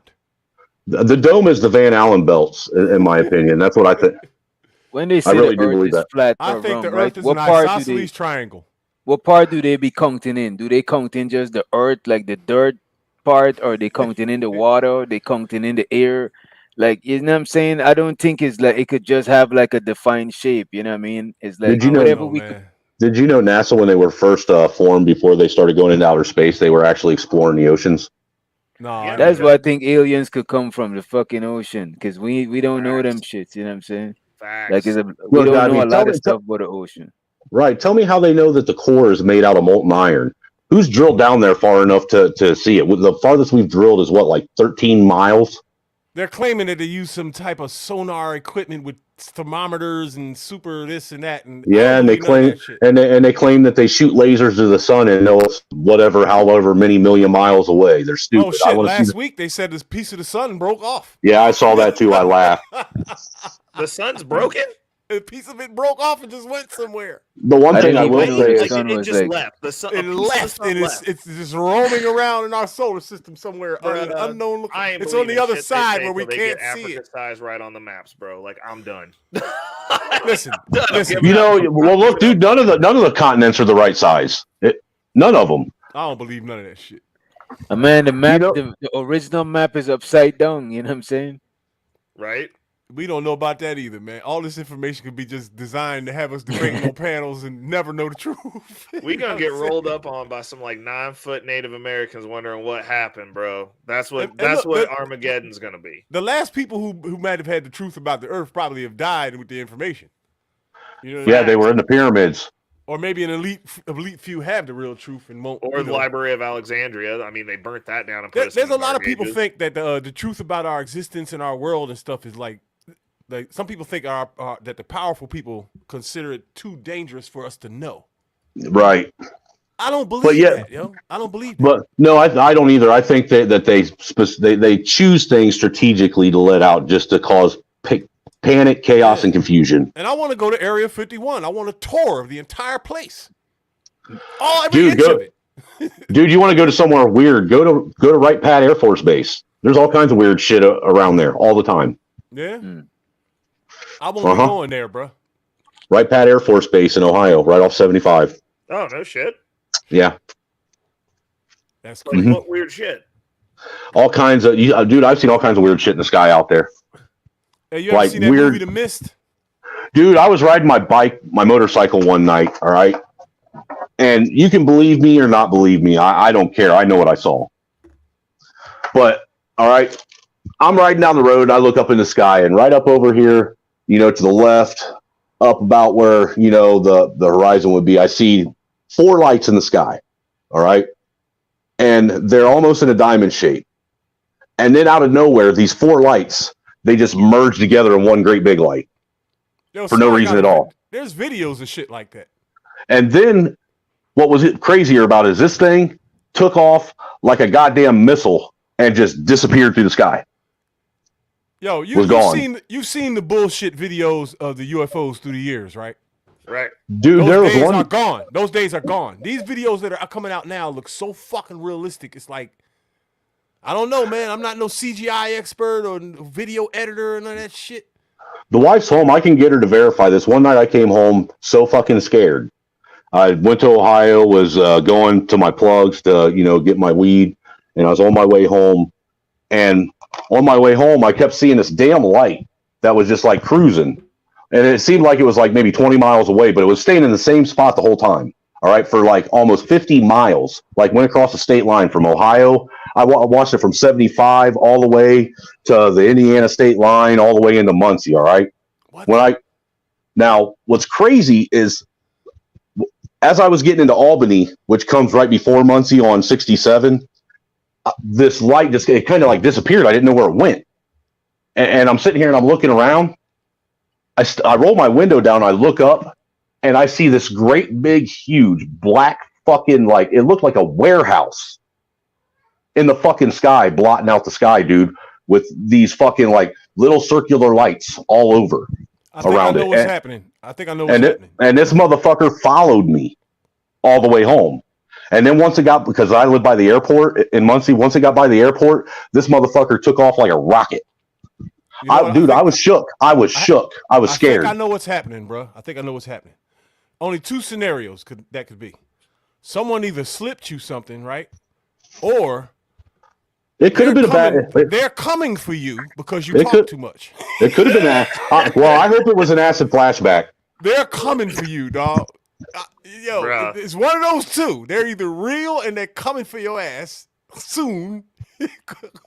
Well, I have had the Fed show up at the house before. Because you pose a danger to them some kind of way, or you were tripping off something that somebody slipped you. I would have if I saw some aliens roll up on me, bro.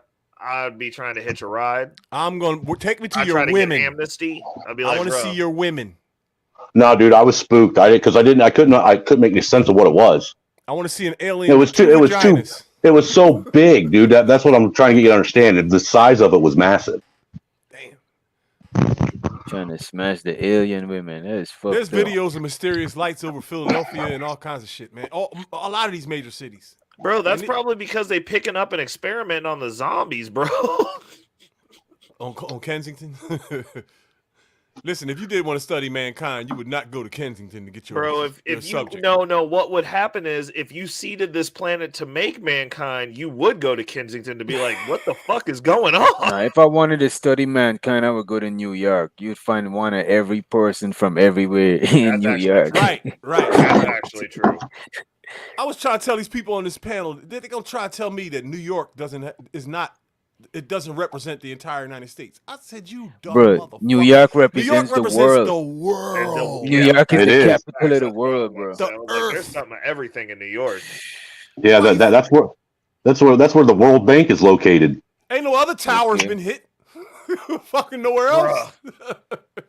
They knew where they wanted to Dude, you really want to go down that rabbit hole now? I mean, we're just going to go all in now, aren't we? I don't give a fuck. We're gonna go with bullshit too. Is what's gonna happen. I watched the towers fall. I was in Patterson, New Jersey when the towers fell. I watched that shit happen. And guess what? Everybody forgot. Everybody forgot that when this shit before the towers was ever hit, they shut down all the radio stations and television stations and said there was 5 airplanes that went off course. How many crashed? How many 3. crashed? They say 3. 3. But you remember the news report though? That's what everyone on the earth forgot. I remember it. Does the one that was supposed to go to the White House? I had a Walkman. Oh, shit. A Walkman. And I was listening to a radio station. And they cut off every radio station. I was mad as shit because I wanted to go listen to another radio station. No, that was the news. I went to another one. That was the news. So something real is happening. 5 airplanes were missing from U.S. airspace. Off course. That number changed twice before the first tower was hit. Yeah, they actually reported the tower being hit before it was hit, the first one. I heard some bullshit like that. That's fucked up. Dude, you got to admit though, that was pretty wild for the first time ever. We for like 2-3 days, we didn't see shit in the sky. Nothing, no planes or nothing, dude. That was like the weirdest shit ever. It was kind of like the pandemic, but only for planes. Right. Yeah. Yo, they shut down City Hall in every major city in this fucking nation. They shut down every downtown area in this whole nation. Well, look, dude, the thing that I don't understand is how people actually buy into the whole thing. I worked in a gray and ductile iron foundry for like about 8 years of my life, and I worked on the melt deck, so I know a little bit about metallurgy. I ran 2 20-ton fucking inductotherm melt deck furnaces. Damn. All right. You could build a bridge with that. Dude, I know how. Dude, I'm a jack of all trades, master of none. I know how to do a whole lot of stuff. All right. I like it. But the one thing I do know is the temperature that structural steel has to be at before it loses its structural integrity. And jet fuel doesn't burn long enough to cause structural steel to lose its structural integrity. Not that That's fast. That's basically like a flash fire. You have to literally leave steel in. When I'd go in and start up the furnaces on Sunday, I would actually have to leave the steel and the iron ore in the furnace for probably a good, I'd say 8-9 hours. At about, and started out at about 12 to 1300 degrees before it would actually start to get pliable. And it would sit in there for a good 3 or 4 hours before you would see it to start changing color. You know what I'm saying? In order for that structural steel to get the way it was at the footprint where it was molten lava, that shit had to be anywhere between 26 to 2800 degrees Fahrenheit. You know who else agrees with you, A Snowman? dragon could have done that. You know who else agrees with Snowman? The guy who built the building. Not only that, the way that tower got hit, physics, the laws of physics say that building should have never fell like that. It should have tipped over.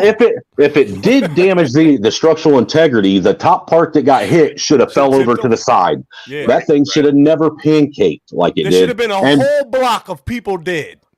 Right. That dude. That and then this too. Explain to me how a 747, which if it gets hit by a goddamn goose in the sky, will have the nose of the plane destroyed and the plane's down, managed to go through a 10-foot thick concrete wall. And come out the other side. Yeah. That shit came out the other side. Yo, I've been to the World Trade Center a dozen times. It looks really, really tall. But what people don't understand is the base of the World Trade Center is a block long. A long city block. That's how that plane went through an entire block of concrete. You know where they shipped all the debris from the trade centers? Where? The Mariana Trench? China. No shit. It went to China. No shit. Every bit of it. That's that big hangar where they had it all laid out so they could study it and all that other shit? Yep, it all went to China. I bet it did. I bet it did. I think that dragons See, our are real, government's and been- I think a dragon brought down the tires. Our government's been in bed with China for a while. Bro, when I saw that when it happened, the first thing I said was like, "What? Don't we have a military?" That was my first question. I was like, Right. We don't have a military anymore." First thing I thought was, jet. if that was a nigga in his plane and he went off course, right? He wouldn't have lasted 10 fucking minutes. Facts. Well, and then let's not even get started on the fact that the Pentagon, the most heavily surveilled building on the face of the goddamn planet, come on, had two grainy ass pictures that you couldn't make out of what looked like a cruise missile going into the side of the wall. How is it that big ass, again, 747 managed to go all the way through the parking lot, miss every fucking car in the parking lot, not touch a single fucking light pole in the parking lot, and then when it hit the wall, be completely destroyed, not have a fucking remnant of it at all anywhere? Because the Pentagon has a vaporizer shield from Star Trek. And where the fuck is the surveillance? Why don't you know? Because when Because vaporizer a plane active, did not hit the cameras don't work. Pentagon. It was the 'Cause of power P-36 uranium space modulator. Bro. That's what it was. Bugs Bunny proved it. The P-36 uranium space modulator. When Marvin Martin... This is why I say all the time, though, that the people need to actually start getting America reined in. And, you know, Ray, you were correct earlier when you said we need to start locally. You know, the biggest problem with a lot of Americans is they think big. They always see what's going on federally, and they want to go and try and cut the head of the dragon off before they deal with all the fucking bullshit destruction that the dragon already caused. Right. It's a lot easier. I'm going to tell you what, we have a lot more influence and pull in our local communities. You are going to be able to get your neighbors and your friends and your homies and, you know, your family to actually vote you into a position to actually fix things a lot faster than you're going to be able to get a state or a nation to vote you into a federal office. Well, I mean, Snowman, hypothetically, think about this, though. Like, what if we all got in a financial position to where we could live wherever the fuck we wanted, and we just went and literally flooded a state and took it over? That'd be lovely. It'd be like, yo, we're moving here. This is the agenda. This is what we doing, and you either rocking with it or not. Because like, we need to go to Idaho. I experienced that on a very small scale in my neighborhood when I was growing up. So the neighborhood that I lived in had two. When we moved out to the suburbs, I saw a suburban neighborhood get gentrified twice. Once by Muslims and once by Christians. And it was the craziest shit ever because both groups. And I would like to point out, neither one of those groups were white. Yeah, they were. The Christians were white. Very much. No, they weren't. They were crazy ass fucking hillbillies. Those ain't white people. No, they weren't hillbillies. they were very well dressed rapture Christians. It was the craziest shit ever. But it was one of those places where they had a high degree of shame. Like if you were a girl and she was out, like one of my friends was a chick. She was out, white girl, mowing the grass. and like her shirt came up and you could see her belly a little bit, bro. These motherfuckers came outside and started actively shaming. And I was like good for them. It was different, but like what they did was like that church just started flooding the area until it was just them. It was like them and everyone who refused to leave. No, I think that the question is would people do it? Because see that I used to have hope that there would be a day where like-minded men would actually pull their heads out of their collective asses. Yeah. And actually start seeing reality for what it is instead of, trying to make excuses for what they're seeing. Yep. But the more this goes on, the less hope I have in humanity.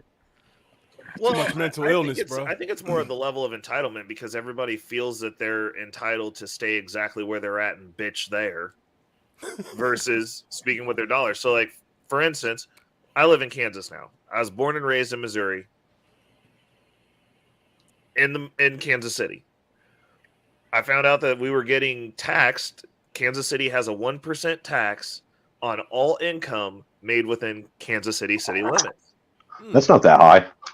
You're right, but here's the kicker: they don't tell you owe it until you owe. Wow, bro, that's what I said. But they will come for you after you owe them about $3-4 grand. And then they'll sue you and garnish your wages to get their 1% tax. Damn. If for whatever reason they feel that they didn't get their money. That is mafia shit. Dude, that sounds like some small town Ohio shit, dude. So I looked it up and did my research, and I was like, oh, it was originally levied so that they could collect all the income from the sports players that played games here. And then they decided it would be a good idea to just put it on everybody. So if you don't work in a business that is inside Kansas City, it's not a guarantee that they're just going to take that out of your check to give it to them. So then you start this time bomb clock of the city sues you. So me personally, I'm petty as fuck. So I moved to Kansas City, Kansas, like literally 10 minutes from where I was over state line, so I don't have to pay that stupid fucking tax, bro. Like I was like, y'all ain't gonna be suing me like every 7 years to get $4,000. Like I'm not doing this level of extortion. Like Bro. I never agreed to it. No one told me I owed you money. And like when I was going back and forth with them when I paid it the first time, that was the conversation I had. I was like, even the feds, they just take the money. And then we hash it out at the end of the year when they took too much. I was like, I've never seen a tax where they don't tell you owe it until they're suing you to garnish your wages. Like, I've never experienced it. Hey, Ray, you know what I meant to ask you when I came on the panel? What's up? So I came in late, right? What's up with the title? Now I got another op. What the fuck is that? That's podcast. So I slowly converted it over. Instead of switching streams and disrupting the flow, me and Beans decided that I was just going to continue his stream that he'd already started, which is why this stream is at 8 hours right now. 8 hours? That's legal? He'd been. Yeah, you're allowed to go for 12. Yeah, he'd been streaming for 4, and so then I took over. And then I just kept it going instead of switching the show and having everybody have to like kick over to another stream. We just kept it rocking. Smooth. I'm gonna tell you what, Bean. If I'm gonna be on your panel like a goddamn 8-hour shift, I want paid for this shit. This is a job. Bro, these niggas went to sleep on me the other day, and me and goddamn Bruh, Uncle I just Tom had want to y'all to carry on the know- show for an hour by ourselves. Wait a minute, bro. Hold up. I'm about to switch this shit around. Hold up. I just want you to know these two niggas right here, I own their souls because they both sleep. Okay. Dog, those are the same two niggas that went to sleep on me and Nah, Uncle but they Tom old, 2 bro. days They ago. old. You gotta remember they old and they up I'm there in 50 age, you know what I'm fucking saying? 3. And they Dude, stop making excuses. No goddamn be live eating stream. vegetables. Hey, and dude, stop cashews making and shit. excuses for those two because when I was I'm the same age, and back when we were in high school, if they would have passed out, they would have regretted it. Yeah, You would have drawn some shit on their you had face. some whipped They cream would in have your been hand or duct taped. They would have been a saran wrap. They would have had a pecker drawn on their forehead. They had a picture with people dicks all around their face and everything. He said a They got pecker. That hazed. shit is funny. Yo, they left me on a panel, my nigga, with Uncle Tom. We had to carry on the panel for a whole nother hour talking about the army and shit. It was fun though. No, but that's one of the things that I think that I find interesting is like people's unwillingness to like go, hey, Because like that's what's going to need to happen. Like there's going to have to be some sort of delineation and separation where people go, cool, we're rocking like this. We're going to congregate in this area. We're going to build this infrastructure up and we're going to set this shit up the way that we want it. Versus going, hey, you over there, you're like one guy who has a similar value set, but you live in a place with a bunch of fuckholes and now it's a third world city. Just stay there and bitch about it. Like right. You know what I'm saying? Like when I get upset, I'm like looking at like I don't want to give you my fucking money. Like I'm not going to contribute to this shit. No. Like you know, and like well, let me ask you a question, Ray. Oh shoot. Well, so I know you pay attention to politics. What was your thoughts on the Congress throwing the idea around of doing away with income tax and having a flat tax? I think that would be more fair. But the issue is this. This is the thing, though. Even with the flat tax,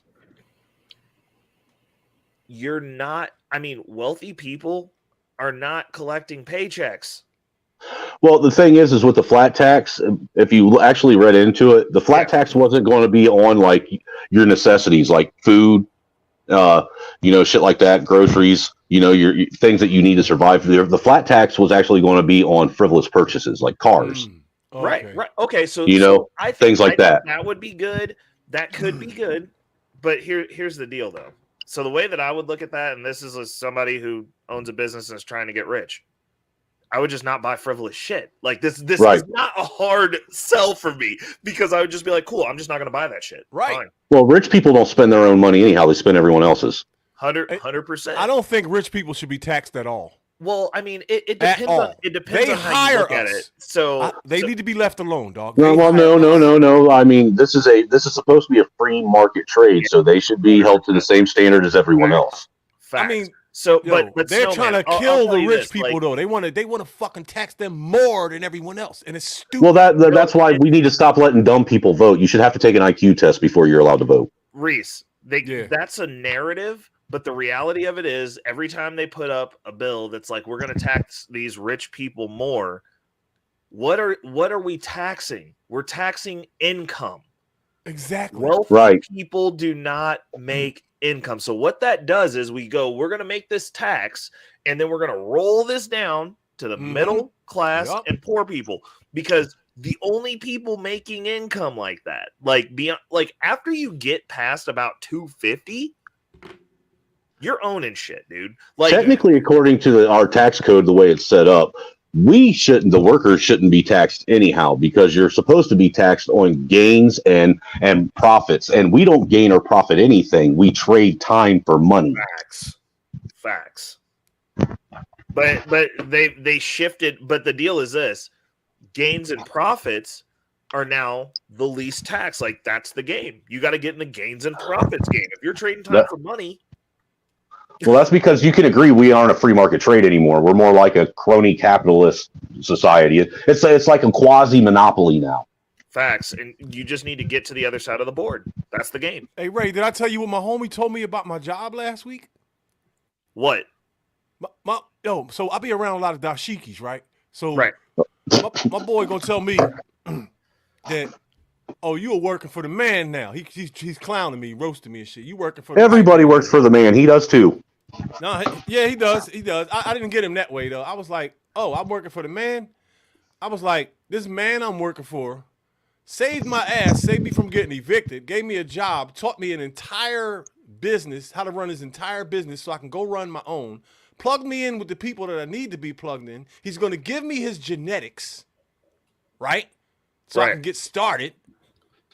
Right? He's even going to help me move my product, and he's white, and my job is physical. So I got to cancel my fucking gym membership. I don't have to pay that $55 anymore because my job is physical. My job is like a gym. I'm working out 6 hours a day. I don't need a gym membership. So I said, a white man did all this for me, and you owe me $10 fucking dollars. But I'm working for the man. So he basically, he's saying you're Steven now, right? Dude, this argument Steven from Django. Oh, this argument went on so long, and it's the same argument every time. It's a broken record. Well, I mean, the issue is it's like when you talk to people like that, it's like that Umar Johnson like isolationist ideology. Like it's got to be all black. He's not that bad. And that doesn't work. Like if you're trying to isolate cultures and countries that are isolatory, all of them suck. If you're not taking money from another culture to bring into your culture, bro, like you are not even playing a game. You know who else doesn't? Who's isolatory? Like Ethiopia, North Korea. And you know what he threw at me? This is what he always throws at me, right? He says, "You always talk about the shit black people do in the hood, but you don't never talk about the reason why they are that way and and what the white man did." No one gives a shit. So this is what I told him. No one cares. Just check out what I told him, though. Check what I told him. I said, "Look, all that is true, but what you have to understand is when you lose a war, you take on the culture of the victor. Period. Historically." How the fuck you think religions change in certain areas? Well, apparently. All right, so that's how that works. Europe is the only nation to ever conquer another nation. Look, we've been all right. So we lost. We've been conquered. Now here we are under control. So here's the system that's in front of us. You get involved and do what you have to do to survive. You're not going to get fucking reparations. This is reparations. Reparations is everybody who's not an American, everybody who's not Indian leaves. Facts. And we give the land back to the rightful owners, and then we come back as they see fit. And stop claiming that you're a native to this country and ADOS because that shit ain't cool. Look, I don't see how it can be possible to be an Indian and ADOS. You can't be both. Yeah, can you? Yeah. No, you can't be an electron Native and a Americans proton, have can you? slaves. What are you talking about? Yeah, you can. You could be a double slave technically. A double slave? Yeah. Oh, well, according to your parents, right? Yeah. Yeah. I see what you're saying. Yeah, I was about to say the Cherokee Nation was like the last people to give up their slaves. Like they got forced to give them up. Like the Cherokee Nation was ruthless, dude. Facts. Yeah, and that's the first thing black people quick to claim. I'm Cherokee. No, shut. Yeah, let's sit here and act like the Indians weren't massacring themselves before we came over here and gave them smallpox blankets. Come on. Well, hold on. Murder 100 said America is culturally diverse. That's why we circulate economics the most. And I don't think it's that. Winners, so we're in a competition. Everything is competition. We're in a competition for resources, mainly dollars. If it's literally what the ideology that like the Umar Johnsons and the super woke black people have is that we can only make dollars. We need to circulate the black dollar, but that's literally a Ponzi scheme. Because if we're circulating the black dollar, then that means that there's still only going to be an aggregated 1% of black people at the top, and it's only from within our culture, which means there's a cap on the amount of money you can even generate like that. The only way to generate wealth is to get everyone to buy your shit. Yeah, you have to take money from other people.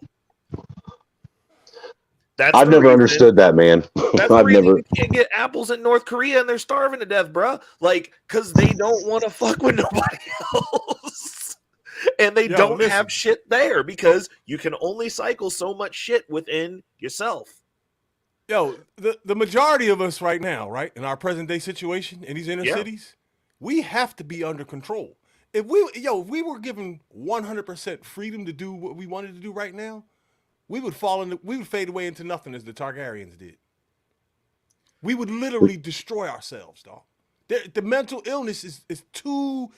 Yo, there's a generation of crack babies walking the earth that are in their 30s. Yeah. Yeah, some of them are our brothers and sisters. And any of them can glitch at any second. You know what I'm saying? It would be chaotic. I'm telling you, yo. Dude, imagine if half of these kids.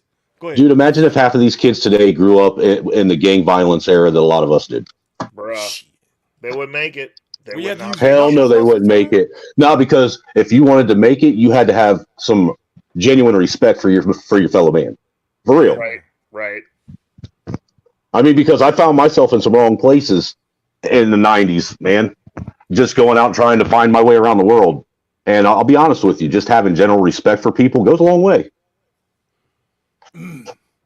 Well, North Philly You could have all the respect you want. This type of jungle, it doesn't matter how you. I'm not going to Philly, dude. I don't want nothing to do with Philly. Bro, that place is terrible. I don't even like bringing it up. Every time I bring this city up, the fucking panel goes, "Oh shit." Philly's like the Serengeti now.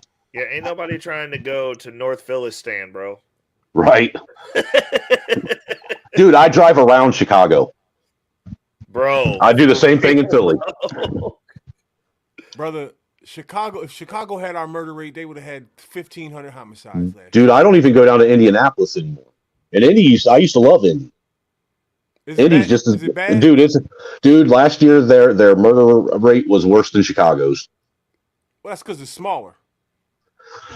Well, Indy used to be, like I said, it used to be a good city. You know, it had its issues, like every metropolitan area does, but right. It's just, I remember hearing that back in the day about, that whole entire state, kind of. Yeah, Indy was always a chill city, man. It had a good music scene, a good nightlife. Really, the whole state, really. Like, you never hear any bad, like back in the day, you didn't hear about bad shit, like, you know what I mean? Nothing too crazy about Indiana, like, murderous hoods and that kind of shit. Well, you did, like, you don't go around Gary or South Bend or Elkhart, that's like Murder Alley and shit is what they call it. Those places didn't have the buzz that they have now, though. They're like in the top 25 list and shit. Dude, Gary's always been bad. I think Memphis is like high in number 7 or some shit. Memphis is in hell. There's a lot of these little cities that are in hell right now, yo. That weren't before. You ain't wrong. You are not wrong. And you're not safe in the suburbs no more either. No, actually, you're safer out in the country. Get out of the city. Yeah, definitely. Yep. I'm leaving this state eventually. New Jersey is the worst state in the world, and Philadelphia is the worst city in the world. No, Ohio's the worst, dude. I'm telling you.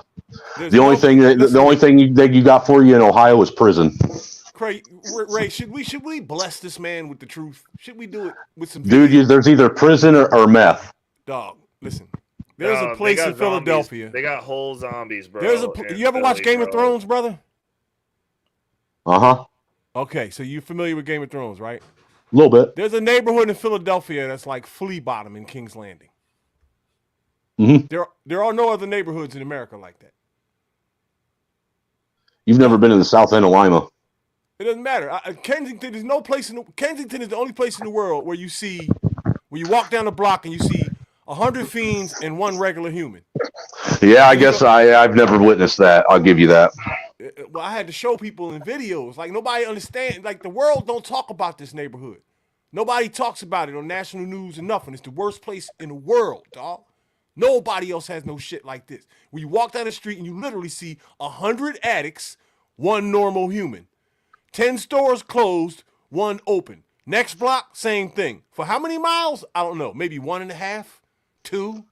And then the side streets off of the strip are even worse. And that's not even in the fucking video.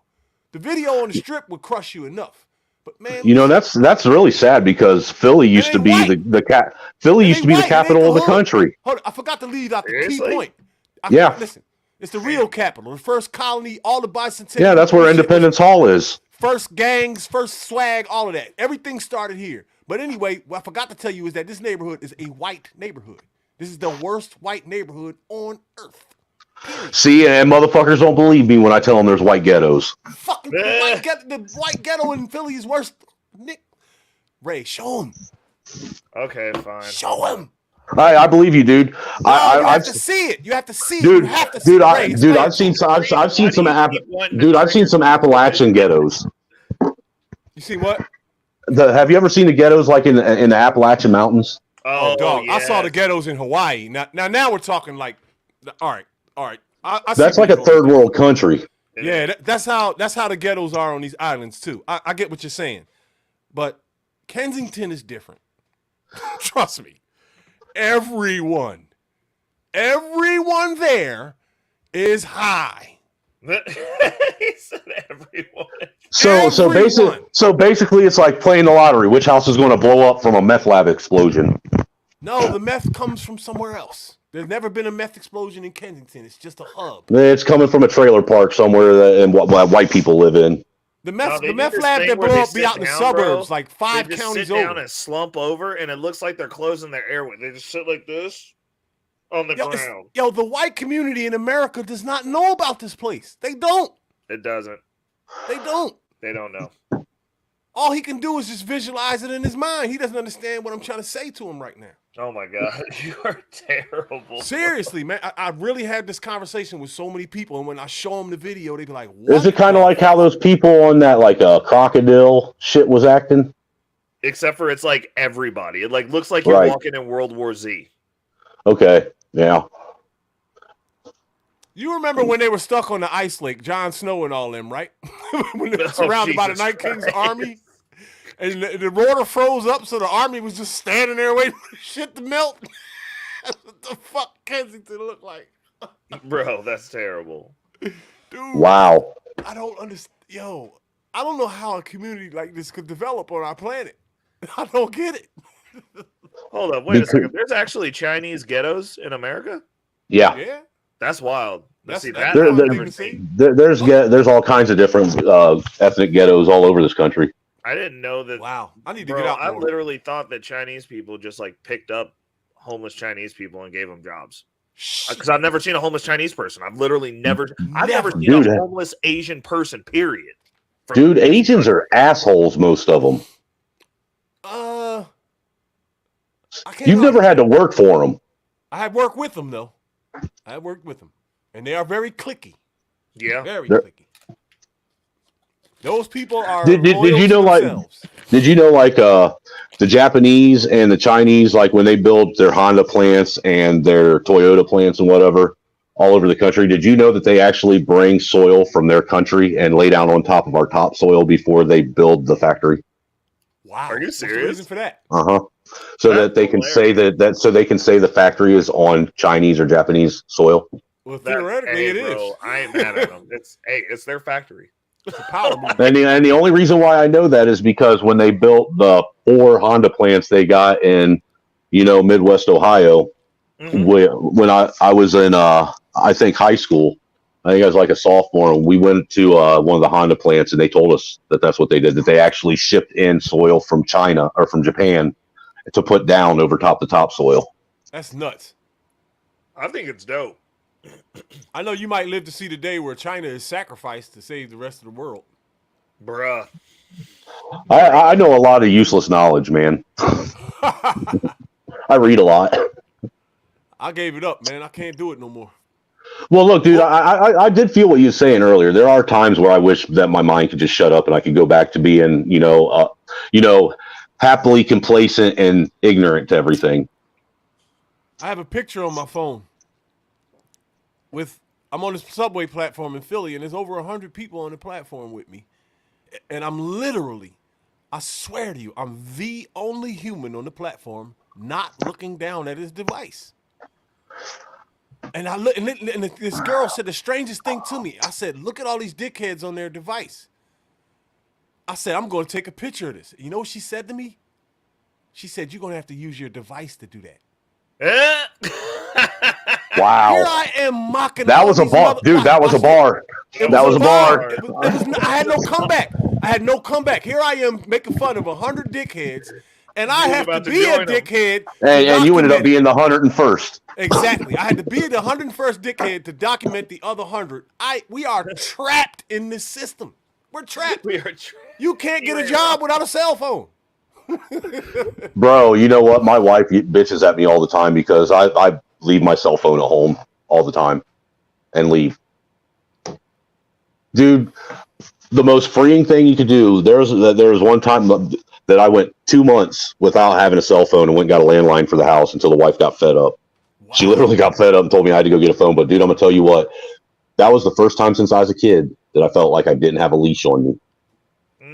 Yo, I argued with the mothers of my children not to give my kids cell phones in high school, and they both tried to pitch the same argument to me that, all their friends have phones, and how am I going to stay in touch with them? What if there's an emergency? I said, Smoke signals, learn Morse code. My mom opened the door for me and said, write a letter after school. That was that. Phone, you don't get the fuck. For millions of years, we didn't need fucking cell phones, and all of a sudden it's a necessity so they can be safe. You don't get that. What if they do call you and somebody's fucking them up? You can't do nothing about it, and now you know about it and got to hear your kid die over the phone. Mm-hmm. Bruh. Dude, I've asked some of the young kids that have young fellows that have streams on here that I forget what stream it was on. They was talking about phones and stuff, and I asked these guys. I asked them so have you ever traded phones with your wife or your girlfriend? Like her take yours and you take hers for a day? And every dude on the panel was like, dude, are you trying to get yourself murdered? What are you talking about, dude? I do it all the time. You know, there's been times my phone wasn't charged, so I grabbed the wife's phone. All right, it's time for some Roach Clip Chronicles. Oh Jesus! We're having a red pill conversation 20 years ago in the barbershop, right? I don't believe it. Listen, everybody's a big ladies man, and blah. Everybody's got their wife under control. Everybody big pimping. We're talking about cheating women in the barbershop, right? And there's like 8 married dudes in there. Barbershop loaded. Everybody's chimed in. Real deep conversation, like 115 decibels in the barbershop, right? Screaming and everything. So I got a little digital voice recorder, right? Size of a cigarette lighter. I said, okay, all you tough motherfuckers that got your women under control, I'm going to call all you pussies out right now. Here's a digital recorder. I'm putting it on the table. I dare any one of you motherfuckers take this shit home and leave it on in your crib with your wife at home while you're at work today. I fucking dare you. One of these dumb dickheads took the challenge. Oh, no. Now, I'm going to let y'all finish the story. He heard something that he didn't want to hear. I'm going to let y'all... I'll get to the end. So was he in prison or did the kids end up being orphaned? This nigga picked up a queen-size bed with a woman on it and flipped it like a flapjack. And the bed was on top of the woman. He took a picture of it and brought it to us. All you could see was her feet, like the Wicked Witch when that house fell on her. Yo, I have never laughed so hard. That big tough motherfucker that was talking all that shit came in there with a tear running down his eyes. And he was like, yo, y'all better talk me down from killing this bitch. I came to work for that only. I'm not cutting my hair today. I was like, damn. See, I wouldn't do that, man. My wife makes good money. I'd take her to court, end up with custody of the kids, and get half her money. Yo, this dude took the digital book. This dude gave his cousin shelter because his cousin was doing bad and everything, right? The day before we did we did this thing, he was telling his girl to cook for him. He got home and there wasn't no food for him, so he got a little mad. They had a little argument. On the voice recorder, we found out that his girl gave his cousin his food, ordered him a pair of Jordans offline with the money that he gave her, and fucked him. Bro, she gave up the whole ghost, bro. That's the whole ghost right there. Yo, I got if I did a red pill content channel, it would blow your fucking mind some of the chronicles I got, yo. Where women have done niggas dirty. Yo, I know my homie Diamond has killed 3 niggas with her vagina. And it wasn't AIDS. A lie killed 2 niggas. That's probably not counting the offspring she flushed down the toilet. Bruh. Shit. Listen. My homie Diamond been selling pussy since she was 14. She 27. You know Big J Triple X, right? No. No. You never heard of him? Check out his channel. He's an idiot. Big what? What's it again? Big J Triple X. He's a moron. He's like an RBR moron. I like listening to morons, dog. Oh, so do I, man, because they make me laugh. Anyhow, I was up on Mo's stream, that Maurice Delk I was telling you about one night, and we were talking about something, and I made the comment that the most dangerous place for a child is in a black woman's womb right now. Oh, Jesus. And this dude came up with the fury. And look, dude, all I had to say is, dude, the stats say that, you listened to Cynthia G, and she's sitting in trying to convince people along with other people. So that's my favorite crazy YouTuber in the whole world. YouTube. Dude, her fucking voice sounds like nails on a chalkboard to me. I fucking love Cynthia G, yo. I don't agree with nothing she says, but that is the most craziest, entertaining, psycho bitch breathing. She is crazy, dude. I love it, man. Everybody hates her. You know, I get it. She's talking a lot of fake bullshit, right? But her delivery and her roastings, that chick has had me in stitches before, dog. Don't get me wrong. I think she should be sacrificed in the mouth of a volcano. Absolutely, dude. Oh my god. Absolutely, I'm with you. She is hilarious. I'm an asshole from head to toe, dog. 202 bones of asshole right here. I will laugh at a fucking 90-year-old midget old lady falling down a fucking flight of steps. I don't give a fuck. Yeah, that would be pretty hilarious. I'm an asshole.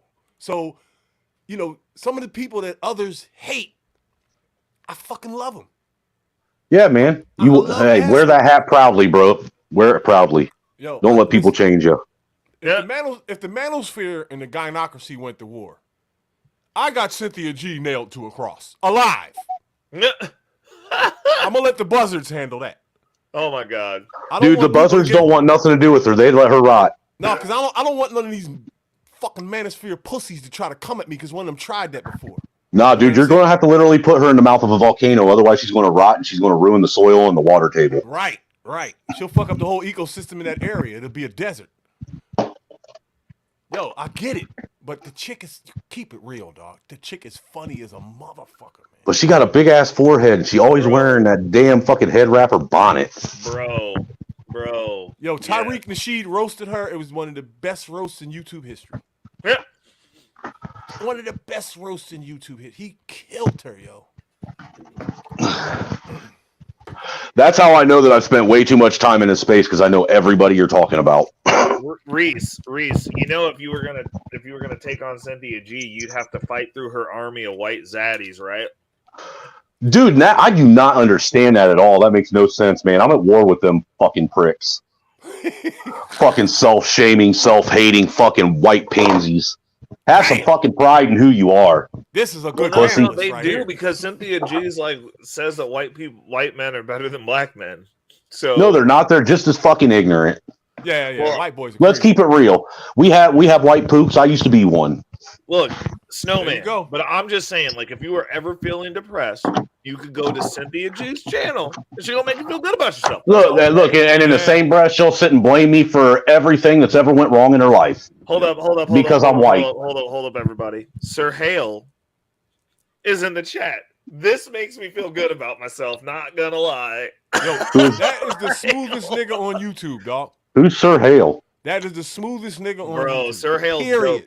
You should tap into his content. Actually, I watched one of his videos last week, and I was actually getting better familiar with his content because he stopped in every once in a while, and everybody's like, "Oh, you guys should link up." But I was like, I like to familiarize myself with people. Right. So I was listening to his, and he has like a very unique take on Red Pill content, and like kind of putting the onus on kind of some of the older men to mentor some of these young knuckleheads and like put them on game so they don't make the same mistakes some of us have made. Hey, I was really dope, and I bet, dude, I can agree with him because I've been saying for the last 2 years, what happened to the pillars of the community, the old men that used to sit outside the hardware store and give advice to young men? They're dead. Facts. They're dead. Facts. Well, it's math. That was 30 years ago. It is math. They're dead. It's just math. It's that fucking simple.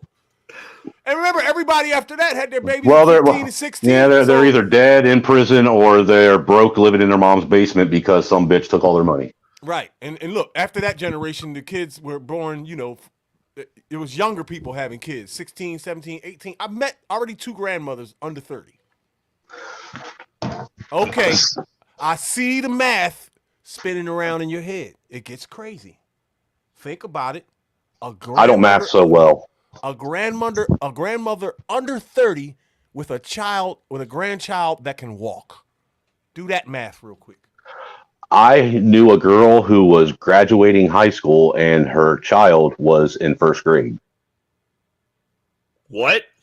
Whoa, yeah. Okay, whoa. Okay, I thought I was going to floor you. Okay, Wait a minute. I'm going to do that. Welcome to the white trailer park. Okay, let's make it fair. You do my math, and I'll try to figure out yours. Okay, that's a 30-year-old grandmother with a walking child. All right, I'll do yours. You said what again? A girl that was graduating high school. She was a senior in high school. I'll give her the benefit of the doubt. I'll give her 19. Okay, keep going. And she had a child that was in first grade. That's Oh my God. Wait a minute. Okay, let me not fuck this up. Wow. That's impossible. No, it ain't. He said that's impossible. Hold up, bro. In honor of Sir Hale, hold on a second. We got to hit him with the...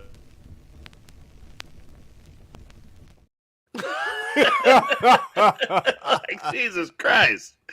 She was 12 when she got pregnant, 13 when she had the baby. That in half, that's 14 and a half, right? Something like that. God, bro, that's and that can get crazy. You subtract 18 months of pregnancy. Don't ever forget that math. All right, so it gets crazier. Now that's if you split it down the middle. If you, I'm trying, dude. I can't figure out your math. Yeah, exactly. That sounds like some Daggle math right there. It's one of the craziest riddles, but it's a true story. It's a fucking true story. That's the wildest. That's terrible, bro. Wait till you get old, Ray. Wait till you get old and you meet a woman in a bar and then meet her daughter. I'll be honest with you. I think that girl that got pregnant when she was 12. I always thought either her dad or her uncle did it. Oh no! Wow. Yeah. Oh no. No, because there was never a boy ever around, dude. I lived like 2 trailers down from him. 2 trailers down, huh? Yeah. Dude, I'm telling you, every time you I'm telling you, I am the epitome of everything wrong. Dude, my parents weren't surprised when I failed the first 30 years of my life. No. You know, it is what it is. I was a straight A student in school. My mom was shocked like a motherfucker when the feds said, "We got your son." I was shocked when the feds knocked on my door a couple years ago. Yeah. What's up, Mr. Youngblood City? What is up? We up here chilling. That's what's up. Yeah, this has actually been a good show, man. I just want to say, gentlemen, I appreciate the discussion, man. This has been great. I've enjoyed chopping it up with you guys. Yeah, come back to Guns and Butter, yo. We do it over here every Thursday. So every Thursday. What's your channel? Every Thursday night, I do Guns and Butter. Normally, me and Beans decided to just keep this stream going since we had so many people up and it was doing so good. Also, Fatty, and you missed it, Reese. Fatty freaking gave me a backhanded ass compliment today. I don't believe it. Before he got kicked off. Well, it was accidental. He must have been high. This is the part that you shouldn't have believed. I don't know that nigga. Like, and he was like, only 10 people watch your stream. And I was like, I own a business. I don't actually give a fuck. Like, I have a real life. Like, ain't he like one of the most favorite panelists? I was like, you know what else? I was like, I own shit. Like, Fatty annoys me, dude. He really does. He's famous. He's a famous panelist, right? On Fight. Yeah, he's famous in his own mind.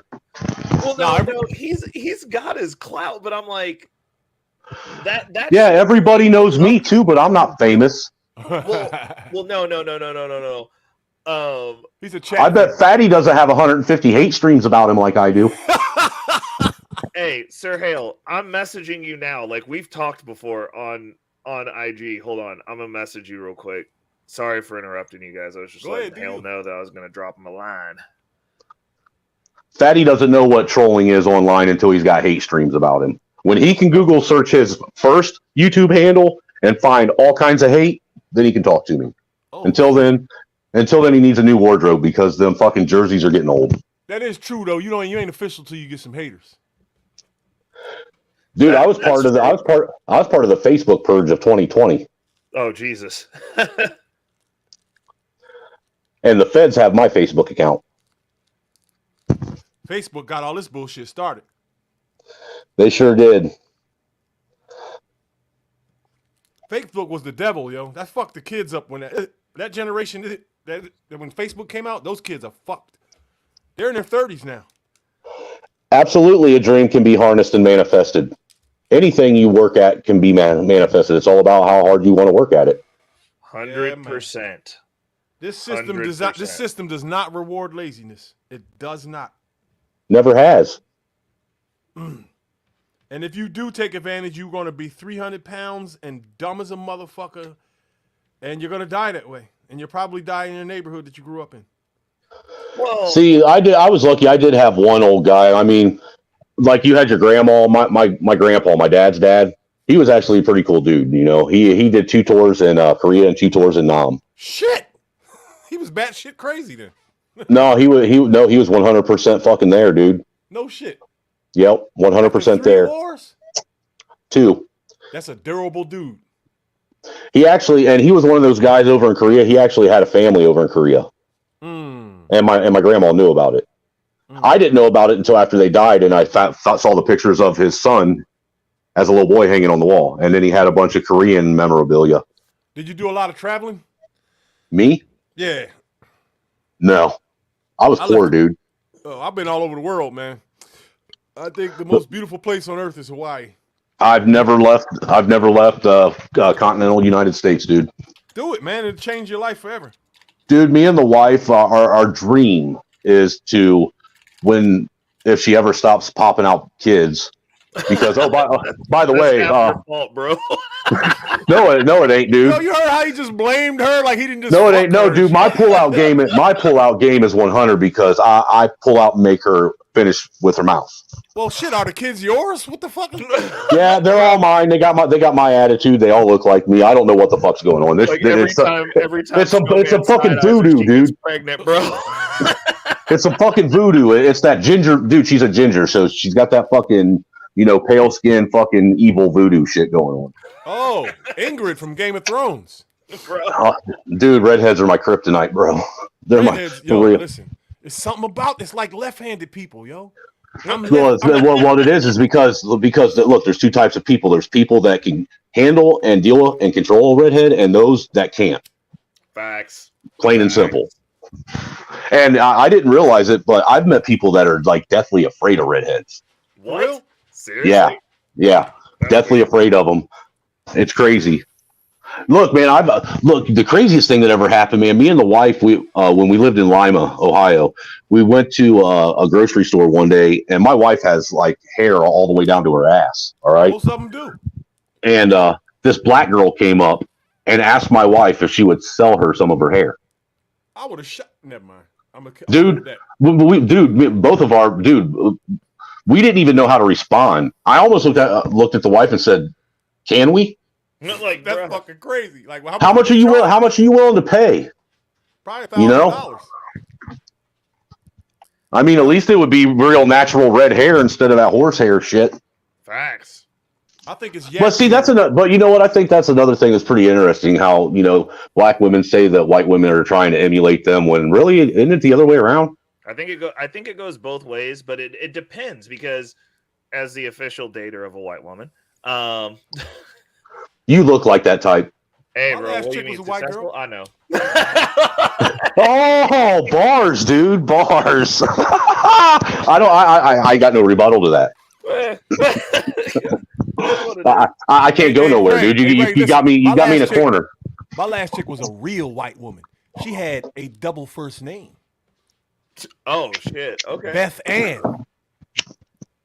I think so. You ain't got a real white woman unless she glows in the dark. Bruh, that's funny as shit. That's so messed up. That's basically just gingers, bro. For real, dude. That's how white my wife is. She glows. That's funny as shit. But translucent. I mean, her veins. Yeah.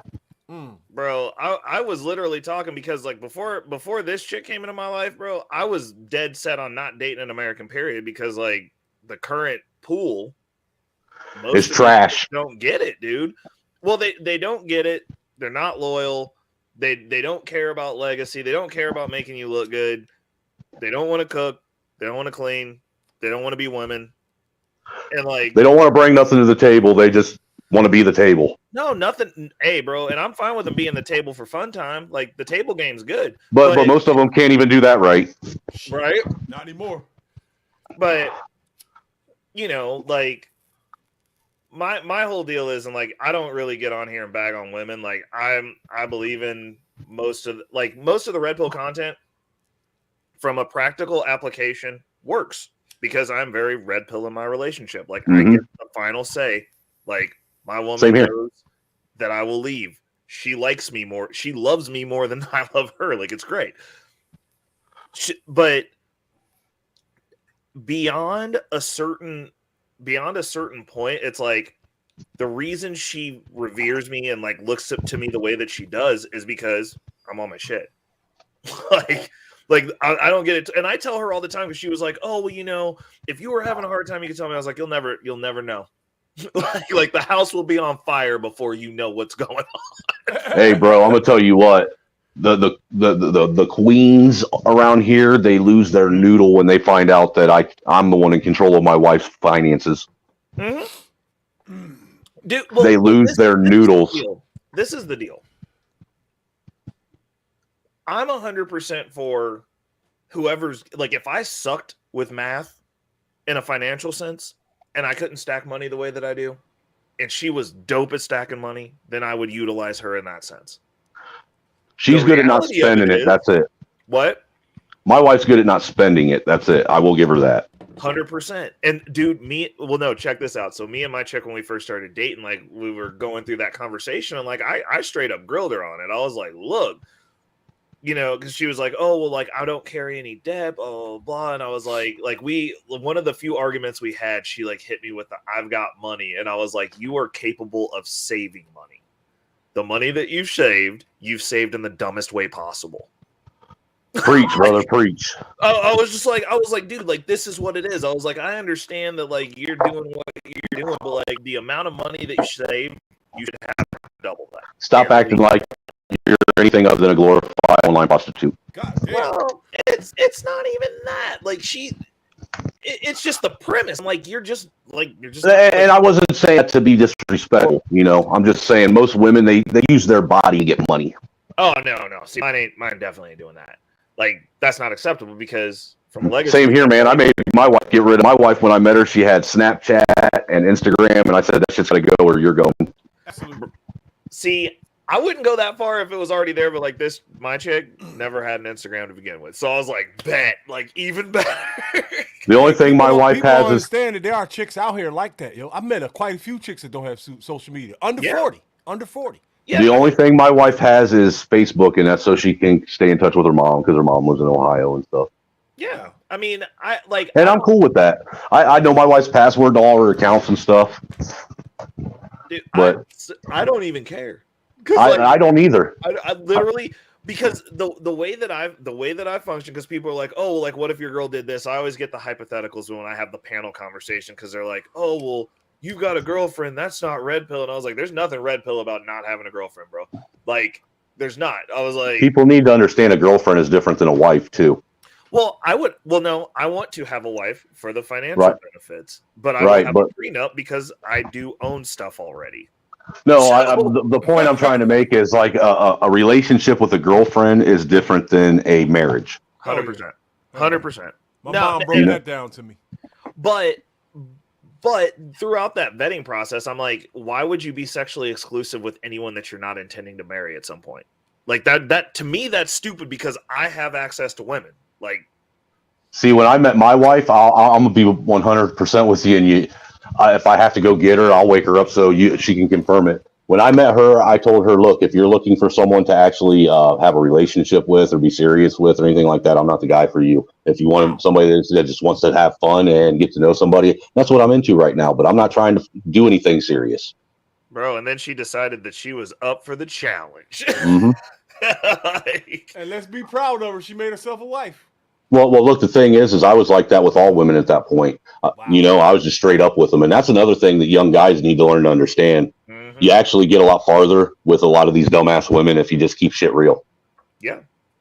Yeah. My life with women manifested differently. I wasn't guided by an old elder man or anything like that. I was like molded by older women because when I was a younger guy, I had a thing for older women because my first woman was 10 years my senior. Hey, I didn't have that either, and I didn't get that way until I was in my late 20s, early 30s, and by then, the only reason why I was like that is because I was scorned. I was pissed. I hated women. I just wanted to use them.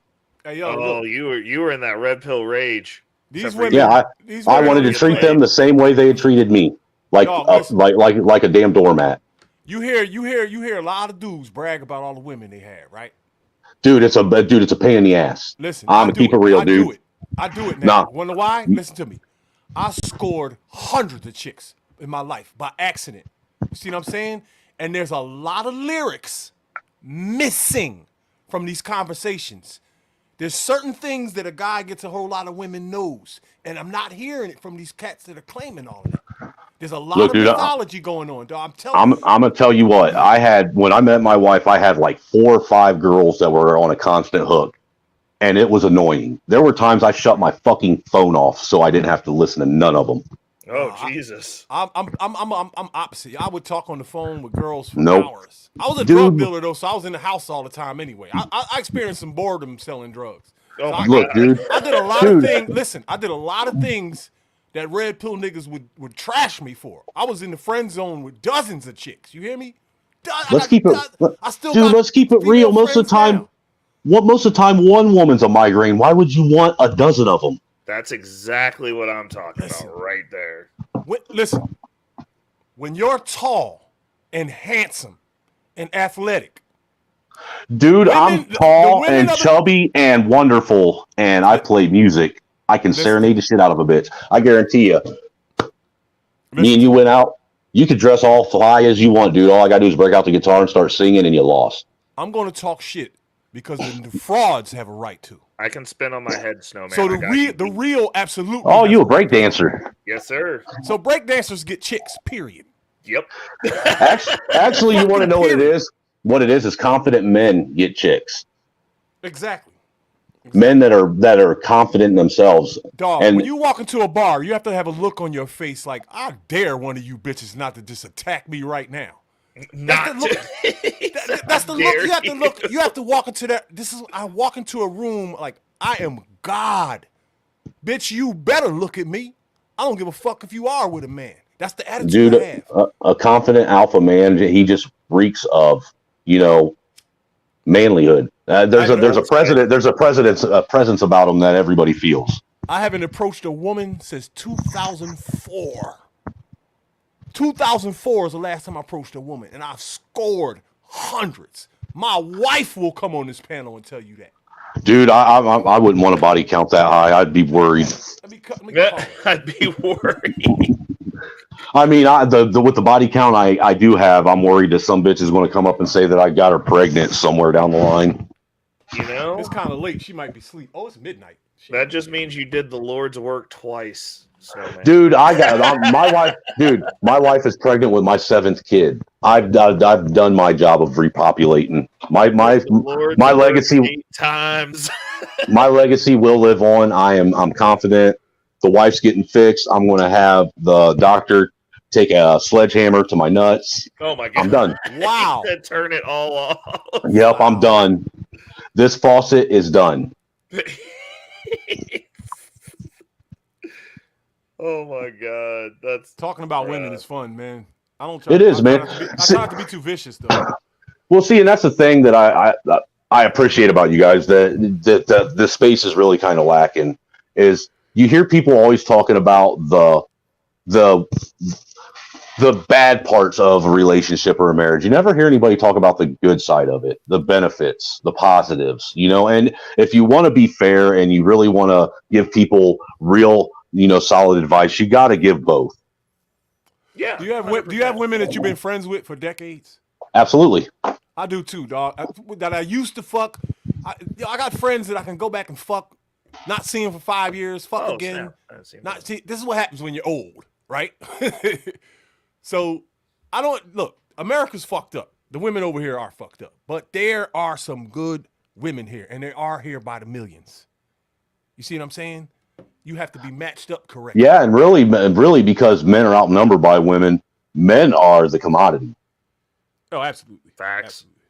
And that's where women are going to actually end up losing if they don't get it right. The thing is women could. 100 got a question. He said a busy man is attractive to women. Me personally, I'm of the belief I have a set schedule that I see my chick on. I see her 2 to 3 days a week. I'm not up under her every day. I give her time to miss me. I give her time to appreciate me when I'm around. And you're building trust. 100%. Yo, so that's how me and my wife did it for the first year and a half. Those little comments like that, right? I'm not going to dispute them. Okay, a busy man there's a lot of things that attract women, right? But the ironclad truth is this: physicality attracts women. You have to look a certain way in order to do certain things in this world. What's Fresh up, and fit are out here fooling motherfuckers.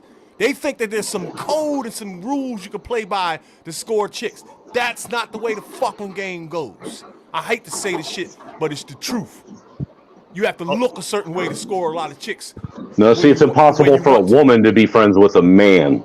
Huh? So no, but no, a man, hold on. man knows how. Let me read the question and then we can answer. Hold on a second. It's impossible to be friends with a chick without wanting to be intimate with her. Not when you score a lot of. We See, don't see care that? to be a friend. Stop. I want to go on this. Not true. That's this not is true. listen. This is Yeah, I manosphere. agree. That's not true. Listen, this is manosphere mythology. Now I'm gonna give you the real truth. Most of these fools are in the friend zone anyhow. Right, hold up, y'all. This is the real truth. This is how you know who get bitches and who don't, right? If you score a lot of dimes, right, you don't give a fuck if a bitch puts you in the friend zone. If she cool, she cool. And guess what you're gonna get in the friend zone? All right? You're gonna get dinner. some of her friends, right? And then her friends get to go back and tell her how good you fucked them, and then she's feeling the fuck stupid. And any chick that ever friend zone me, I will never fuck them. Ever. I don't give a fuck how bad they are. I ain't desperate for ass. You ain't gonna play with me and then come back years later and think, bitch, I ain't weak. Go to one of these fucking red pill content creators. They'll go for that shit. They'll go for that shit. Yo, niggas are weak. And this shit personal to him, bro. Damn, niggas are weak. I'm telling you, they're weaker You than better put your feelings back in your pockets, bro. You fucking let it all out. Like a meat eater right now, Reese. Oh. Listen, I like you. I hate mythology. And the man. Dude, mythology is great. Listen, I'm gonna give y'all another bomb right here. Watch this. And this is gonna make pragmatic sense because just the way it sounds, right? You ever heard these millions and millions of niggas? Maybe even some of y'all have said it. They say, what's the shit? Real G's move in silence. Niggas who put in work don't talk about it. It's a fucking lie. That's all they do is talk about it. A real killer will tell you to your face, pussy, I will kill you. Here's another myth that all these bitch ass niggas say. They say the niggas that talk about their dick all the time ain't working with nothing. Well, newsflash, pussy. 99% of the world, these bitch ass niggas don't get to speak for me. My dick is big, and I say it whenever the fuck I want. You fucking liars! Yo, explain this to me. You need to quit. You're giving me PTSD now. Stop. Explain this to me, right? You can Google this, motherfucker. 99% of the world has a small dick, depending on who you is. So if I'm in a room with 1,000 motherfuckers, how do 999 niggas get to speak for me? Fuck them and that corny ass saying. It's a lie. It's mythology, motherfucker. And so from here this day forward, I better not hear no motherfucking niggas say that shit. And the only reason the women are saying it is because these dumbass niggas are saying it. They got the vaginas. They know better. So Hey man, my dick might don't get no pass either. My dick might be little, but I got 7 sex trophies to prove it works. Bro, it don't matter. You could probably take my bitch with your tongue. That shit don't mean nothing. Oh, dude, Niggas, hold up. Dude, I'm a guitar player, dude. My hands are like magic. There you go. Every man has his lane. Get the fuck out of mine and stop telling these fucking lies. I speak for me. But everybody's supposed to be a monolith and be the same, dude. That's what they want. Bro. Yo, you know how it feels when you see bitch niggas spitting your bars, yo, and fucking them up? That shit make you mad as shit, man. How am I me when everybody else is to fuck me? Go buy your own Cheerios. Leave mine alone. Exactly. God damn, man. I hate talking like this, but I get into these rages every once in a while. This dude said his dick was big, like he meant it, bro. He did mean it. Dude, this motherfucker was having Mandingo vibes going on. Yo, because I keep hearing that same bullshit ass line over. You walk over. with a They limp, got the don't women you? saying it, and they know better. You walk with a limp, don't you? Yo, listen, man. My homie got 14 inches, dog. Whoa. Listen to me. Whoa. I ain't never seen it. Hold up. Fuck that. I ain't never seen it, but I heard Stop. This is real red pill content. You ready for the real truth?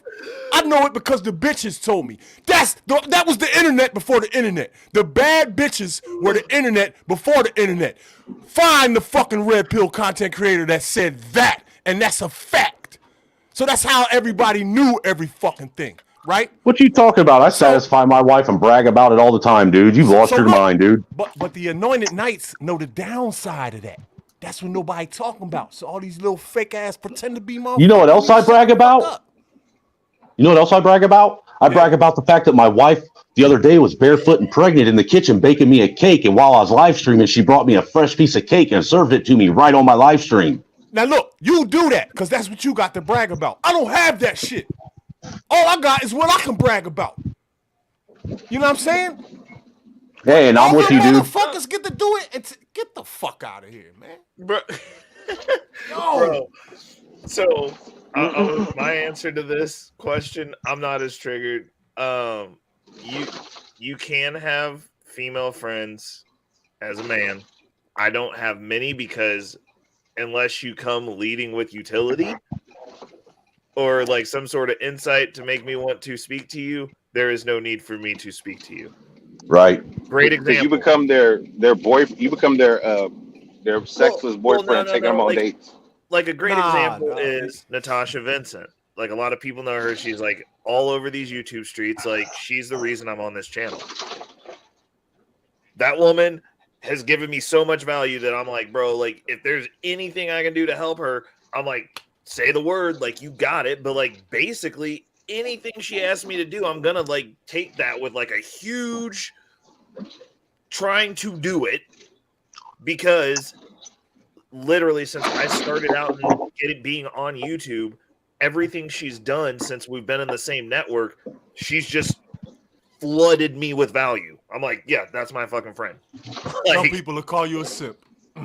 No, I don't think you can. Well, some dickhead out there will call you a simp, and you know it. Well, you know what I'm saying though. Hey, bro, that dickhead ain't built like Youngblood City, so I don't care. Yo, some of my chicks and some of the chicks I'm in friend zone with help me get cars, dog. I don't give a shit what he says. Yo, some of the chicks I was in the friend zone with helped me get cars, help me get pussy, help me get money. Right. So women are resourceful. Niggas will burn you for $10. That's a fact. Will burn you. The issue, Reese, and the issue and the argument from the red pill perspective on that is, if y'all are just friends, if you're just friends with a woman that gives you no additional utility than her speaking to you, she's getting exactly what she wants, which is a female's currency, which is attention, and you're getting nothing because, generally speaking, when it comes to females, we want sex. So you're not getting anything out of it. I don't know. Well, I know once I reached a certain age, sex stopped being the first priority in my life.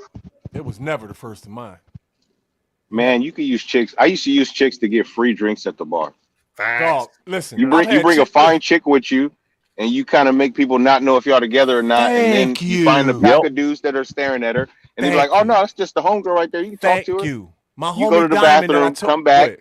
They're gonna ask her. They're gonna ask her if she want a drink. And hey, I'm the homie. You got to get the homie a drink too. You do that shit all night. Yo, I'm so glad. Dude, I used to go to the bar so much. I used to have to make my own fun, bro. And that was one of the things I used to do all the time. And I got a friend. She has some of the biggest titties you will ever see. And older white men love that shit. Oh, yes, we do like big titties. That's It's weird because I don't give a fuck about titties. Oh, man. You could have two little nubs. I wouldn't give a fuck. Your little milk zits. Little mosquito bites. I'm a leg man, yo. I'm a leg man. Yo, I love, man, if I see some legs, that shit makes me stop. Yo, I think the Chinese, For real, dude. Oriental chicks got the sexiest legs on the earth.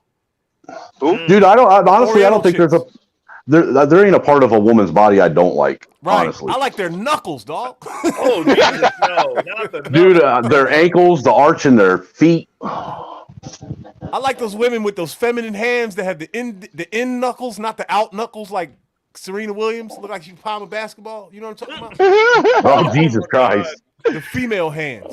And my favorite dessert is strawberry pie. Man, some nice cellulite-free legs that are in shape. Oh my goodness, that is everything right there. People don't understand. See, the artist, artists. You already have legs. What do you care for?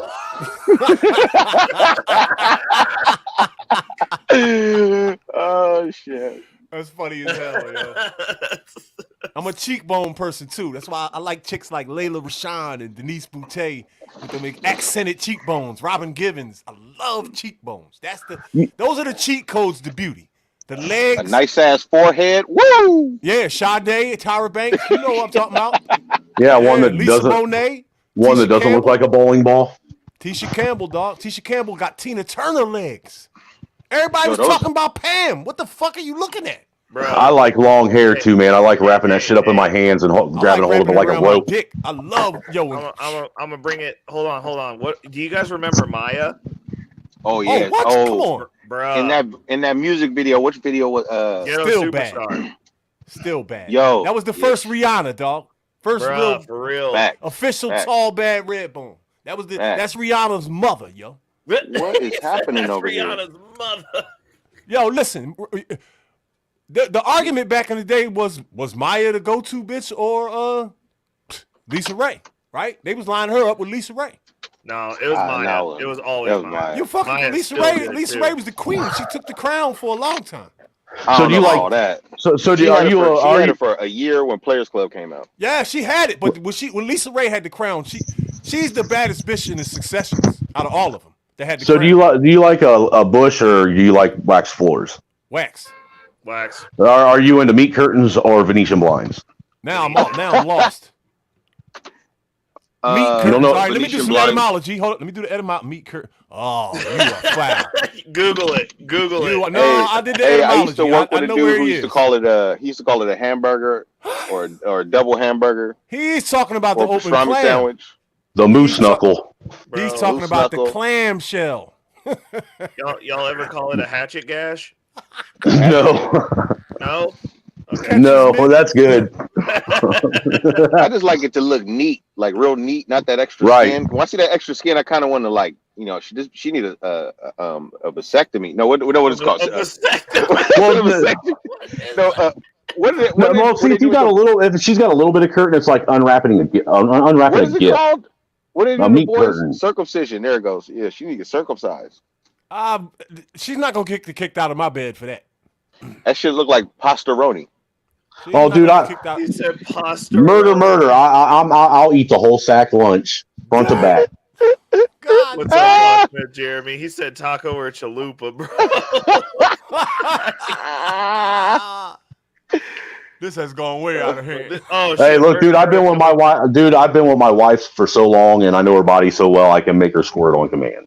Murder 100 just asked, do you guys eat ass or is that reserved for the wife? I said I eat the whole sack lunch, front to back. Bro, I ain't there yet, dog. It's 53 his years, wife, I though. ain't got the It's his wife, courage. though. He ain't just going around throwing everybody's ass. Right, that's my wife. Yeah. He owns that. What is this fascination with the asshole in the past 20 years? Why is everybody on this? Man, Alex, they done gone off the damn rails and they took me with them. I'm just here as a hostage at this point. Like somebody called me in a safety check, bro. Like, Hey, the chat started this. They took it this direction. No, restarted it. between, We're trying to between honor the these watchers. other assholes minus the two that are asleep. It was the chat and these motherfuckers over here. What do you mean these motherfuckers, man? You included. You No, I'm not literally, out of included. everyone on this panel, you and I'm not- Youngblood are the most motherfuckers because y'all have named mothers. He and you lit fuck this them. fire. He lit this fire. I just threw some coals on it. Hey, I'm just trying to keep it stoked, bro. Yeah, hell yeah. Keep it popping. Dude, Alexandria walked into Demon Time and then jumped in with you motherfuckers talking about she loves getting her groceries. Oh yeah, the wife's got to have a shower before I do that shit too. I mean, She needs that's to come for on real. the panel and break this down for me. Like, No, dude, she'll come up here and start talking about dicks, dude, and I'm not trying to have that. I hear her talking about dicks all the Hey, time. bro, can we take a minute and give honor to Locksmith Jeremy's profile picture, bro? Is that your friend Reese? No, he's skinny. Okay, well, I'm just saying, dog. The third leg's flex, bro. He a tripod. That motherfucker come near my girl, I'm gonna shoot him. For real. And then beat you to death with your own dick. Right? With your dead dick. Bro, Alex is going ham in the chat, bro. Like, why are y'all doing this to me? My stream is the wholesome stream. No, it ain't. Not anymore. You've been tainted.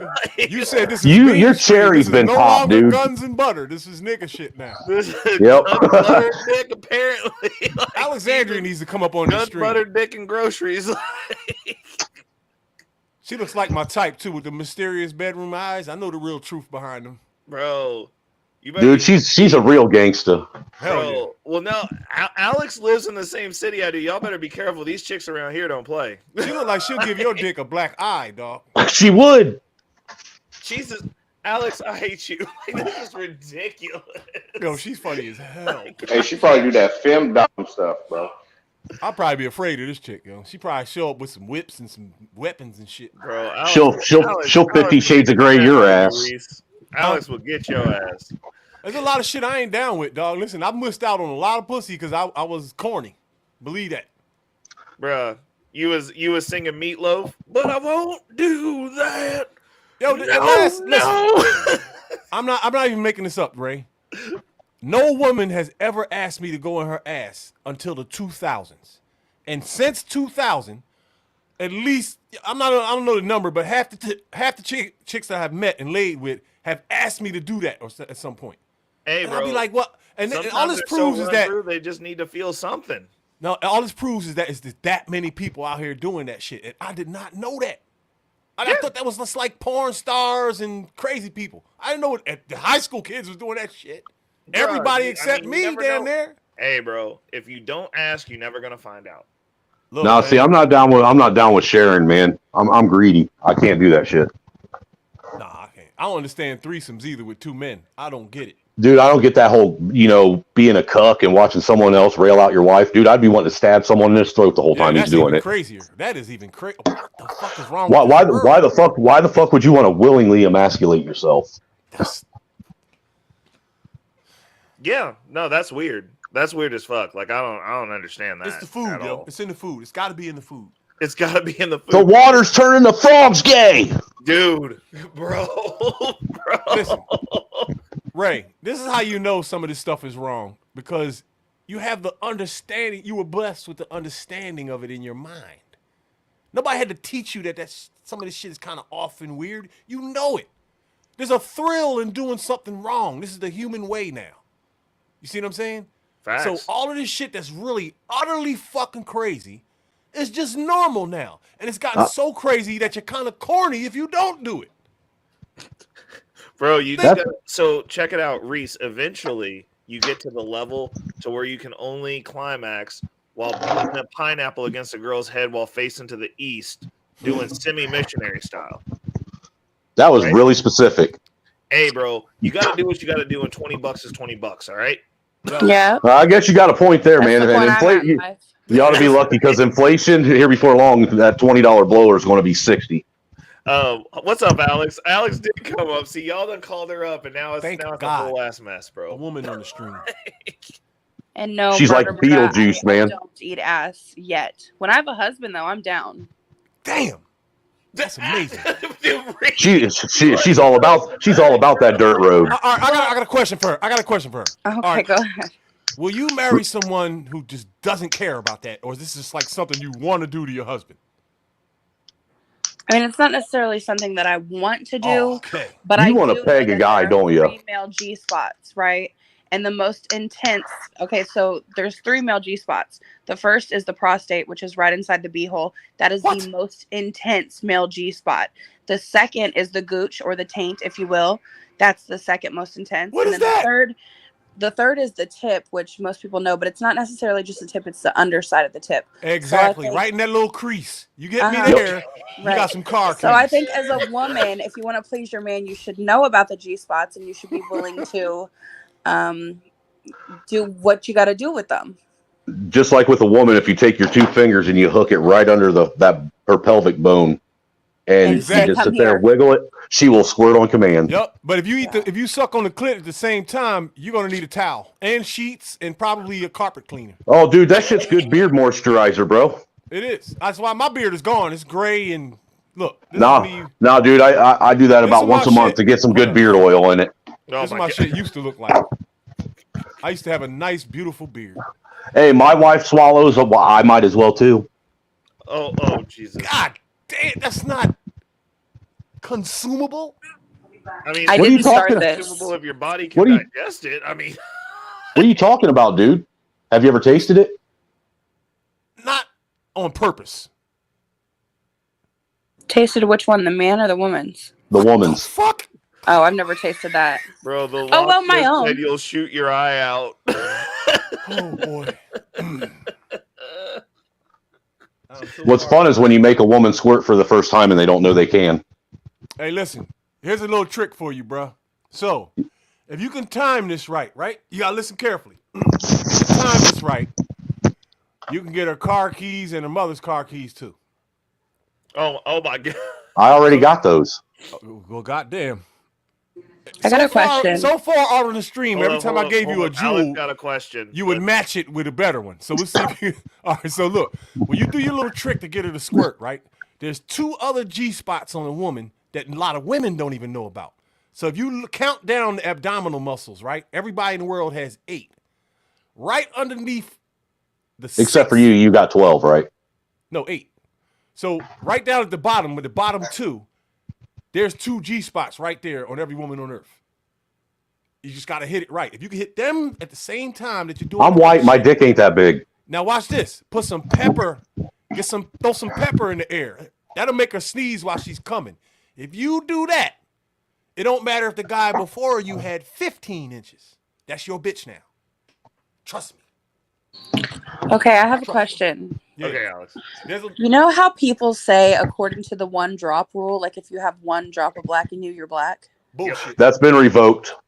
And now I'm just wondering if you've had gallons. Oh my God, really? You're going there? I mean, am I basically black at this point? She's saying she's like a big grease trap for black guys. If you had gallons, you can use the N-word. We give you the N-word pass. I mean, I'm black, right? Like, I'm basically black. No, you're Italian. I'm black. I'm Irish. No, but I don't think you understand how many gallons I've had. Oh, why did you say This is getting crazy. Because once you've had it in every hole, I mean, it's gallons. Oh my Lord. That is true. Accumulatively, you probably accumulated a few gallons. Okay, cool. Depending on how old you are. I'm just going to make sure, because I'm just going to tell people that I'm black now, and I want them to know why. Because according to the 1 drop rule, I have gallons. So. Well, fuck the 1 drop rule. You can identify as what you want. You can be a fucking chair. Your pronoun. Yeah, Alex, can you get off either way? Alex, do you come more getting penetrated, or do you have to rub it out? So honestly, when I play with myself, I never penetrate myself. I just hold a wand to the torus. You're lazy. Well, yo, what's a wand?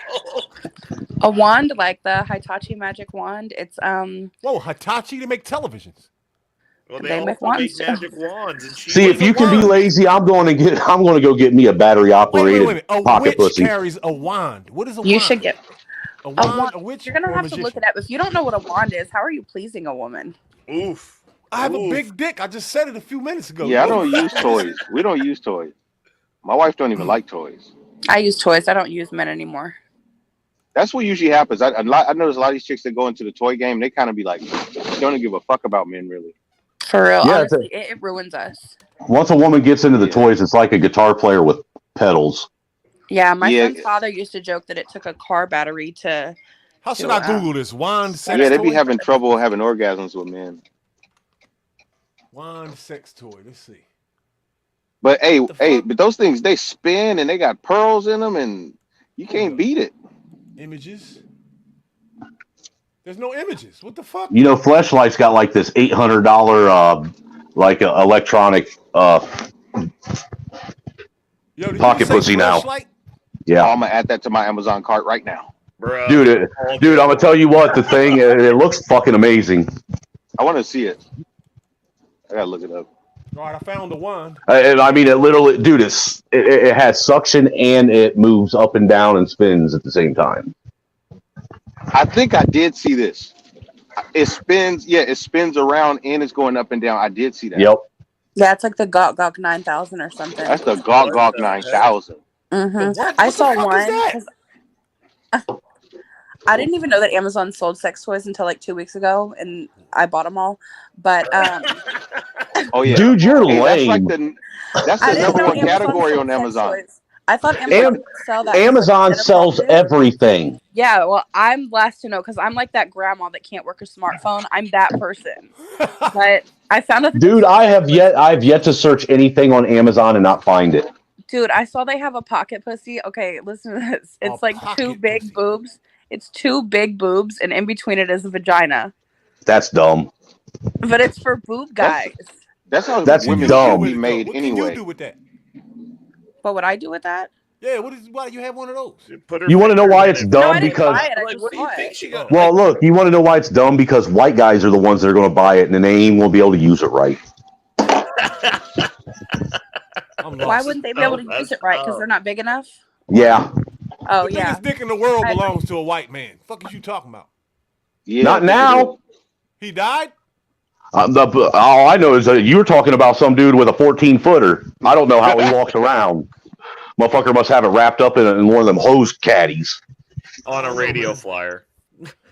There's a white boy says he got the biggest cock on earth. He's lying. Show on him. He's lying. It was a guy with 18 inches. They said it's the biggest one. Yeah. They confirmed that shit. They did a whole show on him. Well, then it don't work. It honestly still doesn't even matter when it looks like raw chicken meat. Who wants salmonella? I mean, seriously. God. That's how white girl pussy look like, raw chicken. Look like uncooked chicken thighs. Nah, man, it looks like Arby's. No, it doesn't. Mine's purple. Never mind. Purple? I went to Arby's like twice in my life. Where the fuck are Arby's at? They always got commercials. Kansas City. I think it's a middle America thing because, like, bro, I see the commercials. I ain't seen an Arby's in California. Arby's, at least not by me. Is that a chicken spot? No, it's a roast beef place. Dude, Ray, you notice how many more Arby's they're building? Like we used to have, because like it's none. delicious and I need them. It's pretty good. Arby's is overpriced garbage, really. I'm glad we got Jack in the Box back. Jack is awesome. Dude, I live in Indiana. We don't have. Dude, I'm lucky we have Popeyes. That's all you got? Yeah. Oh, Jesus. Yeah. What? No Chick-fil-A? Of course, someone heard me say. Dude, purple. Of course we have Chick-fil-A. That's a Christian joint. Yeah, that's the best. That's the best fancy restaurant ever. Pumpkin with the smoke for you niggas. I mean, come on, Indiana's like the capital of the Bible Belt. That's where Mike is from, right? Name there is. I'll be back in like 10 minutes. Cool. Is that a threat or a promise? That's a warning. Oh man, can we have a conversation about? Hold up, it's Party Lon's going to the gym, but he's got to find some shades so he doesn't end up on TikTok for creep. Bro, shit. That's terrible. Hey, did you see that TikTok of that chick that was gym creeping that one dude, and she tried to shoot her shot, and he said that she was too ugly for him. Damn. Yo, are you serious? I'm a fight. Yeah. I think Angry Man did a short on it. Bruh. Dude, it was fucking hilarious. That's not even surprising because realistically, bro, like women are so entitled that I mean, generally speaking, like a lot of the chicks that I see at the gym, I'm like, bro, like it's cool, but like don't talk to me. Like the gym is the best place to go to meet women, man. Bumpkin, why do you gotta ruin everything, dude? You're banned. Be gone, white demon. See, I'm the opposite. I used to never talk to chicks at the gym. I go in the gym to work out. Chicks talk to you at the gym. Bumpkin said that video was fake. That's what I said. He ruins everything. He needs to leave. He's banned. Be gone, white demon. What video was fake? The rejection video that girl had for creeping on that dude at the gym. Bumpkin's that guy that likes to crush people's dreams. With facts. Man, we don't want facts or stats. We want the raw numbers around here.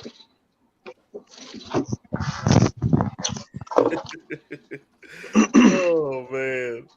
Hey, something about to happen. They hiding the homeless now. Where? Out in LA. Like you're starting to see less and less of them. Well, look, they have to hide them. If you start seeing them handing out Soylent Green, bro, that shit's people. Dude, think about it. They have to hide them at this point because it makes absolutely no logical sense how everybody in a nursing home croaked off, but all the homeless managed to live through it. Exactly. That's what I'm saying. Like the most protected people were the ones dying.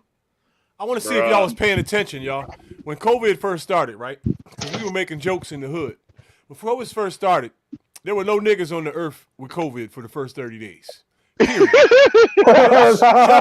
Shut up. Don't debate it. I was there. All right? No niggas on planet Earth. COVID jumped over Africa and skipped over a fucking continent and decimated Italy and France in a week. It was 10,000 motherfucking crackers dying a day. And not one nigga in the world had COVID. And all of a fucking sudden, bam! COVID got racist. Got COVID. Yeah, COVID decided to be white supremacist. Yo, does anybody remember that? Yeah, I do. Flashy Ebola up in there, and then they were like, because dude, I think David Duke gave COVID a Klan robe. Yo, we were making jokes like we were talking cows coming home to roost and all this was like God getting the white man back. You should have heard the jokes we were saying in the hood. Oh, I do remember that, Reese. Like when it first started, Umar and all the blackity blacks was like saying, they were coming. Yo, it really looked like white people were in trouble. Stop saying the id word. Oh, my bad. We got to cut that back. It's too many ids. Why didn't you say that at the beginning of the show? I forgot. Listen, that was because Cerveza check. Rails. We wasn't even in that realm. We're going to get banned for everything else we said when he wasn't listening. So, let's dial it back in. We're going to call it the id. Call it the. No, I thought they took it off where it's okay to say it now. It's supposed to be. I read about. Oh, did you hear that?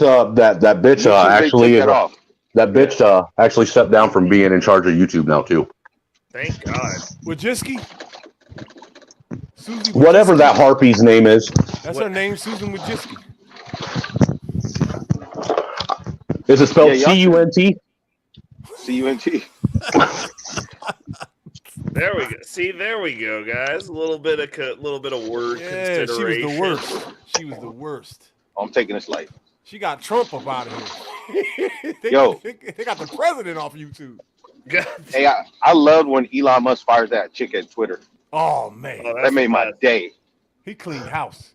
So is Elon Musk from the future, or is he from another planet? Another planet. 100%. Elon Musk is really JFK Jr. JFK Jr. faked his death. Dude, stop the cap, man. Oh, snap. Caffeinated Trigger Mike showing up. He said he got smoked for Bumpkin. Hey, I heard a conspiracy theory that JFK was like half Ukrainian. I guess his dad and mom broke up for like 9 months, and then she went over there to Ukraine for some reason and got pregnant. It's plausible. Anybody ever hear about this? It's plausible. I mean, think about it. Jack was screwing around with Marilyn and Grace Kelly and everyone in Hollywood. Wow. Hey, do y'all know real how Queen Elizabeth became queen? How she got the throne? The devil betrothed it to be so. No, her uncle came up missing. Her uncle was in line to get the throne, and this nigga came up missing. Well, that's in how Kim Jong-un ended up in charge of North Korea. Mm-hmm. Didn't he kill off one of his siblings and an uncle? Yeah. Yeah, he took one of them out of that fleet from the country. He like took one of them outside of Korea. Clipped him. People don't understand war and conquest. When you lose, you lose. So, what's your thoughts on the ghost cities in China? I mean, you gotta have them do something, right? What is that? Google it. It'll blow your mind. In case they of just emergency. have them continually building cities over there that people don't live in. There are no people. Yeah, fully functioning. I heard about this. They have these empty buildings. They're everywhere, dude. Cities. It's not just buildings; it's all of it. Yeah, it's a fully functioning operating city, dude. Everywhere. Oh, you know what? Look, I used to sell online, so everything comes from China. So you talking to suppliers and stuff, you'll be smooth. Like they'll be like, "Oh, we'll give you a tour of the warehouse," but the warehouse ain't real. It'll be like just some walls they put up and like a predetermined route. Yeah, that's very common out there in China, bro. Kind of like the Wuhan lab, not real. Mm-hmm. Bro, I heard this dude. He said he invested in like 18 oil companies, and then or this oil company had like 18 buildings in China, and then he went out there and none of them existed. Dude, I'll be honest with you. It was a building. It was a building, but what they were doing was they would have trucks come and leave. But he went to the building and it was just a shell. It was nothing in. It was nothing in there. Look, dude, I'll be honest. That, like on the satellite, they were like doing like the same kind of route like all the time. He's like, "What the fuck?" I'll be honest with you. If I wasn't such a redneck when I got my stimulus money, I would, instead of buying guns and ammo, I would have went and bought shares in oil futures. Yo, when oil went negative, woo, yeah, dude. Who predicted that was Dan Pena. He said, "Y'all don't even." He's like, right before it happened, like 2 weeks before it happened. I've been telling you, I'm kicking myself in the ass, man, because I considered doing it, but I wanted guns instead. Hey, do y'all know what the Three Gorges Dam is? Three Gorges, yes. Isn't that gorge that Bart Simpson ramps over? No, the Three Gorges Dam is the greatest feat of human technology ever produced. It's not the pyramids in Egypt. That thing is, you can fit 20 pyramids in that motherfucker. That's really? The one that it bottles up the river above all those cities in China. There's something like 100 million people living below the Three Gorges. Matter of fact, Wuhan is in that valley. Wuhan. If that dam ever ruptures, there's millions of people going to die in a matter of hours. I wonder what husky tastes like. The dog? Mm-hmm. Are you serious? Yeah, I met a girl from China. She said she ate some dog before. She said it tastes good. I'm sure it's like any other animal. It's probably their meat probably depends on what they eat. You know what? I was gonna make some jokes, but as a vegan, I can honestly say, meat is meat. So, dude, if we were meant to eat vegetables, you wouldn't have incisors. I kind of was like, when I saw this, I saw that Man versus Food dude. If we were meant to eat vegetables only, you wouldn't have incisors, teeth that can tear meat. You don't have teeth you don't have incisors that extend beyond the other teeth so that you can tear meat from a bone. Yeah, absolutely, you do. No, your incisors are the same length as everything else. They're not fangs yet. And meat-eating animals on this planet have fangs, 100% of them. 100%. That's because, you want to know why? Because they eat raw meat. We cook ours. Yeah, but see, the way God, the real God, not the sky coward from the books. You want to know why God said you couldn't eat shellfish and pork? Because we didn't know how to properly cook it. And it wasn't God, it was people. First of all, the real God left you 5 verses to say, now don't eat meat. The first verse is, you're not fast enough to catch a land animal that was big enough to feed you. You can't catch it. Number 2, if you were lucky enough to catch it, you wouldn't be able to hold on to it because you ain't got no claws. If you were lucky enough to catch it, kill it, whatever, find a corpse, you can't tear the meat off the bone. You don't have the teeth, naturally. Not only that, your stomach can't digest hair and bone. Those are verses from God, the real one. You know what we do have, though, that that animals don't have? An opposable thumb and the ability to make tools. Yeah, I was gonna say, we have the ability to make tools, bro. That's the game changer right there. But naturally. That is natural. All right, that's a natural. I'm a nat, and we're all naturally inventive. All of that is true.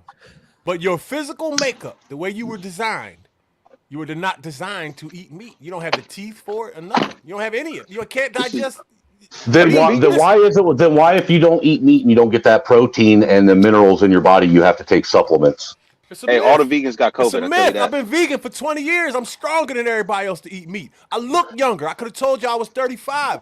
That's just because you're a sun man and you got melanin. I can't even come back from that. Oh my god.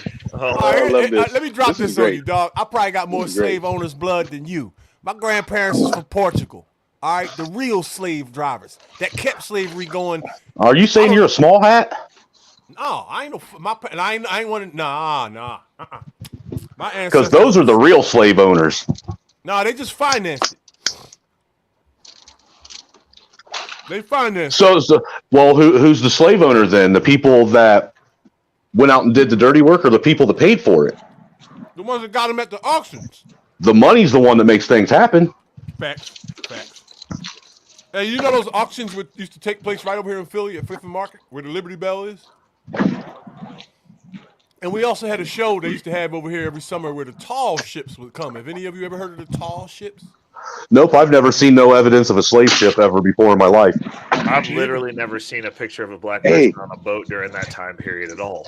Hey, and actually, if you look at the layout of how they say they were shipped, it's actually physically impossible for somebody to survive a 3-month-long journey chained to the bottom of a boat like that without getting scurvy and MRSA and dying. How about this? The Atlantic Ocean is salt water. So if you were to take 300 slaves on a ship on a 4-month voyage, the water you would need to keep them alive would sink the ship. Yeah, where'd you put all the supplies to feed them? Think with me, y'all. Think with me. Hey, this is one I heard, and I still haven't been able to prove it because I haven't seen it. You cannot find a picture anywhere on the internet of a Klans member hanging somebody. Nope. That blew my mind. We found pictures of black people at Klan rallies, though. What? Yeah, I'm serious, dude. I went to a Klan rally in Bridgeport, Connecticut. See, look, proof right there, right in the pudding. I wouldn't go as a Klanman. Whatever, Grand Wizard. Oh my god! all the Grand Wizards are black. I thought it was the Grand Cyclops or the Grand Dragon or some shit. You're fucking Clayton Bigsby. You can see. I am the Red Dragon. I am from the blood of old Valyria. There's only a few of us. Yo. Oh my god! Alex said she wants to go to a Klan rally because I kind of want to go. Great barbecue. Yeah, Alexandria wants to go. Dude, I'll be honest with I'll be honest with you. I told him earlier that when I was like, I think it was like 18 or 19, I went to one in Ohio just to observe it, see what it was all about, and it's really kind of lame. Oh, I thought it would be like food and cookies and punch. Dude, come on. White people put raisins in potato salad. You think they're going to see? Whoever does that needs to get killed. They need to get killed, like on the spot. My grandmother did that, man. Oh, see, hey. Actually, white people don't put raisins in potato salad. Most of them just don't know how to use seasoning. Oh my god. And that is true. I'm Irish. I know how to cook. Black woman, though. My grandmother cooked soul food. Like a black the crazy part is the joke. How we always joke about how white people don't know how to use seasoning, but some of the most popular chefs online, even on YouTube, are white. Yep. Dude. You raggedy bitch.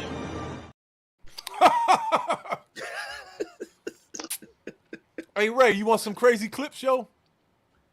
Bro, yes. Listen, I can get you dozens. I know Game of Thrones and House of the Dragon better than anybody. There is so much red pill clips up in there. Bro, I need them. I want all of them.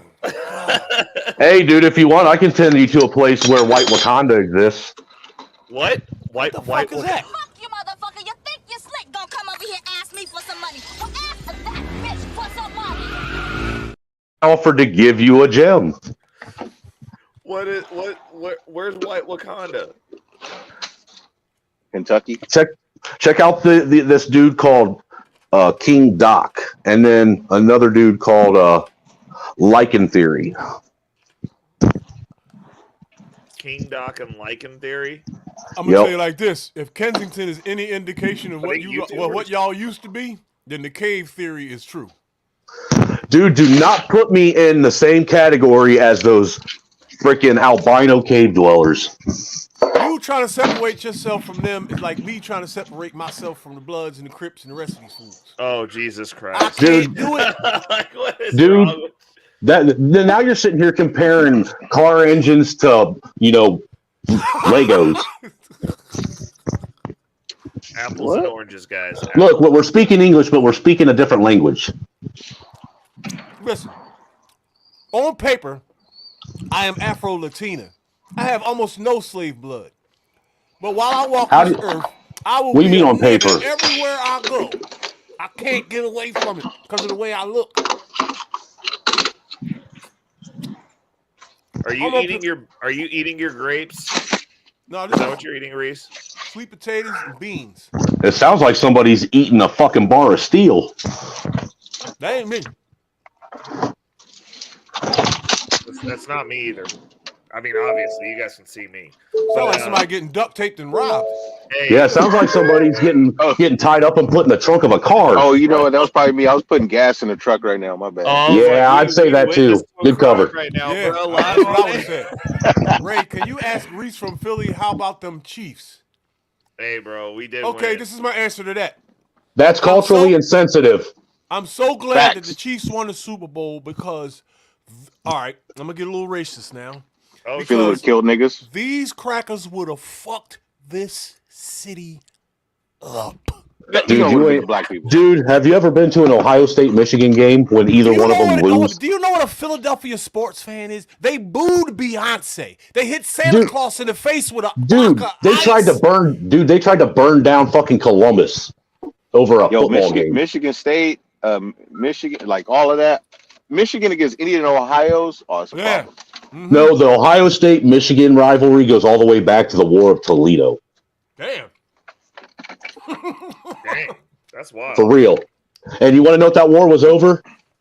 The fucking river that connected Michigan to Lake Erie. Why? Did the water have pussy coming out of it or what? Because back during the Toledo War, they used water as the way of transporting goods. Okay, let me educate you on something. The last Eagles arena had a prison and a courthouse. And John Gotti. Gotti's from New York. We had No, John but they had Stanford. no.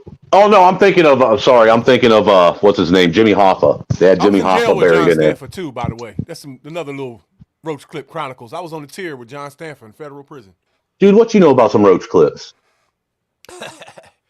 I usually smoke throughout the show. I ran out. I thought brothers only smoked blunts. Oof. What you know about a split? I told you, dog, I'm Afro-Latina. My grandparents is from Portugal. I got slave master. That means you should be using blunts or fucking tobacco leaves. They had a parade here for the Chiefs on Wednesday. I was there, bro. I was up. Hey, can you make some really good Mexican food? Nah, I don't know anything. Oh, Ray, I did see you at the parade. I saw it on your Instagram. Hell yeah, bro. It was dope. Did y'all tear anything up? No, we just made a little bit of a mess. That's it. And like normally people come out the next day and like pick up the trash. But there was like a mini ice storm this morning, so they didn't go. So everybody was complaining the downtown was all dirty. Ice storm. Yeah, keep that shit up there, yo. We will. There ain't no ice storm going on. It did too. It iced. Ray, you know they turned over cars over here? No, we don't turn over cars, bro. We keep it classy. Listen to me. It would have been much, much worse if we won. Much, much worse. I know that don't make sense, but I promise you. Yeah, it does make sense. Ohio State and Michigan, dude. I've dealt with it my whole life. Oh, okay. So they did fucked shoot the off city guns. up. They did shoot off guns when we won. And fireworks. Hey, what is weird niggas over here, bro? Where? Oh, I'm sorry, I wasn't mute. No, this niggas. No, it's a lot of new niggas here, bro, at the job, and I don't like these niggas walking by my truck. That's racist, dude.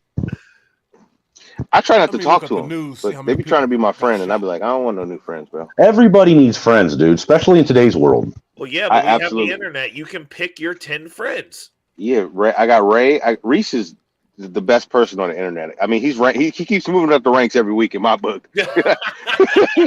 Like every week. I like, oh man. He's the first person ever who I believe got a big dick without seeing it, because he convinced me. Oh, dude, he said it with compassion. Bro, that was a Conviction. Martin Luther King speech. Bro. I had a dream. Oh shit. That one day I put it in her guts. Bruh. I'm getting My nickname was Cervix Splitter, bro. I wouldn't be surprised if somebody made a fucking video about that. I have a dream that one day I can put a white girl in a hucklebuck without her bitching. Bruh. Just think about white girls. The first time I saw a white girl naked, dude, I didn't real. It was like when I first saw her, it was at that moment I realized this is the first time I've ever seen a white girl naked, bro. That shit glow in the dark, man. That shit was shocking. Hey. I never seen that before, so it was like kind of shocking, dude. Like It's I weird. paused for a It's second. the truth. It's the truth. You really Yeah. still see him even when the lights is off. I was like, what the fuck? You can see everything. He said, I can see your organs. That's your heart? That's your gallbladder? What? Yeah, you should be with a ginger. It's like looking at an X-ray.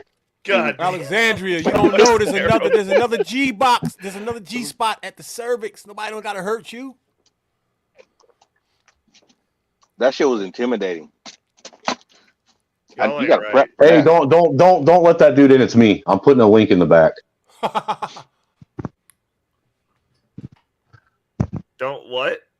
Don't let Chuck Black in. That's me on my computer. I just put a link in the back. Oh, what you got? What is it? It's a shutter shot clip of me and some of the guys from the militia up at that shit, hold on. RNC, dude. I got receipts. I got proof. Let me pull that up. Is it cool if I share it? Yeah, that's why I put it back there, dude. That is dope. Hold on a second. That's definitely him. There's a male G spot. These are like some Oh, badasses Jesus from here, Christ. Bruh.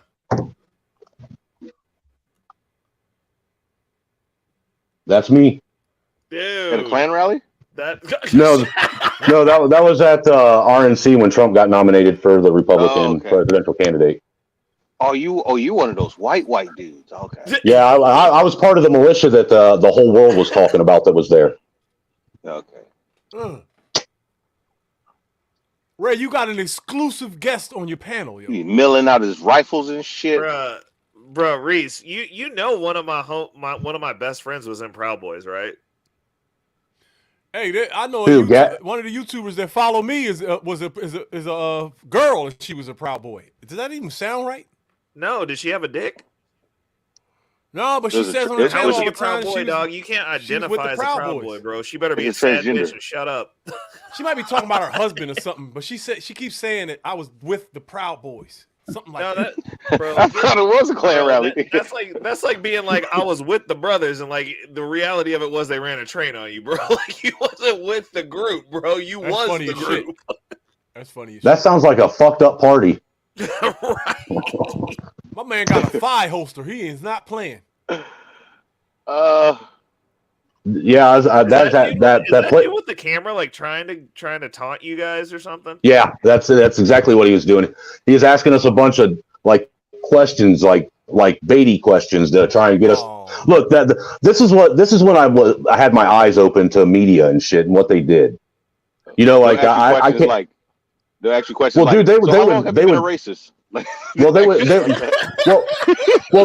would intentionally like misquote you. I can't count how many news organizations said I was a Trump supporter, and every time I talked to somebody, I specifically stated that I am an American. I support the Constitution and everybody's right to freedom and liberty. So you hate blacks? No. And you're in a Klan. Okay. No, I hate ninjas of all colors. Goddamn. Okay. We made history on the fucking Lil Podcast. Look, Snowman, you gotta get like a samurai outfit cosplay so that way when you say it, it doesn't sound so bad. What? So are you racist? Like, no, I just really don't like ninjas, and like put the helmet on. You are gonna have so many. You gonna have so many videos about you tomorrow, Dude, they can just add them to the rest of them. Bro, this is funny as shit. So good. Hey, I do be listening to them when they ask questions to the dude to the Like, listen to the stuff that she's asking, man. Oh, hold on. Hold on. She's asking, why do you hate women? Why are you intimidated by women? So do you guys walk around like this every day? Oh yeah. Oh yeah. Every day you walk around Maybe like not this? with this one, but with this one. At least the sidearm. Right. And you'll have your I sidearm walk around every day with my sidearm. I mean, that's a dumb question. See, they zoomed right up on my ass, man. Are you guys a part of a club or y'all just friends? Ohio Minutemen.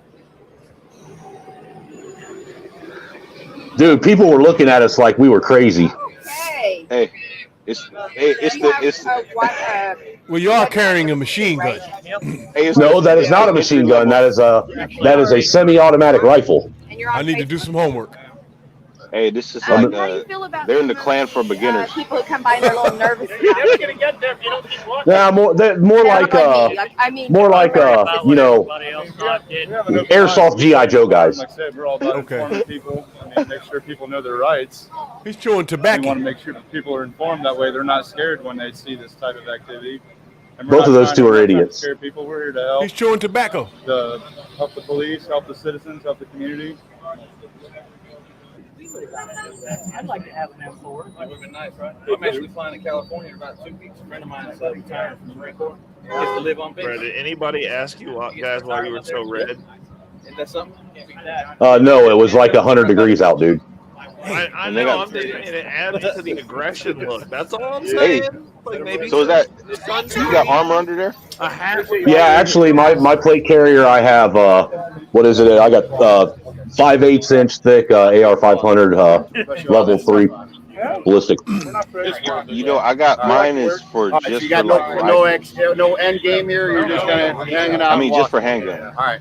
Okay. We're on your side. Do what? then. Said we're on your side.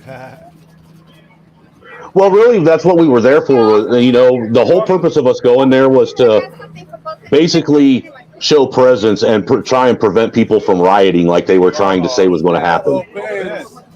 And really what was interesting is there was like a total of 30 other militias that were supposed to show up. All right, so what kind of situation would make it legal for y'all to shoot somebody? What do you mean?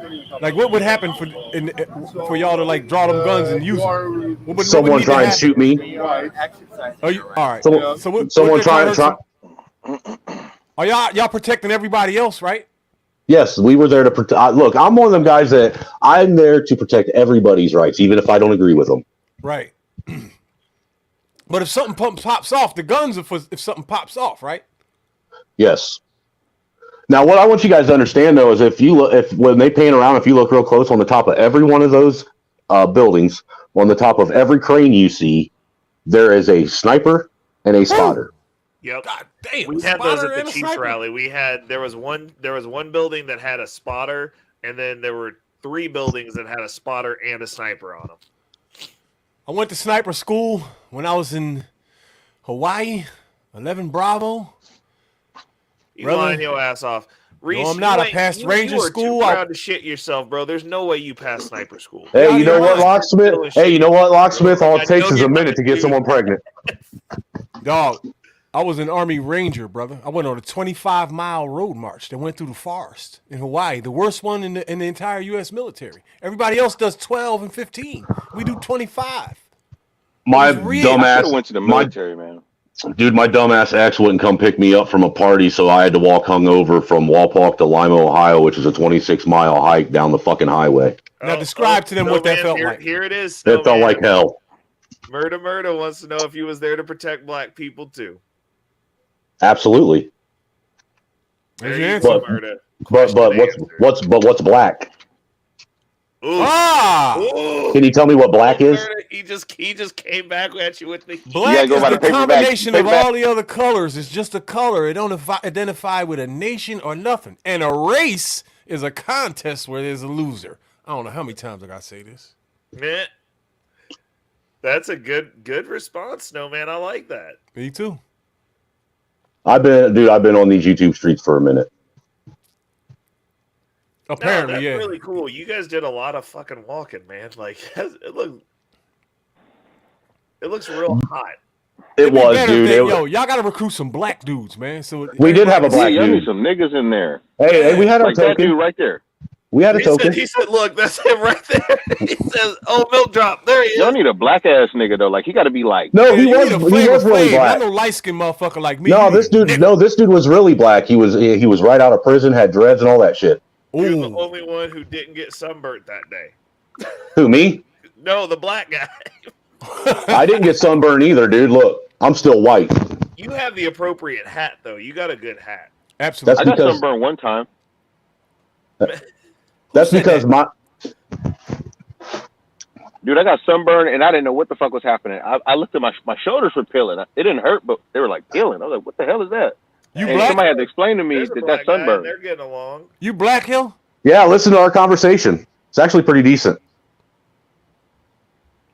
Not like specifications on like your skin pigmentation. He seems a little nervous though.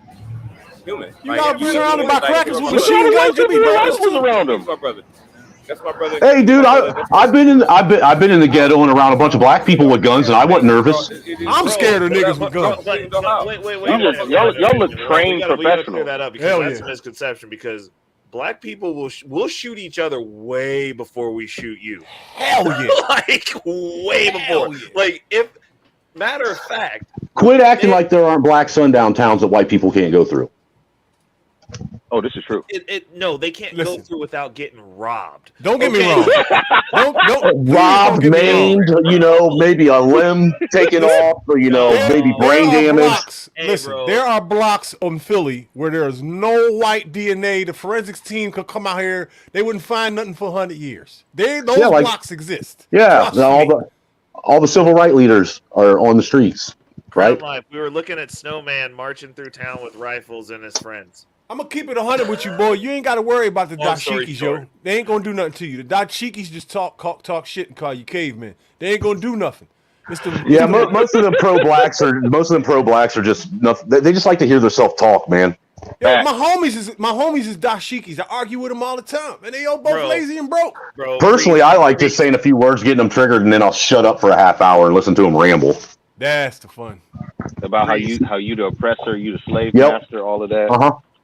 Tell me how I'm an evil demon from hell, and he's God's people, and all this shit, and how he's going to murder me, and my whore wife is going to have nothing but a white demon baby from hell come out of her legs, and God damn. But deep down they want to have sex with your wife.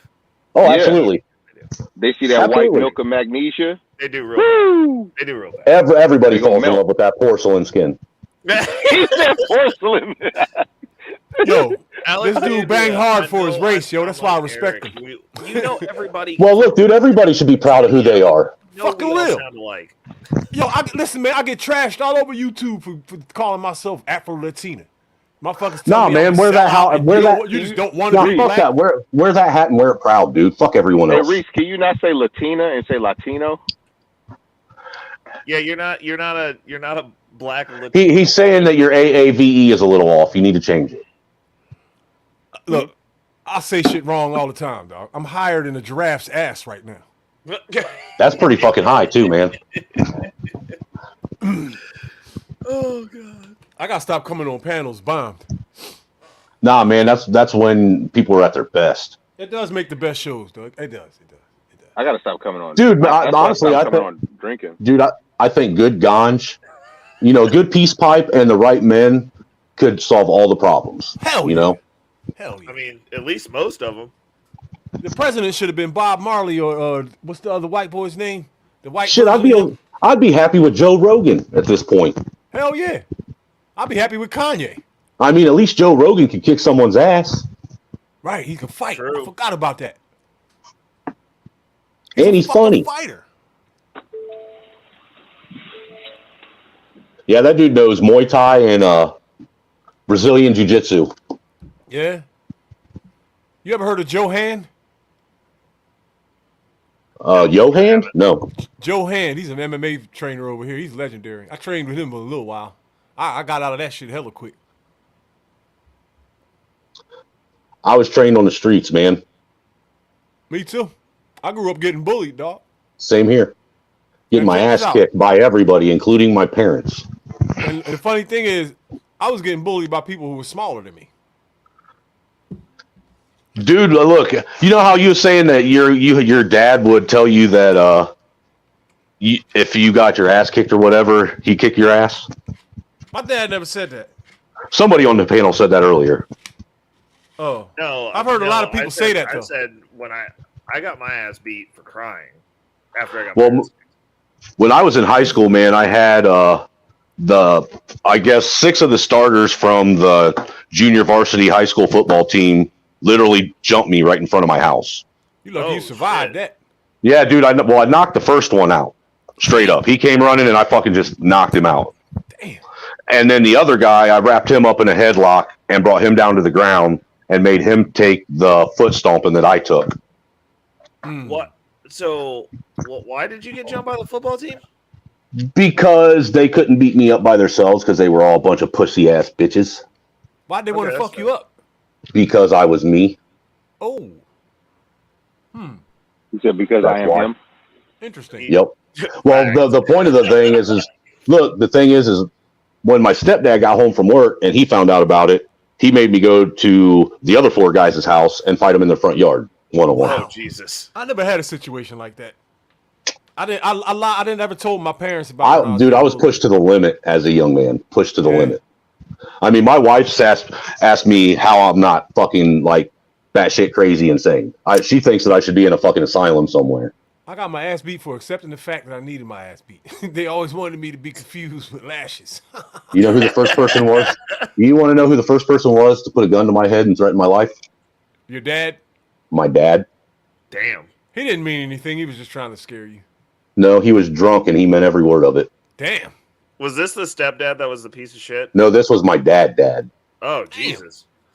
This story gets crazier as you go on. Dude, I only had one shitty dad, fortunately. Yeah, actually, me and my sister were sitting outside swinging on the swing set. He came outside, put a gun to my forehead and said, "You know what, boy? I brought you into this world and I can take you out just as fast."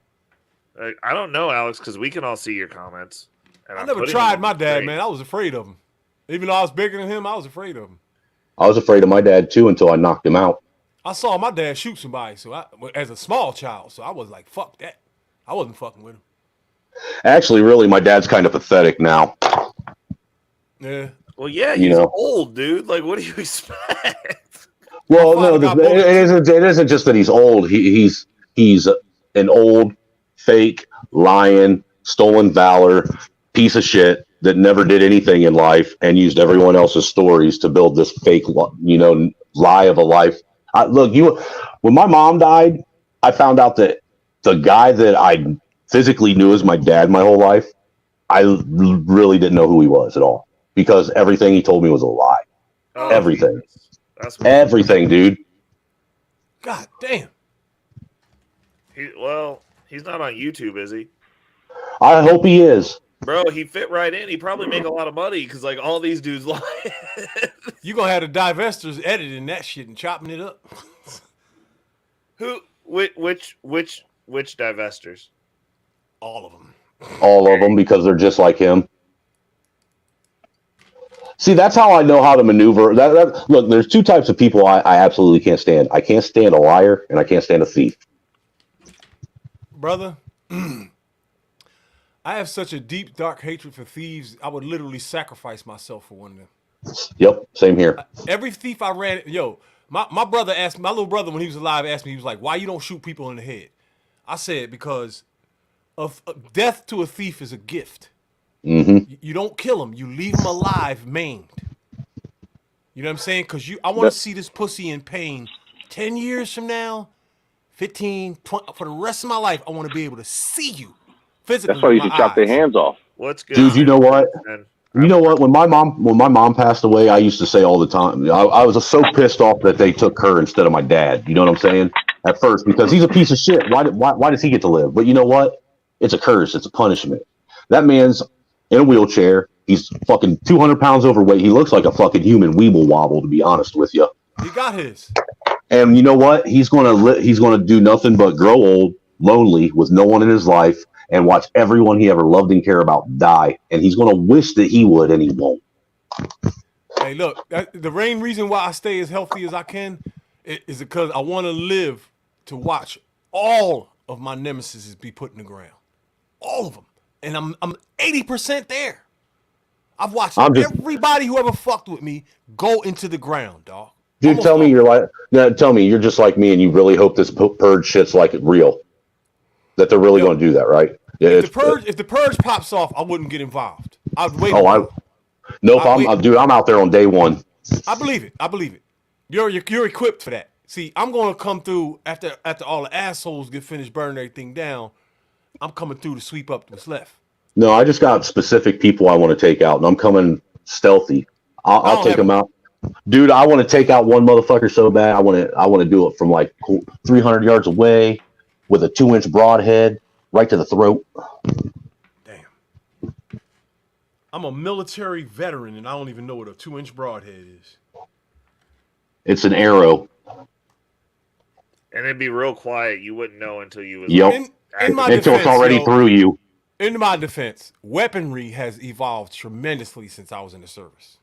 The Army isn't even using the same shit I used. There's some people that I want that up close and personal thing with them, though. I really do. Me too. There's some people I wouldn't even shoot them. I want to see their guts spilling. No, they ain't worth that kind. They ain't worth that mercy, because that's a mercy killing if you do that. What, guts? No, shoot them. Have you seen House of the Dragon yet? No. Oh, you don't know who Horhan Kragar is. Nope. The crab feeder. This motherfucker ties his enemies to a post and lets crabs eat them. But I know who Hannibal Lecter is. Horhan Kragar is way worse than him. Hannibal Lecter's a genius, though. Well, you telling me that guy actually sat and ate some guy's brains right in front of him? Oh, you got to watch Game of Thrones. You gotta watch Game of Thrones is the most vile piece of cinema ever. No, I'm just saying that was the most like straight up. That was the most hardcore. I'm a gangster shit I've ever seen in cinema. Literally fried up and fed some dude his own brain. Yo, that is the fucking who wrote that? Who wrote that script? That is a sick cracker that wrote that. I bet you the amount of money. We need to find out who he is and contain his ass, because there's some sick shit in his head.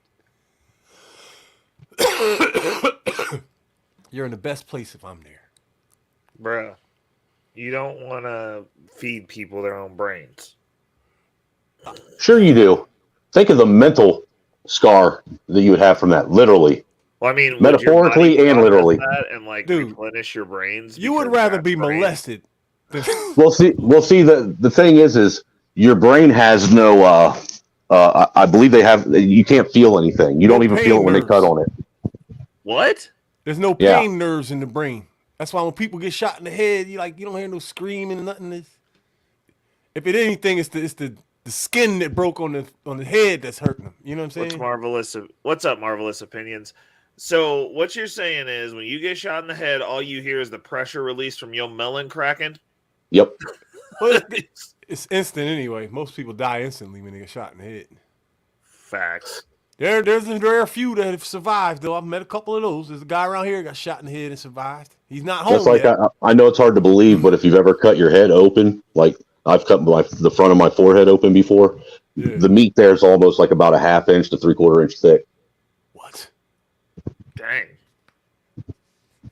I don't mind. And your skull is yellow too, by the way, not white. It is? What? Yep. Mm-hmm. Like it's covered in butter? It's got like a yellow tinge to it, like like if you walk into a heavily smoked in house with white walls. Okay. I know what you're talking about. Yeah, because look, dude, I was drunk and tripped and fell through a glass table once, and I went head first, and look, the cut was so fucking precise, it looked like a scratch. All right. So I sat there and I'll cam up. I took my fingers, because it was right here. I don't know if you can see the scar right there. No, it You ain't can see, showing up. you can see it on my nose where it cut part of my nose off. Oh shit. But I went to open it up to see how deep it was, and I could literally stick my finger all the way in my head to my skull. God damn. Dude, my head was squirting like a sprinkler. It was My crazy. worst nightmare getting a head injury, man. I've heard everything else in my body, but no, not my head.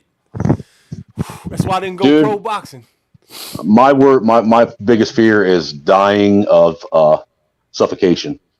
Suffocation, mine is drowning. Well, that's Drowning basically 100%. suffocation.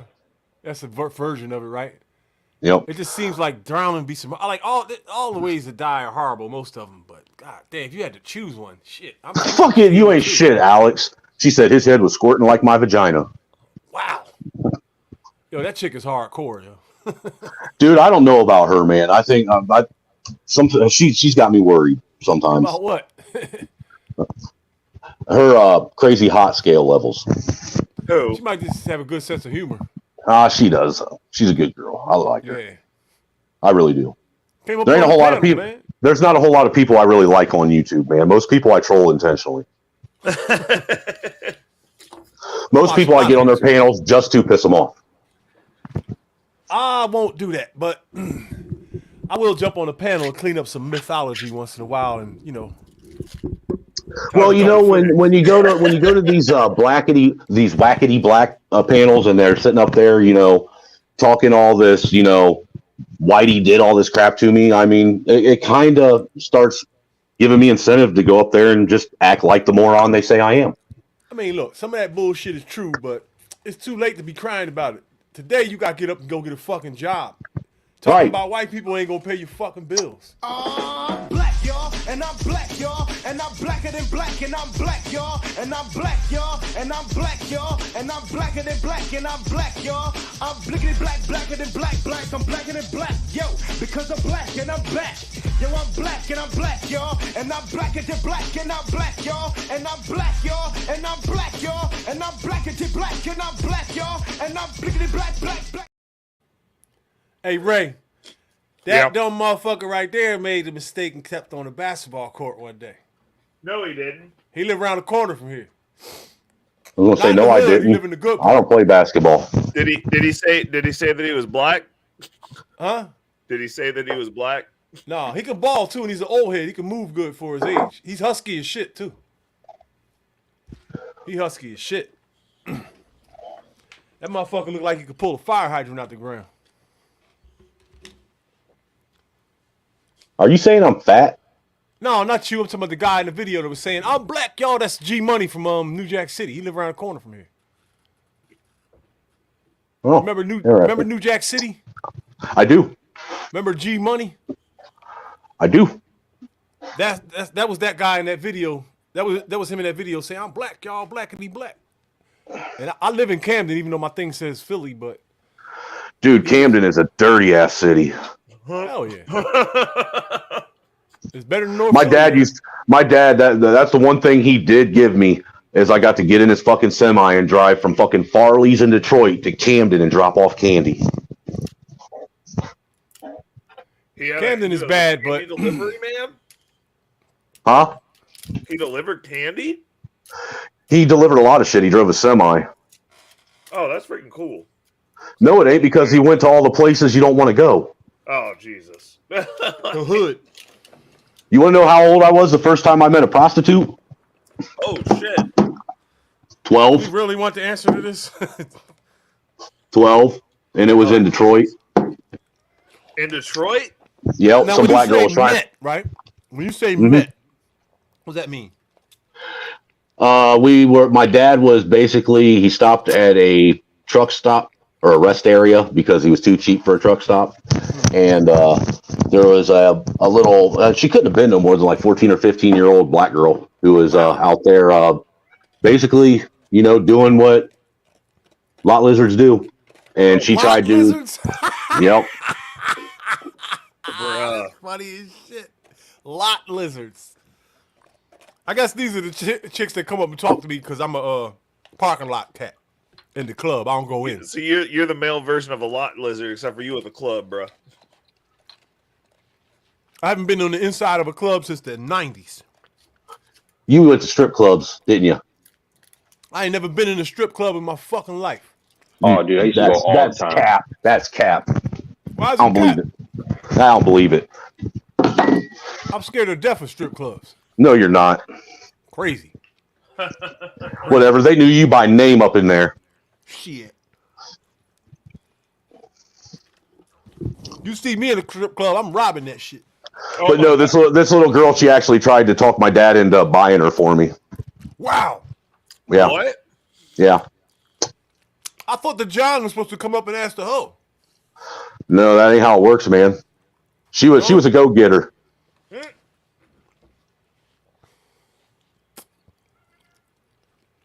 Hell, when I lived in Lima, dude, believe it or not, Lima, Ohio, all the way up until about, I think, 2005, 2006, they had like 7 or 8 of those Oriental massage parlors all over the city. Oh, you know, the ones where the ones just say massage on the top. Yeah. Yep. They got the windows covered all the time. Yep, the happy ending ones. We got a Chinatown over here. You know, where they take you in and they give you a bath and all that shit. Yep. I had when I used to Uber, I had a truck driver that came to town that like put me on game about that. He was like, "Oh yeah, like I'm driving him to this place," and he was like, "Yeah," he's like, "I'm here to meet up with some chicks with a girl," and I was like, "Oh, okay, cool. Like it's a massage parlor." And he was like, "No, it's not." And I was like, "What?" And he was like, "Yeah." He was like, "Any of the ones that you see that just say massage and they got the window curtains on the front," he was like, "Those aren't just massage parlors, man." I was like, seriously? Well, I mean, technically they are, because that's still getting massaged too. Just saying. That's funny as shit. It's a meat missile massage. A meat missile. I never find these places, but I hear everybody I know.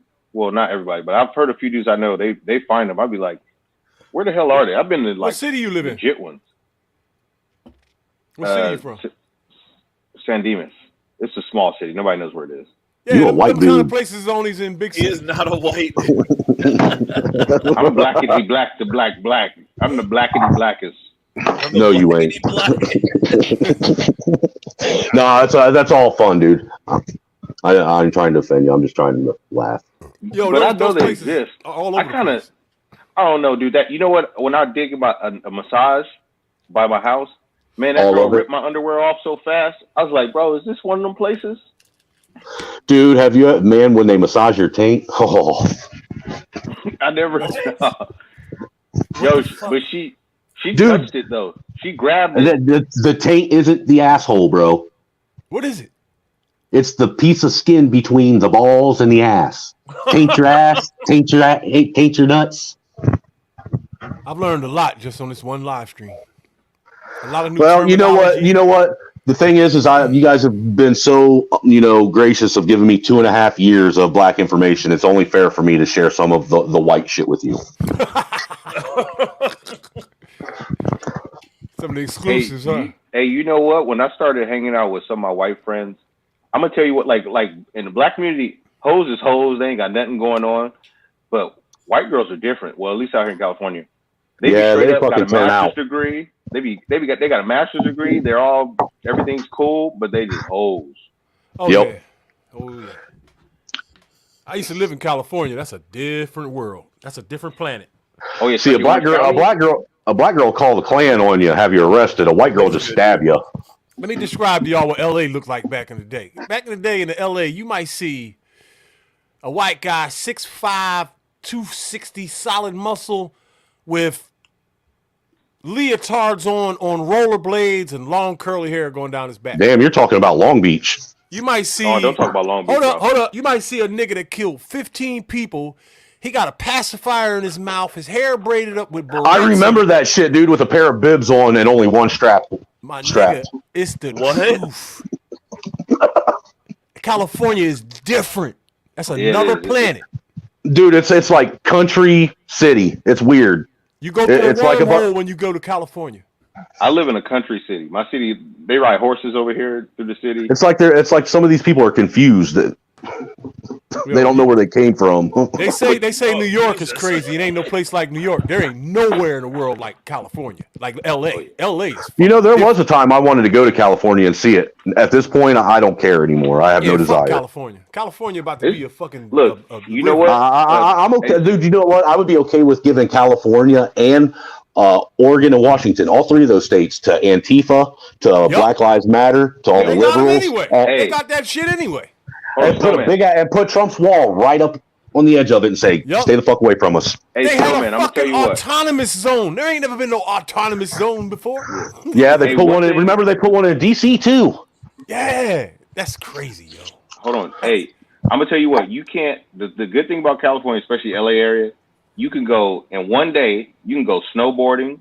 You go out to the deserts to go shooting, and you can go to the beach all in the same day. That's true. All you gotta do is hit one of them mountains. That sounds confusing. So the best of all of those are in Yo, y'all see these little pocketbook dogs all these chicks got trying to look cute? Trying to look like they got some bread? Yep. Well, I was in California in the 80s when them Jones first came out. There was only a few people in the world had them dogs, and those people were millionaires. Yep. Those dogs was going like 50 grand. Yep. Way back then, which is probably like 200,000 today. Them little You ain't see. Go ahead. The toy poodles and shit. That's what I'm talking about. That shit started with rich Hollywood chicks going on, on the drive buying fur coats and shit. That's the only time you saw one of them, and it was fascinating. They would have a crowd around them and all of that. I had a friend that had a toy Doberman Shepherd, dude. I felt so sorry for that dog. Damn. I mean, because I know he had to have had Napoleon complex. Hey, listen, my boss is a millionaire. He's a white dude. He connected, right? Some of his homies got exotic pets, man. I'm thinking about jumping on that wave and getting one. For real. You can make money if you got an exotic pet. Bro, what kind of exotic pet are you gonna get? Like a trouser snake or something? Oh, my bad. It depends on what kind of land you got. If you got a lot of land, you might get your hands on an exotic cat or something. Or, if you go out South America, you got the right money, you can come back with a nice bird worth like 20 racks. Something like them. South American birds go for big. Dude, why the fuck would you want a bird, man? Most people got wife and kids that won't shut up. That's funny as shit. That's well, you can breed. I don't know if you can breed them or not, but they're worth a lot of money. No, I don't like birds. My mom had these. She called them love doves when I was a kid, and they were the most fucking annoying things on the planet. They're smelly. They're messy. Oh, they stink? Yeah, they shit all over the place. Oh, boy. Dude, every time they let them out of the cage, they'd be flying all over the fucking house, shitting on everything. Shit, I got to clean up behind these cats all day long. I ain't never disciplined these motherfuckers or give them names and rules. That's why you got issues, dude. You have cats. Those are demons. Dude, cats are dope, bro. Like, hold up, bro. Y'all disrespecting the cats. Look, cats are the shit. Cats are fucking demons, dude. Demons. You know what? A dog, you know what? If you were to die, a dog will sit there and lay there with you. Mourn your death. A cat would eat your ass. Fucking ain't right. I want the cat to survive to tell the tale of my greatness. He went really great with some curry and some French fries. Bro, but cats are more exciting than dogs, though. They do more shit. Like dogs don't climb shit. And you can't just have a cat. Hey, you want to know? You want to know what I like? You want to know? I like cats when they're on a shish kebab skewer and you get them at a Chinese restaurant. You got to get a real feral, gigantic cat. My dad had two tomcats when I was a kid. The one looked like a mini minx. That's how big the fucker was. Yeah, dude. I fed it. Dude, when I was in high school, me and my buddies, we got some of that Bart Simpson blotter that was going around back in the late 90s. I fed my dad's cat a hit of blotter. Hey, you think a Black Panther could win a fight with a pit bull? Yes. Yeah. I think he would eat it. It would, because a pit bull doesn't have the dexterity that a cat does. They don't have claws either.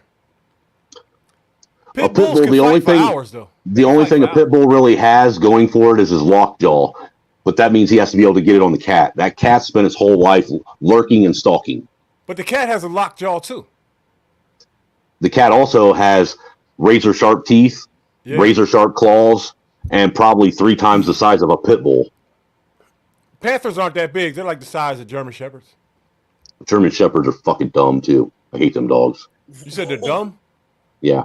Why do the cops use them so much? Drug dogs are a fallacy, dude. Dogs only do what they're commanded to do. Facts. So they give them triggers. So basically, they just use them to have. Oh, absolutely. They're drug dogs on the train all the time, and I always have weed on me. Dude, Ain't no dog ever started barking and none of that. Dude, I'm gonna tell you what. You know how many of these fucking stupid ass dog kennel trainers, fucking people has tried to bait me that no, they can. No, they fucking can't. You moron! Quit trying to sell me that bullshit. I'm not buying your dog. Every fucking buddy that's ever raised an animal, specifically a dog, knows that a dog only does what it's commanded to do. Why? Because it wants to be praised. It wants validation. I wonder why mankind ever started breeding, making all these crazy ass dogs. Because they're loyal. We got bored. And at the end of the day, if you run out of food, you can eat your dog. Yeah, you can eat your dog. You can eat your dog, and you can make a coat for your kid. You can have him go kill something and kill you some food. Dude, you know, look, I'm gonna tell you what. You know damn well that if shit hit the fan, you would eat a rat if you had to. If it was either starve or eat. Bro, they cooking them in New York right now, bro. You can go try one. Hey, listen, I'm not dying, dog. I will do anything to stay alive. Anything. Absolutely. I'm not dying if I don't have to. Fuck that. I like life. Life is okay. The world is crazy, but you know. Well, no, see, I'll be. Look, I'm okay if I make it to like 65, 70 at the latest. If I live past 70, I'm gonna be pissed. Bruh.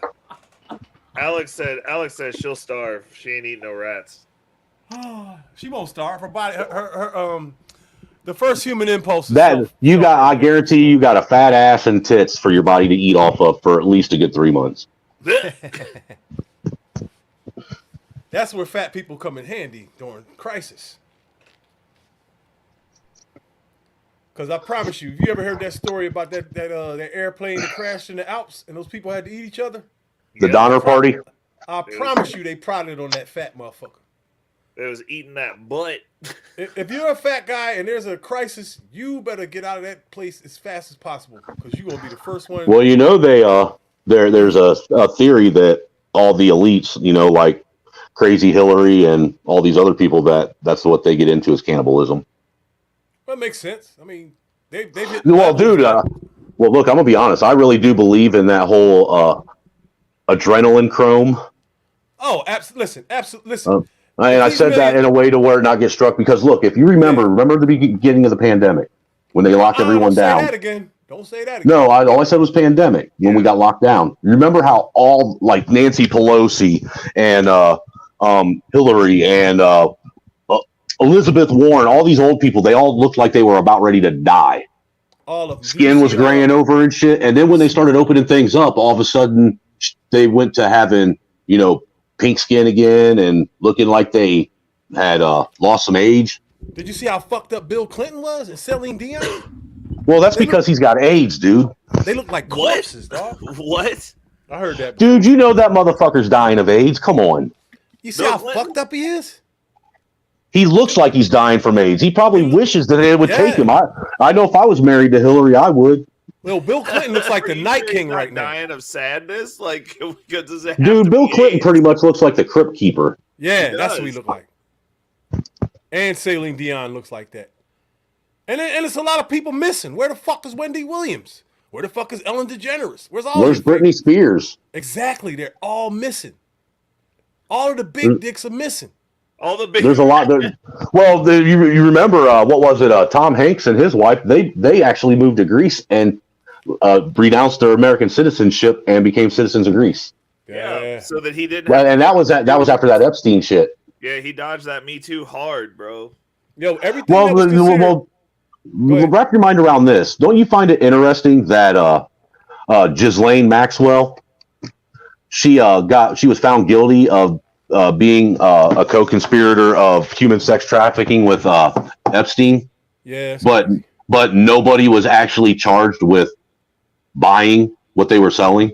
Exactly. Where's everybody else? Where's the people that should be getting charged and indicted for taking part in it? Doing what they're told now.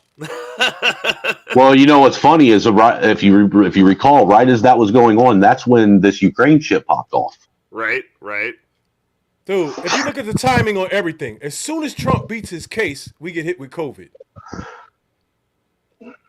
Part of me still thinks that Trump, I want to in my heart believe that he has the best, intentions for America, but at the end of the day, he's still part of that 1%. Yeah. Listen, the 1%, you're talking about the rich people, right? His daddy pretty much helped build Manhattan. I don't give a fuck how rich anybody is. If you worked hard, you deserve it. Jared Kushner is a small hat, right? Jared Kushner? Yeah. So not only is he part of the 1%, but he's also part of the quote unquote cabal. Cool, Trump? Yeah. I think Trump his daughter is married to a small hat, a card carrying small hat. I personally think Jared Kushner was the one running the country, not Trump. Because look, I blame Trump for the whole pandemic thing. He's the one that caused, because he's the one that put the whole country in a state of medical emergency, allowing the governors to put everybody in what they call that house arrest. Yo, they said I heard that the whole COVID thing was an attack against Trump. Something to you can't say that. Oh, right. I heard the whole thing was the pandemic was an attack against him because he was about to lock everybody up because he beat his case. He's gonna lock everybody up, so they had to cause a distraction. Think about how serious that was. They shut down the whole earth. So something big was going on. Well, look, there's people that still buy into that whole, Q thing and say that, they're saying that all Nancy Pelosi and all these people that supposedly they either got arrested and killed, and now there's people walking around in skin suits. Think about this logically now, all right? Yeah. If they really did get rid of all of these people that are quote unquote part of the cabal, if they really did put them all in Guantanamo, if they really did, why we ain't chilling? Why do we have to continue on with the theater? Yeah, that's and nothing's changed. Nothing got better. We still got the bank, the World Bank. We still got the Vatican and everything. We still got a king. We got a king now. And remember, if you want my opinion, I honestly believe that the stock market, because that dude that was running the treasury was actually a Goldman Sachs CEO. What's his name? The tall dude that was bald with glasses. I know you guys know who I'm talking about. But anyhow, I think the stocks were artificially inflated the whole time that he was president. I think that this was all planned. He was part of it. I honestly think that, look, when he went to drop his hat in the ring, he wanted to run as a Democrat. They wouldn't let him. So they say. I think that ain't what he said when he was on Oprah back in the day. I don't give a fuck what he said on Oprah. Oprah's a Democrat. Run as an independent. No, he said that he would only run for president if he felt that he was needed. That's what he said. On Oprah? Uh-huh. Now, the thing is You're right. I honestly, to me, I think that it was like the psyop of all psyops. That is just as possible as the other scenario. Because think about this. What did he do prior to running for president? He was a goddamn actor on ABC in The Apprentice. Yeah, and why did he approve of the jab? Why did he warp speed it? The jab? And then on top of it, a lot of people don't realize that whole stimulus that they passed was only $3.2 trillion. That was $6.4 trillion. If you recall, when they went to put that into legislation, the Treasury or the Federal Reserve told Trump and Congress that if they passed the bill, they would actually double the 3.2 and make it 6.4. Now, what's interesting about that, what was the first industry that was hit the hardest from the lockdowns? The hospitality industry? Service industry, because I had my own bartending business. The service and hospitality industry. One day it was over. How does Trump make all of his money now? Trump lost a lot of his money. How does Trump make all of his money though? Does he not own a lot of hotels? Yeah. So how much of that stimulus money you think he got? I don't know. He worked for free. He donated his salary to the Treasury. So. So. I don't know. So what? I mean, look, Trump is a genius, man, when it comes to that money. Is he really? I think that's why he didn't want to show his taxes, because it would show that he wasn't as wealthy as what he tried to tell everybody he was. They put Trump's taxes in the newspaper, dog. They said he was, listen. Dude, anybody can fabricate anything. I think they had to, because Kamala Harris looked into the camera and looked into the American people's eyes and said Trump paid $750 in taxes, and it's a lie. It's a lie. Now explain to me why when they passed that $6.4 trillion bill, why the American people who were told that they weren't allowed to work, weren't allowed to take care of their family, weren't allowed to pay their bills, weren't allowed to leave their fucking house, weren't allowed to do anything, had to wait 6 months to get a fucking $1,200 check while these motherfuckers were passing money around all over the fucking world. Was it that long? To other countries. Yeah, it was 6 months after it passed before anybody got a check. No, it couldn't have been that long. Yes. We had the check before the George Floyd hit. You may have had an unemployment check. Oh, you're right. They hit us with the unemployment. Bro, you're right. Damn, this shit is so confusing. And see, if you look at that whole deal that was going on, you look at how they handed out all those unemployment checks and the stimulus. Yeah. I honestly believe that if you look at how most of these people that ain't used to having money, conducted themselves, that is a good precursor to what would happen if we gave a bunch of people that ain't used to having money reparations. Listen, that was. It'll make all the corporations rich. That was reparations in a sense. Well, see, look, dude, I've even had this. I had tried to talk to some of these morons logically, and I've walked them down this step by step and asked them, where do you think the reparations is going to come from? Well, from the federal government. Where does the federal government get money? From taxes.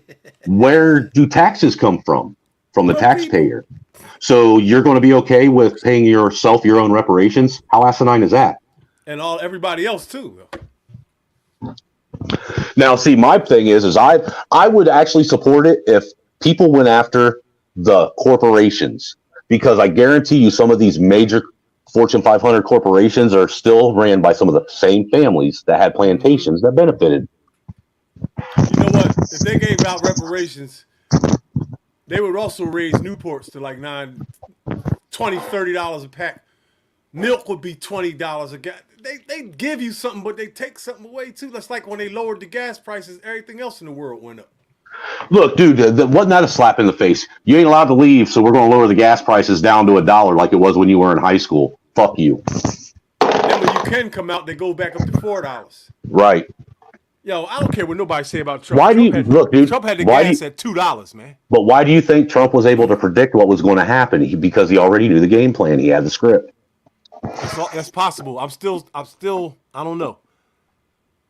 Because if what you're saying is true, then my kids. I don't think Trump was trying to win that election. I think he wanted to lose it intentionally.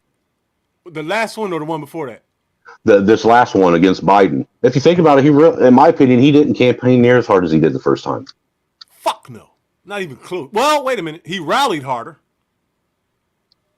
Trump's rallies were like what he did was pander. He did some pandering. He's nothing like Biden though. Biden exists off of pandering. Biden is a right out in the open closet racist. Now, Biden is the one person I know absolutely sure you can say what you want about Q or any of them. That geriatric dickhead that we got in office right now is a pedo. It's not the same guy that debated Sarah Palin. It's not. No, there's two different people playing him. I do believe that. There's no way in hell that the guy that smooth talking, handsome, bright smile, light up a room, cool cat that you would like to live next door to that debated Sarah Palin. That is not the motherfucker we see today. No way in hell. No way. Well, Omega Dreads, that what they did is they got people to learn how to spend in excess and waste everything they bought. Think about it. People go out and they buy a bunch of trivial, meaningless shit that is basically a bunch of Chinese garbage. They spend in excess on shit they don't need. Most families, most people with kids don't even have enough food in their house to last longer than 3 days. That's a serious situation. I'm starting to wonder Think about what I that. do. I got canned goods in here and shit like for emergencies. Probably could last me a week or two. Dude, me and the wife, we are actually now finally getting to the tail end of our stockpile that I had when the lockdown started. Mm. And I gave away quite a bit to a lot of the families in the neighborhood that didn't have no money, because look, we were blessed. We really were. You know, my wife didn't get furloughed or anything. She still got her salary. We didn't have to worry about anything. So I felt that it was only right to help people that needed it. I was fucked up, yo. I knew it was the end too. I knew it. I felt it the first day.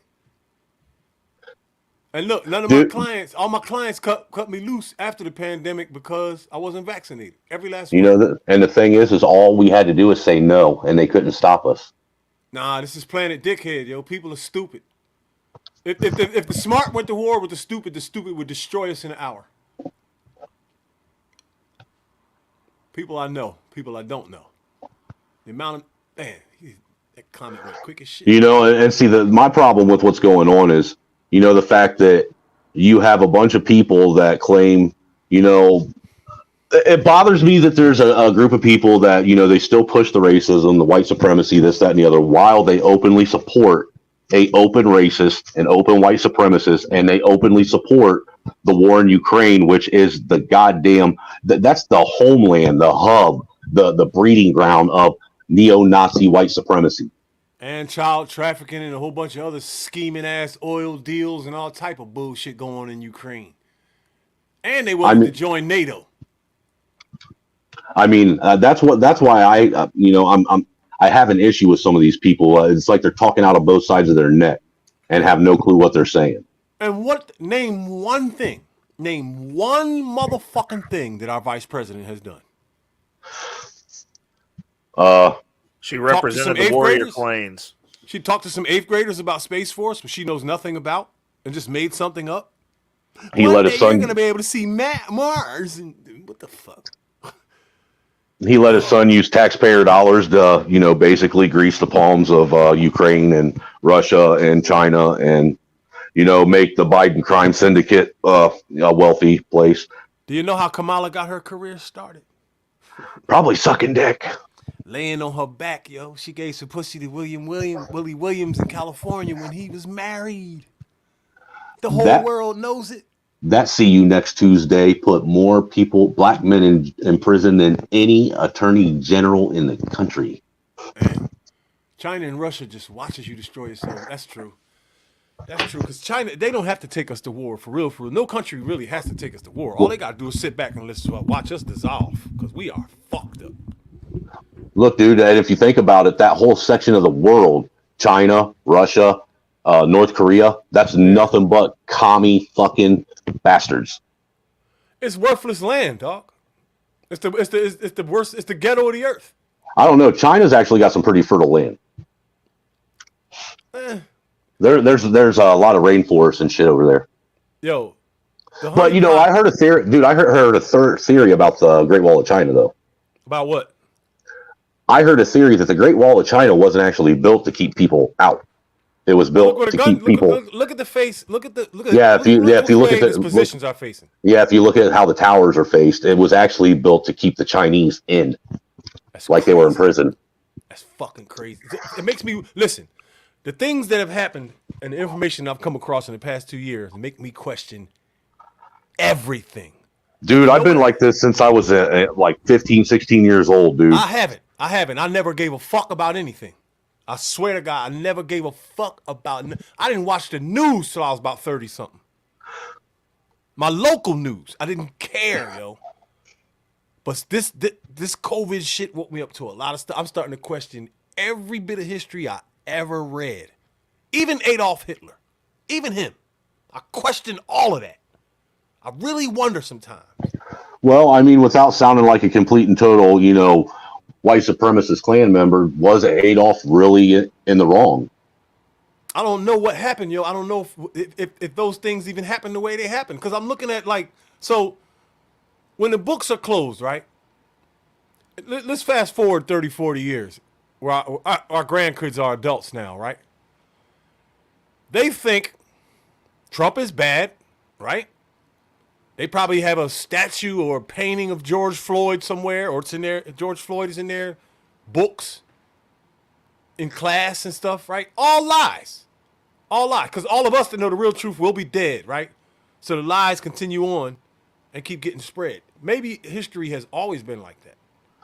I'm with you, Sin. I think Adolf was like a patsy.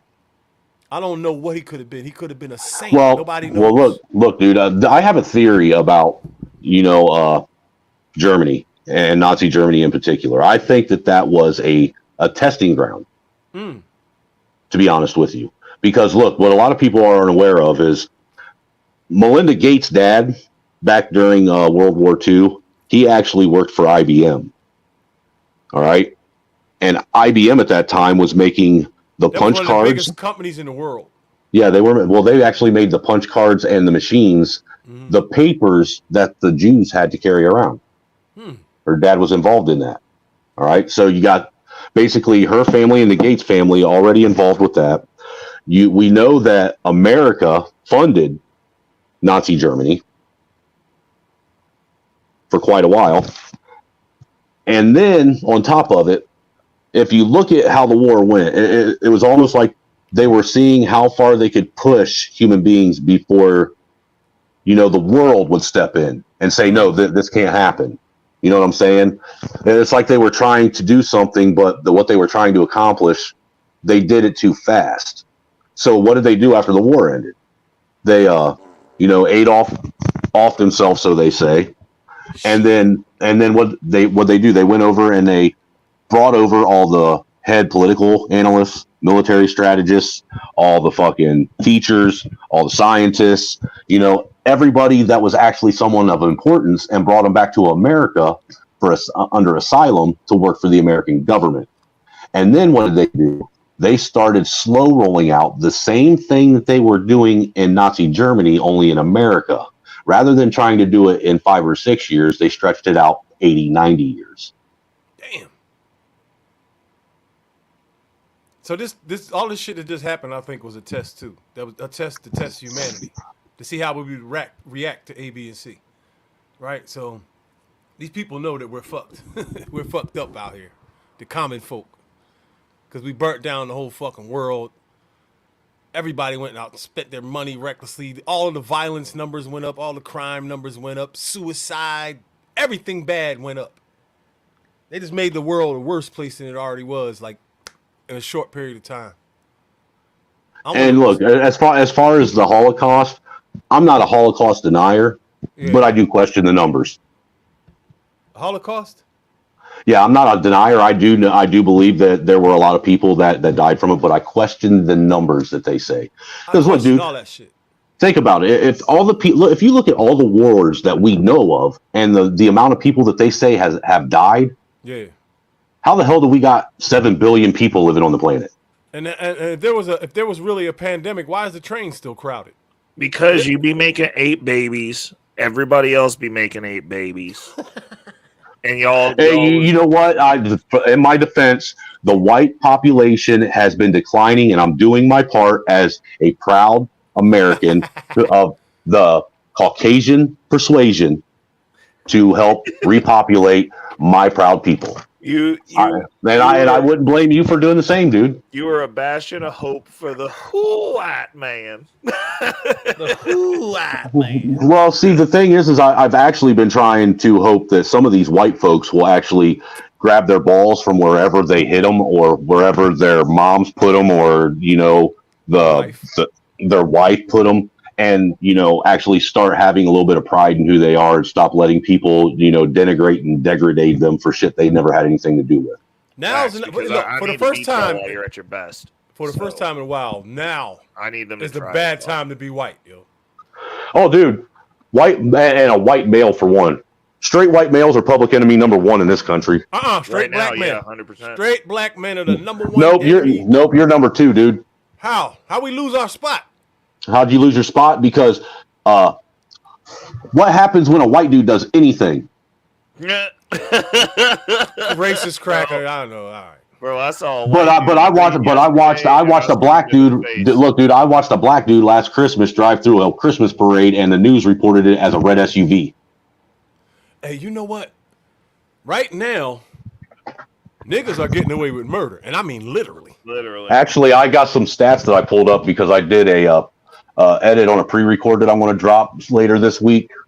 Some dumb shit some moron said, and it actually shows that black people are getting exonerated from prison sentences at a higher rate right now than anyone else. Listen, we got the most woke, Democratic, radical dickhead on earth as a DA. We got Larry Krasner over here in Philly. Now look, I got busted two marijuana. I had two marijuana grow houses and got busted a couple years ago, right? I was lined up to do 4 years in prison automatically. I already got 2 strikes, so it was a sealed deal. I was going to jail for 4 years. But good old Uncle Larry won the election. And clean house, he fired 70 people out of the courthouse the day he was sworn in. And $1 million bail turned into me backstroking out the courtroom without paying $1. You literally backstroked? Dude, I moonwalked out that motherfucker. You hear me? Listen, my brain. I disrupt a hair on a black woman's head, I'm going to prison for 10 years. What? Well, what I'm you can saying say the word is, nigga and your company won't even be yours no more. Though, What you talking about? I say that and people try and cancel me. Trust me, because I know. Get canceled. Look, with all this woke stuff going on, I told my boss the other day, I was like, my boss took everybody to lunch. I'm the only black guy working there, right? So it's me, 4 white people they're all cool though. So we're having lunch. And I was like, I think it's cute how you say you're a black guy. Listen, man, I can't get away from that. I can't get away from that. All right, I'm just messing with you, bro. It is what it is. Look, I'm sitting there. If you can say I'm a black dude, I can say you're a white guy. Right. I'm talking to them and I'm telling them I could smack the shit out of all 3 of y'all. Make one phone call to Black Lives Matter, and tomorrow this company would be in my name, and the 3 of you crackers would be up in Alaska. Well, look, and really, it's that sick. This woke shit is crazy. And if you think about it, cops are on edge. The last thing they want is to be the next cop on the news who, had a hate crime, black shooting again. Seriously. What the program they have put out here is fucking genius. First, you defund the police, right? Then you fund all the criminals. Yep. They sent bread to everybody. Everybody got a chopper now. Well, no, dog, you know what we did with the resources. You know it. And some people was getting stimulus checks and still going out and tearing up Walmart. Baking soda and water, bro. Yo, so now think about all the cops that died. Think about all the cops that retired. I think something like 1,000 cops retired just in New York alone. In like less than a month or some craziness. Like cops are retiring all over the place. There's no new cops signing up to. And you know what's going to end up happening? What? What's going to happen with all these police that don't want to work now is they're going to be stuck with people like you and I patrolling our neighborhoods, and we ain't going to be as understanding as forgiving as cops. We'll just shoot a motherfucker and be done. Brother, crime will be gone in a year. Yep. So go ahead, defund the police because you don't want someone like me as a neighborhood watch. Listen, I'm not asking questions.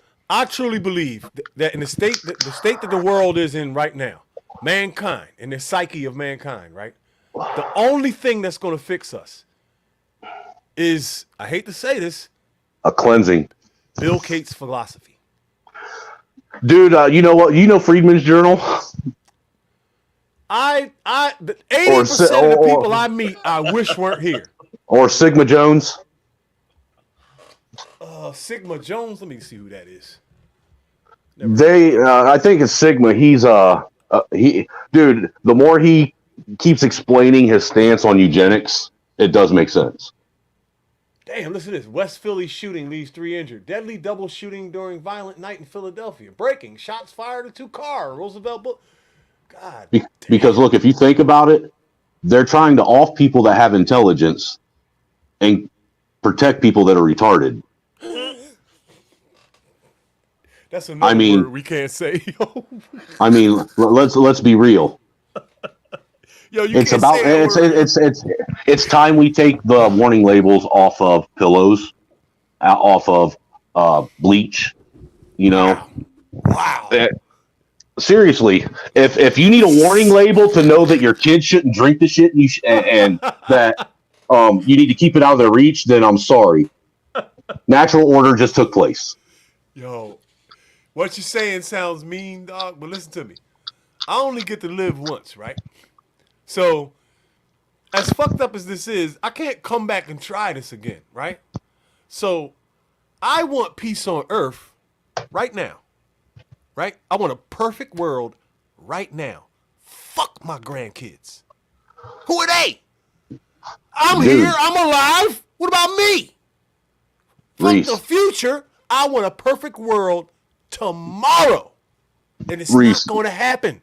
You know when they were doing the Tide Pod challenge, snorting condoms, licking the toilet bowl? I had a brilliant idea. The fucking bleach challenge. Where you take and rinse out a bleach jug, put some water in it, but they don't know it, and you drink it on TikTok or YouTube, and then watch what happens. Hey, I got a better one than that. Everybody that wants to do a dumbass challenge. Cancel. You'll get locked up for that one. This is what we should do. Look at all these other chemicals that people. Little Timmy's stupid. Well, you know what? Maybe his parents should have been a little bit more accountable for his. You know, maybe instead of maybe instead of expecting everyone else to raise your little shitlins, you do it. What about this, guys? Damn. Every time anybody wants to do a dumbass challenge or whatever, you have to play Russian roulette first. Nah, that's too easy, man. That's a mercy killing.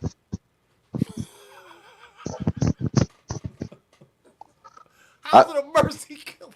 I think they should have to have their lungs, chemical burned and have to see what it's like to fight to breathe for 3 months. Sheesh. Or give them COVID. I mean, I used to be, look, dude, honestly, I used to try and be a nice person and be caring about people. But some of these people, look, if you're one of them blue-haired freaks walking around, wearing your metrosexual flannel shirt and, your hipster beard, I can't get down with you. You're a commie, and if I saw you any other time, I'd probably knock you out. You would hate Philadelphia. Absolutely. We have a gayborhood over here. A what? Well, look, dude, I don't have a problem with gay people. Stop. We have a gayborhood with rainbow mailboxes, street signs, fire hydrants, every fucking thing. They have their own. It's just as big as Chinatown. And it is the poppin'est part of the city at night. You ever notice why how America's the only country that never revolts against its government? Right. We don't have those massive, that shit we did for George Floyd. Those other countries been doing that. No, what we don't every year. What we don't have that every other country has. They all have the same belief system. They all have the same culture. They all have the same religion. Right. Yo, didn't they run up in a White House somewhere? A government building soon? Recently? Oh, you talking about that January 6th masturbation attempt? No. They a government building was taken over in an American city a couple days ago.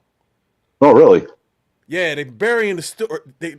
I heard it. I know it's true. I can't. Oh fuck. Let me see if I can find this shit. I don't even know how to word this. Be careful how you word it. Yeah, right. Because believe your ass that Snowden wasn't lying when he said every alphabet agency on the planet listens to this shit. They're all in the Brazil. It was Brazil. Man, mass arrests made in Brazil after invasion of government buildings. So I was right. It wasn't America, but it was somewhere. And apparently they did it in Hong Kong 3 years ago. So the Brazil joint was, Don't you ever find it, really hypocritical, all the people that want to sit and say January 6th was a terrorist attack? Let me explain something. I know what insurrection doesn't look like, and it doesn't look like a bunch of grandmas and grandpas and kids. That I will tell you. Were there some people there that were bad actors? Yes, there were. There were people that went there. They were paid, and they did what they were paid to do. They botched it. If they look, dude, I'm gonna tell you what. I know a lot of people that went there, and YouTubers. Dude, there were from what I understand, 4 to 5 million people in DC that day. Yo, there was 6 or 7 YouTubers in the steps, in the stairway when that shit jumped off inside the White House. And look, I'm gonna tell you what. If their channels are gone. All their channels are gone. If the people that were there really wanted to have a real insurrection, nobody in that Capitol would have left.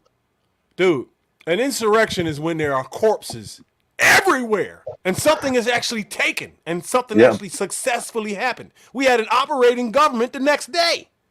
And don't you think it's funny how you got these same people that buy the lie the media says about how 5 cops were murdered there? Nobody was murdered there. Ashley Babbitt. Ashley Babbitt was. Yeah, Ashley Babbitt was murdered by a police but officer. I still think news interview. He got a news interview after that. I think there's the Ashley Babbitt thing. That was kind of fake. Yeah, because for her to get shot the way they say she got shot, there wasn't enough blood for one. And if you recall that kid that was supposedly beside her, did you notice that the blood that was on his hand looked like ketchup? Nah, I didn't peep that. I gotta go back and look at that. But it looked staged. Every bit of it did. She was executed. He gave her a headshot without a reason, and she wasn't holding a weapon. And there was men all around her. So you mean to tell me the threat that was the life-threatening threat was this little 5 foot, 100-pound woman when there's all these men running up the hallway with her? You singled her out and gave her a dome shot. One. Well, my question has always been, why didn't they have that same kind of smoke when Black Lives Matter and Antifa was there and protesting and set Washington, D.C. on fire? They painted the fucking sidewalk. Right.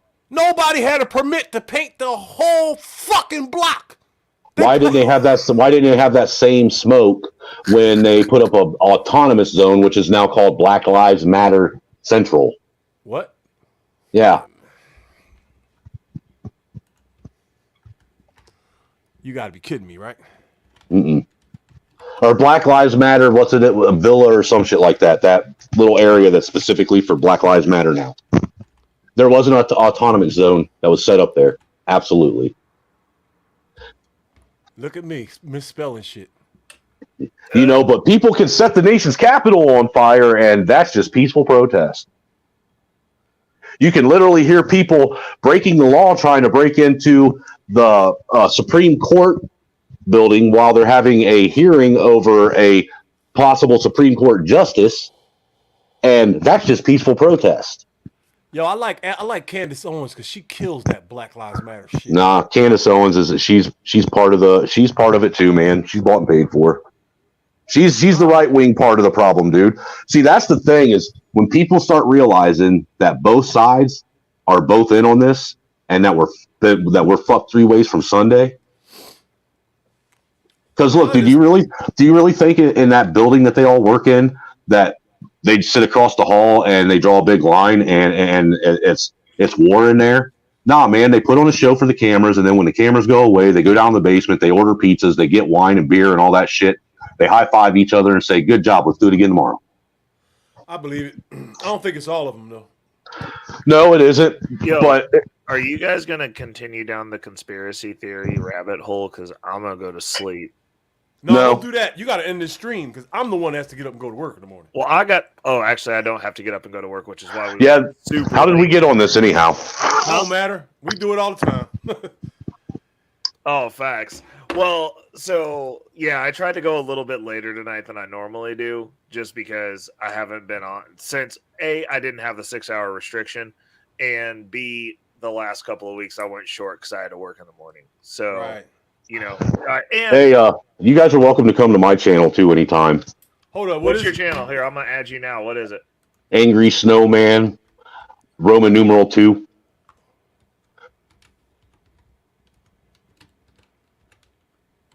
You know, I ain't been in school in a while. I was about to ask you how do you. I'm not even going to capital I, capital I. I'm not even going to confess to that shit. Angry Snowman TV. No. Nope. Oh, Oh, It'll no, that's have. actually an Angry Snowman. Angry Snowman 2. Yep. Oh, This is my third channel. I believe it. I believe that shit. But dude, I got a video on there. It's called the White Privilege Test. You ought to watch it. Me and Clue both take a white privilege test online, and I find out that he's got more white privilege than me. Oh shit. Am I on the right channel? It's Angry Snowman 2. You got to scroll down a little bit. You can see him on there. He's got a few shorts. Mm-hmm. That's the list of things that are now racist in 2023. It took 5 parts to get it all out. Oh, Jesus Christ. I'm about to do a reaction video on your ass. Did you know pineapples are racist? And I don't even make videos no more.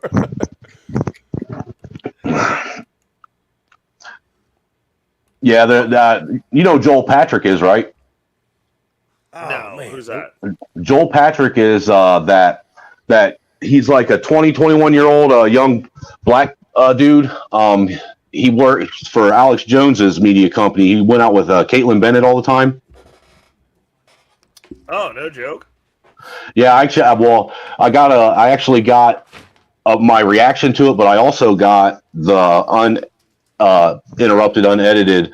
I caught him on TikTok debating some people on TikTok just by freak chance, dude.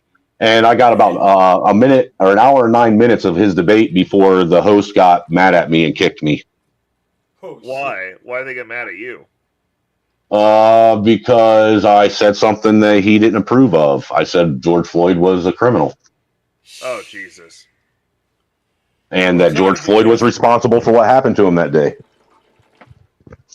Well, I mean, at the end of the day, his actions are why he got put in that position. Hey, y'all gotta remember Derek Chauvin. True. Derek Chauvin would have never showed up if George Floyd didn't resist. Well, I always find it interesting that if you actually watch the interaction between the first cop that walks up to the van, isn't it funny that George Floyd's dope dealer that's sitting in the passenger seat is capable and able of complying with the cop on the passenger side, but George Floyd can't? And even the other addict, the chick was an addict too, and she complied. And anyway, wait a minute, that nigga, he swallowed enough fentanyl to kill a dragon. Well, that's actually, look, dude, I'm versed in fentanyl. My dad was on fentanyl for like 10, 15 years. That shit been out that long? Yeah, my dad used to have to put a 100 microgram and a 50 microgram patch on his back every 3 days. Oh, shit. So what you don't realize just how much of that stuff people can actually handle. When I got in a car accident, they gave me 100 microgram intravenous shot of that shit. Jesus. So what's up with this shit that's dropping everybody like on the first hit and all that? I think that what it is it's mixed with something else. It's not a pharmaceutical grade. It's a street version of it. Where I don't know, man. I know that fentanyl is dangerous. I mean, when my dad got off of it, he went through the detox. He looked like he was a heroin addict coming off of heroin. Damn. I remember when if he didn't change his patches in time, there was times where like in between changing the ones that he had on and putting the new ones on, where he would literally like gray over and look like he was about ready to die. Damn. Jesus. Y'all hear they're hiding fentanyl up in other drugs. Oh yeah. Yeah, they're putting it in meth now. Oh dude. That means everybody gonna be gone, bro. You ain't gotta worry about warning labels. It's gonna be over. Hey Ray, I gotta get out of here, yo. I just today. Yep, take it easy, fellas. It's been fun. Hey, listen, man, I'm gonna come check you on your channel. Down. You do lives? Absolutely, dude. Absolutely, we'll be over there. I appreciate it, man. I subscribe. I appreciate it. Rock with you, bro. I appreciate it, fellas. Hey, no problem. Oh, do this again sometime. Absolutely. Well, every Thursday, bro. Hey, dude, I'll be regular if you want. Absolutely. Cool. So normally my stream starts between depending on, it's in the afternoon. Mm-hmm. The best way to put it. I like afternoons, dude. Yeah. So, but yeah, I'll be on next Thursday. I normally I'm Central Time, so I normally try to run from anywhere between, I'd say, depending on my work schedule, between 5 and 11 to 7 to 1 a.m. So yeah, I think you guys are only an hour ahead of me. I try to do 6 hours. Right on. So right on. I'll try and do my best to come over and add to the build. Absolutely. Thank you. Yeah. And I'll definitely come check out some of your content. I'm going to check out that white privilege test. I might test it to see if I've got any. Dude, it's funny. It really is funny. All right, it's y'all. I'm funny. hitting the X, man. I'm out of here. Yep, take it easy. You guys have a good night. Later, Later, y'all. everybody. Everybody in the chat, thank you so much for hanging out. Alexandria was here tonight. Sin was here. Marvelous Opinion stop through. Omega Dreads was here. Murder 100. Always a pleasure rapping with you all night, asking those hot, spicy questions. It was funny. Jeremy obviously stopped in. Ressa Neal stopped in. Sir Hale stopped in tonight, which was awesome. Who else do we have? We had so many people stop in. Natasha Vincent obviously stopped in. Crown Life. Let's see here. I'm scrolling up as much as I can. Locksmith Jeremy, he stopped in for us. Said what was up. Y'all got me out here extra late tonight, but I missed everybody. I missed the chat. You know, I took over Beans' stream, so hopefully some of you got a little bit familiar. We kind of let a little bit loose on this stream. It's a little bit tighter on my stream, I think. I don't know, but we had so much fun, and I really appreciate getting to rock out with you guys. Till next week, it's your boy Reckless Ray De Niro, and we signing out. Peace.